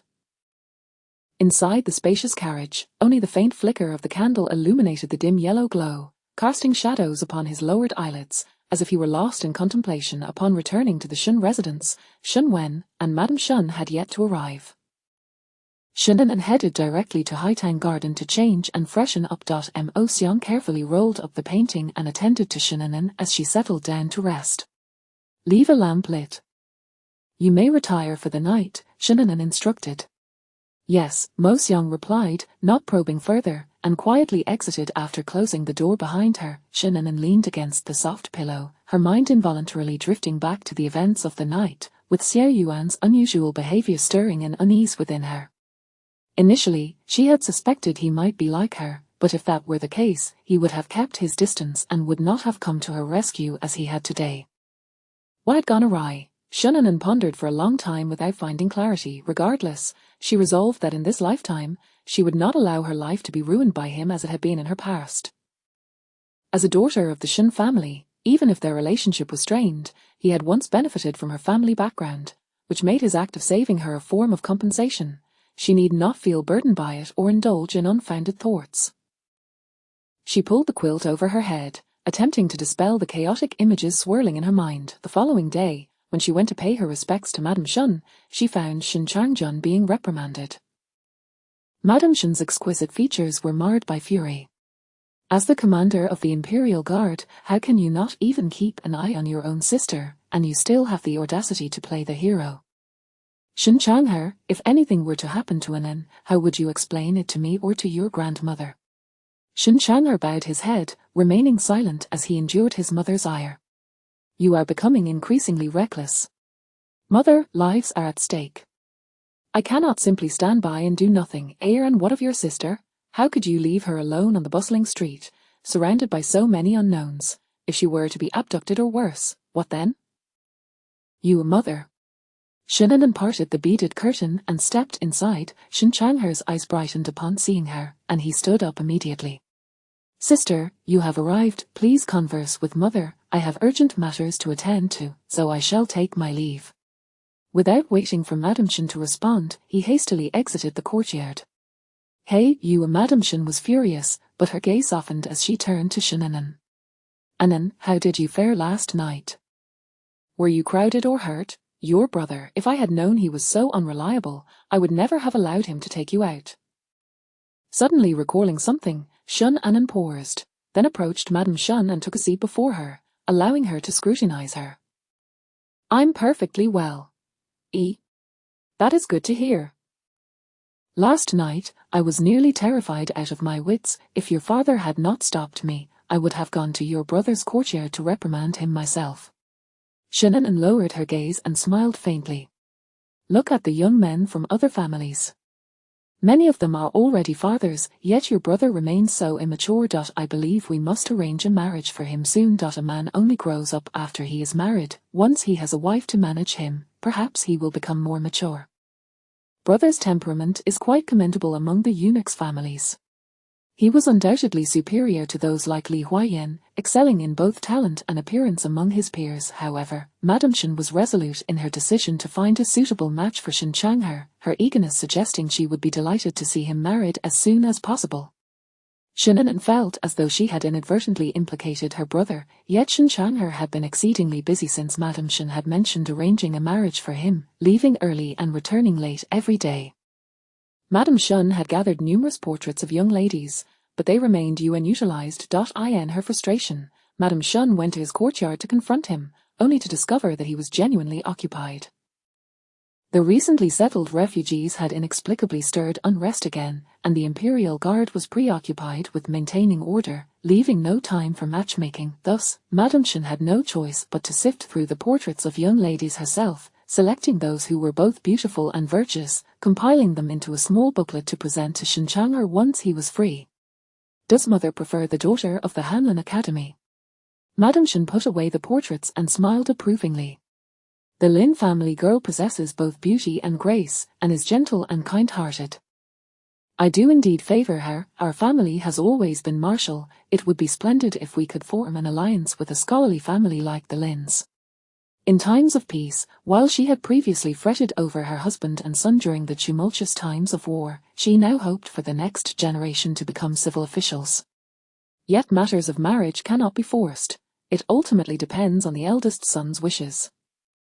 Is she truly superior to the third daughter of the Duan family? Shinnanan suddenly inquired. Madame Shun paused, setting down her cup of tea. There is no basis for comparison. The third daughter of the Dewan family does possess some talent, although she tends to be overly eager to showcase it, revealing all her depths. The other ladies are well aware of her worth. This Lin girl is more reserved and unassuming, concealing her abilities, yet if it were to come to a comparison, she may not fall short of the third daughter of the Dewan family. I simply prefer her humble disposition, which does not seek the limelight. Madame Shen's assessment was quite fair, echoing Shannon's sentiments. She strained to recall any memories of the Lin family girl but found herself at a loss, ultimately giving up. It was likely that in her past life, her heart had only been occupied by Xiao Yuan, leaving little room for concern for her family or others. When Madame Shen mentioned the third daughter of the Dewan family, a hint of distaste crept into her tone. Shannon's eyes flickered, and she smiled. The third daughter of the Dewan family is but one representative. Perhaps the other daughters of the Dewan family are equally commendable. Why not consider them, mother? Madame Shen shook her head lightly. Though I have not interacted with the other daughters of the Dewan family, my impression of the third daughter alone is enough for me to disfavor her. Shannong suppressed a smile, choosing not to argue further. Exiting Madame Shen's courtyard, she walked along the covered corridor toward Haitang Garden, unable to contain her amusement. Mo Xiang remarked, "Miss, with Madame's favorable view of the Lin family girl, it seems the eldest master's marriage is almost a certainty. We are soon to have joyous news in our household." Shannong responded with a nonchalant acknowledgement, her mind elsewhere. I wonder if the old lady will return to attend the eldest master's wedding banquet. If she does, you will finally meet her, Mo Xiang mused. At this, Shannong turned her gaze toward the increasingly cold sky, a sense of worry creeping into her heart. Her grandmother had a lingering ailment that caused her pain during the winter. She was also fond of the cold. This year, with her absence, it was uncertain whether she would care for herself or if Mama Chen could manage her. Matters of marriage are never certain, she murmured, passing through the flower-laden archway, determined to return home and write a letter to her grandmother, offering her some words of comfort. "Shen, miss." A somewhat tentative yet delighted voice called out. Shannong turned around to see a figure approaching along the stone path, dressed in clean, faded coarse cloth, his expression radiating joy upon seeing her. "Young Master Zhang," she said, slightly taken aback. Zhang Yiyang came to a halt, bowing politely. "Miss Shen, I thought I was imagining things. I cannot believe I have truly encountered you." He dared not wander too freely in the Shen residence, so he slowed his pace, hoping for a fortuitous meeting. Mo Xiang observed his smitten smile and chuckled softly. "This is the inner courtyard of the Shen residence. Is it not expected to encounter our young lady here?" Zhang Yiyang felt a bit embarrassed, fidgeting with his sleeve. Shannong cast a glance at her maid before turning back to him. "What brings you here, young Master Zhang?" "Oh, I came to seek out young Master Shen." His expression turned serious. The current unrest among the refugees has affected the order within the capital, yet it is all out of necessity for survival. However, in recent days, there have been numerous officials taking people without reason, disregarding the lives of the refugees, and intentionally harming them. Those who resist are even beaten to death without a second thought. My classmates and I can no longer bear this injustice, so we have conspired to petition the Emperor to rectify the corruption and provide aid to the refugees. Young Master Shen oversees this matter, so I have come to deliver our petition." Shannong lowered her gaze to the scroll of paper in his hand, her brows knitting together slightly. She had heard whispers about the refugee situation, and even as a woman confined to the inner courtyard, she had discerned the underlying issues. How could Zhang Yiyang dare to wade into such murky waters? Or did he truly possess the kind of integrity that would risk his life? "Young Master Zhang, are you aware of the saying officials protect one another? Your petition will surely offend many powerful figures.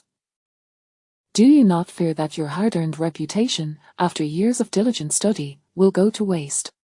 "I have considered that," Zhang Yiyang replied, his gaze unwavering and resolute.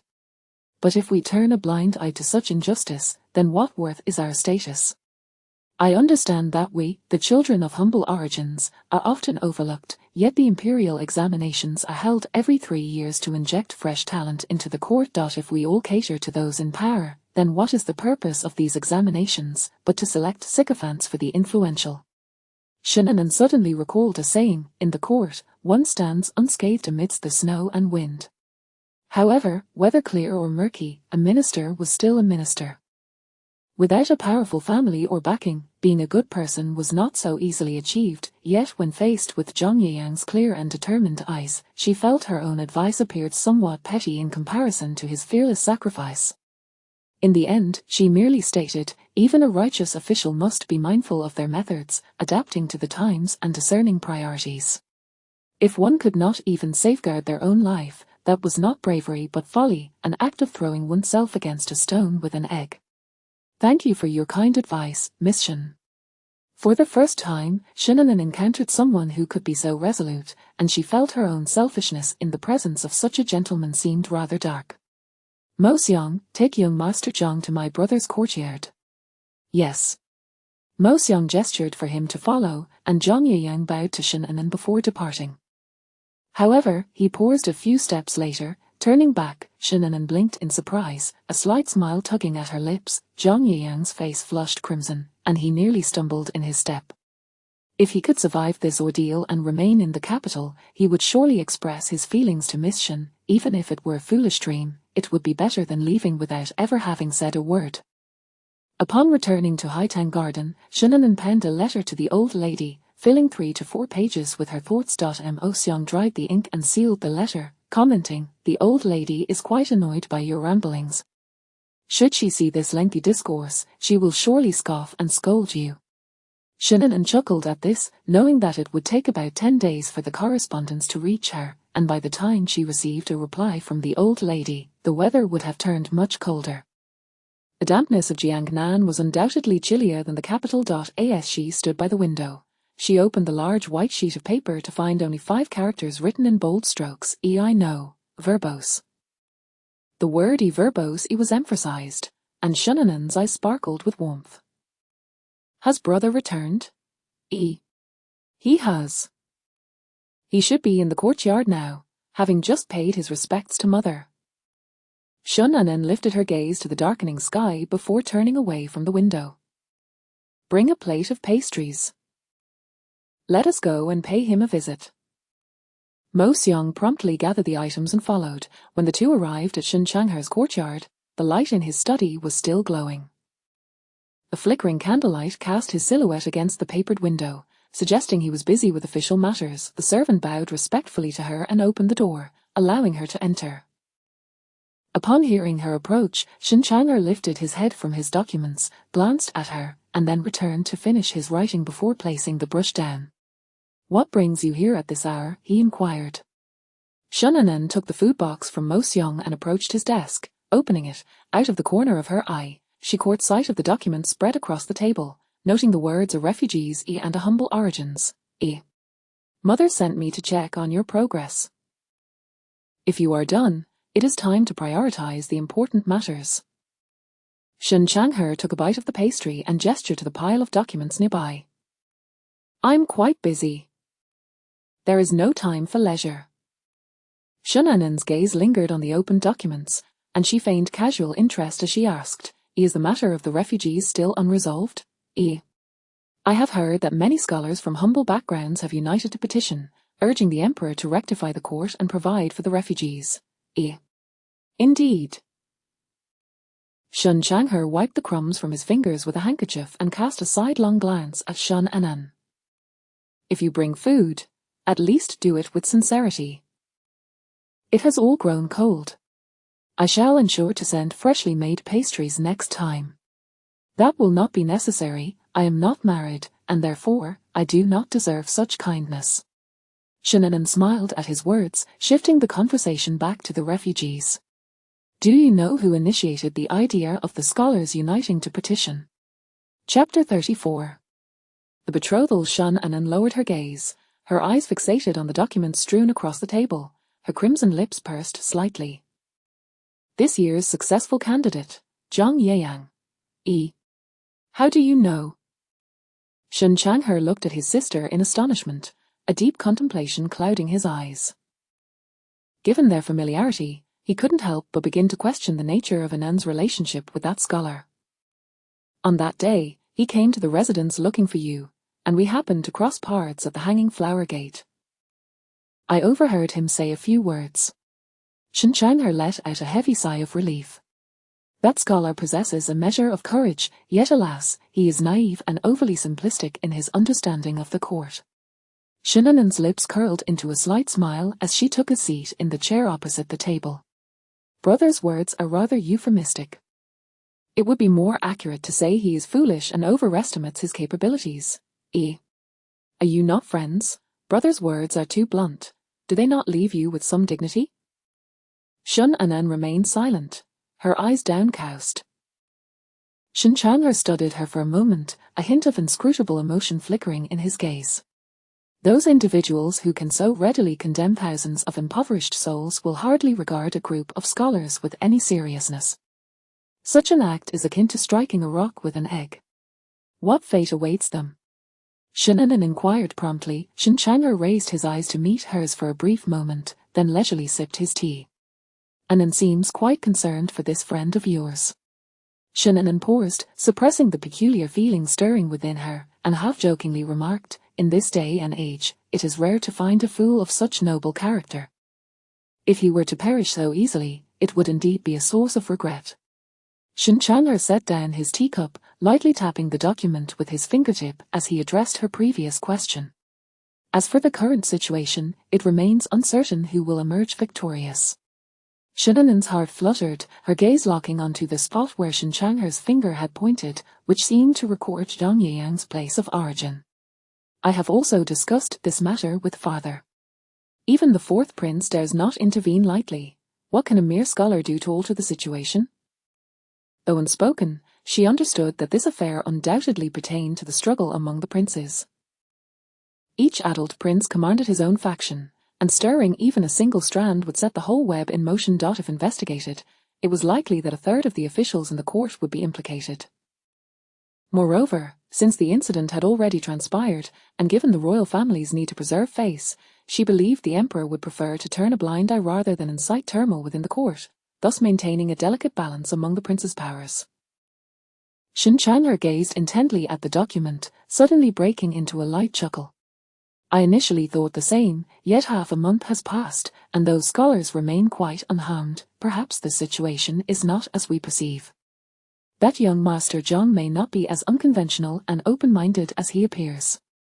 Shen Anand was taken aback, and after a moment of contemplation, she grasped her brother's implication.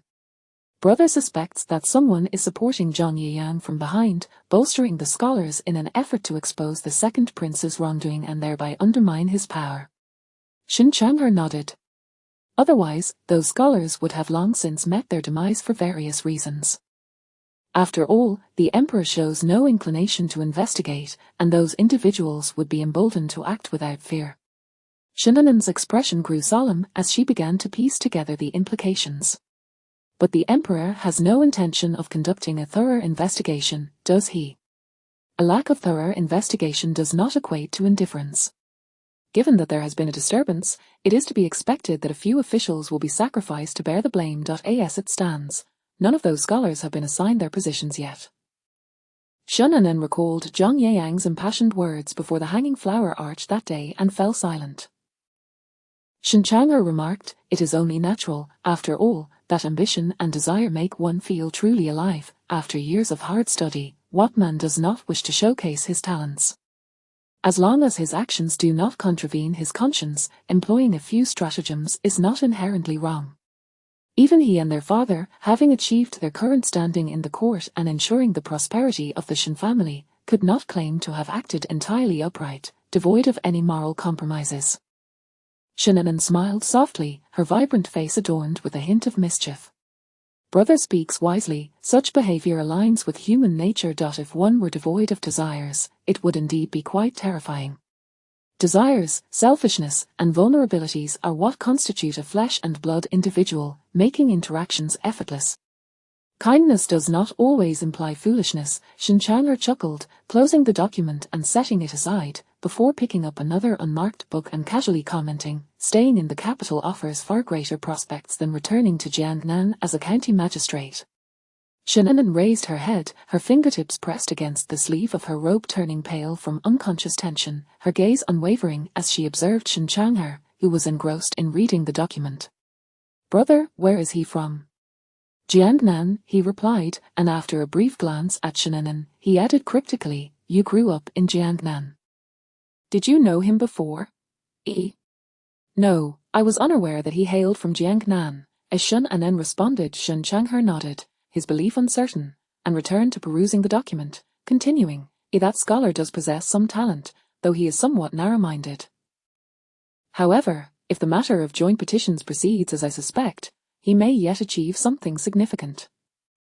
As dusk descended, the sky turned pitch black. Looking out the window, only the faint glow of the glass lanterns provided any illumination. Shannon gazed into the courtyard, as if peering through it to observe something beyond. Jiangnan is not inferior to the capital, as she mused. It has mountains, rivers, a grandmother, and freedom. Upon leaving Shen Chang'er's courtyard and returning to Haitang Garden, she realized it was quite late. Mo Xiang had finished tidying the bedding and, noticing that her young mistress was still standing by the window, hurriedly fetched a cloak for her to wear. Though the capital is not as humid as Jiangnan, it still turns quite cold at night. "You must take care not to catch a chill." The window was wide open, and the cold wind rushed into the room, chilling Shannon's slender frame clad only in her nightgown. She wrapped herself in the cloak, revealing only her stunningly beautiful face, which was unusually flushed and radiant, the corners of her lips curving gently as if in high spirits. "Mo Xiang, let us return to Jiangnan." Upon hearing her mistress express the desire to return to Jiangnan once more, Mo Xiang merely smiled, not taking it to heart, for she knew that neither the lady nor the young master would agree. "The old lady hasn't written in several days. Are you worried about her?" Shannon turned and returned to her bed, offering no further explanation. Mo Xiang quickly took the cloak from her and folded it away, tucking Shannon under a silk quilt before leaving a candle burning as she exited.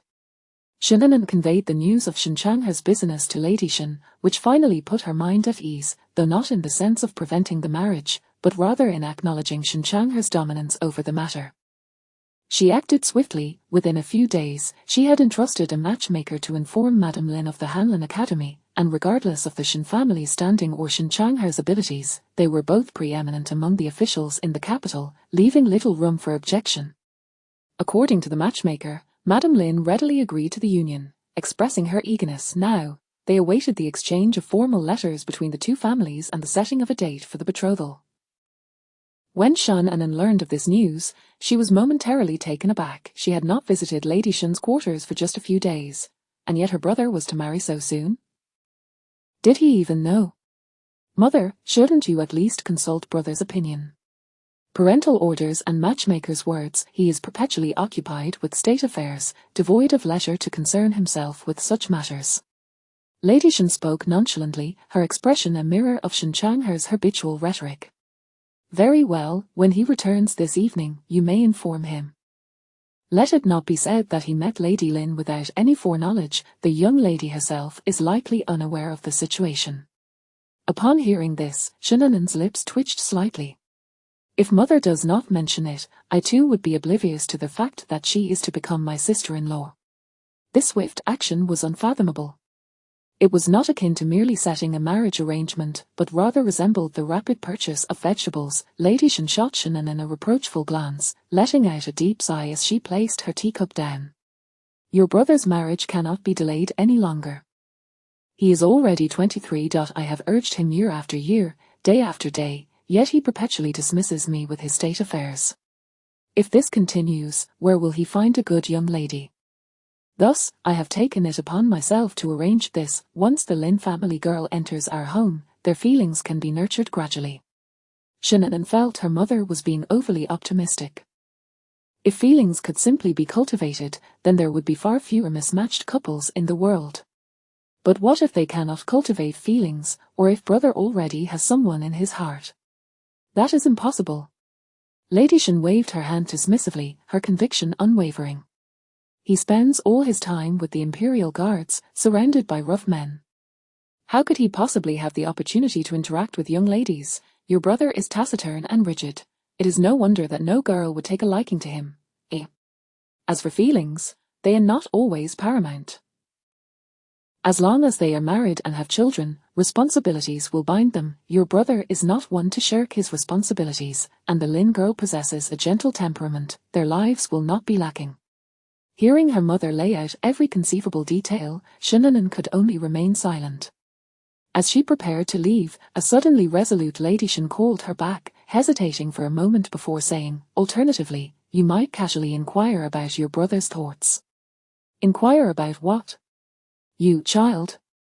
Lady Shan shot her daughter an exasperated look, extending her finger to poke her forehead as Shannon broke into a smile. Shannon immediately stepped back a few paces. Do not worry, mother, even if you do not mention it, I will ask him. After departing from Lady Shan's quarters, the sky was still early, and Shannon hesitated for a moment at the hanging flower arch before directly making her way to Shin Changher's residence. When she arrived, he had not yet returned, and the servant ushered her into the study. She adept settled into a chair opposite his desk, and the servant brought her tea. Miss, please wait a moment. The young master will return shortly. Shannon nodded, picking up her teacup and casually surveying the furnishings in Shin Changher's study. The differences between martial artists and scholars were stark. Apart from the piles of documents on the table, his study was nearly filled with military books and weapons. Her gaze settled on the half-opened document on his desk, the faint twilight pouring in through the window, casting a golden glow across half the desk, reflecting dazzling light that made it difficult to discern the text.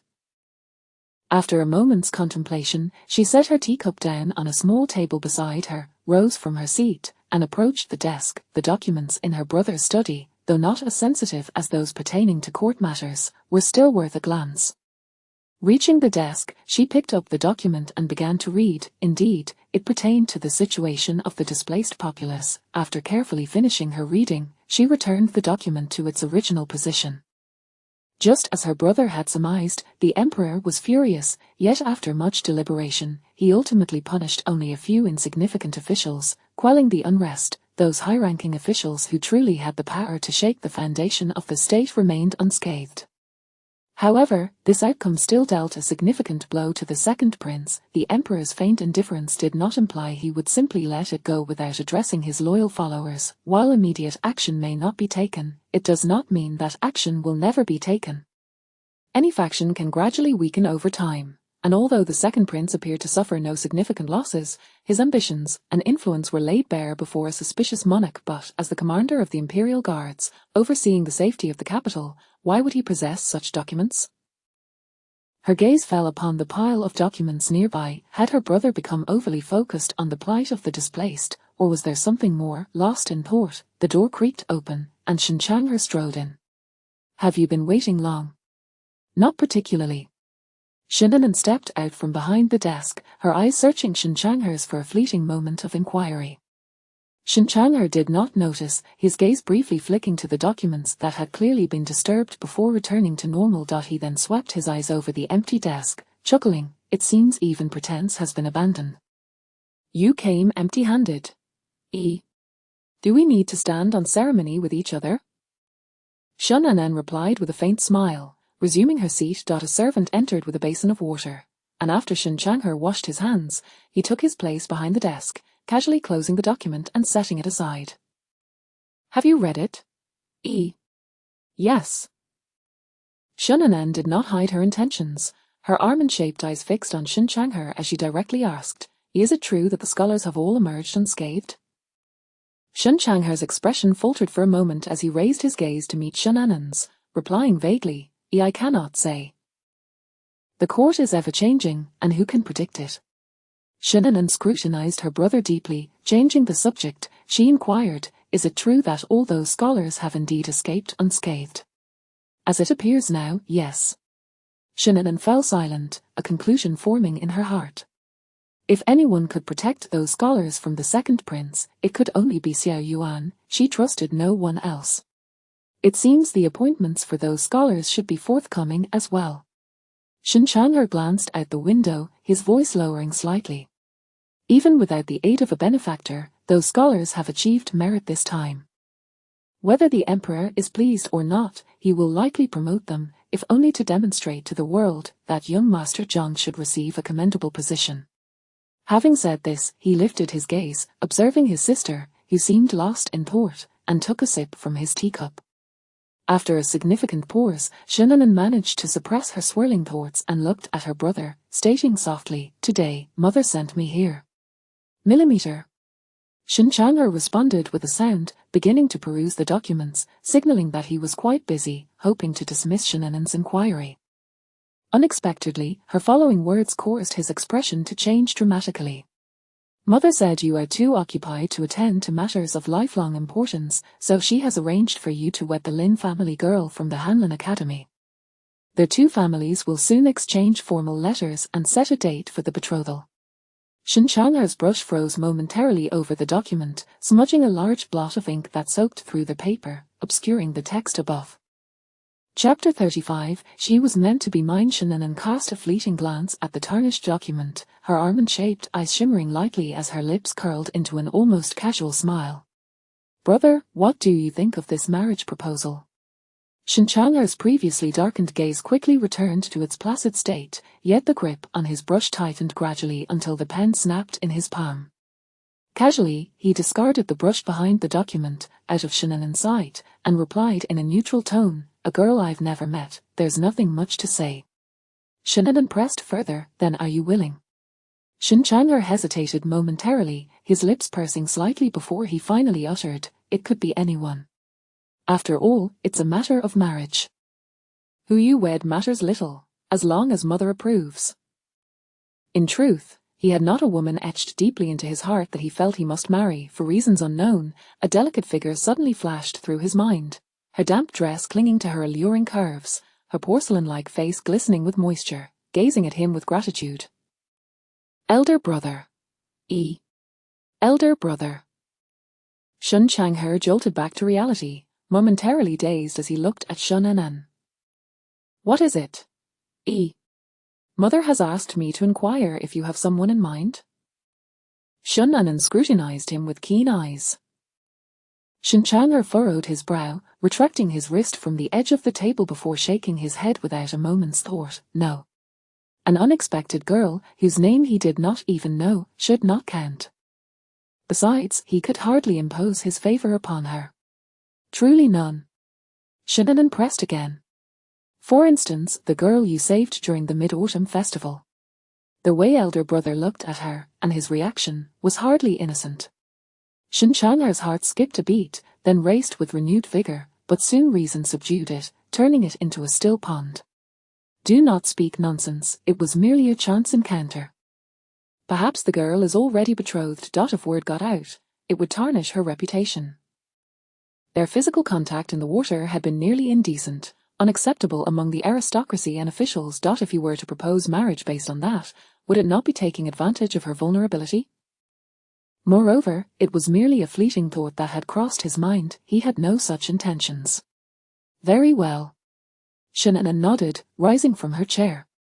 "Then I shall report back to mother. Elder brother, focus on your duties and await your wedding day." A sudden annoyance welled up in Shin Chang'er's heart, and he merely responded with a soft millimeter.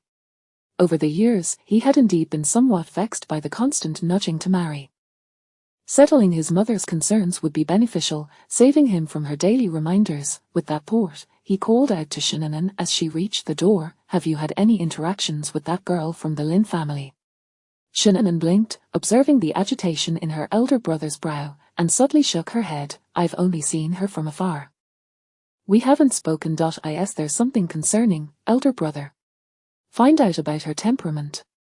If she were to share a life with him, it would be best if she were gentle and virtuous, rather than someone prone to causing chaos once married."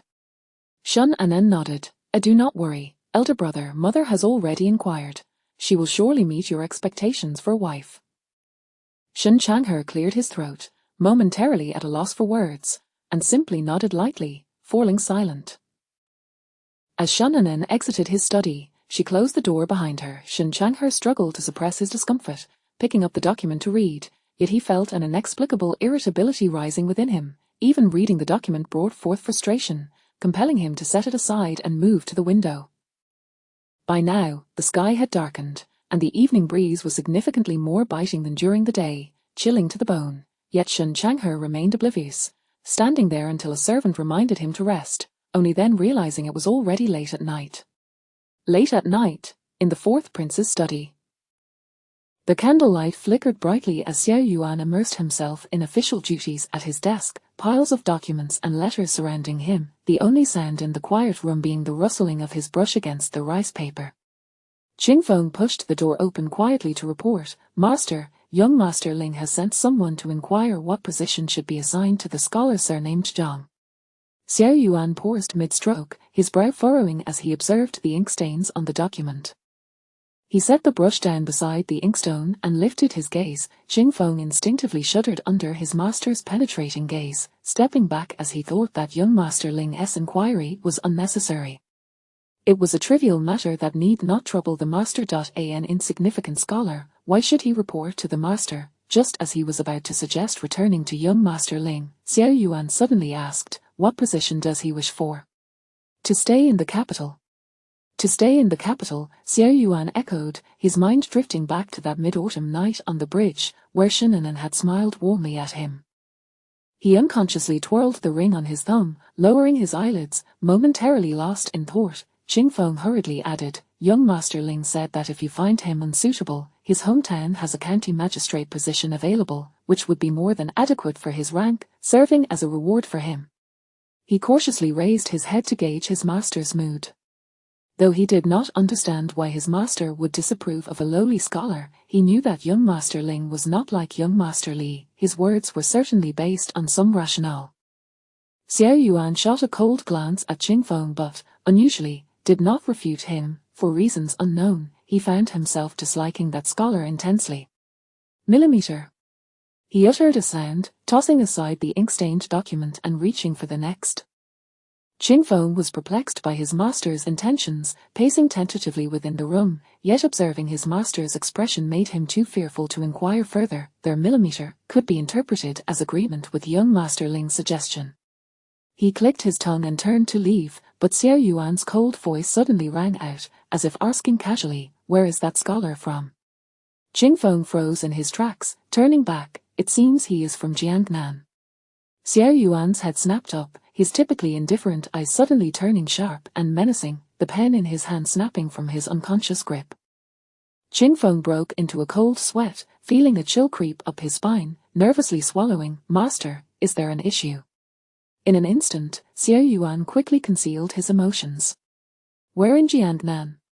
Qingfeng was bewildered, a bead of sweat trickling down his forehead. Jiangnan was vast, and he was too busy to trace the exact origins of a scholar. "I shall find out immediately." Xiao Yuan said no more, bowing his head to continue perusing the documents. Qingfeng hurriedly exited, his footsteps quick as he sought the information. Inside the room, the servant responsible for the ink and brushes, Qing'an, dared not make a sound. Fortunately, Qingfeng was swift, returning within the time it took to brew a cup of tea. "Master, I found it." Zhang Yang hails from a remote village in Jiangnan, where his family has been farming for generations. His parents passed away early, leaving only a younger sister who is living with relatives. The latter details, Xiao Yuan had already learned during the Mid-Autumn Festival. Seeing his master silent, Qingfeng recalled young Master Ling's instructions and cautiously suggested, "Zhang Yang's hometown is approximately several hundred miles from where Miss Shen grew up. Not far, yet not close either. They likely had no prior connections." Xiao Yuan wrote furiously, seemingly oblivious to the conversation. Qingfeng pursed his lips, wondering if he had overstepped. After all, his master had always been indifferent to everyone, so why would he show any particular interest in Miss Shen? They were clearly adversaries. Qingfeng bowed and prepared to leave, having learned some caution, but as he reached the door, Xiao Yuan's voice once again called out, "Send someone to the smaller counties around Jiangnan, preferably prosperous ones." Qingfeng was momentarily taken aback, accepting the order before retreating. When Ling Chunyi received Xiao Yuan's intent, he felt no surprise, rather, A smile crept across his lips. Qing Feng, anxious about saying something wrong, humbly inquired, "Young Master Ling, what does my master mean by this?" Ling Chunyi, with a dismissive flick of his sleeve, stood with his hands clasped behind his back, his tone calm yet laden with meaning. "It means he cannot remain in the capital, nor be too close to the place where Miss Shen grew up. The further away, the better. Prosperous regions yield good governance. Within 3 years, Zhang Yeyang would surely rise, serving as a reward for his allegiance. But after 3 years, with the ever-changing winds of the capital, what would returning accomplish?" A shiver coursed through Qing Feng, his mind suddenly clearing. Could it be that his master had taken a liking to Miss Shen? Having concluded his official duties, it was already late at night, yet Xiao Yuan showed no signs of wanting to rest. Qing'an noticed his master preparing rice paper, seemingly in the mood to paint, and quickly resumed grinding ink. "Aside from the bamboo painting handed to Miss Shen, it's been a long time since you last painted." Xiao Yuan's brush suddenly sank heavily. Qing'an hurriedly retrieved the brush, washing it clean while pondering why his master seemed somewhat distracted, especially when it came to Miss Shen. When he returned with the clean brush, he found a rough outline sketched on the rice paper, the curve suggesting a woman. Qing'an stared in astonishment, struggling to comprehend. 4 years, his master had only painted landscapes. Even when the third miss had requested a birthday painting, he had never obliged. Now, however, he was actually drawing a woman. He gazed intently at the scroll, trying to discern which noble lady his master was depicting. Yet, when Xiao Yuan set down the brush, "Master, have you forgotten to draw the features?" No, it was not just the features. The oval face had only a pair of clear, bright eyes, though lacking the embellishments of a nose and mouth. The tenderness and weariness reflected in those eyes were unmistakable, curving into a half-smile as if gazing at her beloved. Xiao Yuan remained silent, staring at the painting for a long while, emotions swirling within his eyes, a possessive yearning rising, tumultuous and fierce, as a powerful thought surfaced in his mind. This woman was meant to be his. Accompanying that thought was the image of her laughing with another man, a strange emotion akin to jealousy beginning to churn within his chest. Do people believe in past lives? He lifted his dark, penetrating gaze and turned to look out the window, slowly beginning to believe. At this moment, he was desperate to understand the roots of his infatuation and familiarity with her, as well as the source of her animosity towards him. He recalled her saying she had known him long before. Upon learning that Shen Chang'er had no objections to the marriage, Mrs. Shen was overjoyed and immediately began preparations, filling the Shen residence with an air of celebration as they awaited the day of the betrothal. In the days that followed, Shen hardly left the courtyard, not due to indifference towards Shen Chang'er's marriage, but because she felt that everything was progressing rather unexpectedly smoothly. Mo Xiang closed the door behind her and hurried into the room, lowering her voice to inform Shen, "Miss, I have found out where young Master Zhang is staying." She raised her head from the scroll, her clear eyes shining with a hint of intrigue. "I suppose the court's appointments are about to be announced. Let us go out for a stroll." After informing Mrs. Shen stepped out with Mo Xiang. Uncle Zhang drove the carriage, heading towards the cosmetic shop Mo Xiang had indicated. A quarter of an hour later, the carriage halted in front of the shop, and Shen exchanged a glance with Mo Xiang, who immediately handed Uncle Zhang a silver ingot. "The young lady is likely to take some time to choose. You should go to the tea house for a cup of tea and do not need to wait here." Uncle Zhang outright refused. "No, Madam instructed me to stay by the young lady's side without leaving her for a moment." He glanced curiously at the cosmetic shop, puzzled as to how the young lady was so knowledgeable upon her return to the capital. Mo Xiang attempted to persuade him again, but Shen stopped her, turning to enter the cosmetic shop. Unable to shake Uncle Zhang off, Shen symbolically wandered around the shop, casually selecting a few items before exiting. Uncle Zhang respectfully inquired, "Miss, shall we return to the residence?" Shen lifted the carriage curtain and glanced toward a nearby restaurant. "Having come out with such difficulty, let us dine before returning." Uncle Zhang promptly agreed, steering the carriage towards the restaurant indicated by Mo Xiang. A carriage brushed past Shen's family carriage, and Li Huaiyan leaped down, his gaze fixed on the carriage that had stopped in front of the restaurant. A woman quickly emerged from the carriage, approaching him.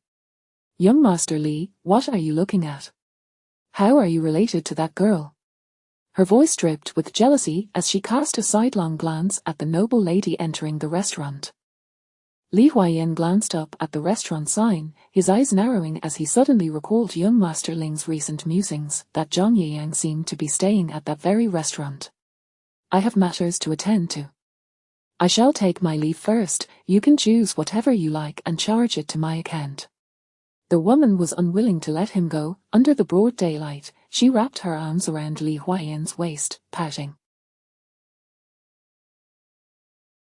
He had treated her tenderly for a few days, yet she had not received any benefits. Why was he getting bored so quickly? Li Huayan frowned, his previously carefree demeanor turning serious, causing the woman to immediately release her grip in fright. With long strides, Li Huayan boarded the carriage and instructed the driver to the fourth prince's residence. The driver pulled the reins, quickly departing, leaving the woman seething with anger, clenching her teeth as she turned and entered the cosmetic shop. At the entrance of the restaurant, Mo Xiang once again dismissed Uncle Zhang. The young lady suddenly craved the candied fruits from West Street. Please run an errand and bring some back for her. Uncle Zhang glanced at the bustling restaurant, feeling uneasy. Do not worry, Uncle Zhang. I will not go anywhere with the young lady. I will wait right here for you. He hesitated but nodded, swiftly turning to leave, hoping to return quickly. Chapter 36. Yet again, this wretched fate. Shannon stepped into the tavern and immediately spotted Zhang Yiyang, who was busily manipulating an abacus behind the counterpoint. One hand held a ledger while the other deftly moved the beads, yet his mind was clearly elsewhere, resulting in several miscalculations. Frustrated, he finally set his work aside, his face etched with irritation, and sank into a chair, lost in thought. Two of his colleagues had managed to remain in the capital, while he, the primary advocate of the joint petition, had not been granted a spot. All his efforts seemed in vain, yet it was not entirely unfavorable. After all, the fourth prince had bestowed upon him a position in the prosperous Jiangnan region, which promised ample opportunities for achievements, far broader than the futures of his two colleagues who remained in the capital, albeit contrary to his own desires. He ought to feel grateful, for given his rank, without the fourth prince's patronage, he would be consigned to a remote county seat lost in a daze. He inadvertently lifted his gaze and was momentarily stunned, as if caught in a dream. Shannon offered a gentle smile and took a few steps closer. What is the matter, young Master Zhang? Do you not recognize me? After a moment, Zhang Yiyang snapped back to reality, his expression a mix of joy and disappointment. And no, it's just surprising to see Miss Shan in such a place. The tavern, neither particularly large nor small, was frequented by laborers and merchants, far from a suitable locale for someone of Shannon's standing. I merely came to purchase some rouge and happened to pass by, so I thought I might have lunch here. Shannon observed the crimson flush creeping up his ears, her tone gentle and melodic. Zhang Yiyang met her gaze, but the dazzling smile of the woman before him caused him to quickly lower his head, his hands fidgeting in his sleeves, clenching and unclenching in a nervous rhythm. What was he thinking? She was the daughter of the Grand Chancellor. Why would she come for a mere impoverished scholar like him? Surely, she must have indulged too much in romantic tales to entertain such unrealistic notions. Are you busy, young Master Zhang? If not, would you care to join me for a meal? Zhang Yiyang understood that Miss Shan's invitation was mere politeness, and he should politely decline, yet what came out was a disingenuous, I'm not busy. Under her mild smile, his face turned beet red, filled with embarrassment and awkwardness. Mo Xiang requested a private room from the waiter and ordered several signature dishes. To the astonished gazes of the innkeeper and the waiter, Zhang Yiyang followed Shannon up to the second-floor private room. Though it was called a private room, it was merely a slightly quieter space separated by beaded curtains. Shannon smoothed her dress and seated herself. Young Master Zhang, please take a seat. Zhang Yiyang, feeling ashamed as he glanced at his coarse, patched clothing, realized he was utterly mismatched against the luxurious attire of the refined woman before him. Not only Shannon but even her maid was dressed far more appropriately than him. Noticing his discomfort, Shannon furrowed her brow and sought to change the subject. I've heard my elder brother speak of the joint petition. Young Master Zhang, your courage in standing up to authority on behalf of the people is truly commendable. Zhang Yiyang sat stiffly on the edge of his chair, his hands resting on his knees, his back straight, exuding tension. Miss Shen, you flatter me. I am but the most inconspicuous among them. The proper arrangements for the displaced people are due to the efforts of others. Shenanen's eyes flickered slightly, a knowing smile gracing her lips, aware that the others he referred to was likely Xiao Yuan. However, she had not come to discuss Xiao Yuan's merits today. Pouring herself a cup of tea, she casually inquired, with such significant contributions, I presume you will be awarded a commendable position. Zhang Yiyang's expression stiffened. He looked then at the cup of tea in front of him, his lips pressed together as a wave of bitterness washed over him. I suppose so. Shenanen frowned, observing his downcast demeanor and the bitter smile that clearly indicated his dissatisfaction with the upcoming assignment. What troubles you, young master? And no, nothing. Zhang Yiyang raised his head to meet the bright gaze of Shenanen, and the shadows in his heart began to dissipate. The court has assigned me to a small county near Jiangnan. The region is vast and economically prosperous, which will greatly aid my future career. Yet, he wished he could stay for her, even if it was a foolish desire. He yearned to share his joy with her. But now Jiangnan. Shenanen repeated, her lips curving into a smile, her hands hidden within her sleeves tightly gripping the fabric, a quiet thrill surging within her. Jiangnan is truly a splendid place. Zhang Yiyang looked up in surprise, meeting the joy in Shenanen's eyes, momentarily taken aback. Shenanen suppressed her elation, striving for calmness as she stated, I grew up in Jiangnan, the people are kind, and the scenery is beautiful. I have always wished to return there if given the opportunity. Zhang Yiyang's eyes gradually filled with joy. Is what you say true, Miss Shen? Of course. Shenanen gazed sincerely at him. Jiangnan has a simple folk culture, devoid of the myriad rules and pretensions found elsewhere, and lacks the powerful and influential families.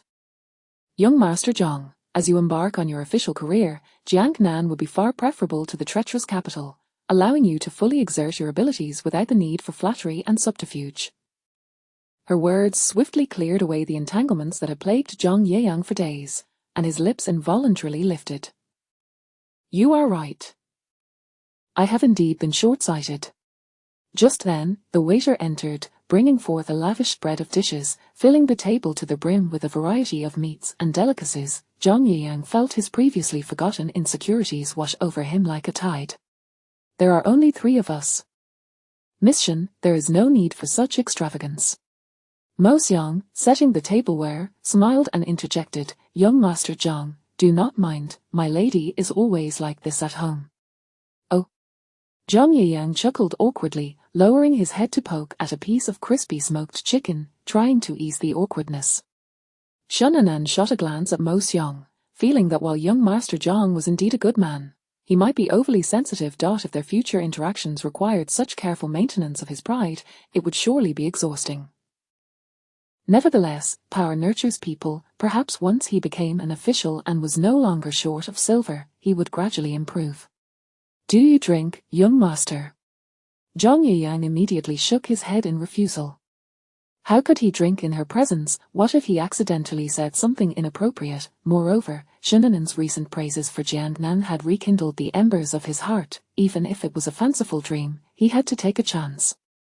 When do you depart for your post, young master? Zhang Yiyang mustered the courage to look up and meet Shenanen's gaze, but as soon as he caught sight of her radiant face, his heart raced, rendering him speechless. I am not sure yet. It should be in the next 3 to 5 days. Oh, you'll be leaving so soon, Shenanen replied, her gaze fixed on the lotus seed porridge in her bowl, her chopsticks absently stirring as her lashes fluttered, concealing her clear, almond-shaped eyes, which seemed tinged with a hint of melancholy. Zhang Yiyang's heart ached. It felt as if it were being tightly gripped. He leaned forward slightly, gazing earnestly at the charming woman across from him. Miss Shen, there is something I wish to say to you. Actually, Shenanen raised her head, her smile bright, her clear eyes shimmering with anticipation, yet her expression remained composed.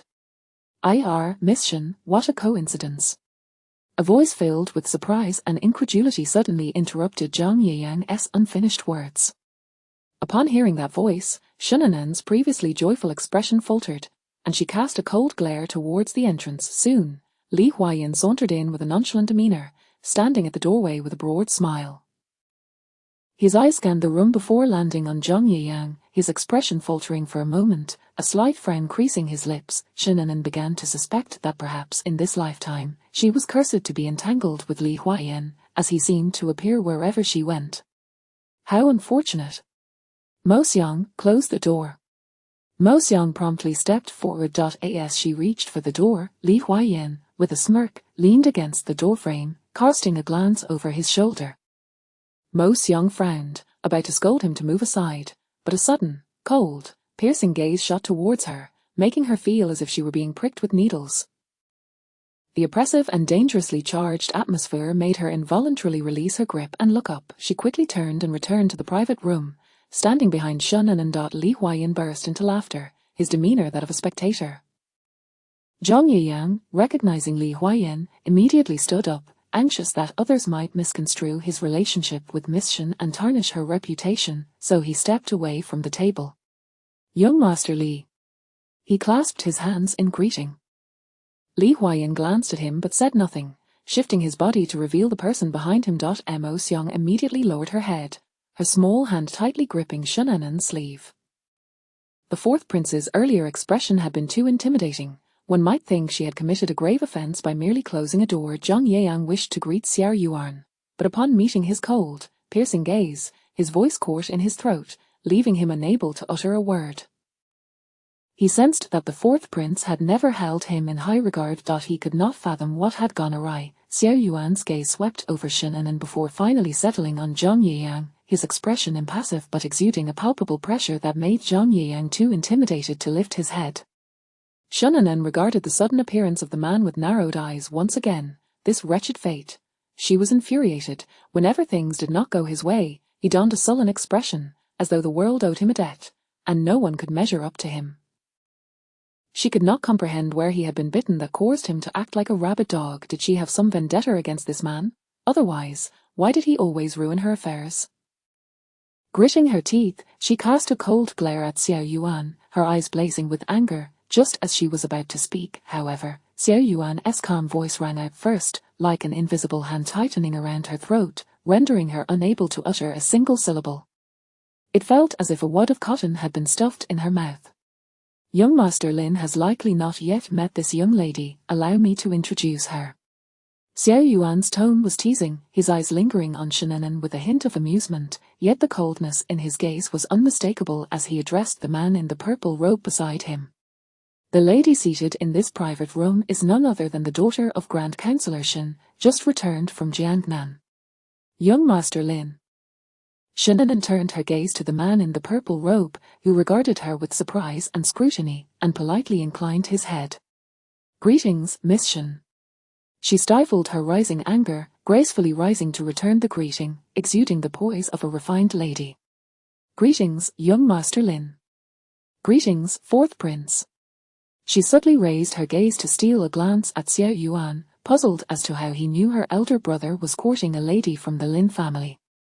Was it a coincidence or a deliberate act? He couldn't possibly be so idle as to seek to provoke her, considering how busy he was. Despite her thoughts, she maintained her decorum in front of young Master Lin, not wanting to tarnish her family's reputation and jeopardize her brother's prospects. Xiao Yuan's lips curled into a cold smile, clearly satisfied with Shunanen's compliant demeanor, feeling justified in having the carriage driver bring young Master Lin to the private room. Zhang Yiyang, unaccustomed to such a setting, stood awkwardly to the side, unable to utter a word. He felt as though a chilling gaze had never left him, as if it were a tangible force, sharp and intimidating.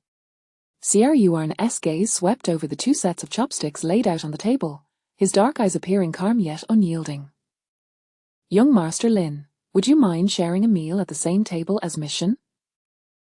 After all, you will soon be relatives. Young Master Lin readily agreed, responding, of course, but I wonder if Miss Shen would be willing to grace us with her presence. Shunanen's heavy gaze silently bore into Xiao Yuan, filled with anger, as if questioning his intentions.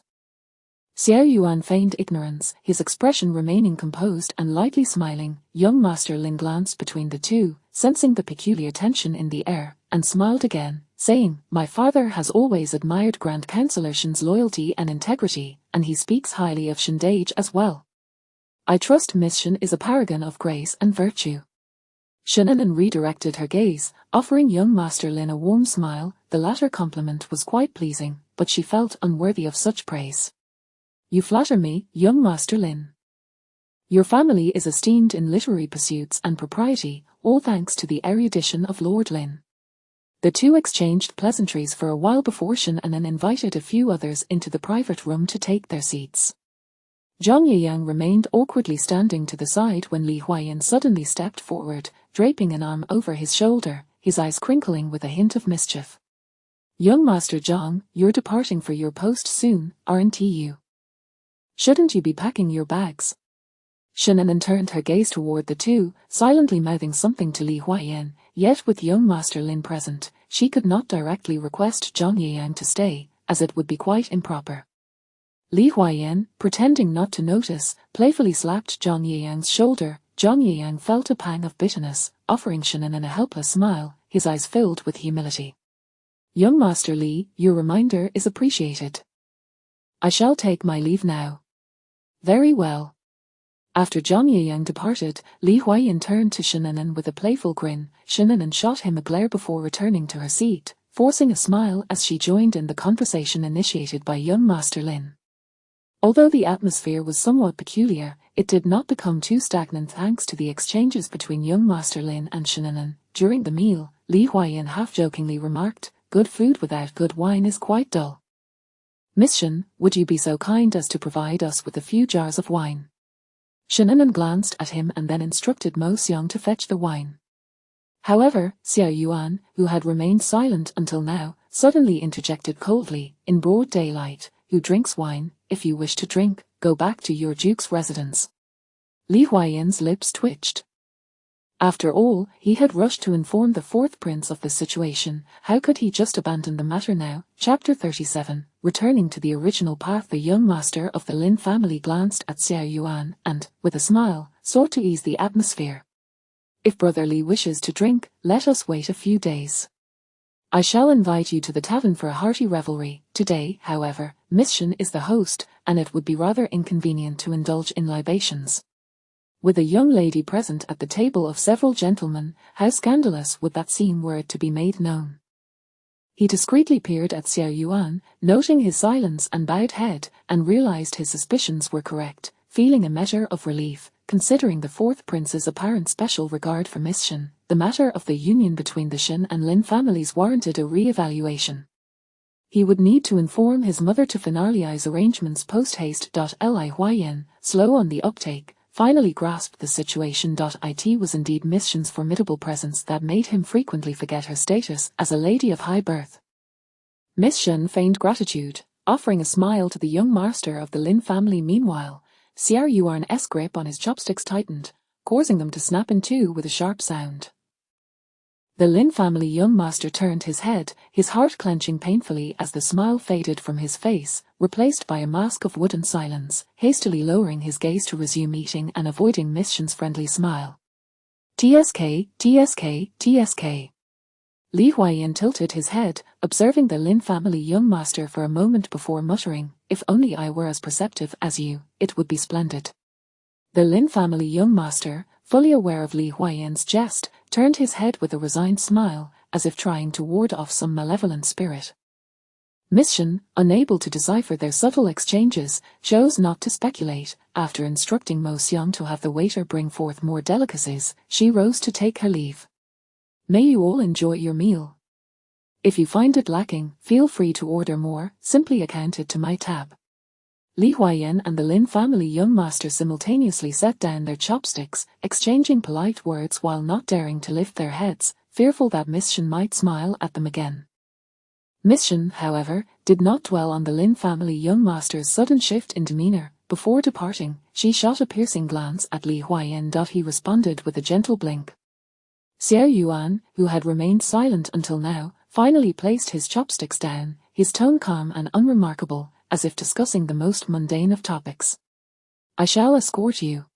She took a step forward, continuing on her way, his voice, laced with a chill, echoed once more, "I shall escort you." Miss Shun halted, turning to meet the gaze of the man advancing toward her. Had he taken leave of his senses? Is the fourth prince addressing me? He stood before her, looking down at her cool, impatient expression, an impulse to shatter her disdainful demeanor coursing through him. The capital is currently unsettled, with bandits ravaging the outskirts. Safety is paramount. I shall see Miss Shun safely home. Miss Shun longed to decline, but was even less inclined to remain in this private chamber with them and their endless banter. What an honor it is, indeed, to receive such attention from the esteemed fourth prince. I am truly taken aback. Xiao Yuan's gaze lingered on her for a fleeting moment, disregarding her sarcasm, and he stepped forward, grinding her teeth. Miss Shun nodded to the Lin family young master before following suit. At the tavern entrance, Uncle Zhang awaited with the horse-drawn carriage. Upon seeing Xiao Yuan lift his robe as if to board her carriage, she promptly moved to intercept him. There is no need for the esteemed fourth prince to trouble himself. I am perfectly capable of returning alone. Xiao Yuan's gaze inadvertently fell upon her vermilion lips, a sardonic chuckle escaping him. Just a moment ago, you were a lady of nobility, now, you wish to dismiss me. The speed at which Miss Shun's demeanor shifts is indeed remarkable. His eyes remained fixated on her crimson lips, his heart racing with an unsettling fervor, the restlessness within him once more surging. Miss Shun, unwilling to engage further, pushed past him and ascended to the carriage. Suddenly recalling something, she poked her head out from the carriage, mockingly addressing Xiao Yuan. Is it not thanks to Uncle Zhang's martial prowess that you stand here looking presentable? What audacity you have to claim the role of my escort, it is truly laughable. She forcefully dropped the carriage curtain, instructing Uncle Zhang to drive on. Watching the woman's brazen countenance and the mocking curve of her lips, Xiao Yuan clenched his fingers tightly, his expression darkening. Were it not for that day when he was outnumbered, he would not have appeared so disheveled. This woman looked down upon him, leaning against the soft cushion. Miss Shun revelled in her triumph, delighted at the thought of provoking Xiao Yuan's ire.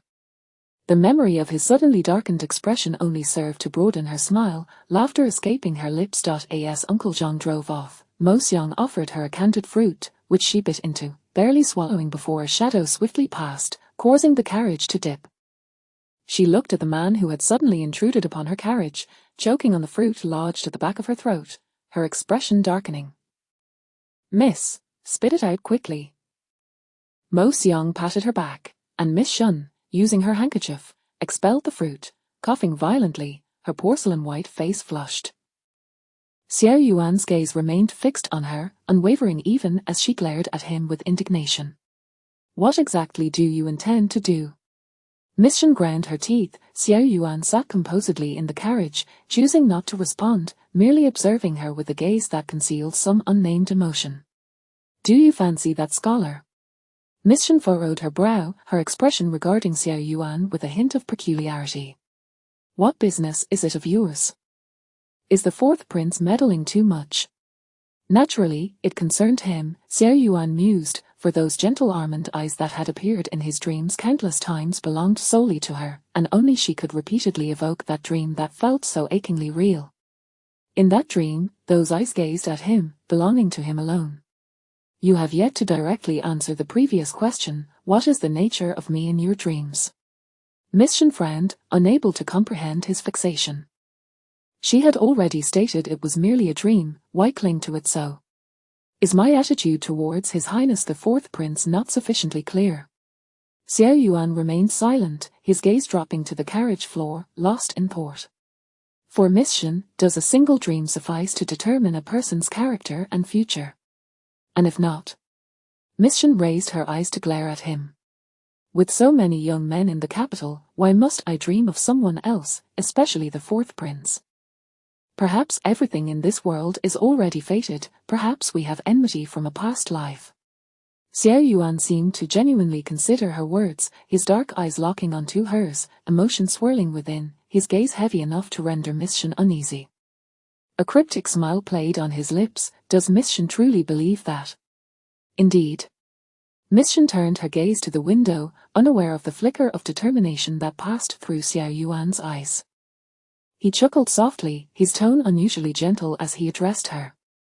You are correct. Why not someone else? Clearly, past deeds determine present outcomes. What is destined to be will return to its original path, as you said, Anan, is it not? Miss Shen shivered involuntarily, her pupils widening in disbelief as she stared at Xiao Yuan. Something stirred in his gaze, elusive and unreadable, sending a chill down her spine. It felt as if a vortex were slowly drawing her in, unfathomable and deep, like an abyss. At that moment, Uncle Zhang's voice echoed from outside, "Miss, Your Highness, we have arrived." An inexplicable panic surged within Miss Shen as she muttered, "Madman," hastily disembarking from the carriage. "Shenanigan." Xiao Yuan's voice suddenly rang out from within the carriage, laced with sarcasm. "That scholar may not be as virtuous as you think. When desolation and prosperity intertwine, how many can remain true to their original intentions?" Miss Shen's steps faltered for a brief moment before she quickened her pace into the estate, her cool voice carried by the wind. "I am not well acquainted with the fourth prince. Should we meet again, I request you refer to me as Miss Shen. Of course, I would prefer not to meet at all." Xiao Yuan's lips curled in a slight smirk, his calm gaze concealing a hint of mockery, watching her figure vanish before withdrawing his gaze. In a low voice, he commanded, "Have Ling Chani come to the estate." Jingfeng complied, hastening towards the residence of Duke Yongning. As Xiao Yuan's carriage arrived at the prince's residence, Ling Chani's carriage also pulled up. He dismounted, first assessing Xiao Yuan's expression before inquiring with a smile, "Did you not go to the tavern with Li Huayan? Why the sudden urgency to summon me?" Xiao Yuan cast him a sidelong glance, his heavy gaze exuding a subtle pressure, causing Ling Chani to immediately purse his lips, suppressing his smile. "Let us speak in the study." Ling Chani nodded, following Xiao Yuan to the study with keen awareness. Jingfeng presented tea, closing the study door behind them. Xiao Yuan sat behind the writing desk, his wrist casually resting on the edge, his demeanor composed. Ling Chani, however, sensed an unsettling chill in the room. "What is the matter?"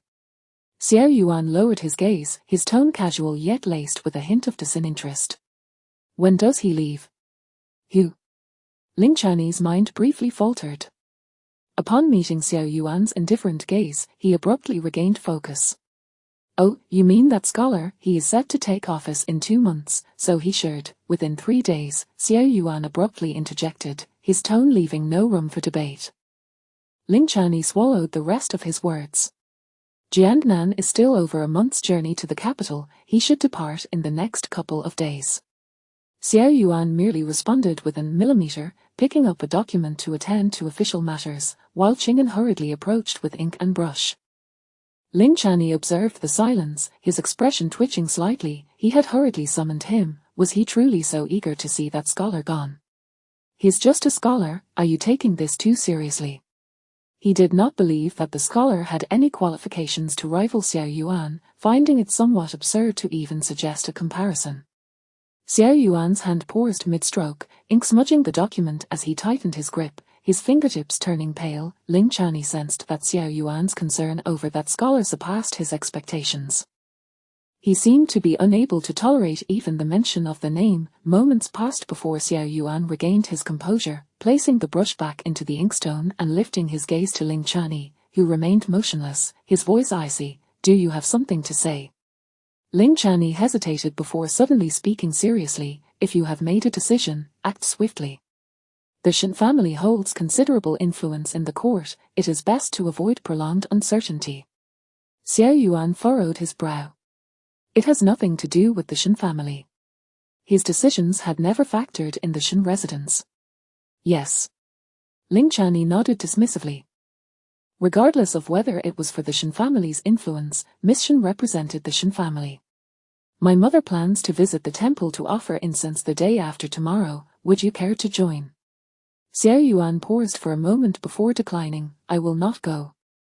Please offer a stick of incense for me." Ling Chani nodded without surprise. "Rest assured, my mother always visits the noble consort first thing." Millimeter. Xiao Yuan concealed his emotions, lowering his head to handle official matters, his seemingly tranquil gaze hiding an endless abyss of darkness. The following day, Madame Lin unexpectedly visited the Shen residence, accompanied by Lin Yuru, the young lady of the Lin family. Miss Shun was summoned to engage in conversation with Lin Yuru. Seated above, Madame Shun and Madame Lin exchanged lively conversation, eventually, as anticipated, steering the discussion toward the matter of marriage. As Lin Yuru conversed with Miss Shun, her face flushed crimson, and she lowered her gaze. It was only as she looked down that Miss Shun took a proper measure of her. In terms of appearance, the Lin family young lady was indeed beautiful, exuding a quiet elegance indicative of a well-educated woman. It was evident she possessed a wealth of knowledge. Her figure was slender and graceful, and her demeanor was exceedingly polite and well-mannered, a model of a cultivated young lady. No wonder her mother claimed that the Lin family daughters were not inferior to the likes of Du and San. Madame Lin seemed quite pleased with the prospective union, subtly indicating her desire to hasten the betrothal. Miss Shun cast a curious glance at the smiling Madame Lin, questioning her urgency. Madame Shun, also content with the marriage prospect, readily agreed to select an auspicious date to finalize the proposal. Receiving confirmation, Madame Lin glanced at her shy daughter, her heart brimming with joy. "Has Miss Lin had the pleasure of meeting my elder brother?" Miss Shun inquired, lowering her voice playfully. Lin Yuru's face reddened further as she shyly murmured an millimeter. Miss Shun understood perfectly. The young lady of the Lin family appeared to harbor feelings for her elder brother as well. She had glanced furtively toward the outside several times, anticipating Shen Changhe's arrival. Logically, since her brother was on the verge of an engagement with the Lin family, it would be customary for him to greet them, especially with Madame Lin bringing her daughter to visit. However, whether due to pressing official duties or some other reason, he had yet to show himself. Madame Shun cast several meaningful glances at the maidservants to fetch him, but they returned empty-handed, shaking their heads in resignation. Unable to inquire directly in front of Madame Lin, she smiled to smooth over the situation. "He has been occupied with official duties lately, often returning late into the night. Please do not take offense, Madame Lin." Madame Lin quickly praised. "What are you saying, Madame Shun? Young Master Shun is so young yet holds the position of captain of the Imperial Guard, overseeing matters of the capital. It is only natural for him to be busy. In all the capital. Which young man can boast such accomplishments at his age? You are indeed fortunate." With her son praised, Madame Shun beamed with pride. Her children were her greatest source of pride. She cast a pleased glance at the demure young lady fiddling with her handkerchief, smiling pointedly. "In the future, it will be our fortune." Madame Lin eyed her daughter, who was blushing so fiercely she seemed to wish to bury her face in the ground. Chapter 38. Zhang Yiyang was set to depart in 3 days. After sitting for a while, Madame Lin took her leave. Madame Shun escorted the mother and daughter duo out, lavishing praises on Lin Yuro, utterly satisfied with her demeanor. Lin Yuro, in turn, was exceedingly polite, poised and graceful, speaking to Madame Shun with great measure. Once they had seen them off to the carriage, Madame Shun returned to the estate, her heart brimming with joy, her delight evident in her expression. The marriage of her eldest son had long been a thorn in her side, and now that it could be resolved, she felt as though she might wake up laughing in her dreams. Shun Anan accompanied her, and as they passed through the floral archway and ascended the corridor, she finally voiced a lingering doubt. "Mother, do you not think Madame Lin appears overly eager regarding this marriage?" Her demeanor suggested a fear of prolonged waiting leading to an unfavorable outcome. Madame Shun, still grounded by her joy, gradually slowed her pace upon hearing her daughter's words, her smile dimming slightly. "At first, I too found it surprising, although the Lin family has always supported this match. As the bride's family from a scholarly lineage, they have maintained an air of modesty. Why would Madame Lin personally come and even subtly urge for the betrothal? Such behavior hardly aligns with the typical decorum of a family of scholars." Shun Anan furrowed her brows, sensing that Madame Lin's sudden visit was rather peculiar. "What do you believe might be amiss?" Madame Shun shook her head. "I hinted at a few things in conversation, and Madame Lin's reaction suggested she is genuinely fond of this match, praising your elder brother repeatedly. No matter how admirable her eldest son may be, it hardly warranted such fervor from a family of respectable standing, especially since they were the ones who initially proposed the match." She was acutely aware of the Lin family's status. At this moment, she too was perplexed. Shun Anan pondered for a moment before recounting her encounter with Xiao Yuan and the young master of the Lin family at the tavern. Madame Shun abruptly halted, turning back to regard her calm daughter. You encountered the fourth prince, did he cause you any trouble? Shunanan smiled lightly. What nonsense, mother. He is a dignified prince, I have no grievances with him. Why would he trouble me? That is good. Madame Shan sighed in relief, still troubled by the idea that the favored concubine might arrange for Shunanan to be betrothed to Xiao Yuan. Moreover, her daughter had publicly declined, which tarnished the royal dignity. You must exercise caution when going out in the future, minimizing contact with the fourth prince. Your aunt has not yet given up hope.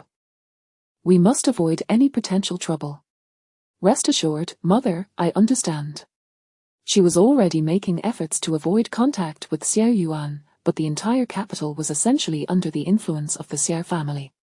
It was impossible to completely evade them. Once she had given her warnings, Madame Shan began to reflect on the matter of Madame Lin. The corridor was bustling with servants tidying the courtyard, making conversation difficult.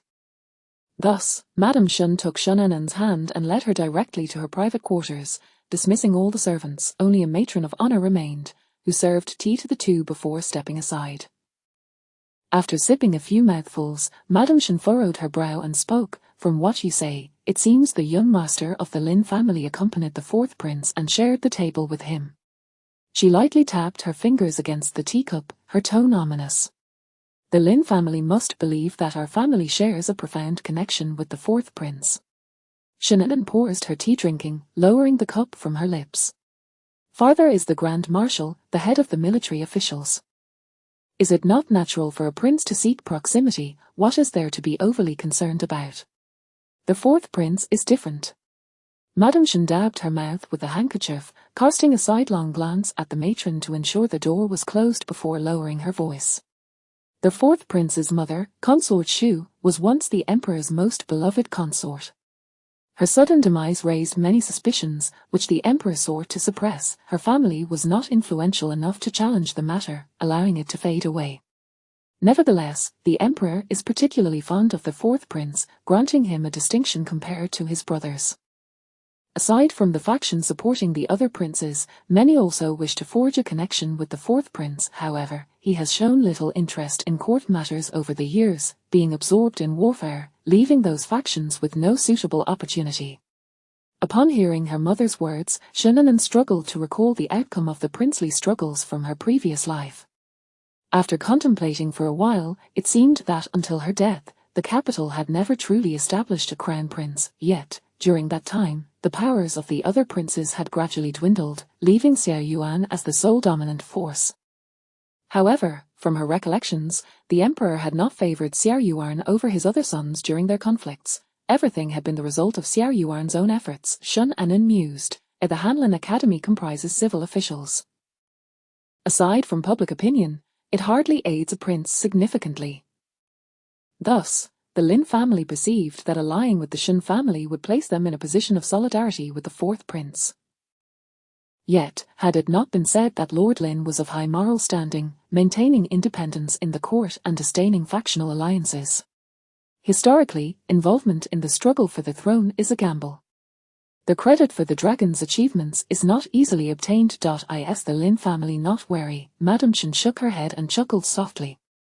Anyone can fall from grace, yet the fourth prince is not easily toppled. Even for the sake of Consort Shu, the emperor would likely leave him a way out. Moreover, Madame Shan's expression shifted, her voice lowering. In the eyes of the civil and military officials, the emperor is already showing intent to betroth you to the fourth prince, which itself reveals his inclinations. Shunanan lowered her gaze, falling silent. Thus, in her previous life, her relationship with Xiao Yuan was not without merit. He had indeed benefited from the Shan family's influence in the court. Reflecting on it now, that engagement seemed more akin to a transaction. He had repeatedly stated that the position of the fourth prince's consort was open to anyone, provided they were agreeable and compliant. Initially, he had granted her the honor and dignity befitting a consort, and aside from his lack of affection, he had not failed in his duties. Had she not succumbed to madness later on, they might have continued to coexist respectfully, each undisturbed by the other. Yet at that time, she had not understood. She desired his love, as fervently as she loved him, yet employed the most foolish means to attain it. Regardless, this marriage has been settled. Such matters of state are the concern of men. Madame Shen's expression brightened once more as she began to calculate which day would be auspicious for the betrothal. Observing her mother's demeanour, Shinnanan felt genuine happiness for the young lady of the Lin family. If mother and son were united in heart, and her elder brother was also fond of Lin Yuro, it would indeed be a joyous occasion for all. The intricacies of court politics were far too convoluted. She did not wish to meddle, merely desiring to marry a good man, raise a family, and live a simple life devoid of what she had never possessed. A smile of irony curved her lips. Harmony and beauty had become an obsession she could not attain. This will be the first joyous occasion for our Shen family. We must be particularly careful to ensure it is a grand affair. Mother, I have heard those ladies speak of the auspicious divinations at Xiangjue Temple. Perhaps we should pay a visit and have the master calculate a favorable date. After all, it is a matter of joy, and it is best to consult someone knowledgeable, as it concerns your elder brother's future happiness. Shinnanan returned from her reverie and smiled sweetly at Madame Shen. As you wish, mother. Madame Shen promptly decided, then let us go tomorrow. You shall accompany me to Xiangjue Temple to determine the day for the betrothal. Very well. Shen-Anan agreed, and after spending a little more time in Madame Shen's quarters, she returned to Haitang Courtyard. Upon entering her room, Mo Xiang glanced around cautiously before gently closing the door. Shen-Anan turned to her, amused, and asked, What is it? Do you have something to whisper about? A letter was suddenly presented before Shen-Anan. Upon seeing the small signature atop it, her words faltered and were swallowed back. Where did this come from? She took the envelope, but did not immediately open it. Young Master Zhang sent it with silver, entrusting someone to deliver it. The old woman was honest and dared not make a fuss, quietly seeking me out. Shen-Anan could not help but glance sideways. Zhang Yeyang had actually used silver to send her a letter? Wasn't he currently working at the tavern in exchange for his meals and lodging? Where had he obtained the money? Pondering this, she opened the letter, the elegant and neat script catching her eye. She quickly scanned through it, crumpling it into a ball and passing it to Mo Xiang. Mo Xiang promptly took it to the charcoal brazier, setting it aflame, watching as it was consumed by the flames. He mentions that the court has issued a decree, instructing him to depart for Jiangnan within 3 days. The letter contained no other information, merely notifying her of his imminent departure. Zhang Yeyang was quite astute. Even if this letter fell into the hands of elders, it contained no impropriety, yet Shen-Anan understood he was awaiting her reply. How can it be so sudden? Wasn't there still over half a month left? This is too unexpected. Shen-Anan settled beside the soft couch, remaining silent. Mo Xiang, what do you think of young Master Zhang? His talents and character are commendable. Most importantly, his family background is simple, allowing him to distance himself from the capital, granting the young lady the freedom she desires, reminiscent of her longed-for Jiangnan. You speak rightly. Shen-Anan smiled, her lips curling upward. If all goes smoothly, by next spring, I should be able to accompany grandmother and enjoy her company. She rose and walked toward the writing desk, and Mo Xiang promptly stepped forward to assist with the ink and paper. Shen-Anan's writing mirrored the restraint of Zhang Yeyang's letter, merely informing him that she would be visiting Xiangjue Temple tomorrow to determine an auspicious date for her elder brother. Mo Xiang carefully dried the ink, cautiously folding it and sealing it in the envelope. Do not worry, miss, I shall ensure it reaches young Master Zhang by morning. Millimeter. Shen-Anan replied, feeling fatigued as she instructed Mo Ran to prepare water for washing. Behind the screen, the mist swirled gently as Shen-Anan lay in the pleasantly warm bath, her slender arms resting on the tub's edge, comfortably closing her eyes. Her fair and delicate face, enveloped in steam, glowed faintly red, free of makeup yet radiant like the dawn reflecting on snow. The knots in her heart from her rebirth seemed to hint at a gradual release today. She felt grateful that the hardships she once deemed unbearable would not resurface. She yearned for a harmonious and fulfilling life.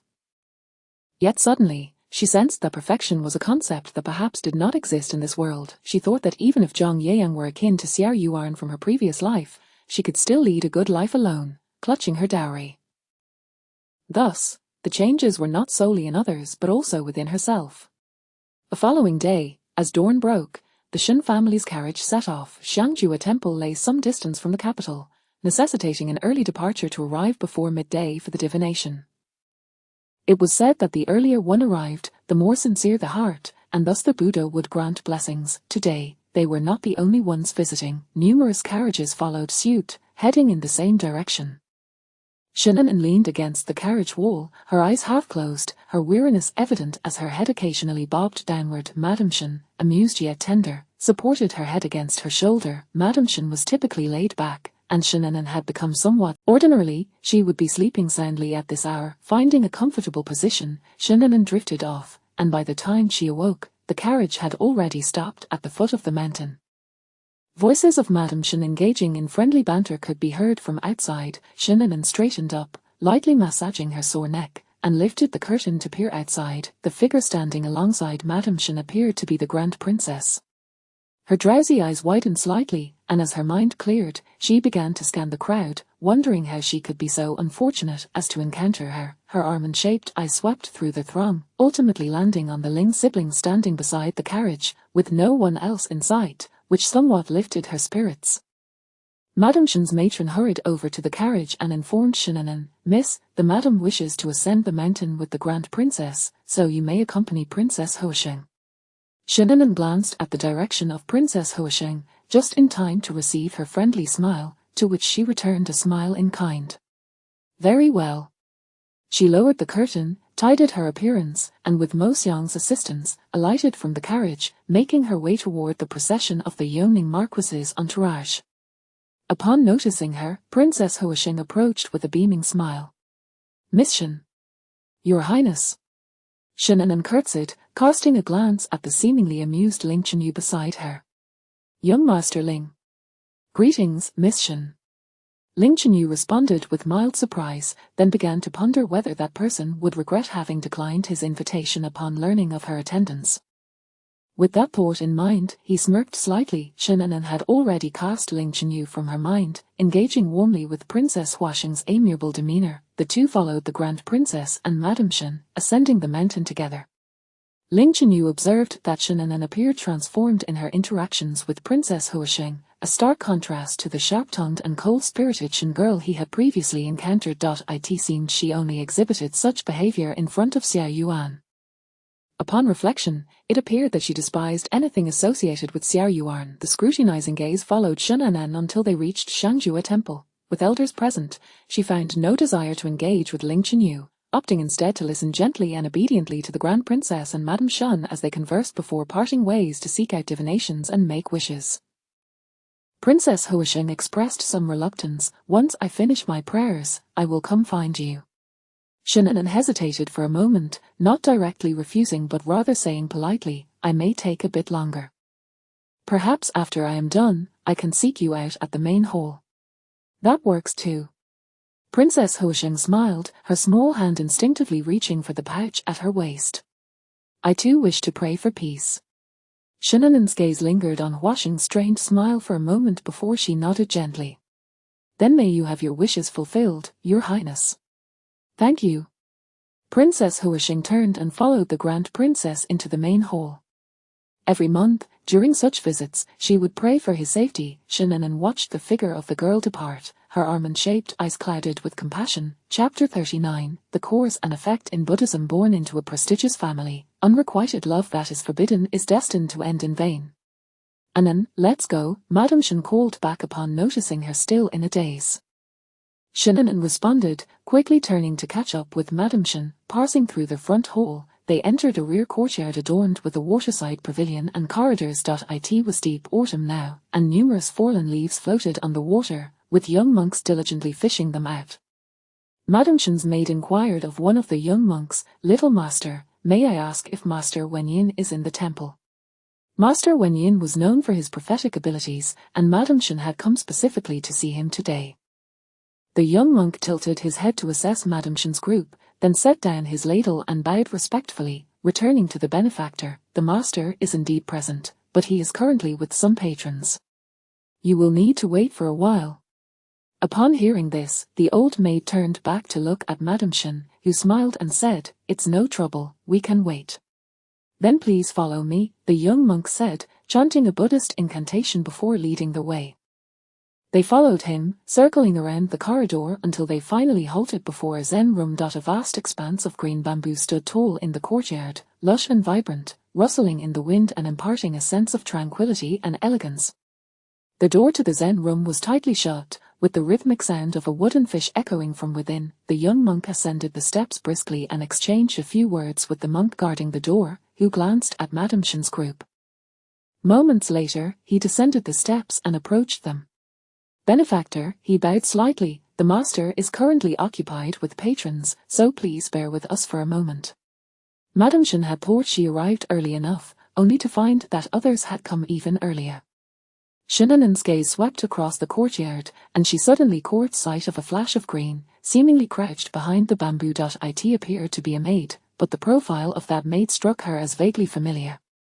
"Little master," she called to the departing monk, feigning indifference, "is the patron inside a young lady?" The young monk nodded. "That young lady arrived before dawn and has been waiting at the courtyard gate to see our master." "Thank you," Shinanen said, placing her hands together in gratitude. The young monk returned the gesture and then returned to his post at the Zen room. "Curious," Madame Shin inquired, "Anan, do you know who that young lady is?" Shinanen shook her head, pointing discreetly towards the maid crouching behind the bamboo. "No, I just thought that maid looked somewhat familiar and assumed a young lady must be inside." Madame Shin cast a few glances at the maid before withdrawing her gaze. During this time of the month, many high-ranking officials and nobles would ascend the mountain to pray for peace. A young lady coming alone was likely seeking a romantic connection. After her inquiry, Madame Shin lost interest and began conversing with the old maid beside her about the arrangements for the engagement.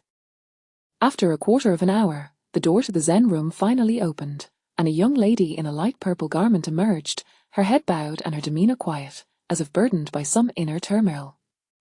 At that moment, Madame Shin and Shinanen approached. Upon hearing their footsteps, the young lady looked up, revealing a delicate face marked by faint tear stains, and her eyelids slightly swollen, indicating she had recently cried. Upon seeing the approaching group, she paused for a moment before forcing a smile. "Miss Shin," she greeted, glancing at Madame Shin beside Anan, and added, "Madame Shin." Madame Shin nodded at the seemingly pitiful young lady and turned to Shinanen, waiting for her introduction. Shinanen withdrew her gaze from the young lady and said softly, "This is the second daughter of the Duan family." Madame Shin was somewhat taken aback by this revelation, but knowing Master Wenyin's time was precious, she refrained from lingering and instructed Shinanen to stay outside and converse with Duan Ingying. Shinanen had not intended to enter anyway, as the strange occurrences surrounding her were inexplicable. Subconsciously, she was reluctant to engage with the Buddhist realm. She glanced at the divination slip in Duan Ingying's hand, which sought a romantic connection. Considering the time, if her fate were to mirror her previous life, she should have already been abandoned by her family and would soon be married off. "Miss Shin, may I walk with you?" Duan Ingying asked, her voice strained yet calm. Shinanen's gaze lingered on her hollow and dazed expression for a moment before she slowly nodded. "Thank you," Duan Ingying said, forcing a smile. The two exited Master Wenyin's courtyard and made their way to a secluded waterside pavilion in the rear courtyard.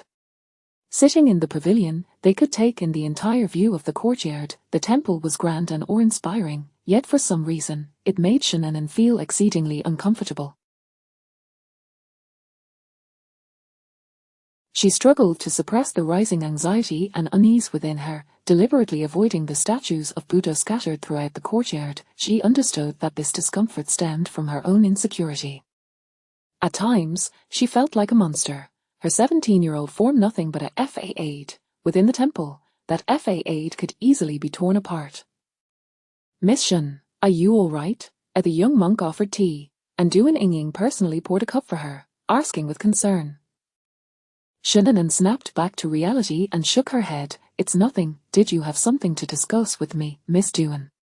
She carefully examined Duan Ingying's features, sensing she did not seem to recognize that the person who had saved her on the night of the Mid-Autumn Festival was her elder brother.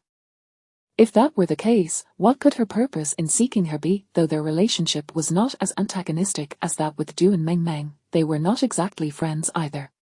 "I am here to express my gratitude to Miss Shin," Duan Ingying said, her delicate face no longer bearing the frail pallor and sorrow but rather a glimmer of resilience in her clear eyes. During the banquet at the Yongning Marquis's residence, thank you for your guidance, Miss Shen. Otherwise, I fear I might have. She did not finish her sentence, instead concluding with, family matters should not be aired in public. With a deep sigh, she expressed her helplessness. Shannon felt a stir in her heart, gazing at Duan Yingying's grateful countenance. Could a person who had weakness ingrained in their very being truly rise to resist simply because of a few words from her?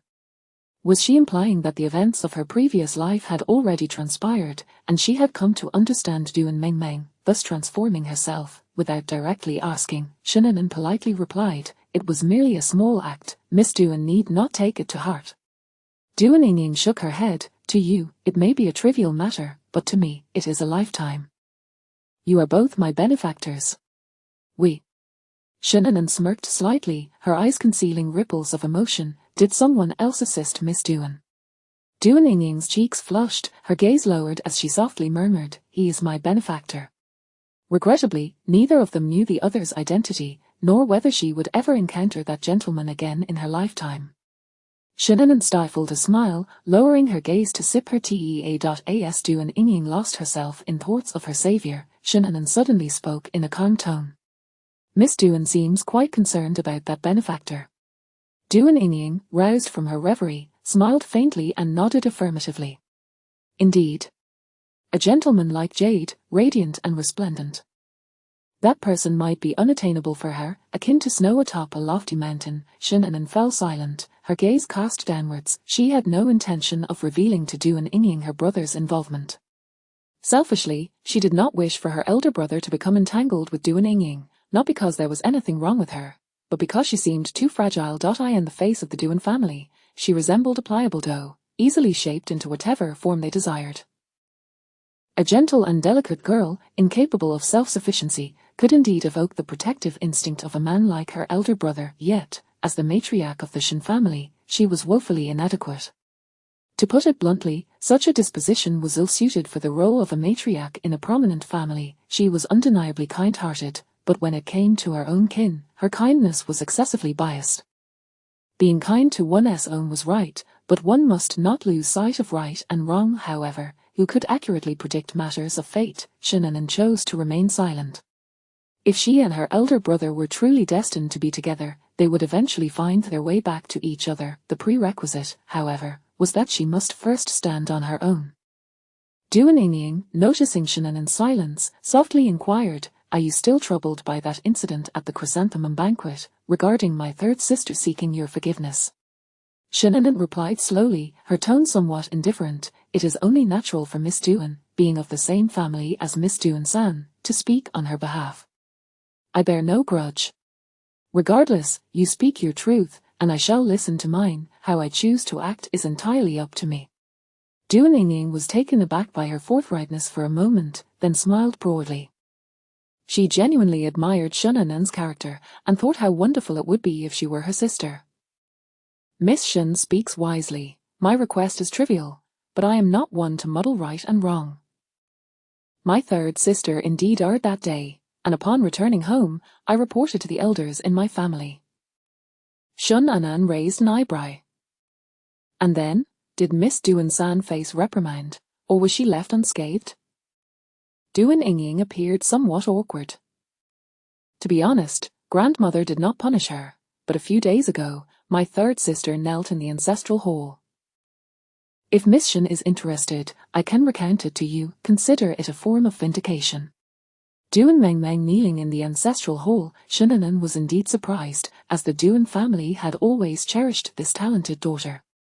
How could they bear to punish her? Suddenly recalling Duan Yingying's earlier gratitude, she felt a spark of curiosity. "Was that your doing, Miss Duan?"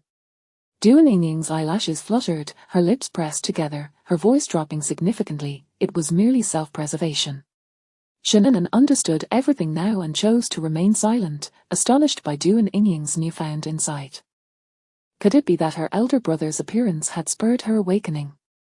"The hour is late, I must take my leave. We shall sit down and chat again at our next meeting." Shannon nodded, her gaze falling upon the divination slip in Duan Yingying's hand as she rose. Miss Duan, you came today seeking a romantic connection, did you not? Indeed, Duan Yingying subconsciously tightened her grip on the slip, her fingers turning pale. What did the master say? Duan Yingying lowered her head, her delicate fingers gently brushing over the divination slip, her voice somewhat strained.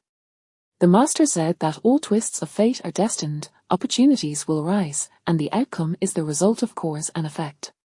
She did not comprehend the meaning, only knowing that the master indicated she would have another chance to meet that gentleman. Shannon furrowed her brow, feeling a slight heaviness in her heart, and remained silent. After bidding farewell, Duan Yingying left the waterside pavilion. Shannon finished her tea and stood up just as Madame Shen's maid approached. The two returned to Master Wenyin's courtyard. Madame Shen, clutching the divination slip and the auspicious date, stood at the corridor, seemingly lost in thought. "Mother, is everything arranged?" Shannon inquired as she approached. Madame Shen placed the items into her sleeve, regaining her composure and nodding, recalling Duan Yingying's divination slip. Shannon asked Madame Shen, "What did Master Wenyin say?" Madame Shen opened her mouth to respond but then shook her head. "Let us discuss it when we return. The master is waiting for you inside, hurry in." "Waiting for me for what?" Shannon instinctively took a step back, a chill creeping up her spine. "Your mother inquired about your romantic fate with the master, and since you are here, it is a good opportunity for him to take a look and provide a more accurate reading." "I want to go," Shannon immediately refused. "Mother, I'm not in a rush. Let us wait for my elder brother's engagement to be settled before discussing mine." "You've come all this way," Madame Shen insisted, grasping her arm to prevent her from retreating further. "Master Wenyin rarely offers to meet anyone. Such a great opportunity, how can you not go?" "Mother. Anan, be a good girl. It's merely a matter of assessing your fate. I will wait for you outside."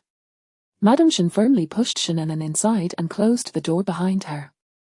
The Zen room was simply yet elegantly furnished, with an altar for the Buddha and several meditation cushions. Behind the yellow curtain, a vague figure sat cross-legged on the ground, the sound of a wooden fish resonating. The scent of sandalwood mingled with incense wafted through the air, slightly pungent and making Shannon exceedingly uncomfortable. She stood there momentarily frozen. "Benefactor, please come in and take a seat," a deep, aged voice called from behind the curtain. Shannon remained still, her brow slightly furrowed.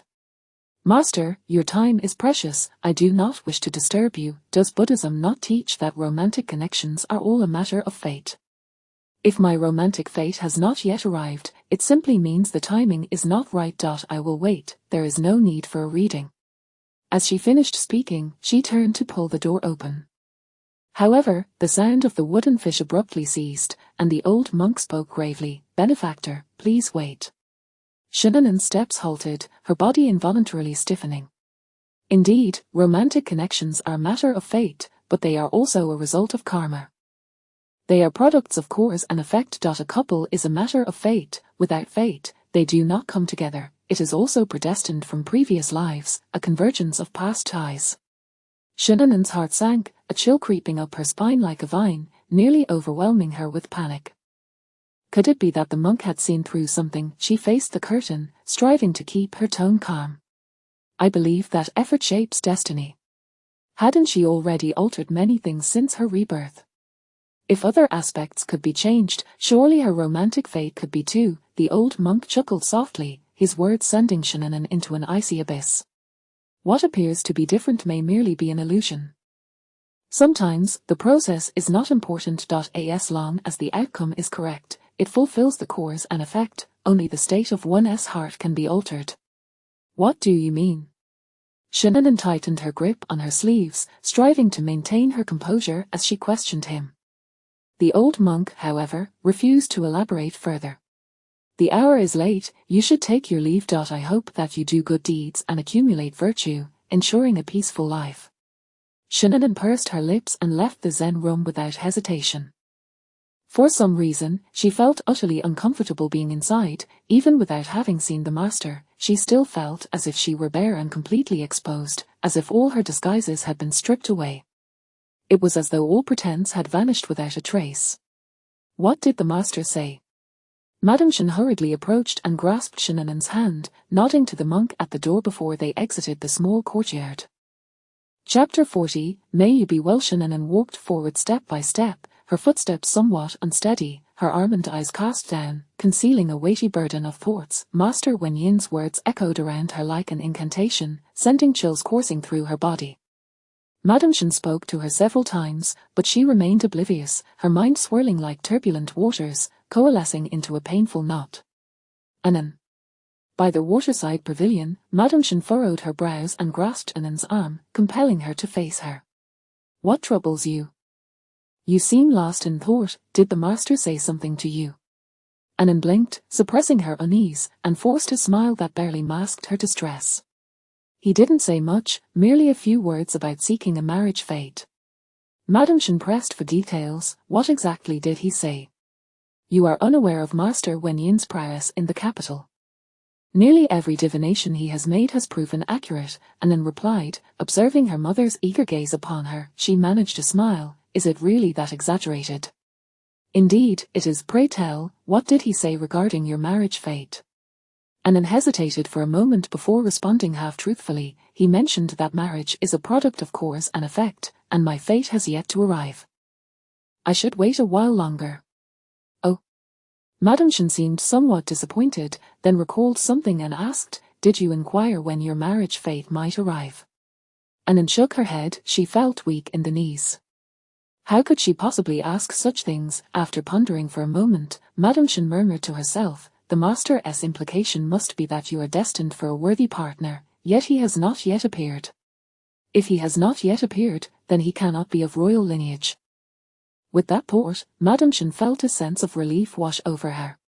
Come, the Grand Princess has invited us for a vegetarian meal, we mustn't keep her waiting. All right. Anan lowered her eyelids, following her mother toward the main hall. Everything is in the hands of fate, she repeated in her heart, seeking to calm the tumult within her.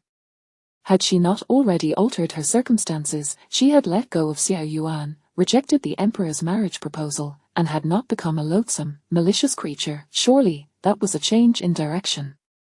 Perhaps she was overly suspicious, and her understanding of the monk's meaning was not entirely accurate. After all, the language of Buddhism is profound, often repeated to countless individuals. She was unwilling to remain in doubt and sought resolution. Every step taken matters, the journey itself is the key to determining the outcome. By the way, what did he say about my elder brother's marriage? Anan harbored a glimmer of hope, wondering if Master Wen's words were merely bland platitudes meant for all. At the mention of this, Madame Shen's expression grew somber, her brows knitting together slightly.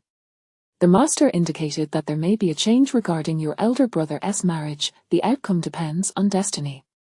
If fortune favors them, he and Miss Lin may indeed be a good match. Anan's heart sank at this revelation. Madame Shen, troubled, asked, Anan, I cannot fathom this. Could it be that your elder brother and Miss Lin are not compatible? Anan forced herself to suppress her shock. Mother, did you ask the master for the compatibility between my brother and Miss Lin? No. Then that settles it. Anan smiled reassuringly. Marriage is the most uncertain of matters.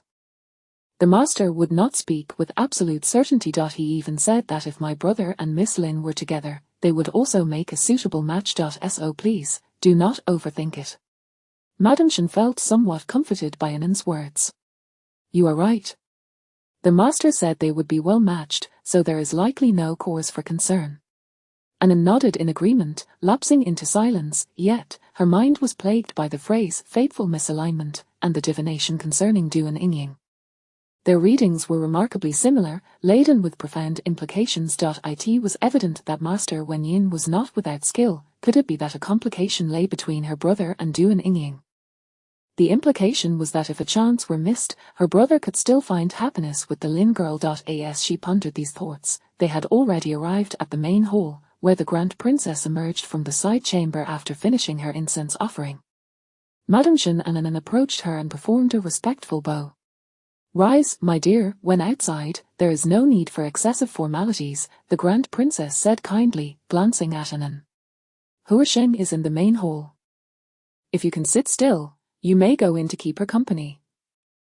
Anan had no desire to continue feigning obedience before them, so she quickly bowed and left while Madame Shun and the Grand Princess engaged in conversation. After a few steps, she paused, turning back to glance at the side chamber from which the Grand Princess had just emerged. A monk was closing the door and locking it securely.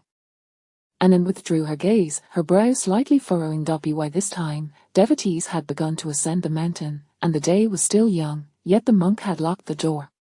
Were not the statues within meant for worship? Could it be that the side chamber was reserved solely for royal offerings? With these questions in mind, Anan entered the main hall. Inside, the golden statue of the Buddha sat majestically, embodying compassion and solemnity, its towering figure resting atop a great stone, exuding a grand aura. Hua Xing knelt on a mat, her petite frame prostrated on the ground, sincerely praying. Anan could only hear the words, "May you be well."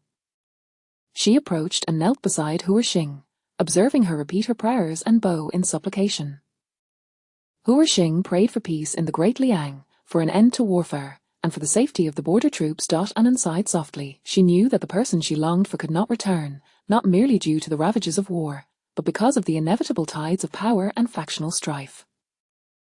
After several more bows, Hua Xing finally pushed herself up from the ground, turning to smile gently upon seeing Anan. "I knew it was you."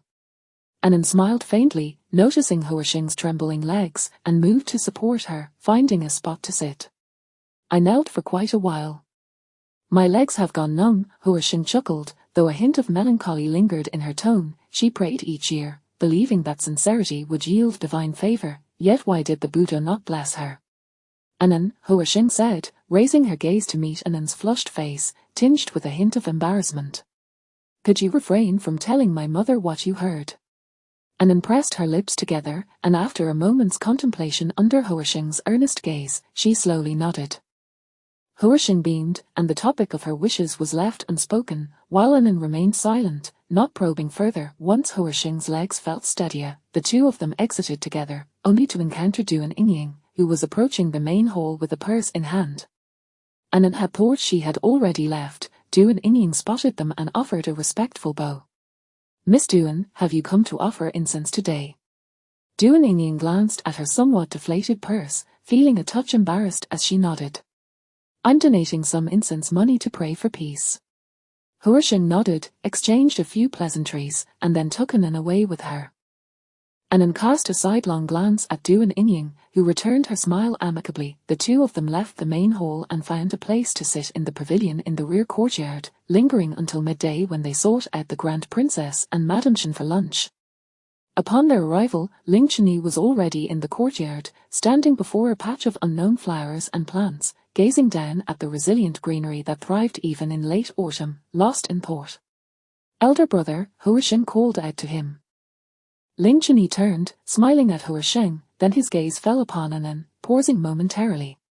"Miss Shen," he greeted her coolly. "Young Master Ling," Anan replied perfunctorily, performing a slight bow. "What do you gaze upon?" Hua Xing inquired, pulling Anan closer and peering at the verdant plants. "Do you know them?" Ling Chunyi shook his head. "I do not. I merely find them pleasing to the eye." Hua Xing acknowledged him and shifted the topic. "I meant to ask you earlier. Why has cousin Sai not come this year as he usually does?" Ling Chunyi discreetly cast a glance at Anan, noting her impassive expression, and replied, "He is busy with official matters and cannot spare the time." Hua Xing furrowed her brow. "Even if he is busy, he should make time for such matters." Ling Chunyi remained silent. Anan had no intention of interjecting, choosing instead to feign deafness, remaining mute and uninvolved. The atmosphere grew heavy with silence, and Hua Xing refrained from pressing further, engaging Ling Chunyi in light conversation before leading Anan inside. Madame Shen and the Grand Princess were engaged in discussion, but upon seeing the two enter, their conversation gradually ceased. Soon, a young monk arrived with vegetarian meals for the small courtyard. "Miss," Mo Xiang said, clutching her stomach in discomfort, "I am feeling unwell. May I take leave to rest?"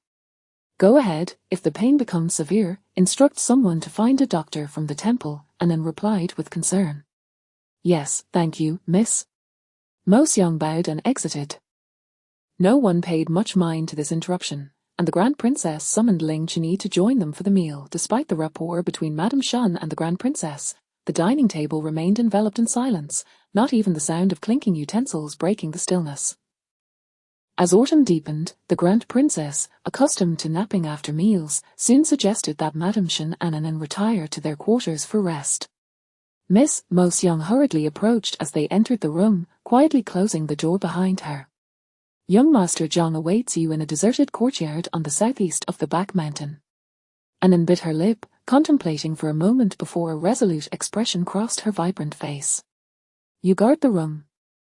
I will return shortly. If my mother inquires, tell her I went to find Miss Duan.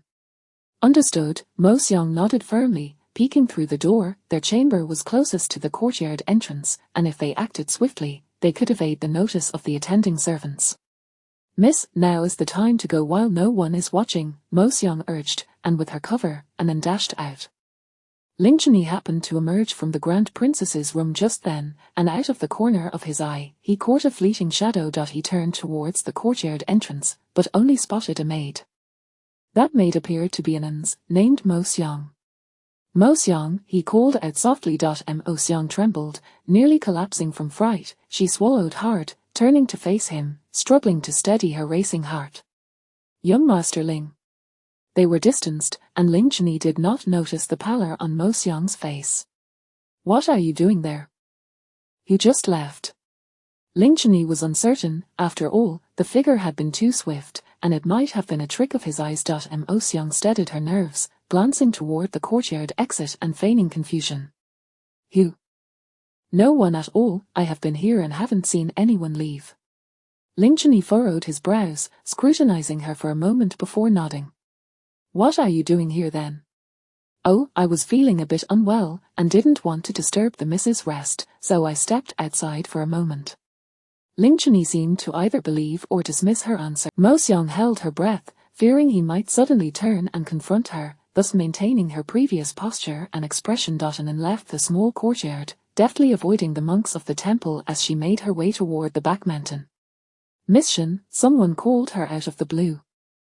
Anan turned to see Zhang Yiyang emerging from a corner of the stone path, his face bright with joy upon seeing her. The fact that Miss Shan was willing to come indicated that she held some affection for him as well. Anan halted her steps, and Zhang Yiyang remained in place, not advancing. This secluded spot saw few passers-by, and even if a monk happened to glance their way, the distance would obscure any suspicion. Did you call for me? Zhang Yiyang nodded, his face flushed. He stumbled over his words, unable to continue, which left Anan feeling a sense of urgency. She needed to return soon. Miss Shan, this is a keepsake from my mother. It is of little value, but if you find it pleasing, I hope you will accept it. Anan stared at the item he extended, her expression momentarily frozen in surprise. After a long pause, she marveled how straightforward yet sincere he was. With a slight smile, Anan replied, A young Master Zhang. Do you expect me to walk over to collect it from you while you stand so far away? Zhang Yiyang's face flushed crimson, and he awkwardly lowered his gaze, only to suddenly lift it again in joy. Could it be that Miss Shan had agreed, and then observed him silently as he stumbled forward, hastily placing the coarse bracelet into her palm? Rest assured, Miss Shan, I will strive to ensure you lead a good life. Anan chuckled softly. Her circumstances were already favorable. She merely wished to leave the capital and return to Jiannan, who said she could not change her fate. The Buddha often spoke of 1,000 glances in past lives leading to a single brush with destiny in this life.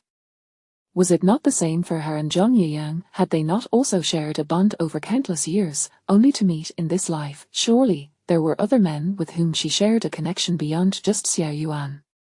At the hour of Shan, the Yongning Marquis's residents prepared to descend the mountain. The Grand Princess sent someone to invite Madame Shan to accompany her. My lady says that due to the recent surge in banditry, having my lord's son along will ensure the safety of both you and Miss Shan on the journey back to the capital. It would provide some protection along the way. Madame Shan had no reason to decline, though thoughts of her son, who was busily occupied, stirred a pang of heartache. Who knows if your elder brother will remember to come and escort us back after his duties? Anan smiled and instructed Mo Xiang to gather their belongings, following the Yongning Marquis's household down the mountain. Chapter 41, The Mountain Bandits approaching the Yongning Marquisate. As with their ascent, Madame Shen and the Princess Chang conversed amiably while being supported by their maids, with Shen Anan and Huisheng lagging slightly behind. Ling Chenyi was accompanied by his entourage, trailing a few paces behind the group. Ahead of them, a young lady, assisted by her maid, was also making her way down the mountain. Shen Anan cast a glance and felt an inexplicable affinity with this Miss Duan, as they often seemed to cross paths. However, Duan Yingying remained somewhat distant, and by the time they reached the foot of the mountain, she had already boarded her carriage, preparing to depart. The carriage she occupied bore no insignia of the Duan family, indicating her visit was not entirely above board. After all, what respectable young lady would venture out alone in search of a suitor? Huisheng and Shen Anan exchanged glances at the carriage, and without uttering a word, they understood each other. Naturally, Duan Yingying had no need to disembark to greet the Princess Chang. The two who had been chattering jovially were oblivious to the presence of another carriage nearby. As Duan Yingying's carriage passed them, it swiftly merged onto the official road. She clutched a divination stick, pressing it against her chest, her red lips pursed, deep in thought over the words of Master Wen Yin. "My lady, the autumn winds are chilly. Be cautious of the cold draught," her maid warned, leaning in to draw the carriage curtain tight, sealing off any gaps that might let in the cold air, and consequently, the views outside.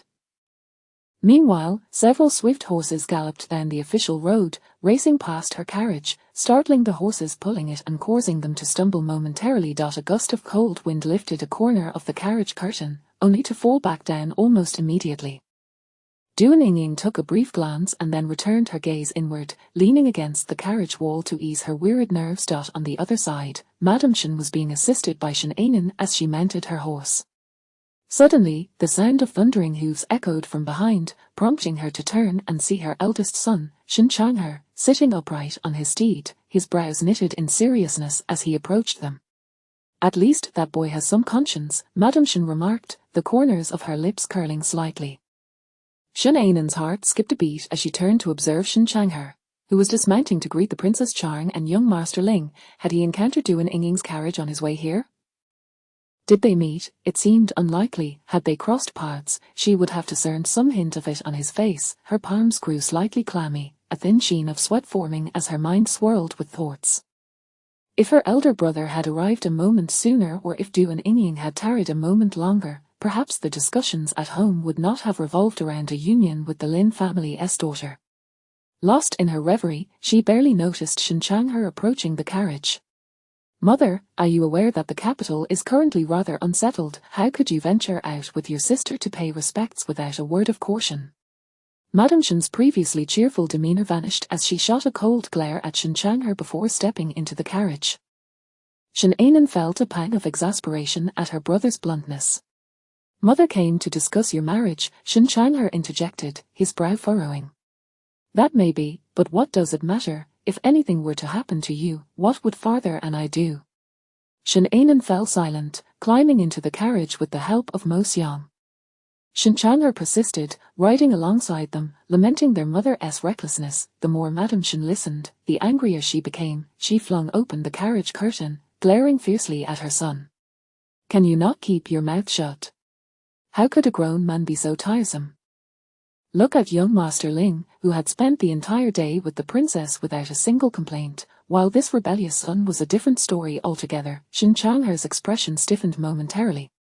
He was furious yet utterly at a loss against his mother. Shen Anan felt a sense of relief as the noise subsided. Her elder brother, as the commander of the Imperial Guard, had always appeared solemn and stern in her memory.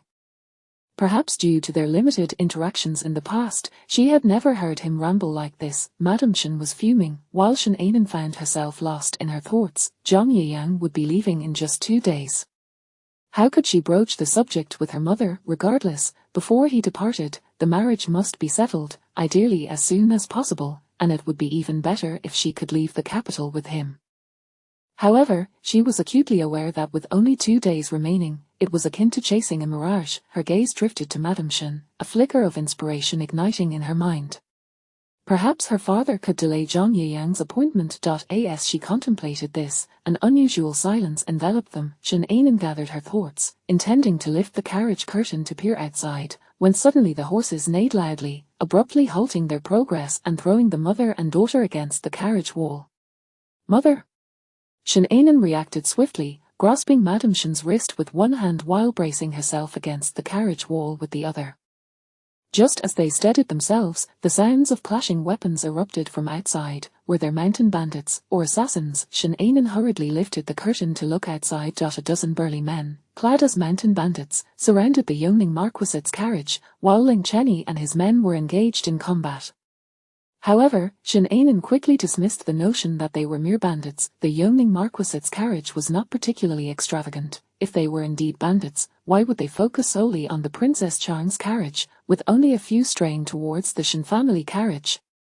Shin Chang'er's face darkened, his gaze fixed on the attacker's techniques. Drawing his sword, he fended off an advancing foe and instructed Shin Ainin, "Ainin, return to the carriage and do not come out." Shin Ainin promptly withdrew her head inside. Madame Shin, peering through the carriage, cautioned Shin Chang'er to be careful. Although startled, she retained her composure. Being a marshal general's wife accustomed to such situations, Ling Chenyi, though less skilled than Shin Chang'er, found himself strained as the majority of the attackers directed their force against the Yongning Marquisate.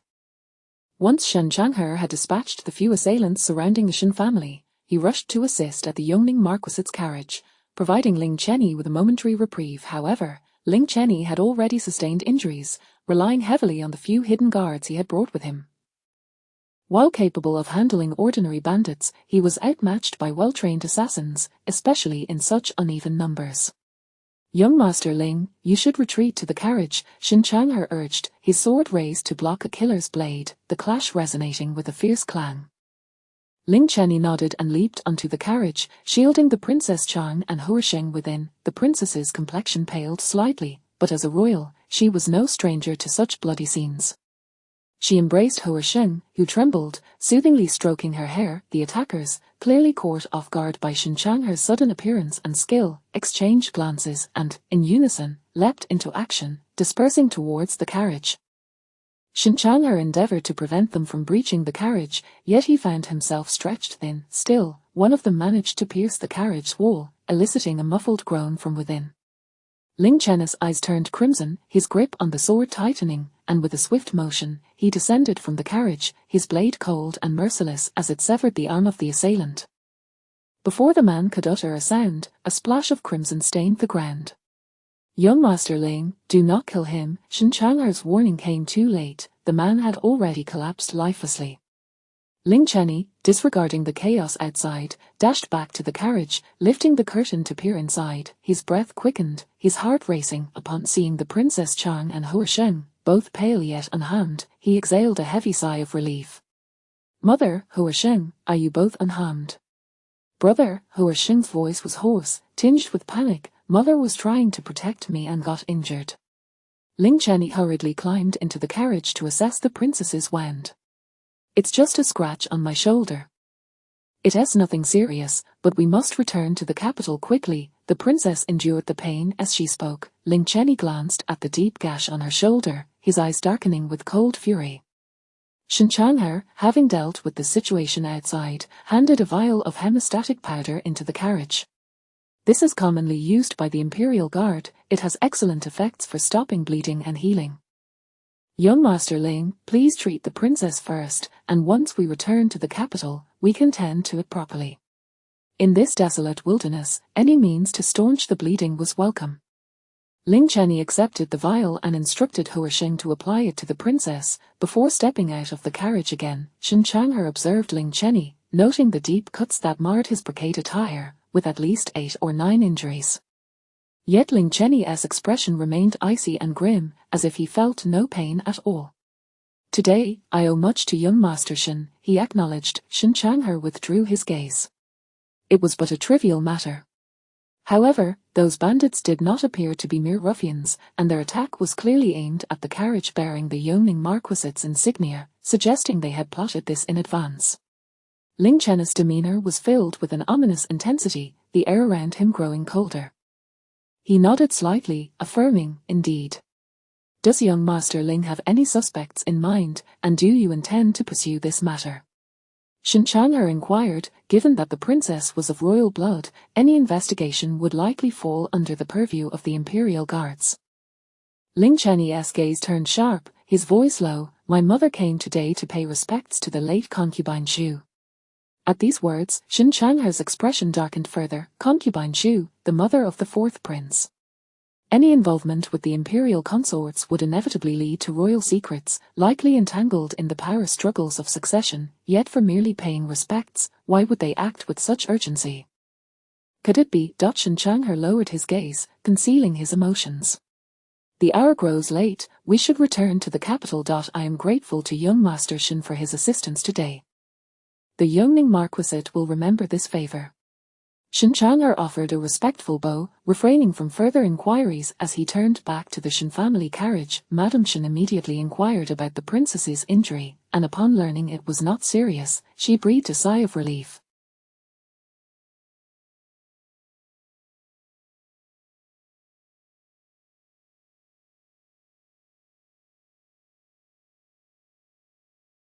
The journey back was relatively uneventful, and by the time they reached the capital, darkness had enveloped the sky. Ling Chenyi brandished his waist token, and the guards at the city gate opened it to allow their entrance. As they parted ways, Madame Shin took Shin Ainin to visit the Princess Chang, assuring herself that her injuries were indeed minor before they returned to their respective homes. Shin Ainin had intended to subtly hint at her engagement with Zhang Yiyang to Madame Shin, but after the day's fright, she refrained, not wanting to alarm her mother further. Upon returning to Haitang Garden, Mo Xiang promptly instructed Mo Ran to prepare a calming herbal tea to soothe Shin Ainin's nerves. Though she was indeed shaken, it was not to the extent of being frightened. My lady, today was rather alarming. Fortunate that young Master Ling was present, otherwise, it's hard to imagine what might have happened. Shin Ainin took a sip of the calming tea and cautioned Mo Xiang, do not speak of today's events to anyone. As the Yongning Marquisate's intentions remained unclear, she feared that revealing any details might disrupt their plans. Those individuals had clear objectives and acted decisively, whether for profit or vengeance, neither of which boded well for the Yongning Marquisate. Mo Xiang nodded in agreement and assisted Shin Ainin in shedding her outer garments and removing her hairpins. After finishing the tea, she set the cup down and inquired, has grandmother sent any letters recently? Mo Xiang shook her head in response. Shin Ainin's lips curled slightly as she muttered, that old lady. Rising, she retreated behind a screen to bathe, exhausted from the day's events. After cleansing and changing, she retired to her bed for rest. In the late autumn mist, the evening breeze was gentle. The following day, as Shin Ainin visited Madame Shin to pay her respects, Shin Chang'er was also present. Madame Shin was discussing the engagement arrangements with him. Shin Chang'er sat at the lower seat, expressionless as he sipped his tea, passively listening to his mother's plans. What do you think? Madame Shin concluded, not forgetting to symbolically inquire about Shin Chang'er's opinion. Since mother has already made a decision, it is best to proceed as you see fit. I have no objections, he replied, setting down his teacup as he rose. I will be quite busy in the coming days, so I won't be coming to pay my respects. You may handle everything as you wish. Madame Shin was displeased with his dismissive attitude. What do you mean, handle it as I wish? Is it you getting married or me?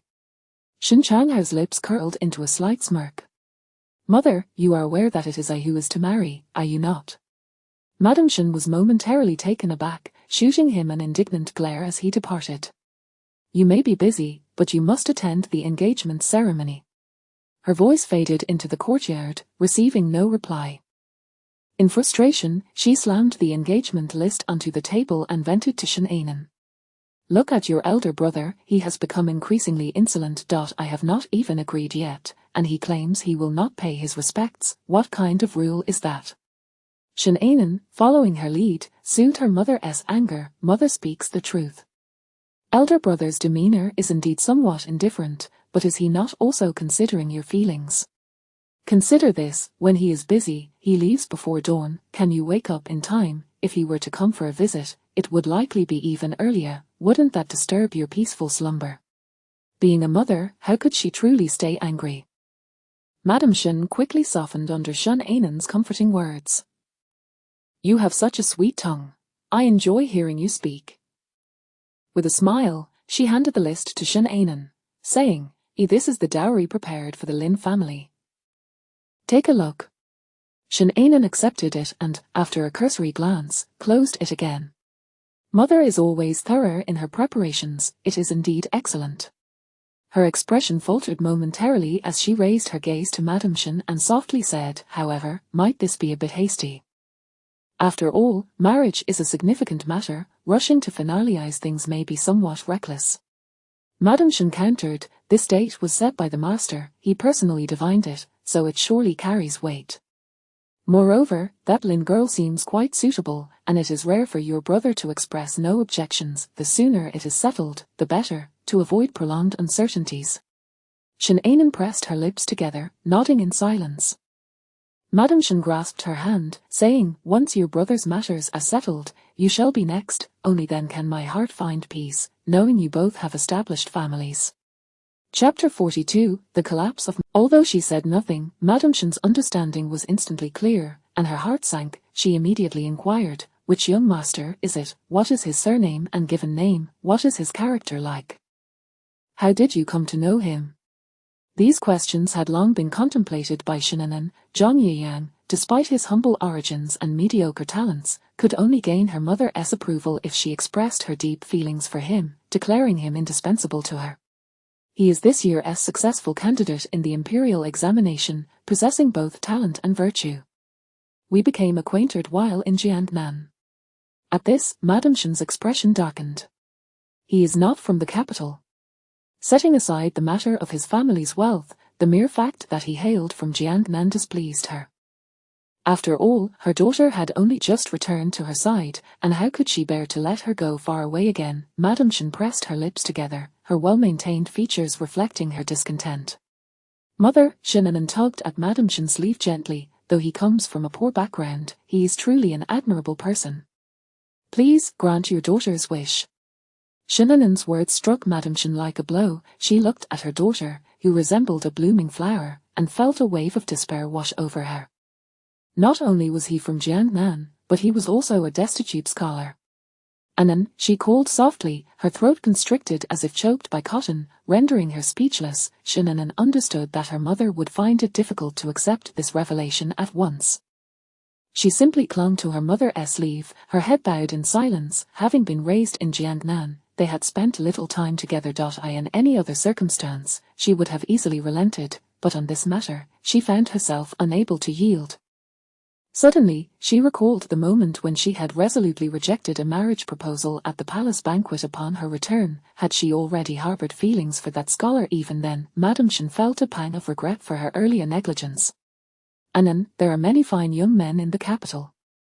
Let us select among them. I assure you, not only I, but even your father would not agree to this. Shin Anan raised her misty almond eyes to meet Madame Shin's gaze. Mother, father has always listened to you. Madame Shin tenderly caressed her daughter's face, yet even so, she dared not relent. Anan, whether from noble families or the political realm, genuine affection is rare. Most relationships are calculated and pragmatic. How can you be certain that this scholar is not merely seeking to elevate himself due to your status? If he were truly an honorable gentleman, he would not seek to associate with Anan. After all, their backgrounds and upbringings were worlds apart. Shin Anan blinked, her lashes dampened, and with a pitiful look, she gazed at Madame Shin, her voice laden with emotion. Young Master Zhang is not that kind of person. Moreover, even if he were to seek advantage, I would accept it. As long as the Shin family remains strong, he will respect and cherish me for life. Upon hearing this, Madame Shin felt as if she might faint. What was she hearing? Had her daughter been brainwashed by that scholar? All thoughts of marriage arrangements and dowries were cast aside. Madame Shin felt as though the sky itself was collapsing. A mere scholar can at most become a county magistrate. If he has no one to support him, that will be his fate. Anan, how can I bear to see you suffer? Furthermore, your upbringing differs vastly from his. If you truly were to be together, countless challenges. However, if someone were to assist him, it would be different. He has been appointed as a magistrate in Jiangnan, a region rich and vast, where it would be easy for him to achieve results. He could return within 3 years. Listening to her daughter's lofty dreams, Madame Shin's expression remained taut, refusing to soften. She was not one to seek favour. A county magistrate was not even close to being worthy of the Shin family. This was not a humble match, but rather a descent into obscurity. The Shin family, even tracing back 5 generations, had not fallen to such a state. Mother Shin opened her mouth to say more, but Madame Shin had already pressed her forehead into her hands, closing her eyes. A nearby maid, perceptive and quick-witted, stepped forward to massage Madame Shin's temples. Madam, you have been overly fatigued these past few days and your head is aching. Perhaps it would be best to visit later. Shin glanced at her mother, whose eyes were half closed, her expression weary, and pursed her lips. Then, please rest well, mother. I shall return to Haitang Garden for now and come back to see you later. Madame Shin's eyelids fluttered slightly, and she gave a faint nod. In recent days, she had no desire to see her daughter. The mere mention of that scholar made her head ache. Shin performed a respectful bow and turned to leave. Madame Shin deliberated for a moment before softly calling out, "Anan." The more a child from humble beginnings rises to their current position, the more extraordinary they are. Most are driven by self-interest and find it difficult to be sincere with their wives. Many treat marriage as a stepping stone for advancement, and heartbreak is common among scholars, especially those who have struggled against adversity. I do not mean to suggest that young Master Zhang is one of them, but human nature tends towards such inclinations. The disparity in your backgrounds will inevitably present numerous challenges should you force a union. Please consider this. Madame Shin's response was almost entirely within Shin's expectations. Zhang Yiyang lacked a prestigious lineage and possessed only mediocre talents. It was impossible for her mother to accept him readily, and she had no intention of achieving her goal in one fell swoop. With her gaze lowered, her profile was shrouded in melancholy as she spoke in a hushed tone. Mother, I have known him for a long time, and my feelings are already set. I have no desire to change. Madame Shin closed her eyes, half-slumped in her chair, allowing the maid to massage her temples while she appeared utterly drained. Upon returning to Haitang Garden, Shin shed the sorrow that had clouded her face, replacing it with a serene calmness. As the door clicked shut behind her, she quickly approached the window, ensuring no one was in sight, and lowered her voice to say, "Miss, it seems Madame will not agree." Shin responded indifferently, gazing out at the square sky. Life in the capital was indeed splendid, with her parents and elder brother providing protection, but without resolving her marriage issue, concubine Shin would not relent. She could neither bear to become further entangled in the mess nor wish to do so. The sky in Jiangnan is broader than that of the capital. The following morning, Madame Shin wore a troubled expression, unable to eat more than a few bites. The maid prepared various soups in an effort to coax her into eating, gently persuading her. "Madam, you must eat a little." The young lady, before she could finish, a young maid hurried in, her face filled with panic. Madame Shin pushed away the spoon the maid had offered her, glancing weakly at the young maid and asking, "What is it?"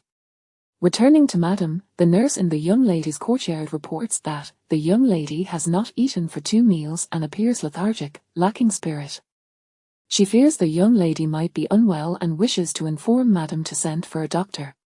Madame Shin's grip on her handkerchief tightened, and she suddenly stood up, her heart racing. "That child, she is going to give me a heart attack." With that, she hurried out of the courtyard towards Haitang Garden, the maid following closely behind.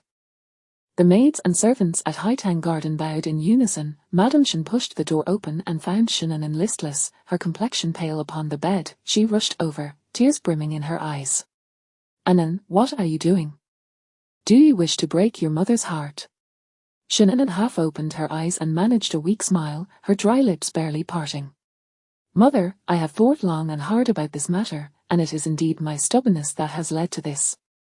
I am sorry." She clasped Madame Shin's hand, her expression filled with sorrow. "But enough, do not say more." Madame Shin gently stroked her head. "I understand." Her daughter was in the bloom of youth, at the tender age when feelings begin to stir. It was only natural for her to develop affections. If anyone were to be blamed, it was Madame Shin herself for not being there to guide her, leaving such turmoil in her wake without even knowing her daughter's heart was already taken. "Eat something. If you do not take care of your health, how can we discuss future matters?" Madame Shen tucked the blanket around her daughter, finally relenting. I shall go find your father and discuss this. Thank you, mother.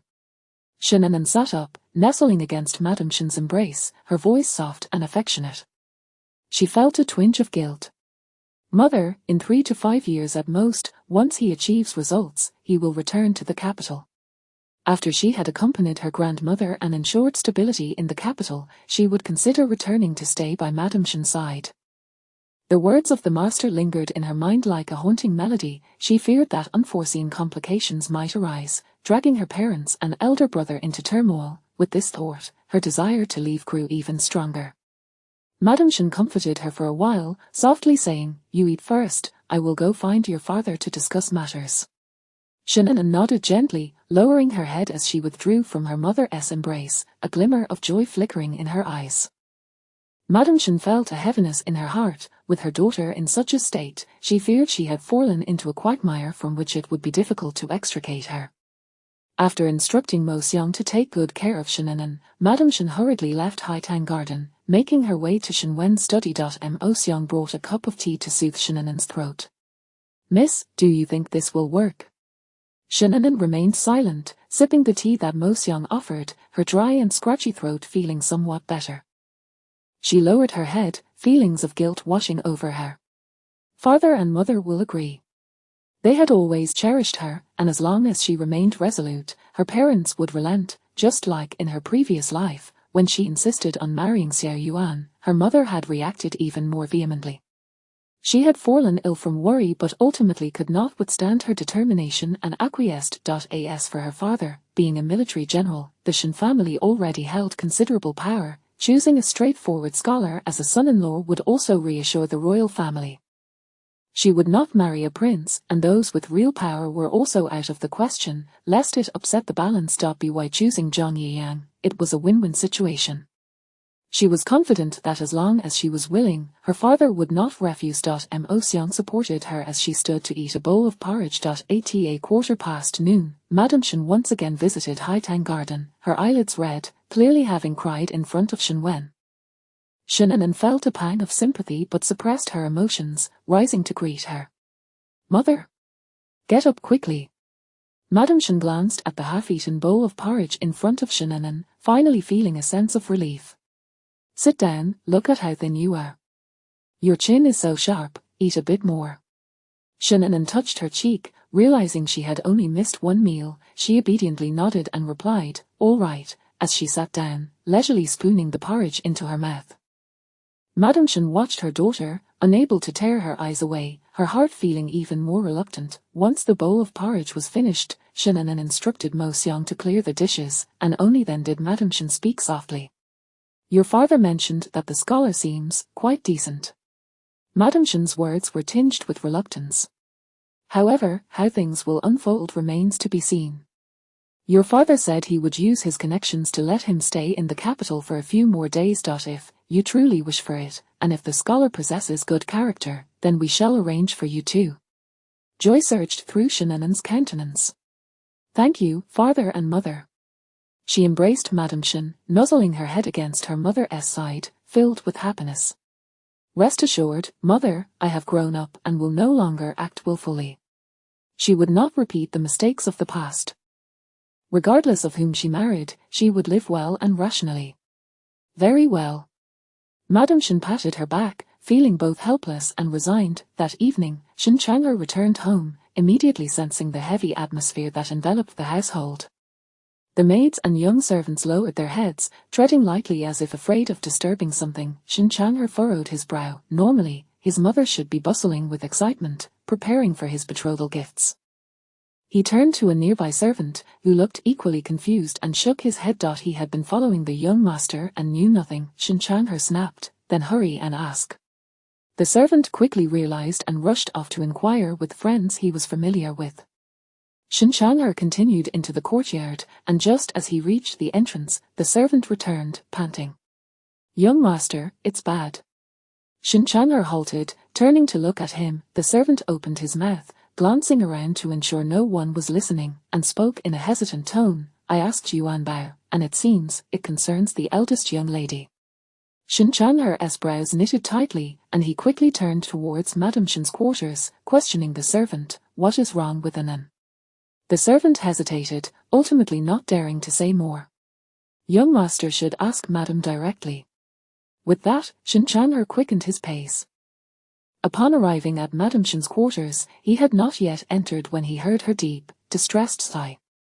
"What are we to do?" "Eldest young master." The servants in the corridor bowed in unison as Shin Changher strode past them directly into the room. At that moment, Madame Shin was no longer angry. Upon seeing her eldest son, her face contorted with worry. Chapter 43. A trip to Jiangnan. Changher, you have returned. Shin Changher seated himself beside Madame Shin, his brow slightly furrowed as he straightforwardly inquired, "What has happened to Anan?" Upon hearing this, Madame Shin's eyes brimmed with tears. The maidservant, perceptive to the atmosphere, discreetly led the household servants out of the room. Observing his mother weep, Shin Changher felt a pang of anxiety gripping his heart.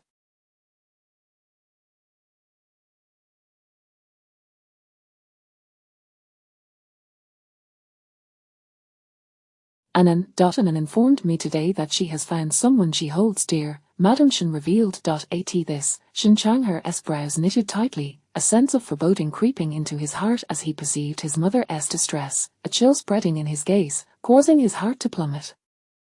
Which family does he belong to? At this mention, Madame Shin's throat constricted momentarily. She said he is a newly appointed Jin's High. In an instant, Shin Changher's expression turned icy. Zhang Yiyang, from Jiangnan. Madame Shin was taken aback, for Anan had indeed mentioned this name earlier that day. "How do you know?" She questioned. Anan once introduced him to me. At that time, he sensed a peculiar atmosphere between the two and had observed carefully.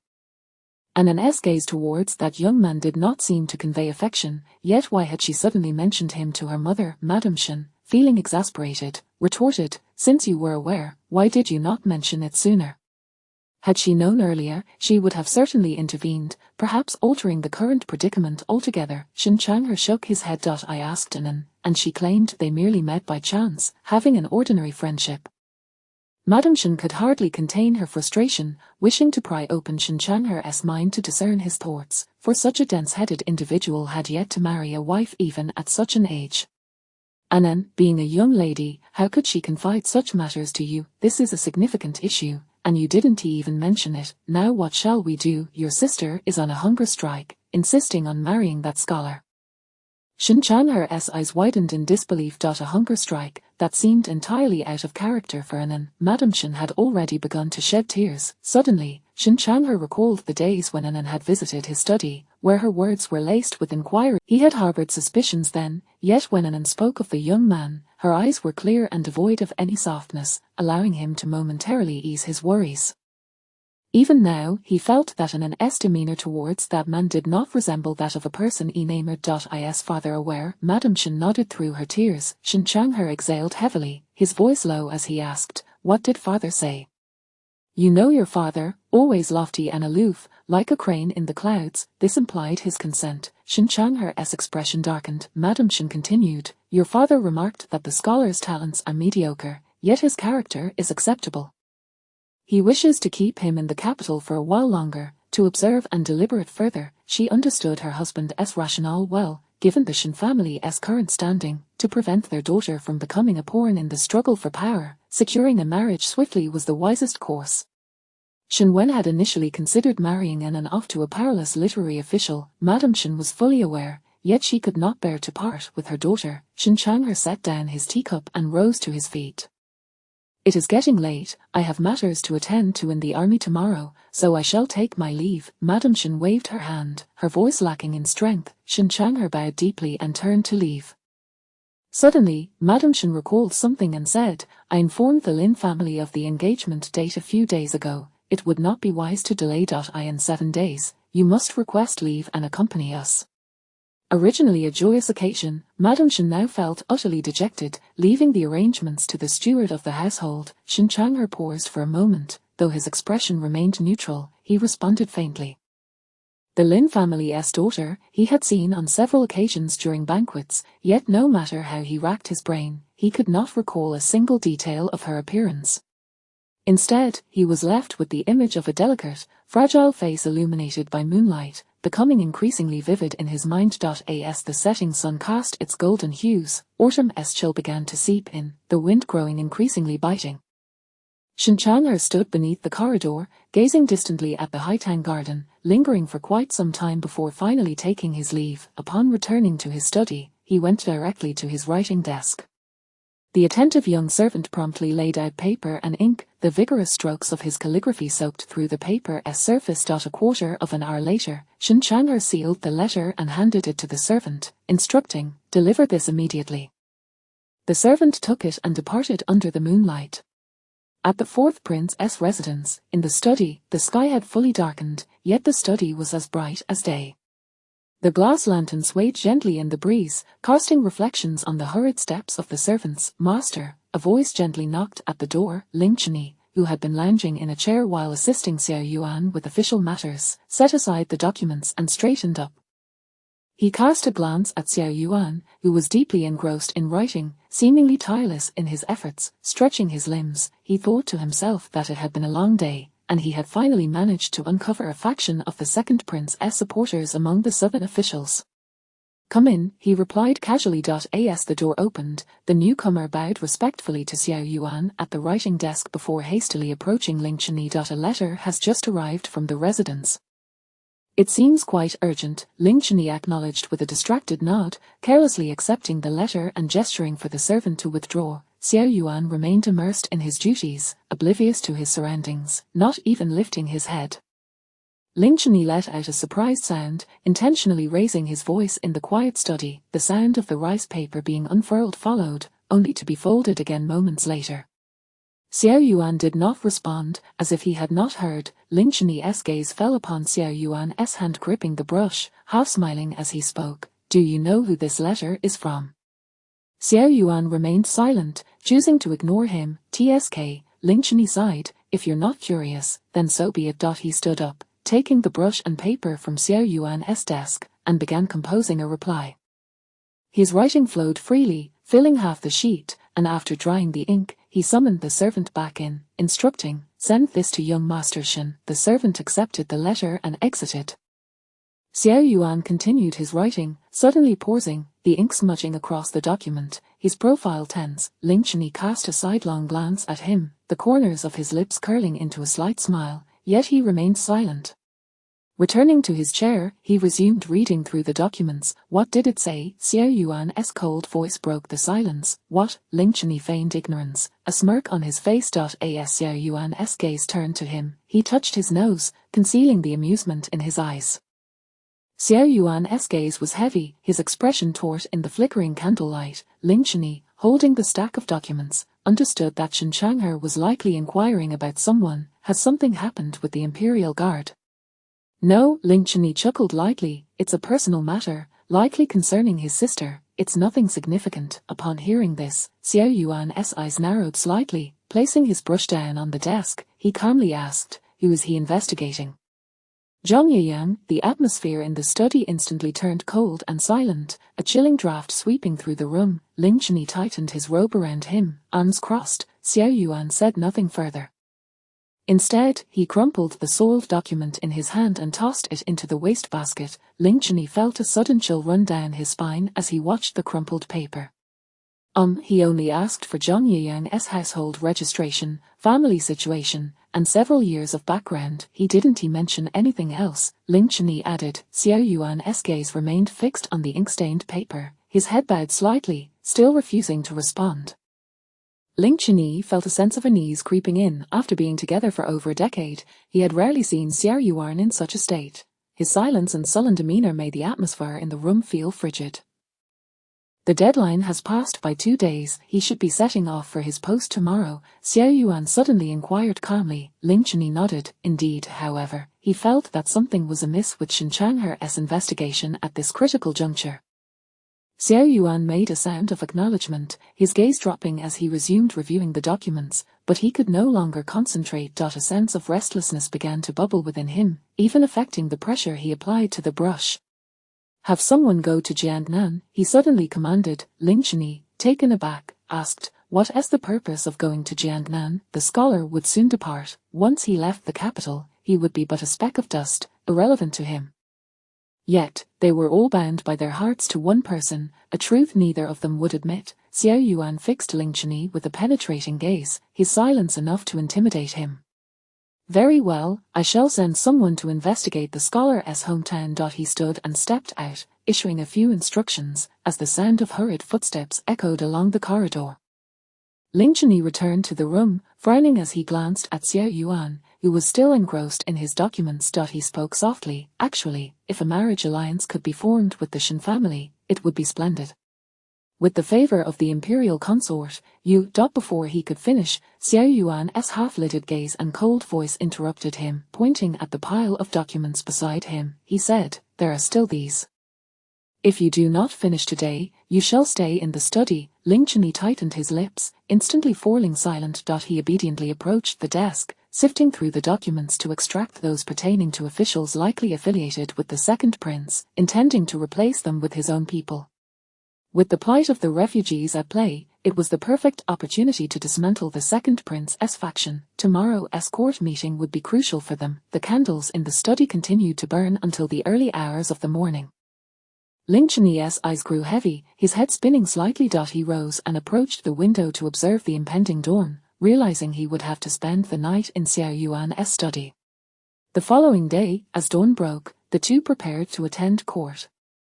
Outside the palace gates, a throng of ministers awaited, gathering in small clusters. The carriage marked with the fourth prince's insignia came to a slow halt, prompting a brief silence among the ministers as they turned to face the carriage, bowing in unison.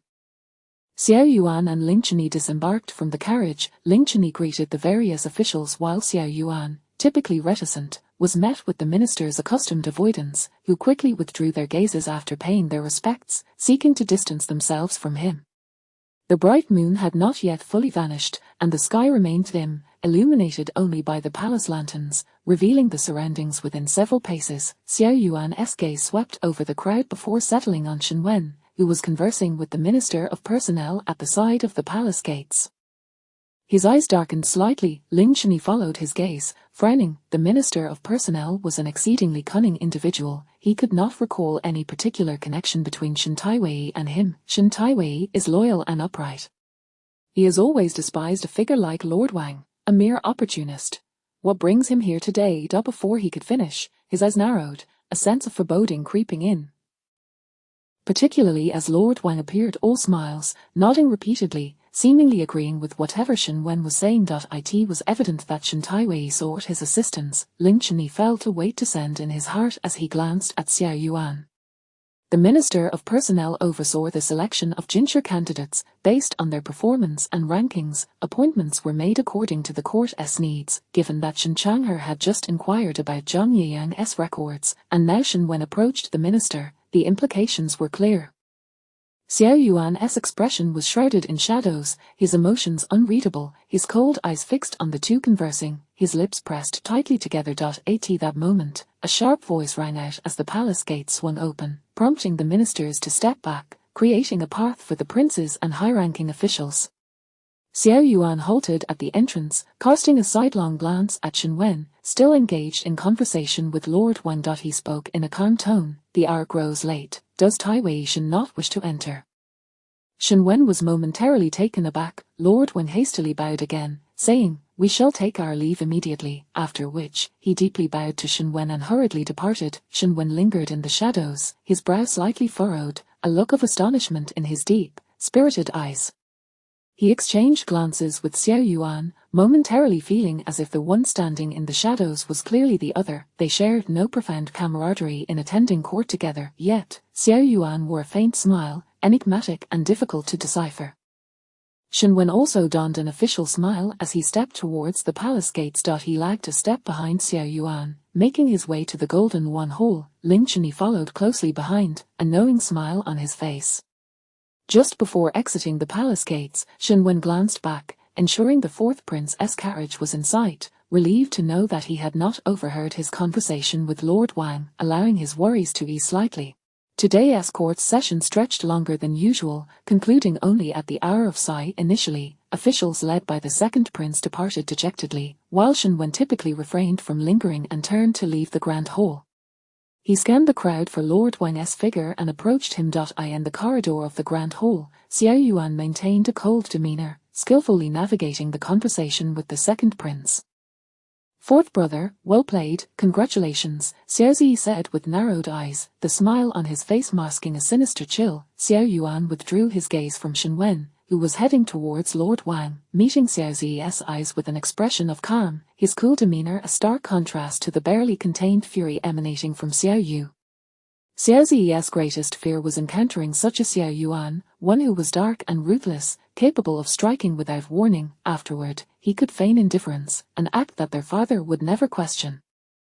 "I do not comprehend your words, second brother. There are matters awaiting me at home. I shall not keep you entertained any longer. Farewell." Before Xiao Zi could respond, Xiao Yuan strode down the steps towards Shen Wen.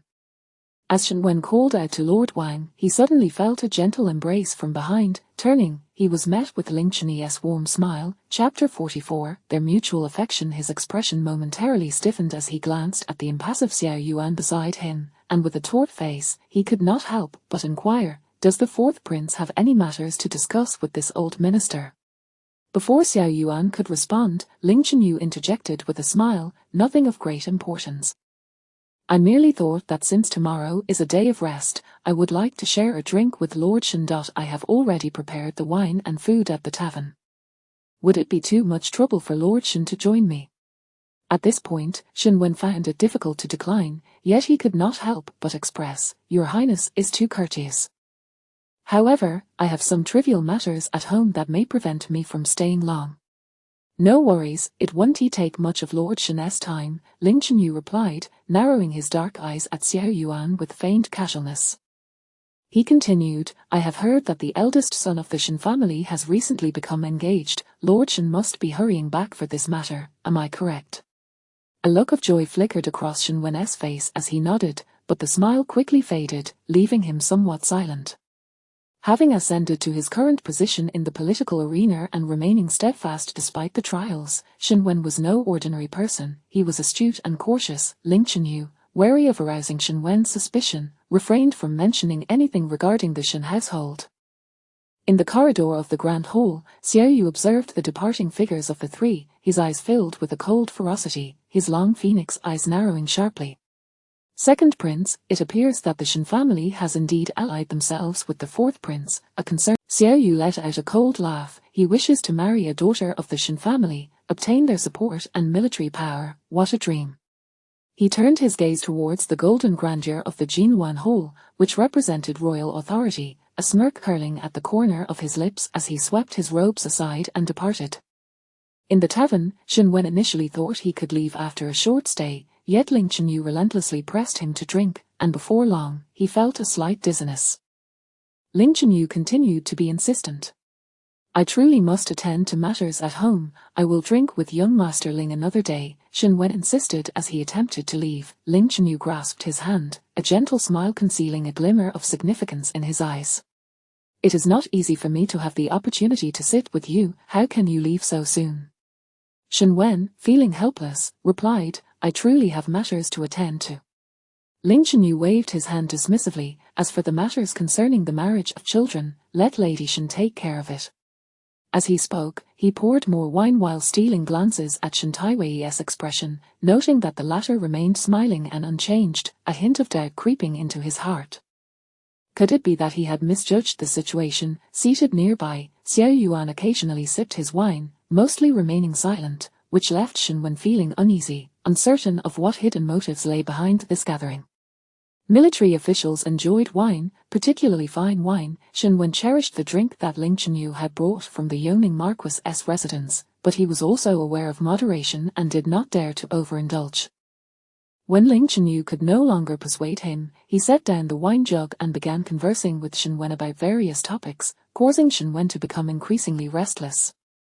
Xiao Yuan spoke softly, "If there are urgent matters at home, then you may leave. Chen Yi, do not delay Lord Shen's important affairs." Surprisingly, Ling Chenyu acquiesced, releasing his hold on Shen Wen's shoulder and nodding in agreement. "Then I shall escort Lord Shen." Shen Wen, feeling dazed and confused, glanced from one to the other, his thoughts muddled. "I appreciate the assistance of the fourth prince and young Master Ling," he said.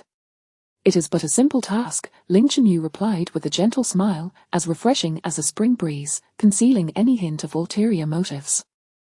As Shen Wen stood to depart, just as he lifted himself from the seat, a sudden wave of dizziness overcame him, causing the world to spin, and he found himself swaying uncontrollably. Ling Chenyu swiftly supported him, cheerfully exclaiming, "What seems to be the matter, Lord Shen? Are you perhaps intoxicated?" Shen Wen shook his head, still feeling lightheaded. This was unusual, his tolerance for alcohol had never been so poor. Ling Chenyu remarked, "Didn't they say Lord Shen has a commendable capacity for drink? How is it that you are inebriated after consuming such a small amount?" He helped Shen Wen sit down again. Shen Wen pressed his forehead, the dizziness still lingering, and muttered, "Perhaps I rose too hastily, I need a moment to collect myself." Such a small quantity, barely a third of what he typically consumed. Ling Chenyu promptly instructed someone to bring 2 bowls of sober-up soup. Xiao Yuan cast a sidelong glance at the wine jar, his heavy gaze shifting towards Ling Chenyu as he inquired, "Where did this wine come from, young Master Ling?" Ling Chenyu raised an eyebrow. Was he trying to distance himself now, playing the good Samaritan? Nevertheless, he complied, for Lord Shen was to be his future father-in-law, not his adversary. "It was a gift from the Emperor to my mother, and my father took some from her." Shen Wen, regaining his focus, looked at the wine jar in surprise. It was indeed a royal decree. Xiao Yuan's tone was unhurried and languid. Not long ago, the vassal states contributed dozens of jars of local spirits, which are smooth and mild upon entry, yet possess a high alcohol content. Just 2 cups could render an ordinary man senseless, and for Lord Shen to have consumed so many cups while still sitting upright is quite an achievement. Shen Wen was momentarily speechless. Though dizzy, his mind was still somewhat clear. He lifted his gaze to Xiao Yuan, his eyes filled with unspoken words. He wished to ask why, knowing all this, he did not inform the old minister. Xiao Yuan lowered his gaze, tapping the wine cup lightly, his tone calm yet tinged with innocence. Young Master Ling switched the wine jars. "I failed to recognize it. It was only upon mentioning the imperial gift that I suddenly recalled that this flavor bears some resemblance to that found in my father's study." Shen Wen silently withdrew his gaze. To elicit even a few words of explanation from the fourth prince was already a matter of saving face. Ling Chenyu shot a furtive glance at Xiao Yuan, skillfully feigning ignorance and innocence. "Lord Shen, in your current state, returning home will be of little help. It will only add to Lady Shen's worries. The tavern has private rooms. Why not lie down and rest for a while? You can leave once you have sobered up." Shen Wen wanted to refuse, yet he could not bear the thought of being carried home by servants. His wife would certainly berate him. After all, they had yet to clarify their daughter's lifelong matters, and here he was, inebriated to such a degree. "Rest assured, it won't take long. Though the wine is strong, it sobers quickly and won't cause a headache." Ling Chenyu insisted, rising to assist Shen Wen. As they departed, Shen Wen cast a hazy glance at Xiao Yuan, the meaning behind his look inscrutable. Ling Chenyu settled Shen Wen in a private room on the 3rd floor and returned to find Qing Feng reporting something to Xiao Yuan, his head bowed low, appearing somewhat anxious. Ling Chenyu keenly sensed the unusual atmosphere in the room and raised his eyes to Xiao Yuan, whose expression was icy and whose grip on the wine cup was tense. "What is the matter?" He approached, noticing the cold, stern aura radiating from Xiao Yuan. Qing Feng swallowed hard and spoke in a hushed tone. "The officials from the Ministry of Personnel have conveyed news that Zhang Yiyang's appointment has been postponed by half a month." Upon hearing this, Ling Chenyu immediately turned to Xiao Yuan.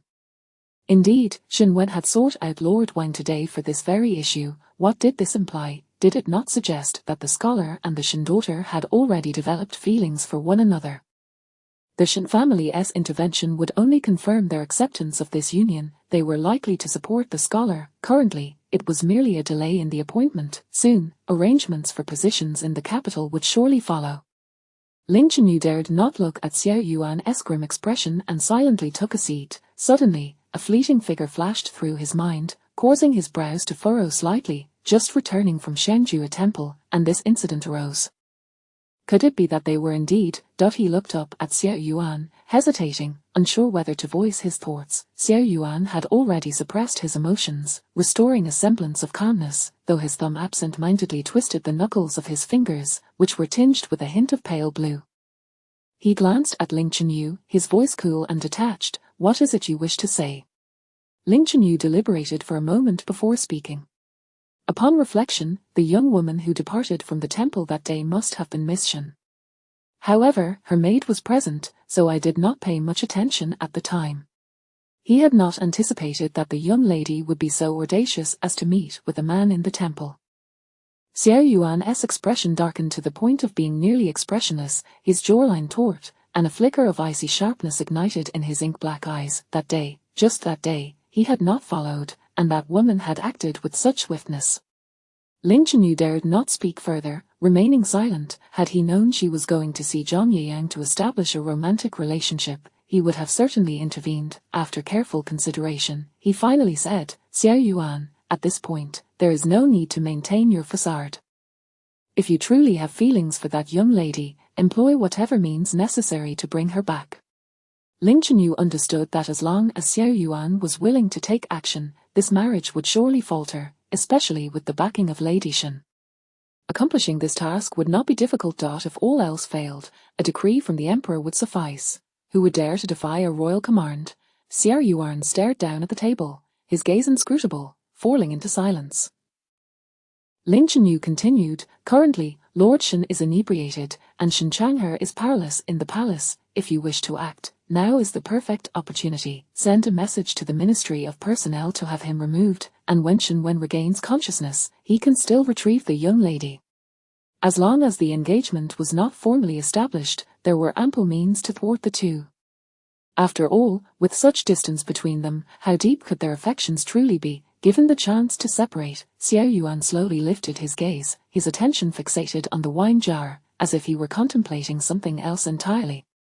His dark eyes flickered with an ambiguous light. He flexed his fingers repeatedly, the joints tinged with a pale hue, and with great effort, he suppressed the tumultuous fire raging within his chest, maintaining a semblance of clarity. He raised his eyes, his voice as cold as ice. "How long will it take for the people you sent to Jiangnan to return?" "At the earliest, it will take around 10 days, Ling Chenyu replied, his brow furrowing. "Why do you ask?" "Even if there are issues at his home, by the time the news returns, it will already be too late." Xiao Yuan remained silent, rising to approach the window, pushing it open and gazing at the throngs of citizens bustling in the streets. A gentle breeze wafted through, and he stood there for a while, allowing it to disperse the rising jealousy and suffocating darkness within him. "Xiao Yuan." "Do not interfere," he replied, standing with his hands clasped behind his back, backlit by the sunlight, his voice calm yet frigid. Ling Chenyu nearly doubted his own hearing. Even at this moment, he still wished to maintain his obstinacy. "Xiao Yuan, this is a matter of a lifetime. Do you not fear regretting it in the future?" Xiao Yuan curled his lips into a slight sneer, turning to face Ling Chenyu. "I never undertake actions that I regret. If she wishes for him to stay, then let him remain." He scoffed lightly. An individual of high virtue, a gentleman of integrity, detached from the mundane, a man of ambition. Was this truly the case? How naive she was. He would let her witness exactly what sort of man that scholar was. In this world, there are no perfect individuals, only those adept at concealing their darkness, clever individuals rising from humble beginnings. How could there be so much love? He lowered his head, leisurely twisting the jade ring on his finger, a cold smile playing upon his lips. Ling Chenyu stood behind him, a chill creeping down his spine. In this dark and foreboding atmosphere, Xiao Yuan seemed to wield control over everything, instilling an uncontrollable sense of dread. When Shen Wen awoke from the tavern, the sun had already dipped halfway below the horizon, leaving only a faint glow illuminating the sky. Ling Chenyu and Xiao Yuan had already taken their leave. He hurriedly tidied himself and returned home. Shen Anan had already received news of Zhang Yiyang's postponed appointment, feelings of both joy and worry swirling within her. She feared her parents might entertain the notion of having Zhang Yiyang remain in the capital. "Mo Xiang, help me dress. We shall visit Mother's courtyard." 15 minutes later, Shin Ainin appeared at the entrance of Lady Shin's courtyard. As she stepped inside, she immediately heard Lady Shin's angry reprimands and Shin Wen's low explanations.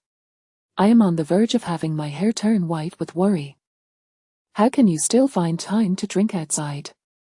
Shin Wen rubbed his still slightly dizzy forehead, awkwardly explaining, young Master Ling was insistent. I had no idea that the wine was a royal gift, so potent that just a few cups left me inebriated. Lady Shin remained sulky, refusing to speak. Shin Wen gently embraced his wife, whispering words of comfort. Shin Ainin stood outside for a moment before sending a maid inside to deliver her message. Upon her arrival, Lady Shin immediately withdrew from Shin Wen's embrace. As Shin Ainin entered, Shin Wen stood up, preparing to depart. Father. Shin Wen nodded in acknowledgement, wishing to say something to his daughter, but after a moment's thought, he refrained. Such matters were better left to his wife. After exchanging greetings, Shin Wen left for his study. Lady Shin instructed the maid to serve tea, gesturing for Shin Ainin to sit beside her. Your father went to see Lord Wang of the Ministry of Personnel and has temporarily retained that scholar. Mother, his name is Zhang Yiyang. Lady Shin sighed in resignation. Very well, Zhang Yiyang. Shin Ainin broke into a smile, shaking Lady Shin's hand lightly. Thank you, mother. You care for me the most. Lady Shin ruffled her hair. As long as his character is decent, we can let your father promote him later. Keeping a government official in the capital allows them to keep a watchful eye, ensuring that the scholar would not dare mistreat Ainin. If anything were to happen, she would have someone to rely on. Hearing this, Shin Ainin's eye sparkled. Mother, his current position is quite good. The place assigned to him by the ministry is prosperous, making it easy for him to achieve results. In 3 to 5 years, once he returns to the capital, he will surely rise through the ranks. Lady Shin's expression shifted, turning to her daughter with disbelief in her eyes. Ainin, you do not intend to follow him to Jiangnan, do you? A small county, no matter how affluent, could not be that prosperous, and the distance was considerable. Her intention was merely to secure him in the capital, regardless of whether he held any real power. As long as he became an official, the rest could be dealt with gradually. However, from her daughter's demeanor, it was clear she had no such plans. Lady Shin felt another wave of disappointment wash over her. Chapter 45, Drawing the Bow and Narking the Arrow. Mother, he cannot rely solely on the Shin family. Otherwise, others will simply label him as a parasite. You and father need only to lend him a hand at critical moments. His achievements must be forged by his own efforts. My daughter will depend on him for her future. Without some trials, how can he stand tall and firm? Please do not involve father. Let him venture forth for now, and once he has made his mark, we can reconsider. Madame Shin was far from pleased. She wished to wait for 3 to 5 years before bringing him back, yet she was painfully aware that Ainin could not afford to wait that long. Forcing her daughter to endure hardship was something she vehemently opposed. Ainin, the county town is remote. How can you possibly endure it? The same applies to the capital, where with the support of the Shin family, one can gradually persevere. It would not be worse than becoming a county magistrate in Jiangnan. Shin Ainin blinked, but I am drawn to his character. I believe he would not wish for that either. We are still young, it would be better for us to explore the world and accumulate experiences. Madame Shin furrowed her brow in silence, clearly reluctant to consent. Mother, do you not remember? Grandmother is still in Jiangnan. When the time comes, I will bring her here to look after me. What is there for you to worry about? She nestled in Madame Shin's embrace, acting sweetly. Madame Shin rubbed her temples, her tone filled with resignation. Let me discuss this with your father tonight. Shin Ainin understood that she should not be overly anxious and readily agreed. Subsequently, she refrained from mentioning the distressing marriage matter, choosing instead to share a meal and engage in light-hearted conversation with her mother until she managed to bring a smile back to Madame Shin's face.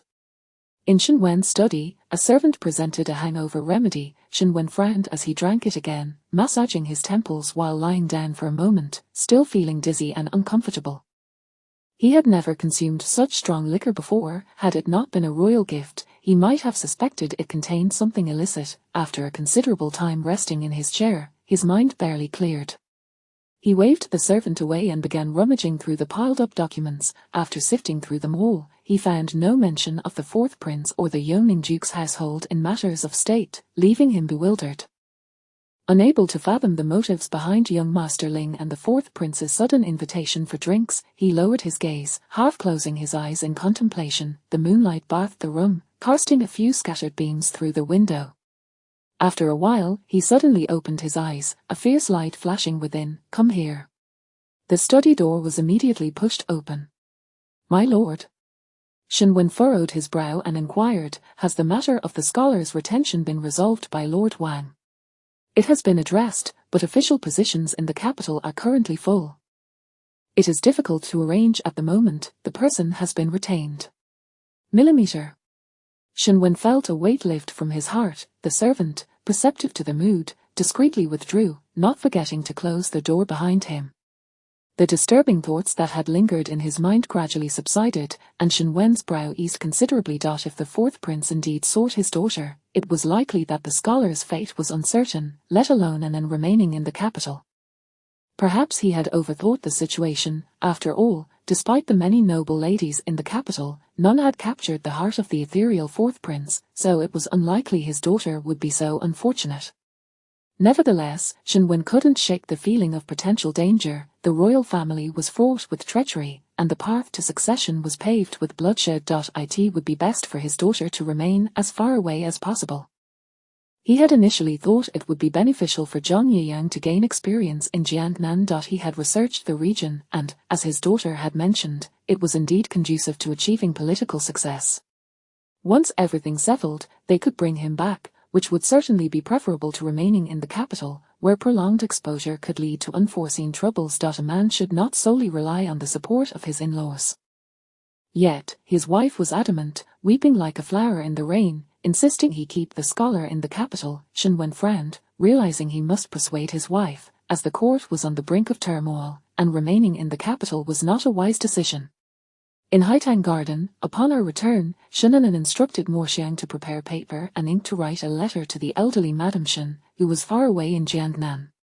She recounted her engagement to Zhang Yiyang and mentioned that she would soon be heading to Jiangnan, intending to bring her grandmother back with her. At this moment, Mo Xiang finally discerned the joy on the young lady's face.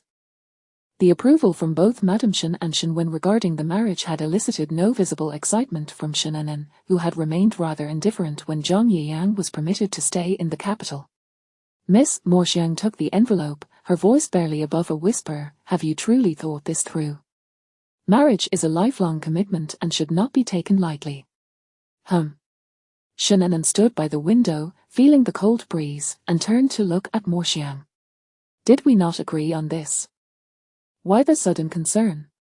Mo Xiang straightened her lips, lowering her head. "I merely feel that you do not seem particularly enamored with young Master Zhang." Shen Anan paused for a moment, then broke into a smile. "Young Master Zhang is a fine man. He possesses good character and appearance, and with some assistance, his future shall be promising." Being enamored, it was not of paramount importance, as long as there was no aversion. A stable and supportive relationship, marked by mutual respect and companionship, would suffice.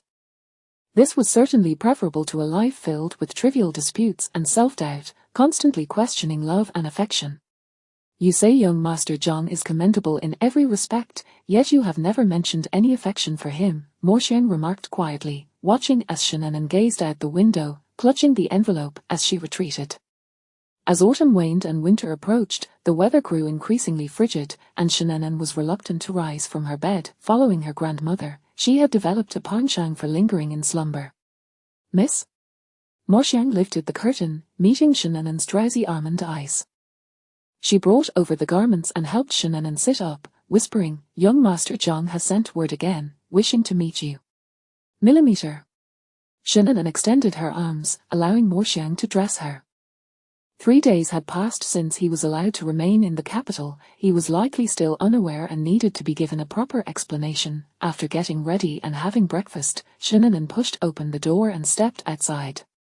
Crossing the corridor, she reached the flower archway, where vibrant red silk adorned the surroundings, and servants bustled about, creating quite a lively scene. It was only 2 days until her elder brother's betrothal ceremony. Is my brother still very busy these days? She inquired, glancing at Morxiang. Morxiang nodded. The eldest master has hardly returned to the residence since his initial visit to Haitang Garden. During busy times, he has been staying out. Shannon frowned slightly. Even if he were busy, it seemed implausible that he would not have time to return home and rest. Was her brother truly occupied, or was he simply avoiding coming back? While she pondered this, an unfamiliar matron approached and curtsied to her. Shannon raised her gaze to appraise the well-dressed matron, who was also scrutinizing her with an unsettling gaze. Who might this be? The steward promptly introduced, Miss, this is a maidservant of the second princess, here to deliver an invitation, inviting Madame and you to the Plum Blossom banquet. Shannon raised her head, observing the barren branches and plants ahead. It was indeed too early for plum appreciation, however. When it came to the royal family and nobility hosting banquets, their true intentions were rarely for the sake of elegance, it was merely a pretext to achieve their objectives. Then please take the matron to my mother's courtyard. It was none of her concern. Having said that, she turned on her heel and walked away. The matron followed the steward, continuing forward, but as they rounded a corner, she glanced back at Shannon's retreating figure, her eyes narrowing with an inscrutable expression. Shannon paid it no mind and instructed Uncle Jean to prepare the carriage to the western suburbs. There lay an open meadow, usually frequented by young nobles for horseback riding and spring outings, though the inclement weather meant few would be present, rendering it quiet and expansive. This location had been chosen by Zhang Yiyang. It was somewhat secluded, likely to avoid encountering familiar faces in the city that might tarnish her reputation. On the other side of the meadow were dozens of trees, planted by official families to provide shade in summer, quite accommodating for couples wishing to steal whispers during their outings. However, now that the branches were bare, their utility had diminished significantly. Uncle Zhang halted the carriage before a small grove. As Shannon stepped out, she spotted Zhang Yiyang's shy and gentle smile as he stood beside the carriage, his eyes shimmering with warmth. Miss Shan. Young Master Zhang. Zhang Yiyang grew nervous again. This place is quite open, and the wind is a bit strong. Are you cold? Shannon adjusted her cloak and shook her head. It's bearable. It was fortunate she had prepared additional clothing, but to say it was not cold would be a falsehood. Zhang Yiyang felt a tinge of guilt. Recently, with so many scholars leaving the capital, I worried about encountering acquaintances and affecting your reputation, which is why I understand your intentions, young master, Shannon replied softly, her smile serene. Zhang Yiyang's heart raced uncontrollably. Shall we walk further inside? I just took a stroll around. The trees there are close together and can shield us from the wind. That sounds good. Shannon followed him as they walked a short distance, not far, with Uncle Jean and Morxiang trailing behind. Zhang Yiyang maintained a respectful distance, keeping 3 paces away from Shannon. Whenever Zhang Yiyang spoke with Shannon, his face flushed deeply. Shannon gently interjected, even if young Master Zhang had not sent a letter, I intended to meet with you. Zhang Yiyang was momentarily taken aback, his eyes brimming with uncontainable joy. After returning from the temple that day, I informed my parents about us, and the delay in your appointment was also my father's suggestion. I apologize for not discussing it with you beforehand and making decisions unilaterally. Shannon slightly bowed her head, and Zhang Yiyang hurriedly shook his head. Please do not say that. I, a poor scholar, am fortunate to receive such regard from you, miss. Initially, he intended to remain in the capital solely for her. Now, whether he stayed or left, as long as he could be with her, it mattered little. Anxiously, he stated, Lord Shan, my father has consented, Shannon replied, feigning shyness as she lowered her gaze in response to Zhang Yiyang's joyful glance. There is no need for you to worry, young Master Zhang.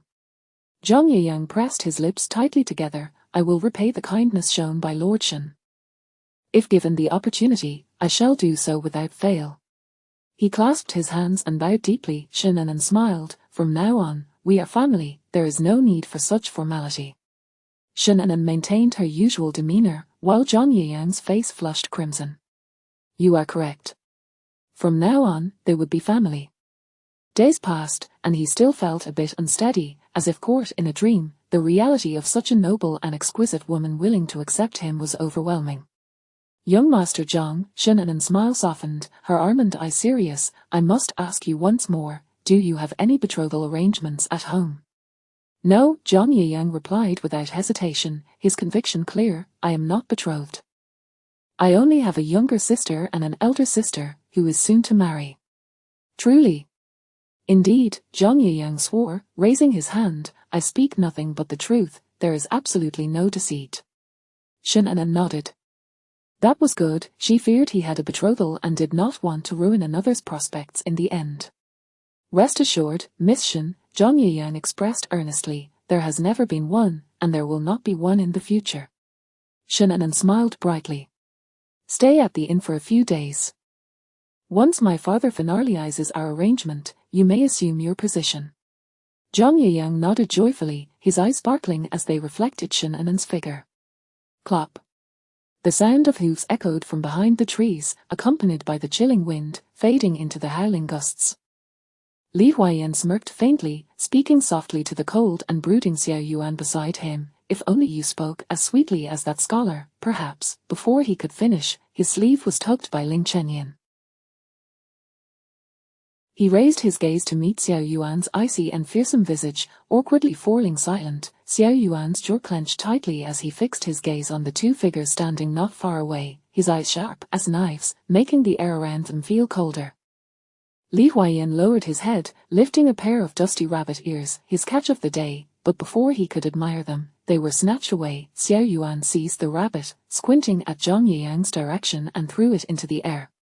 The rabbit flailed momentarily before landing on a slightly softer patch of wet ground, having narrowly escaped. It bolted away in panic. Simultaneously, he drew his bow and knocked an arrow with swift precision. Xiao Yuan tilted his head, the arrow's tip aimed at the direction the rabbit had fled, then suddenly shifted upwards, zeroing in on the man's back with a cold, menacing smile.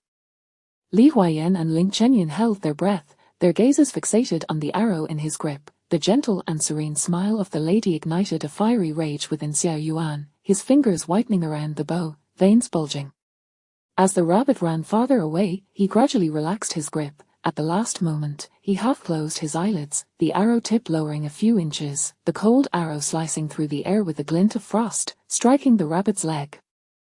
Li Huaiyan and Ling Chenyan simultaneously exhaled in relief, having nearly believed he would take the scholar's life. If that were the case, today would not end well. To shoot down the lady's beloved in her presence would surely provoke her wrath against Xiao Yuan. Slowly, Xiao Yuan lowered his bow, his hand trembling slightly as he released it, his lips pressed tightly together, his expression a chilling mask of terror. No one knew just how much effort he had exerted to suppress the fire in his heart. Nor did anyone realize that the true shackles holding him back were not external, but rather the cold, disdainful gaze of that woman, which flashed through his mind like a bucket of icy water, extinguishing the impulse that burned within him. Chapter 46, The Plum Blossom Banquet. He was unable to discern whether his possessiveness and feelings towards Shenanen stemmed from those vividly realistic dreams that felt as if they had truly occurred, or for some other reason. In any case, he desired for those gentle eyes to gaze only upon him, and he had even been tempted to confine her within the prince's residence, yet, he remained more lucid. If he wished for her, he could not allow an insurmountable barrier to exist between them. The scholar must not perish at his hands. Those inexplicable feelings of distance and resentment had already placed him at a disadvantage. The sudden turn of events startled the two who were conversing. Zhang Yiyang turned around to see the arrow that had struck the grey rabbit, mere steps away from him, causing cold sweat to break out on his back. He lifted his gaze to the front, where several swift horses emerged from around the corner, approaching leisurely. Shenanen squinted at the figure sitting atop one of the horses, her delicate face momentarily cooling. Fourth Prince, young Master Ling, Master Li. Zhang Yiyang hastily paid his respects, and Shenanen followed suit with a slight bow. Xiao Yuan's gaze was fixed on the grey rabbit on the ground, his eyes shrouded in inscrutable darkness. Li Huaiyan waved his hand with a cheerful demeanor. Miss Shen, what a coincidence, we meet again. Shenanen remained silent, her eyes fixated on the rabbit, motionless. The atmosphere was charged with an uneasy silence. In the midst of this stillness, Xiao Yuan suddenly drew his bow again, aiming once more at the rabbit. The corners of his lips curled into a cold arc, his tone laced with a hint of mockery. I intended to grant you a swift end, but you insist on disobeying, intruding upon territory that does not belong to you. Thus, you can only die unjustly. He slowly released his grip, aiming directly at the rabbit's throat. Shin'en furrowed her brows tightly, turning her head away in discomfort. Zhang Yiyang felt a chill run through him, his complexion paling slightly. Although it was merely the killing of a rabbit, Xiao Yuan's expression and frosty tone created an inexplicable discomfort, as though the arrow were aimed not at the rabbit, but at his own heart. Those words were imbued with a menacing quality, as if laden with double meanings. Li Huaiyan and Ling Chenyan understood this well. Ling Chenyan furrowed his brows and spoke in a soft voice. Cousin, perhaps it is best to let it go. Dead things cannot compare to the living. Xiao Yuan's final finger remained on the bowstring, his gaze shifting from the grey rabbit to Zhang Yiyang's panicked expression, finally resting on Shin'en's turned profile. Her delicate face, as pale as jade, was taut, seemingly torn between compassion and irritation. Xiao Yuan's eyes slightly lowered, a hint of a smirk tugging at his lips, and after a moment, he gradually lowered his bow. Very well. Li Huaiyan dismounted and picked up the ailing rabbit, waving it in front of Shin'en. Miss Shin, would you care to sample some roasted rabbit meat? The fourth prince's culinary skills are quite remarkable, rivaling those of the chefs in the taverns. Comparing a noble prince to a chef was rather rare, yet Xiao Yuan exhibited no signs of displeasure. His dark eyes remained indifferent, devoid of emotion. No, fourth prince, being of noble birth, I cannot afford such delicacies. She glanced at the rabbit that was still twitching, then turned to Zhang Yiyang, her tone softening slightly. Shall we depart? Indeed. Zhang Yiyang nodded, turning to bow to Xiao Yuan, intending to take his leave.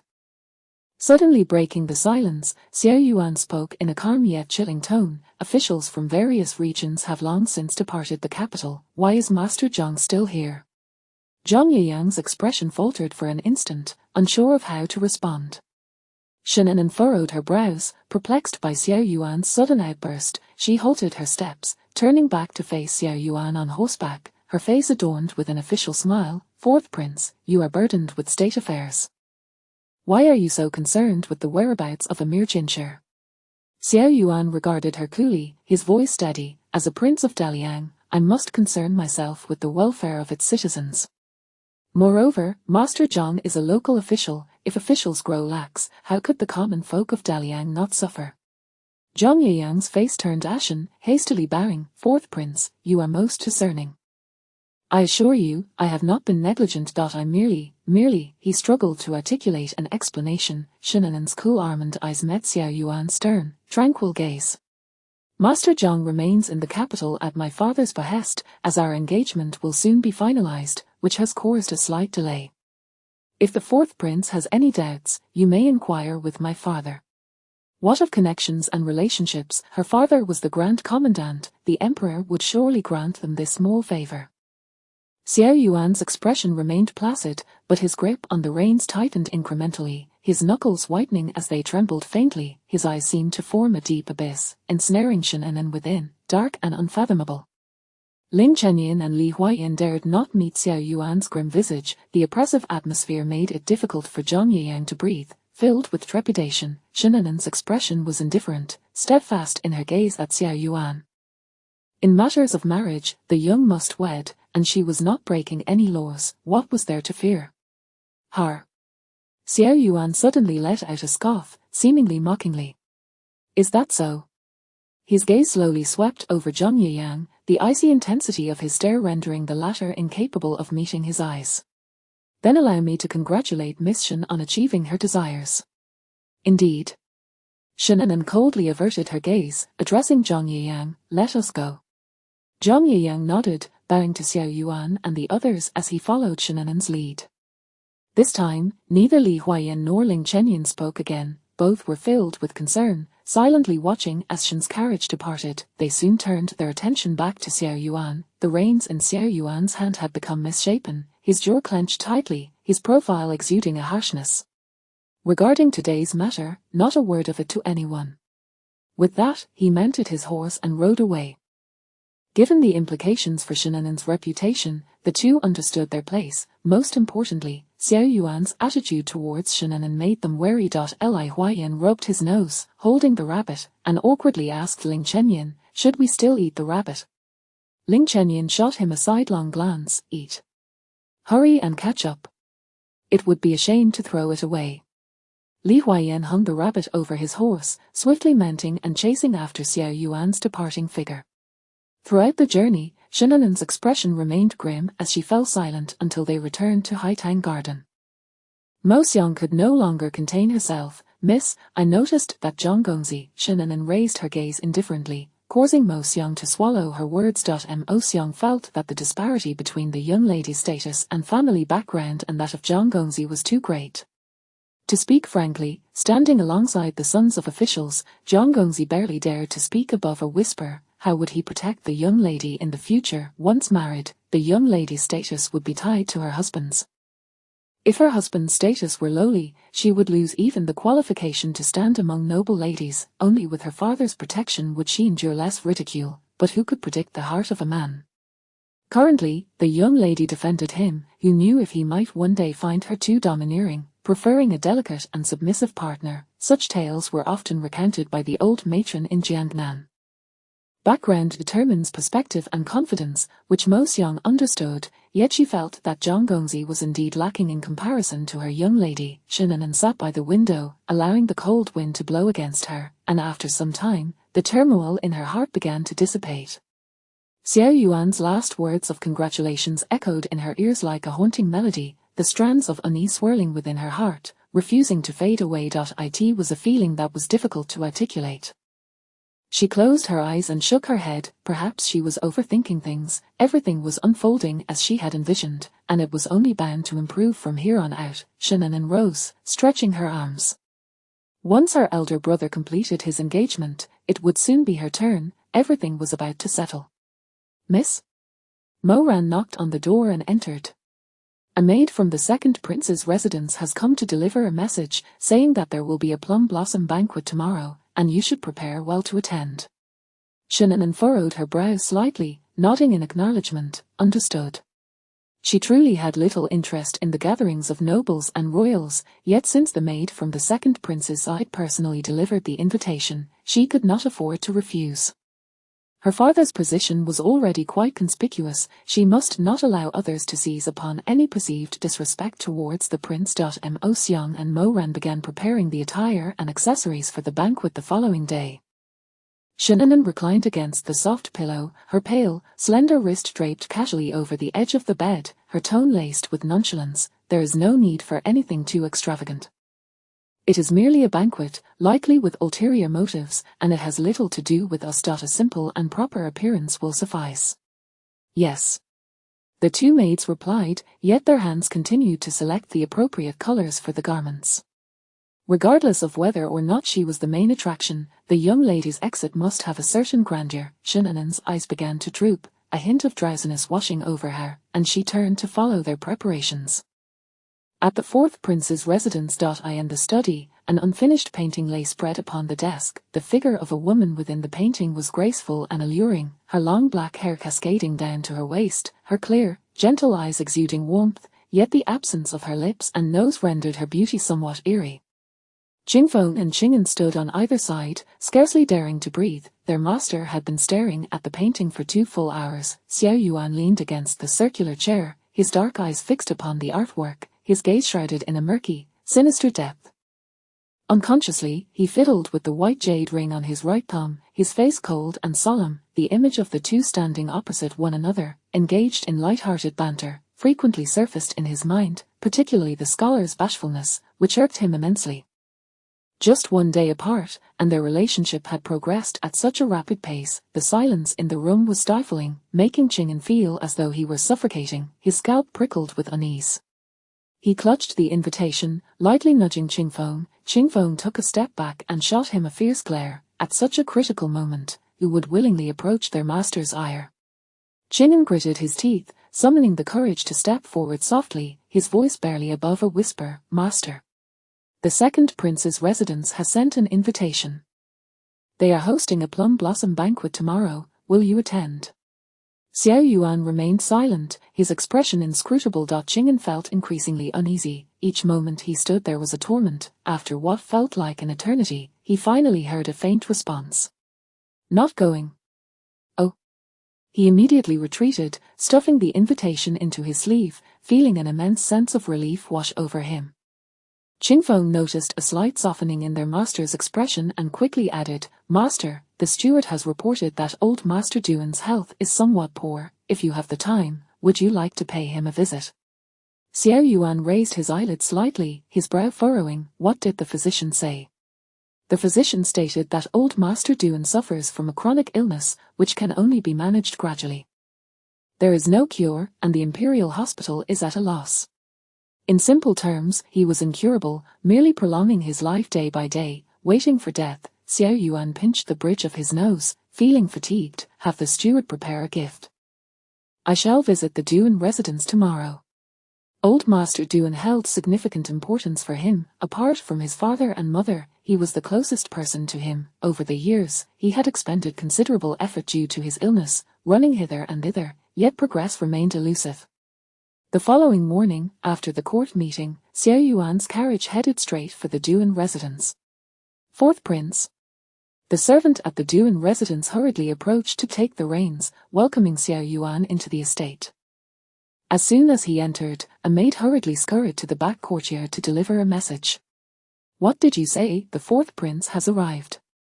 Duan Mengmeng, who was busy preparing herself to attend the banquet at the second prince's residence, stood up in excitement upon hearing this.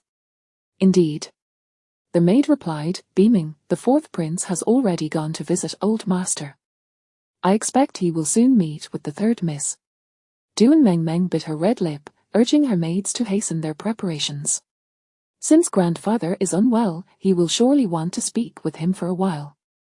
I should be ready to find him. The maid smiled ingratiatingly. The fourth prince will surely be delighted to see you, miss.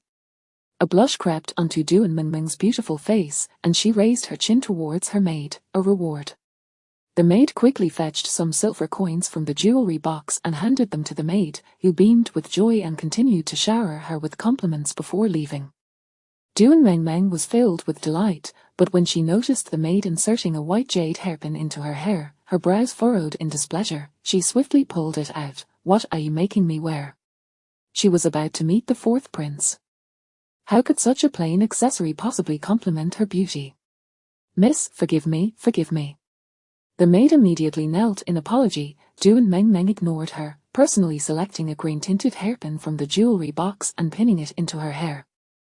The hairpin swayed gently, accentuating her oval face with an air of elegance and nobility. She stood slowly, satisfied with her appearance. Suddenly, the sound of the maid greeting someone outside the courtyard caught her attention, and her expression darkened, her smile vanishing. Before long, Duan Yingying entered, dressed in a pale moon-white gown with her hair simply tied up. She wore almost no adornments. Duan Mengmeng frowned slightly, a hint of disdain flashing in her eyes. Is this how you plan to attend the banquet, second sister?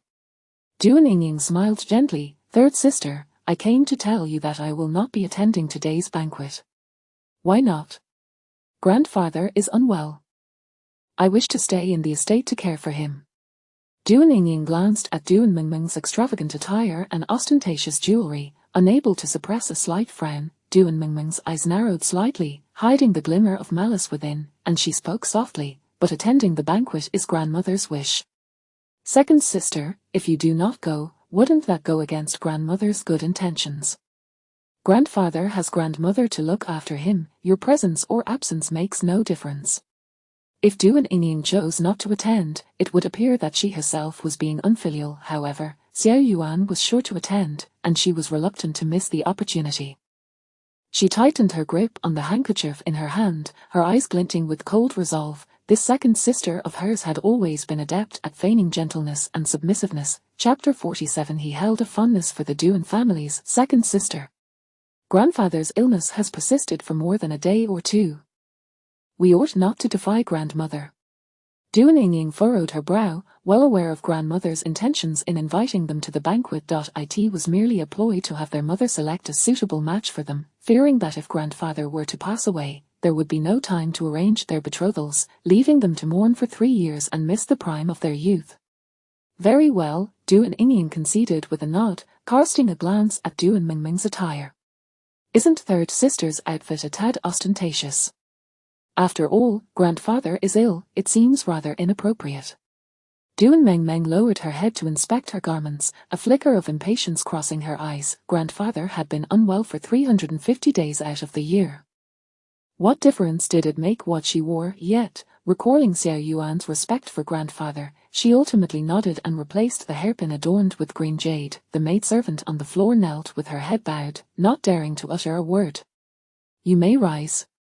Be more careful next time and do not break anything again, Duan Mengmeng said in a subdued tone. The young maidservant, still hesitant to speak, nodded softly and rose slowly. Duan Inian merely glanced at her before averting her gaze, feeling no desire to inquire about the matters in Duan Mengmeng's chamber, knowing she lacked the qualification to do so. Although she was a legitimate daughter, she was not particularly favored in the Duan household, receiving kindness and affection solely from grandfather. The two sisters first went to Anshutang to pay their respects to old Madame Duan, before proceeding to visit old Master Duan. Upon their arrival, they found old Master Duan engaged in a game of chess with Xiao Yuan. After both performed their salutations, Duan Inian stood to the side in silence, while Duan Mengmeng stepped forward, scrutinizing the chessboard for a few moments before offering her quiet assessment. Third girl, old Master Duan's voice carried a hint of sternness, accompanied by a few light coughs. One should not speak while observing a game. His tone was not particularly gentle, and Duan Mengmeng pouted her lips, feeling somewhat wronged as she lowered her head, her ears burning with embarrassment at having lost face in front of Xiao Yuan. She felt a pang of annoyance towards old Master Duan, yet those present were keenly aware that throughout the game, Xiao Yuan had not cast a single glance her way, his entire focus fixed on the chessboard. Old Master Duan reclined against the soft pillow, summoning what little energy he had left. Only the fourth prince's presence grants me some strength. Xiao Yuan, holding a black piece, lifted his head, his austere expression tinged with genuine concern. If you cannot endure any longer, you should lie down and rest. Old Master Duan shook his head. It was a rare occasion for him to visit, and it would be a shame not to complete the game. The two continued their intense focus on the chessboard. Duan Inian, observing Duan Mengmeng still lingering without any intention to depart, approached her and gently tugged at her sleeve, softly suggesting, "Third sister, it is getting late. We should make our way to the banquet." Duan Mengmeng frowned, discreetly retracting her sleeve, speaking pointedly to Xiao Yuan. I presume the fourth prince will also attend the banquet shortly. Since we have crossed paths, how can we leave first? Duan Inian glanced at the immobile Xiao Yuan, sensing that he seemingly had no intention of accompanying them. She was aware of her third sister's infatuation with the fourth prince, but had not anticipated her to be so overt in her sentiments. Instantly, her face flushed with embarrassment. Old Master Duan, understanding his granddaughter's feelings, was fond of her, yet he was not oblivious to matters of right and wrong. Since the fourth prince had explicitly rejected her, he would never intentionally facilitate such a match. After all, in matters of marriage, one cannot force what is ill-fated. He set down his chess piece and regarded the distinguished young man across from him. If the fourth prince intends to attend the banquet, you should be on your way. I shall save this game for another day. Only then did Xiao Yuan raise his head, casting a glance at the two young ladies. What banquet? Duan Mengmeng replied, the plum appreciation banquet at the second prince's residence. Surely you haven't forgotten, senior brother. Xiao Yuan frowned slightly, retracting his gaze, his tone indifferent. I will not attend the banquet. If you two ladies wish to go, please make haste and do not wait for me. Duan Mengmeng was momentarily taken aback. The banquet at the second prince's residence, and he would not attend. Very well, since the fourth prince will not be attending, you should depart swiftly, old Master Duan said, his voice lacking energy. Duan Inian acquiesced, firmly tugging Duan Mengmeng away. Just as they exited the courtyard, Duan Mengmeng abruptly shook off her grasp. Why are you pulling me? Duan Inian maintained her composure, still gentle and acquiescent, softly responding, since the fourth prince will not be attending, we should leave promptly and not disturb grandfather and the fourth prince's enjoyment. With her expectations dashed, Duan Mingming's previously forced smile gradually faded. However, with the servants of the fourth prince's residence guarding the entrance, she maintained her poise and did not lose her decorum as they left the courtyard. She had envisioned attending the banquet alongside him, riding in the fourth prince's carriage, and asserting her claim in front of those young ladies. With societal pressures mounting, it could gradually become a reality, yet, she was disheartened by his absence. Had it not been for the need to exit the residence, she would have undoubtedly sought out grandmother and mother to indulge in some charm, hoping grandmother would speak on her behalf to grandfather. Had it not been for grandfather's lack of support, she might have already been the fourth prince's consort. After all, the fourth prince was quite obedient to grandfather. Throughout the journey, Shinanan dozed in Shin Madam's embrace until their carriage halted before the second prince's residence. There will be many ladies and daughters attending today's banquet. If you wish to avoid interactions, just stay close to me, Shin Madam gently advised before disembarking. Shinanan rubbed her sleepy eyes and nodded in response. For some unknown reason, the nightmares she had not experienced in a long time returned to haunt her last night, leaving her restless throughout the night. The matron welcoming guests at the entrance spotted Shin Madam and her daughter descending from the carriage, her aged eyes glimmering as she hurried over. Madam Shin, Miss Shin, you have finally arrived. Our princess has been awaiting you for quite some time. Shin Madam replied politely, though she felt somewhat puzzled. She did not recall having any particular connection with the second prince's consort, and even the interactions between the Shin and second prince's households had been rather mundane. However, they all moved in the same circles. Shin Wed held a high position, and Shin Madam was a skilled socialite, engaging in brief conversation with the matron before following her into the residence. The matron led them directly to the banquet hall, where several esteemed ladies were already seated. Shin Madam and Shinanan approached the lady in the main seat and performed a respectful bow. The second prince's consort's gaze fell upon Shinanan's radiant face, lingering for a moment before hastily concealing her emotions, speaking warmly, Madam Shin, Miss Shin, you are too kind, please, rise. Shin Madam smiled, helping Shinanan to her feet, and after exchanging a few pleasantries with the second prince's consort, she guided her daughter to a nearby seat. Only then did the second prince's consort divert her attention away from Shinanan. Taking a delicate sip from her teacup to mask her inner turmoil, she turned her head to glance at the matron behind her, who slightly nodded and discreetly withdrew. Your Highness, the Duan family daughters have arrived, a maidservant announced softly as she entered. The second prince's consort momentarily faltered, her expression dimming slightly. Millimeter, please let them in. Before long, the two daughters of the Duan family entered in succession, kneeling to pay their respects to the second prince's consort. The consort's gaze fixated on Duan Mengmeng, her thin lips curving upwards. Miss Duan-san, you are truly radiant. After a period of absence, you have become even more enchanting. While this appeared to be a compliment, upon closer inspection, it was rather disrespectful.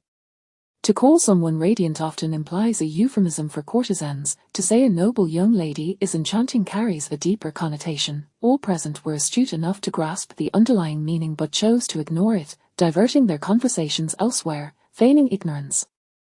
Shinanan observed the scene with raised brows. Was there discord between the second prince's consort and Duan Mengmeng? This was indeed a most amusing affair. Duan Mengmeng bit her lip, her countenance slightly strained. Your Highness, you flatter me. My beauty pales in comparison to yours. With that, she deftly returned the discomfort, and for a fleeting moment, the second prince's consort's expression darkened. The room full of esteemed ladies lifted their gazes to regard Duan Mengmeng. Shinanan lowered her head, taking a small sip of tea. She had to admit that aside from being somewhat unscrupulous and cunning, Duan Mengmeng was indeed clever, and her verbal skills were sharp. The second prince's consort, wishing to express her anger, refrained from doing so in front of so many witnesses, for it was, after all, the consort who initiated the provocation. Miss Duan-san, you possess quite the sharp tongue. Please take a seat. She accepted the tea handed to her by the matron, taking a sip to conceal her embarrassment and divert the conversation. Duan Mengmeng naturally chose not to press the matter further, as she was indeed in the other's territory. Duan Yingying, frowning, awkwardly pulled Duan Mengmeng to a side seat. Shinanan was about to withdraw her gaze when she caught sight of Duan Yingying's friendly smile and returned one in kind.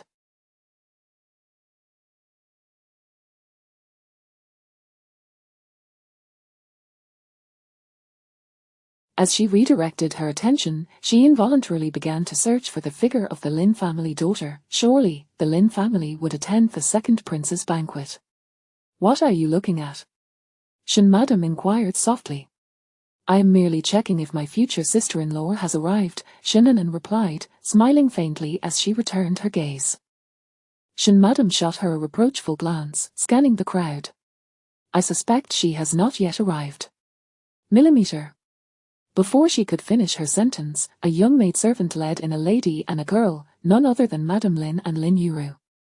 They first paid their respects to the second prince's consort, and upon rising, Madame Lin took her daughter directly to sit beside Shin Madam. After exchanging a few pleasantries, the conversation shifted to discussions of marriage. Lin Yuru blushed as she nodded toward Shinnanan, who returned the gesture with a polite nod. "Tomorrow, this marriage proposal will be settled," Shin Madam remarked, her gaze fixed on Lin Yuru, her delight evident. Madame Lin grasped her daughter's hand, smiling as she nodded. "This child has been spoiled by me since childhood. If she exhibits any shortcomings, I hope Madame Shin can overlook them and not take offense." "That is only natural," Shin Madam replied warmly. "Once she enters our home, Yuru will be just like Anan, a beloved daughter of mine." Regardless of the authenticity of her words, Madame Lin was immensely pleased to hear them. Shinnanan lowered her head, fiddling with the jade pendant at her waist, listening to the two ladies engage in light conversation. Reflecting on how swiftly the past 7 days had flown by, she realized that tomorrow marked the day her elder brother would propose, yet she had yet to catch a glimpse of him. At that moment, a maidservant from the prince's residence slipped quietly into the banquet hall and whispered something in the ear of the second prince's consort. The consort's smile faltered, her expression visibly darkening as she fixed a fierce gaze upon the maidservant. However, the maidservant, undeterred, did not flinch or shy away. "Your Highness, this is His Highness the second prince's directive." Clenching her teeth, her jaw tightened, she ultimately managed to squeeze out a reluctant "very well" between her lips. The maidservant then discreetly retreated. "Indeed, this is quite agreeable," the second prince's consort murmured through clenched teeth, her fingers tightening around the teacup. The matron beside her wore a similarly grim expression, bending slightly to offer her counsel. "Your Highness, given the circumstances, an addition or subtraction matters little. Preserving your position is of utmost importance." The second prince's consort's lips curled in a faint, sardonic smile. How could she not understand? Otherwise, she would not have hosted this plum blossom banquet to appease him. Yet she did not wish to. "He is not driven by ambition, it is clearly." The last words remained unspoken, and when she raised her head again, her gaze had softened, for there were many onlookers present, and she must maintain her composure as a consort. "Your Highness, the young princess needs a brother, and you too require a son by your side. To bear children, you should acquiesce to the second prince's wishes." The second prince's consort maintained a smile on her face, yet the hand gripping her handkerchief turned pale with tension, nearly tearing it apart. "Very well, if he has such an affinity for the Duan family, then let him take one back. I shall see if, after a year or so, he will still yearn for her." The matron sighed in relief. "Your Highness is astute, that is indeed the reasoning." The second prince's consort scoffed softly, choosing not to speak further. When he married her, he was utterly infatuated, yet after 7 years of marriage, she wondered how many women had kept him awake at night. How utterly laughable. The ladies present believed this to be a mere internal affair of the prince's residence.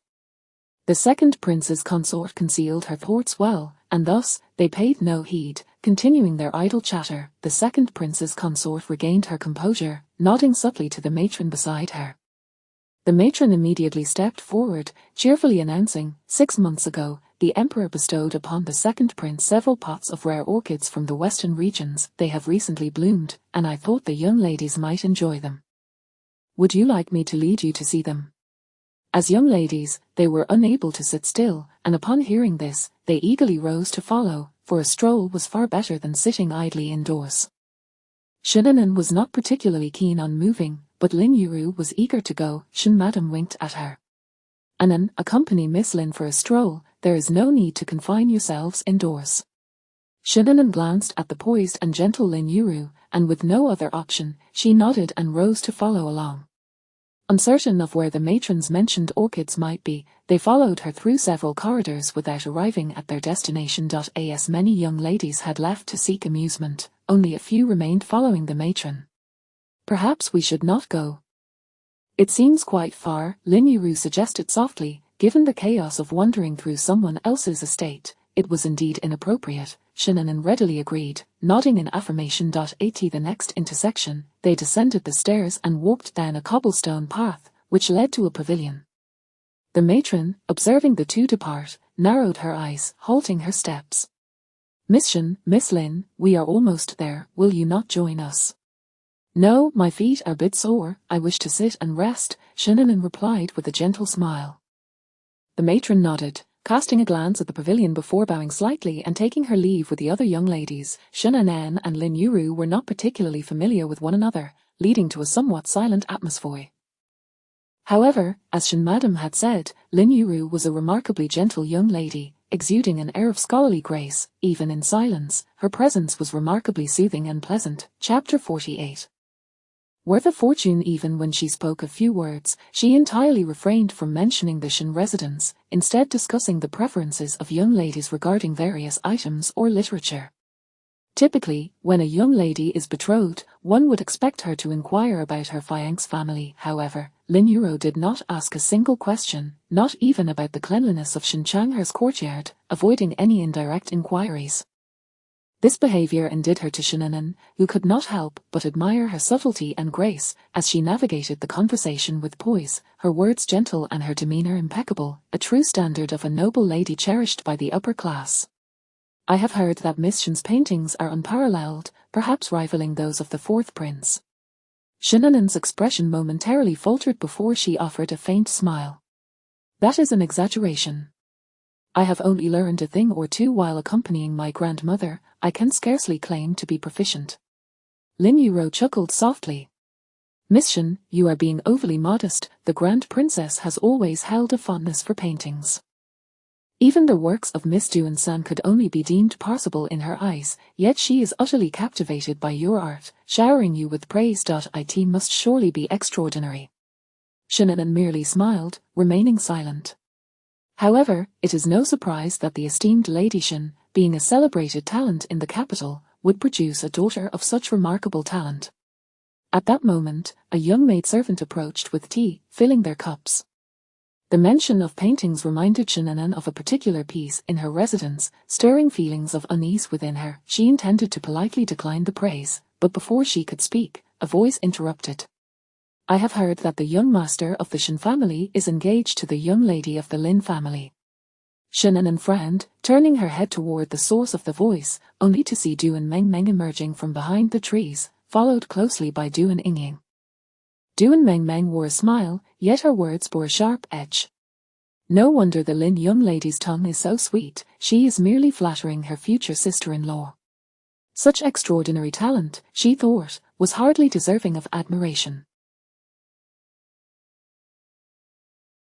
After all, it was merely a painting." Duan Yingying tugged at her sister's sleeve but was brushed off. Shen Anan's expression turned icy, ready to respond, but Lin Yuru spoke first, with a pleasant smile and a gentle tone, as if engaging in casual conversation. She said, "I am merely stating the facts." "What does Miss Duan mean? Was it not the case that at the banquet of the Yongning Marquis, Miss Shen emerged victorious? Could it be that I have been misinformed, and it was actually Miss Duan who claimed the top prize?" Duan Mengmeng's face stiffened, discomfort evident.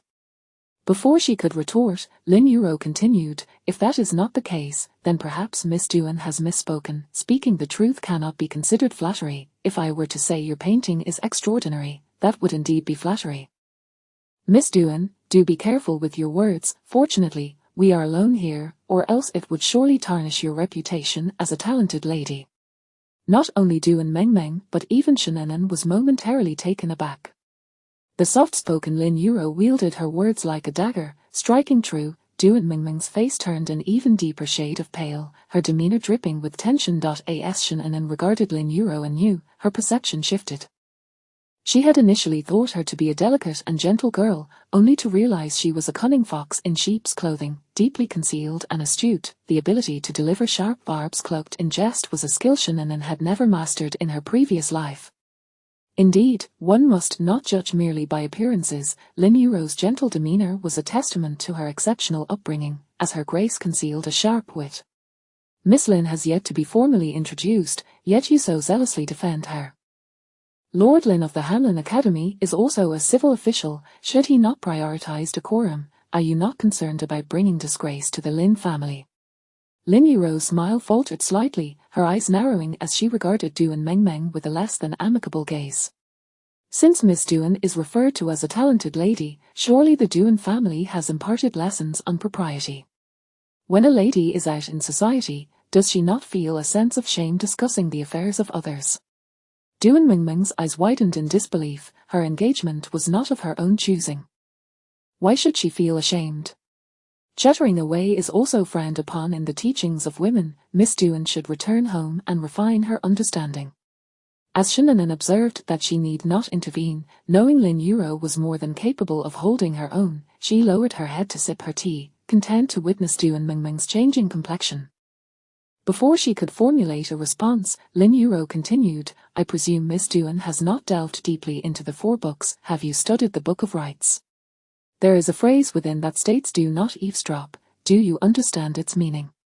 Duan Inying, feeling the pressure of the conversation, quickly interjected, Miss Lin, we were merely passing by, not intentionally eavesdropping. Lin Yuro's calm gaze swept over Duan Inying, and she returned a serene smile, though Duan Inying felt a chill despite the warmth of the expression. Third sister, did someone not call for you to the back garden? We should be on our way. She attempted to lead Duan Mengmeng away, yet Duan Mengmeng yanked her arm free and faced the 2 seated ladies, casting aside any pretense of grace. Do not think that just because you have won once, you can presume yourself to be exceptionally talented and unparalleled. It is merely a painting. After all, the 4th prince's piece was merely a casual gift from the Grand Princess. At the mention of that painting, Shanan's eyes flickered. Even if it was a casual gift, it belongs to me. Even if I were to toss it into the river, it is of no concern to Miss Duan. Duan Mengmeng's eyes widened in disbelief. Toss it into the river, how dare she speak so? That was the painting of the 4th prince, worth a fortune. That is a royal painting, she protested. Shannon raised an eyebrow, her smile charming. What is it, Miss Duan, do you fancy it? Duan Mengmeng bit her lip, speechless. Of course, she coveted it, she had sought it for so long, yet he had refused. Shannon suddenly became affable, saying, if Miss Duan desires it, I would gladly give it to you. After all, it serves no purpose in my possession. All eyes turned to Shannon, each presuming she was mocking Duan Mengmeng. Do you truly mean it? Duan Mengmeng scoffed. Shannon beamed. As long as Miss Duan is sincere, I would certainly be willing. It all hinges on whether Miss Duan is willing. Duan Mengmeng, not a fool, quickly grasped her implication, coldly inquiring, what are your terms? Shannon delicately curled her fingers and finally raised 2 fingers, indicating this amount. Duan Mengmeng was left speechless for a while, astonished. This woman dared to sell the 4th prince's painting for money, yet, in an instant, she suppressed her emotions, her eyes glinting with calculation. Knowing his temperament, if he were to learn Shannon was exchanging his painting for silver, he would surely become enraged and repulsed, rendering any amount spent inconsequential. 200 taels. Shannon retracted her fingers and scoffed. Miss Duan just claimed it was worth a fortune. 200 taels, you truly speak such words. It seems your feelings for the 4th prince are not so. Shannon, Duan Mengmeng's tone turned sharper, casting a glance around to ensure no one else was present before sighing in relief. She did have feelings for Xiao Yuan, but such sentiments could not be publicly declared, otherwise, what would become of her reputation and her family's dignity? How much do you want? 2,000, just 2. Considering Miss Duan's heartfelt sentiments, I shall forego the fortune. Duan Mengmeng was momentarily stunned. Duan Inying was equally taken aback. In terms of painting value, it was indeed not exorbitant, yet for a young lady with a monthly allowance of merely 10 taels, it was an astronomical sum. Third sister, let it go. That painting was a gift from the Grand Princess to Miss Shen. She intended to offer her sister an easy way out, but Duan Mengmeng would not accept her goodwill. Once it has been given to Miss Shen, it becomes hers. The decision to sell lies solely with her. Shennan glanced at Duan Mengmeng, somewhat surprised to see her so infatuated with Xiao Yuan, to care so much for a mere painting. She smiled lightly. If Miss Duan wishes to obtain it, kindly bring the silver for an exchange. Of course, I will sell it for silver too. You should hurry. Do not let another young lady beat you to it. Duan Mengmeng let out a cold laugh and called for Duan Yingying to leave. Duan Yingying nodded at Shennan before following her sister. Duan Yingying thought that spending 2,000 taels on a painting was sheer folly. If a man did not harbor feelings for you, what use was a painting? It would only invite ridicule and disdain, yet, Duan Mengmeng had her own calculations. A woman consumed by greed would never attract Xiao Yuan's favor. This painting would surely cause him to detest her, ensuring Shennan would no longer compete with her. Whether it cost 2,000 or 20,000 taels, it was worth it. The only issue was that she did not possess that much silver. She glanced sideways, realizing that while she herself lacked the funds, perhaps pooling resources could yield a solution. Second sister. Millimeter. Duan Yingying turned to look at her. What is it? Duan Mengmeng's smile turned more sincere. Do you have any silver to lend me for a few days? Duan Yingying was taken aback, then shook her head. I only receive a small monthly allowance. You know I have no surplus. Among the younger generation of their household, third sister was the only one with any significant silver, as their mother and grandmother both doted on her, often providing her with support. As for Duan Yingying, who was not as favored, she relied solely on that meager allowance to get by. Duan Mengmeng's expression soured, her tone growing cooler. Our grandfather dotes on you dearly. Surely he has given you valuable paintings. How can you claim to have no silver? She suspected that Duan Yingying simply did not wish to lend her any, wanting to suppress her prospects with Xiao Yuan. Duan Yingying furrowed her brow slightly. Grandfather has only given me 3, many of which have already been bestowed upon you by Grandma. Even if I had some, it was meant for my collection, not for trading. Are you suggesting that third sister intends to sell the family's private treasures for silver? Duan Mengmeng's expression shifted, and she halted. Second sister, how can you slander me? When have I ever spoken such words? Duan Yingying pressed her lips together, finding that while no words were exchanged, the implication was clear. The items given by grandfather are meant to be my treasures, and I will never sell them. Who would care? Duan Mengmeng pouted her lips slightly, her demeanor resembling that of a petulant child in the eyes of the servants of the prince's residence. You have a small-minded heart. With that, she continued on her way. Duan Yingying frowned, feeling somewhat helpless. To everyone else, Duan Mengmeng appeared obedient and demure, graceful and dignified, yet only her sister understood how domineering she could be at home. Duan Mengmeng cast a glance back at her following companion, a smirk playing on her lips. She possessed far more valuable paintings than Duan Yingying, yet selling them was out of the question. She would devise another plan for the silver later. Miss Lin, do you and Miss Duan have any past grievances? In the pavilion, Shennan sipped her tea and casually inquired. Lin Yuro's cheeks flushed slightly as she shook her head. It cannot be called a grievance. I simply do not care much for her. They simply found each other displeasing. Had it been in the past, she would have likely ignored her and walked away. However, Shennan was to be her future sister-in-law, and having just returned from Jiangnan, she was unfamiliar with the ladies of the capital. Lin Yuro could not allow anyone to bully her in front of Shennan. I apologize for my earlier behavior. Lin Yuro felt somewhat embarrassed. She had been too sharp-tongued, fearing that Shennan might perceive her as difficult to get along with and report back to Madame Shen. Shennan smiled and poured tea for her. There is no need for apologies. I share your sentiments. I do not like Duan Mengmeng at all. You were merely standing up for me. Lin Yuro's eyes lowered as she chuckled softly. She found this future sister-in-law to be quite sincere, and it seemed she would not be difficult to deal with. Having gained a better understanding of each other's personalities, their conversation flowed more smoothly. With scarcely a lull, Lin Yuro's words and demeanor exhibited the grace of a true lady, leaving little room for criticism. Shannon found their interactions comfortable, devoid of pretense or ulterior motives. She felt no need to guard her words. "Miss Lynn." Suddenly, a maid rushed over, bowing slightly, her breath a bit hurried as she spoke. "Miss Lynn, it is terrible news. The young lady of the Chen family has fallen into the water at the waterside pavilion. You must hurry to check on her." Lin Yuro's expression changed instantly as she sprang to her feet. "Lead the way." After a few steps, she remembered that Shannon was still seated and exclaimed, "The Chen young lady is my cousin. My aunt did not come to the banquet, and I am quite worried for her. I apologize for neglecting you, Miss Shan." Shannon shook her head, rising to follow suit. "Do not worry, let us go quickly. Saving a life is of utmost importance." Lin Yuro nodded, hastening to follow the maid toward the waterside pavilion. She was not concerned about her cousin's safety, for there were many people present who would not allow her to drown.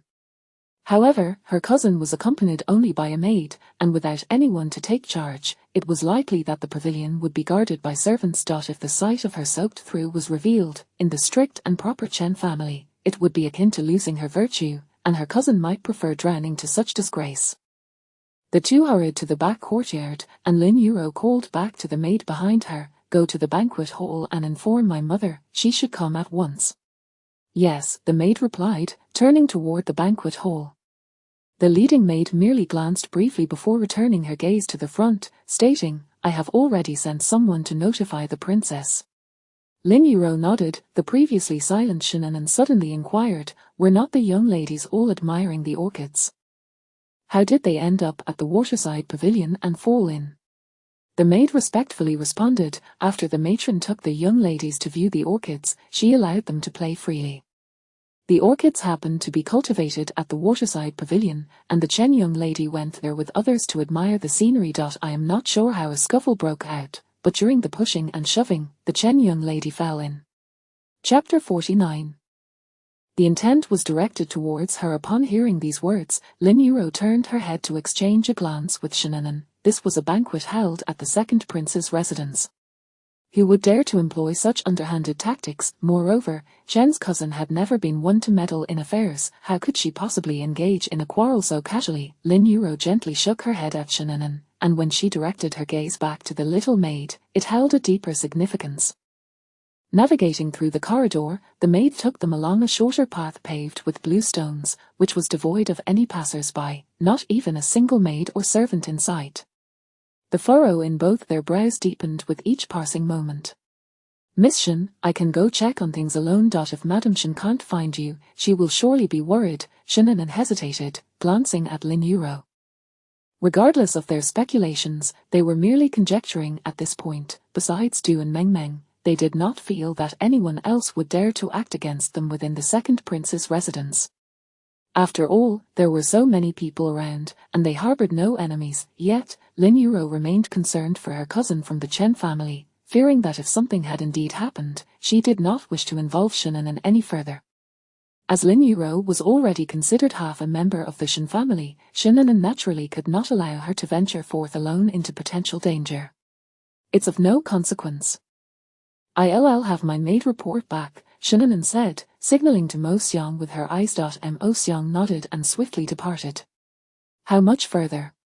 Lin Yuro could not help but inquire. "Just ahead," the little maid replied, her forehead glistening with sweat as she hurried along, clearly anxious. As they turned off the stone path, the direction indicated by the maid led them to a waterside pavilion bridge, where a number of maids and servants were busy cleaning, with hardly anyone else around. A sense of heaviness settled over both of them as they simultaneously turned to the little maid and asked, "Where are the others?" "It seems the second prince's consort issued an order to disperse the crowd. The Chen family's young lady is of noble status, and they must be wary of any clumsy servants who might inadvertently offend her," the maid explained, which made perfect sense. Regardless of whether they were servants or maids, one could never be certain of their ambitions to rise above their station. If a servant were to take the opportunity to approach Miss Chen or attempt to rescue her from the river, it would certainly lead to trouble.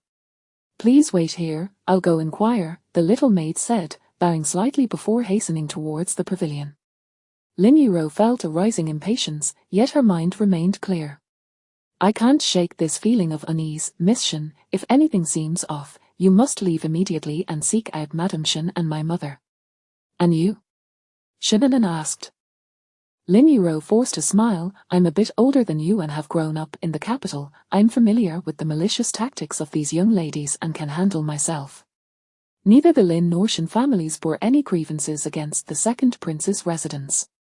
Given their statuses, particularly Shinnanen's, it seemed unlikely that the second prince would act against them. Lin Yuro suspected that Du and Meng Meng harbored resentment and sought to exact revenge by luring them into this situation. Shinnanen's gaze settled on Lin Yuro's composed and graceful visage. She cautiously surveyed their surroundings, subtly positioning herself to shield Shinnanen behind her. As Shinnanen lowered her eyelids, a warmth rose in her chest. Before long, the little maid returned, breathless. Miss Lin, Miss Chen has been rescued by a knowledgeable woman. She is currently in the back room. I will take you there. Very well, Lin Yuro replied, following the maid for a few steps before suddenly turning back to Shinnanen. You needn't accompany us. The banquet is about to commence, and we wouldn't want to cause Madame Shen any distress. Shinnanen hesitated. Lin Yuro tilted her head and winked at her, offering a reassuring glance. Although she appeared gentle and compliant, she was far from a helpless pawn. Shinnanen watched as Lin Yuro followed the maid further away, her brow furrowed in concern. The water stains and chaos on the bridge did not seem to be mere theatrics. They indicated that something had indeed transpired. Perhaps they were simply overthinking the situation. Yet, Shinnanen could not shake her unease. She turned back, intending to gather a few more young ladies from the garden for safety in numbers. Just as she pivoted, a young servant emerged from the shadows, blocking her path. Miss Shen, my mistress, the second prince's consort, requests your presence. Shinnanen's expression darkened instantly as she glanced at the direction indicated by the servant towards the waterside chamber. Isn't he the second prince's consort in the banquet hall? I am on my way there now. She took a few steps forward, but the servant sidestepped, blocking her path. Miss Shen, given your esteemed status, it would be best not to let my dirty hands mar your dignity. Shinnanen's fingers curled into a fist, her gaze steady on the servant's impassive face, her heart quickening, her expression darkening. So it was indeed directed at her, the second prince's consort. It was likely that the people within were not who they appeared to be. The servant remained unfazed, his small eyes resembling those of a venomous snake as they fixated on Shinnanen. Miss Shen, your maid Mo Xiang is already waiting for you inside.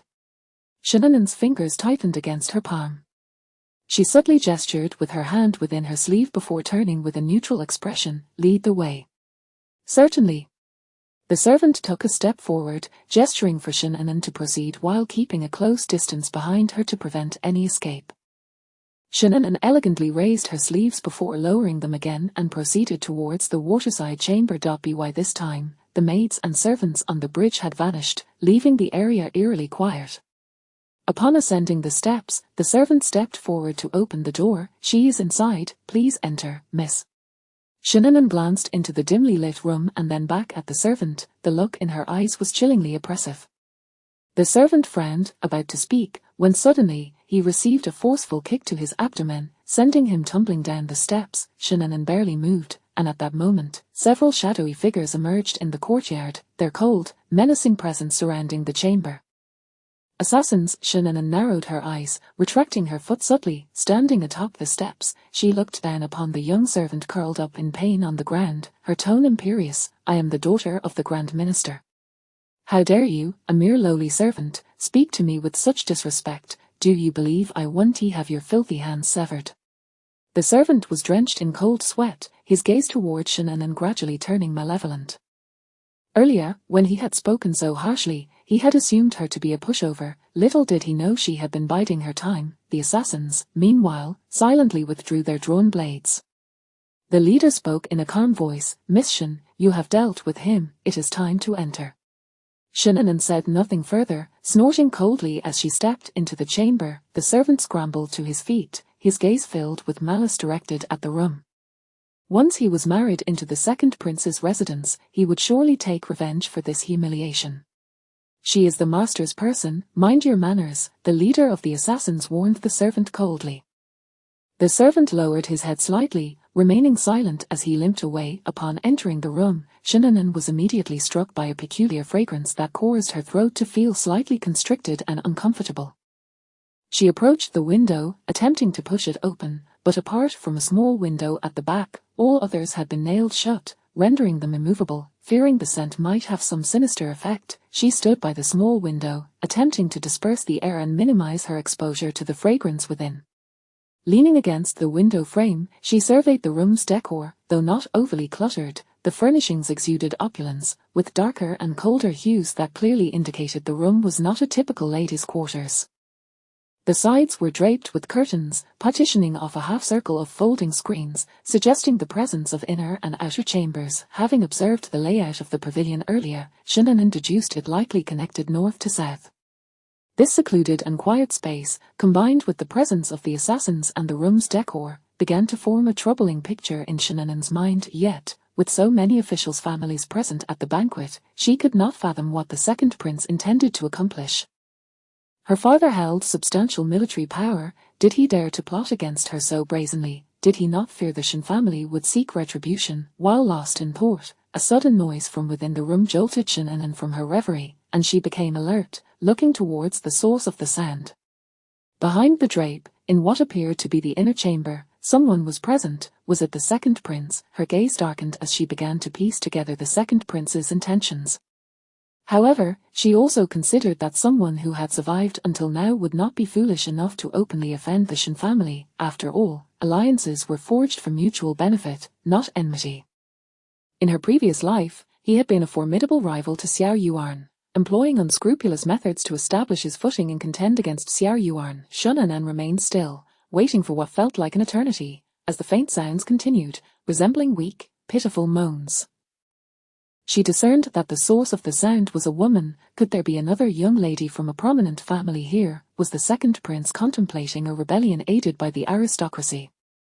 Considering this, Shinnanan covered her mouth and nose with a handkerchief and cautiously approached. The woman's voice was fragmented and incoherent. The curtain swayed gently, and she could vaguely glimpse a figure huddled on the bed behind the drapes, slowly inching towards the edge. Shinnanan's breath caught, and she slowed her steps as she lifted the curtain. Upon seeing the scene within, her racing heart calmed slightly, though her brow remained tightly knitted. On the bed lay a woman with half-open eyelids, her expression dazed, clearly affected by some substance, yet still retaining a semblance of lucidity. With great effort, she attempted to shift herself off the bed. Upon hearing noise, the woman lifted her gaze, her eyes momentarily frozen before a flicker of panic crossed her face. Then her expression sharpened. Shinnanan, why are you here? Are you the one harming me? What do you intend to do? Shinnanan's almond-shaped eyes regained their composure as she regarded Duan Mengmeng with a calm gaze, showing no inclination to offer assistance. A moment later, her attention shifted from Duan Mengmeng to the lavishly decorated room, which, while not large, radiated opulence. The silk quilt was crafted from the finest satin, stitched with golden thread. Such treatment could only belong to the second prince. Aside from Duan Mengmeng, there were no other individuals present in the room. Shinnanan reasoned that Duan Mengmeng had not resisted, which was why the assassins had refrained from drugging her alongside the others. As she pondered, Duan Mengmeng managed to rise unsteadily from the bed, swaying slightly as she stood. Shinnanan, this is the second prince's residence. Do you dare to scheme against me? Shinnanan frowned, casting a look of incredulity at her, even questioning how she had lost to such a dimwit in her previous life. What are you staring at? I warn you, the second prince treats me differently. Should you cause a ruckus on his territory, he won't let you off easily. Duan Mengmeng's attempt to intimidate Shinnanan faltered when she was met with Shinnanan's sudden penetrating gaze, a look that radiated an indescribable eeriness.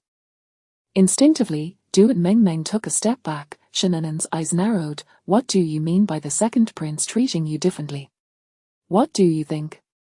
Duan Mengmeng adjusted her disheveled clothing and hair ornaments, pride evident on her face.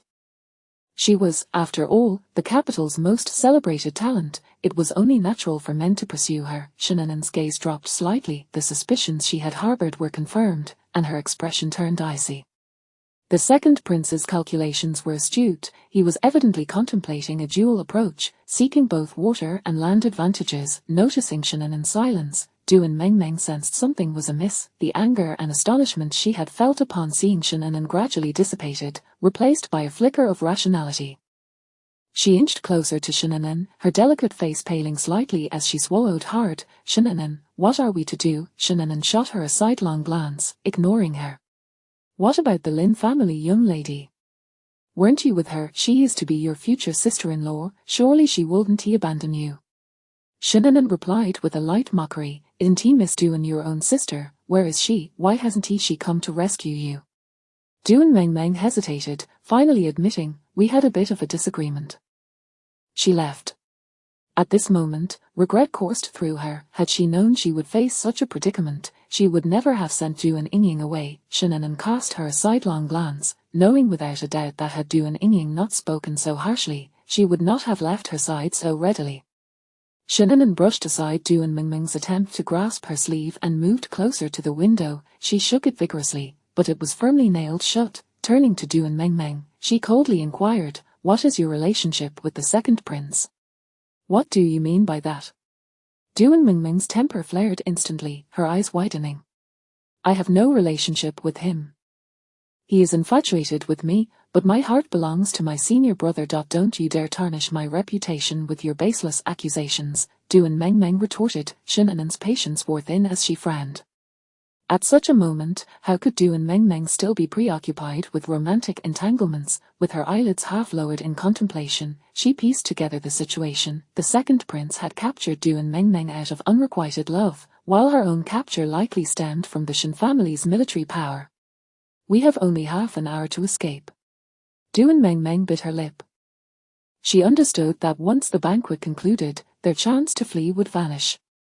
Are we not daughters of high-ranking officials? How could he dare to act against us? If only my senior brother were here today, he would surely sense something amiss.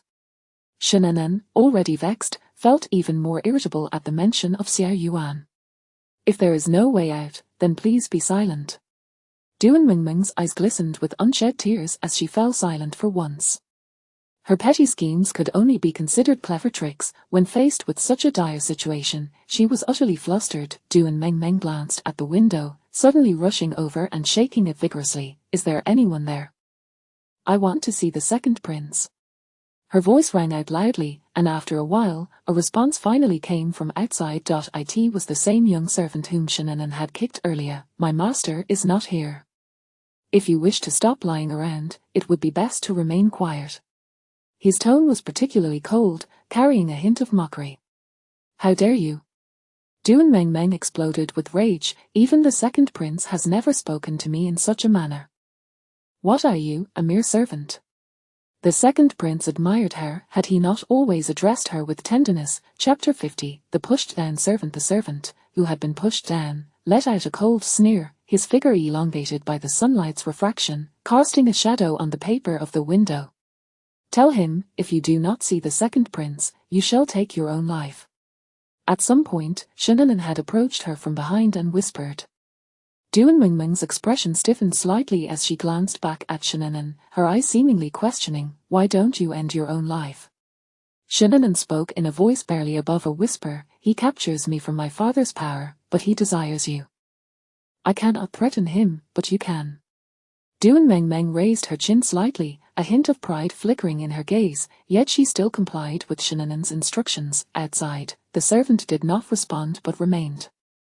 Duan Mengmeng turned back to Shannon, and upon meeting her eyes, spoke again, you should know your master is fond of me. If your negligence leads to my demise, can you bear the responsibility? The atmosphere hung in a tense silence for several moments before the shadow on the window finally stirred, followed by the sound of footsteps as he departed from the pavilion. Both women understood he was seeking the second prince to relay information. A trace of joy crossed Duan Mengmeng's face. He has left, we must find a way to escape. She anxiously paced the room, only to find that the doors and windows were firmly nailed shut, rendering their exit impossible, even from this chamber. Turning back, she saw Shannon languidly seated in a chair, motionless and silent, as if lost in thought. What are you dawdling for? Hurry and think of a way. Duan Mengmeng urged. Shannon glanced at her with a look of annoyance at her incessant prattling, and replied coolly, there are hidden guards outside. Even if the door were open, we could not escape. Duan Mingming's face instantly drained of color, becoming ashen. Then why did you ask me to summon the second prince? Were you not the one who wished to see him? Duan Mingming's throat tightened, her complexion taking on a faint greenish hue. She was acutely aware of the second prince's infatuation with her. Quarreling him over now was akin to courting disaster. Even if someone came to rescue her, her reputation would be tarnished, and it would all be too late. You did this on purpose, didn't you? You fear I might compete with you for the fourth prince, correct? Shin'an was disinclined to engage in further banter, as outside on the bridge of the pavilion, footsteps were already echoing. Duan Mingming's body stiffened, retreating to the most inconspicuous corner of the room. She was to marry the fourth prince and could not afford to lose her virtue, especially in front of Shin'an. Shin'an disregarded her, lifting her gaze to the direction of the door. The footsteps grew closer, and after a while, the door swung open, flooding the dim room with sudden brightness, making it difficult to see. Shin'an raised her arm to shield her eyes, squinting at the tall figure that stepped inside. The man seemed to pause for a moment, his gaze sweeping slowly across the room before finally landing on Shin'an, as he approached her against the light. Shin'an adjusted to the brightness, lowering her arm to meet the gaze of the man before her. Miss Shin, he greeted. Shin'an's eyes roved over his smiling countenance, her lips curling into a slight smirk.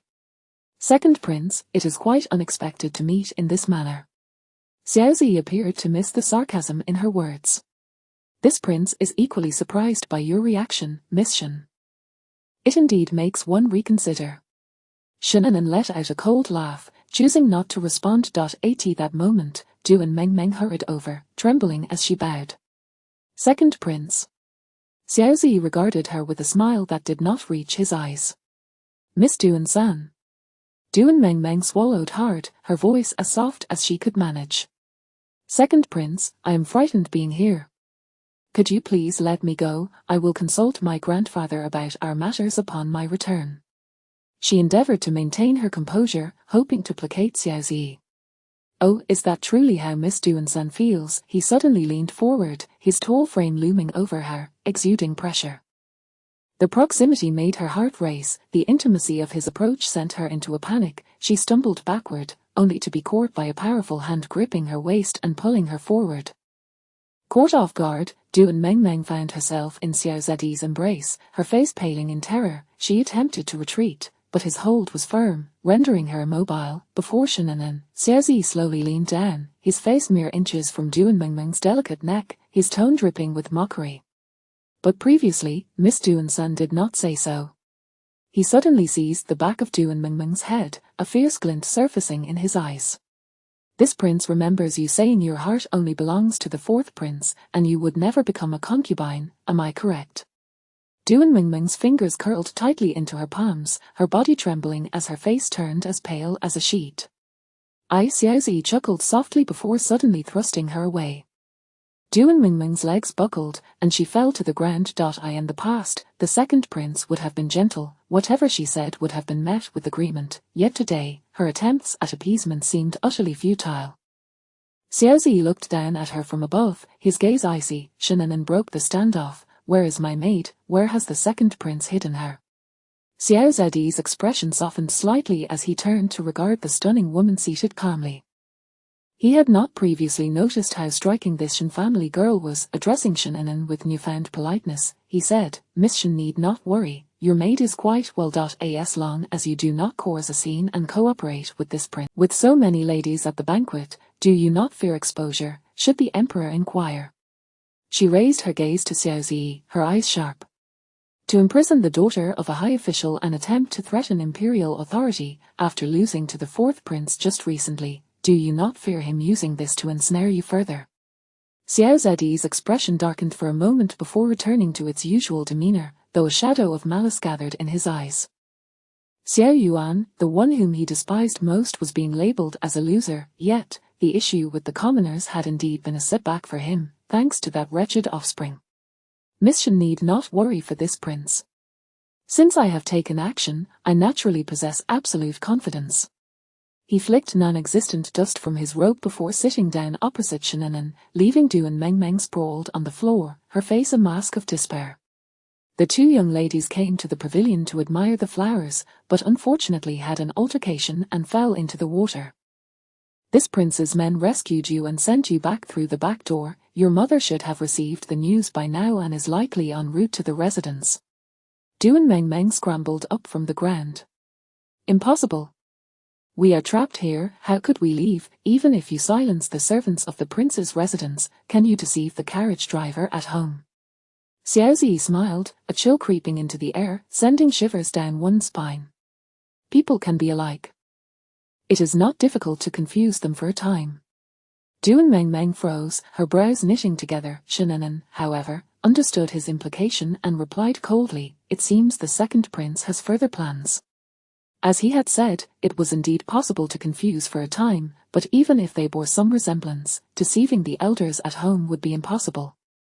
Xiao Zi could at most find someone with a similar figure and profile, but upon a mere glance, the ruse would be exposed. Xiao Zi regarded Shinanan with a hint of admiration, his expression unfaltering. Miss Shin is quite astute. It may be easy to deceive the carriage driver, but to mislead Lady Shin is indeed impossible. Therefore, they cannot return to the Shin residence. They will be ambushed by bandits along the way. What?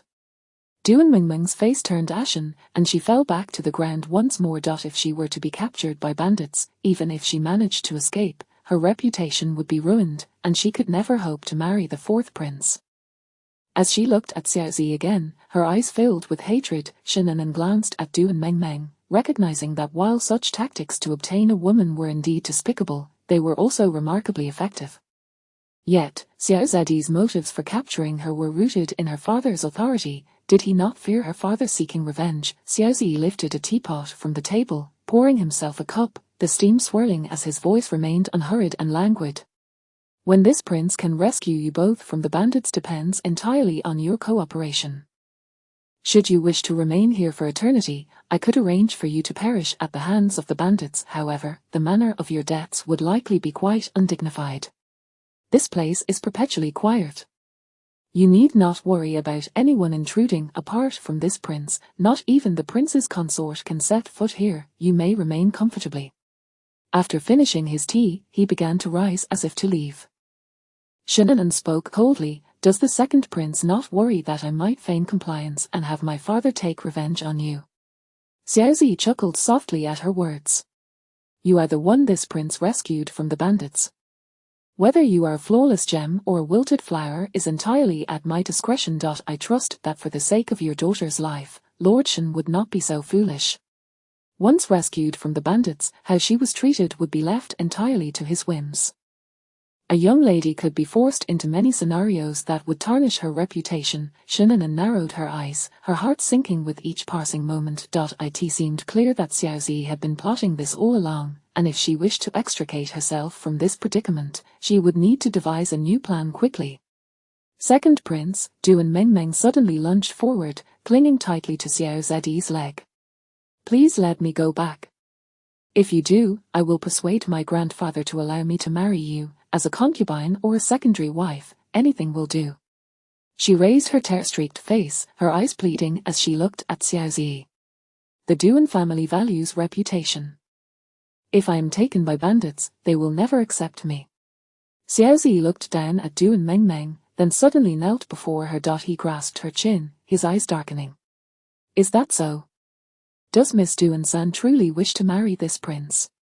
Duan Mengmeng nodded eagerly. Xiao Zi chuckled softly, his hand trailing through her hair, cradling the nape of her neck before suddenly leaning in to kiss her. Duan Mengmeng gasped, recoiling in terror, her face void of color. Yet her neck was gripped with such force that she was pressed forward, causing her pain to bring tears to her eyes. Shinanan sat in her chair, her gaze indifferent as she watched the two. After what felt like an eternity, Xiao Zi finally released Duan Mengmeng, his eyes filled with cold malice. Did you not say you were willing to be my concubine? What does this mean? Duan Mengmeng's tears flowed uncontrollably, rendering her speechless. Her hands clenched her clothing tightly, her entire body trembling. Xiao Zi let out a cold laugh, shoving her to the ground by the nape of her neck. If you wish to leave, then obediently come to my bed and serve me well during this time. Perhaps you may still salvage your reputation as the pure and virtuous Miss Duan-san. He stood, looking down at her with disdain. Only in this way can this prince believe that Miss Duan-san truly wishes to marry me. Duan Mengmeng had never witnessed such a cold and terrifying side of Xiao Zi. Her lips burned with pain, she wished to wipe them, yet dared not do so in front of him. Instead, curling up and retreating, she exerted all her efforts to stabilize him, but he appeared entirely impervious to her attempts. Xiao Zi's gaze shifted from Duan Mengmeng back to Shannon, a smile creeping onto his face. Miss Shan is precious, even in service. It should start with you. Do take your rest, and I shall return to see you both later. With that, he strode out, and immediately, a servant stepped forward to lock the door. Duan Mengmeng erupted into a fit of tears, wiping her mouth furiously. Shannon, it's all your fault. Why did you have to summon him? What shall we do now? Be quiet. Shannon shot her an annoyed glance. Had she not called for Xiao Zi, how could she have known his intentions or devised a plan for escape? As he had indicated, the banquet hall must have received news by now. Her mother, upon learning she had fallen into the water, would undoubtedly rush back. Shannon felt a pang of worry and guilt. She would cause her parents further distress, and she feared that once again, the Shan family's reputation would suffer because of her. Duan Mengmeng gradually quieted to soft sobs, huddled in a corner, her face streaked with tears. Shannon observed her and suddenly inquired, when you attended the banquet with Miss Duan, did any elders accompany you? Duan Mengmeng shook her head. No, it was just the two of us. Shannon narrowed her eyes. They had shared a carriage. It was likely that Duan Yingying, with her temperament, would not abandon Duan Mengmeng alone. If she had come into contact with the imposter Duan Mengmeng, she would be the most likely to detect the ruse. Yet temperament also dictated courage. Even if she saw through the deception, it was doubtful she would be of much help. Meanwhile, Lin Yuru visited the Chen family daughter, relieved to find her unharmed. After offering her some words of comfort, she inquired, you are usually so gentle, how could you have gotten into a dispute with someone? The Chen family daughter looked up, her face pale with an unhealthy hue. What dispute? Were you not in a quarrel that led to your fall into the water? Not at all. The Chen family daughter shook her head lightly. I was at the bridge with several young ladies to admire the orchids, but there was no quarrel. Instead, we had a wonderful conversation.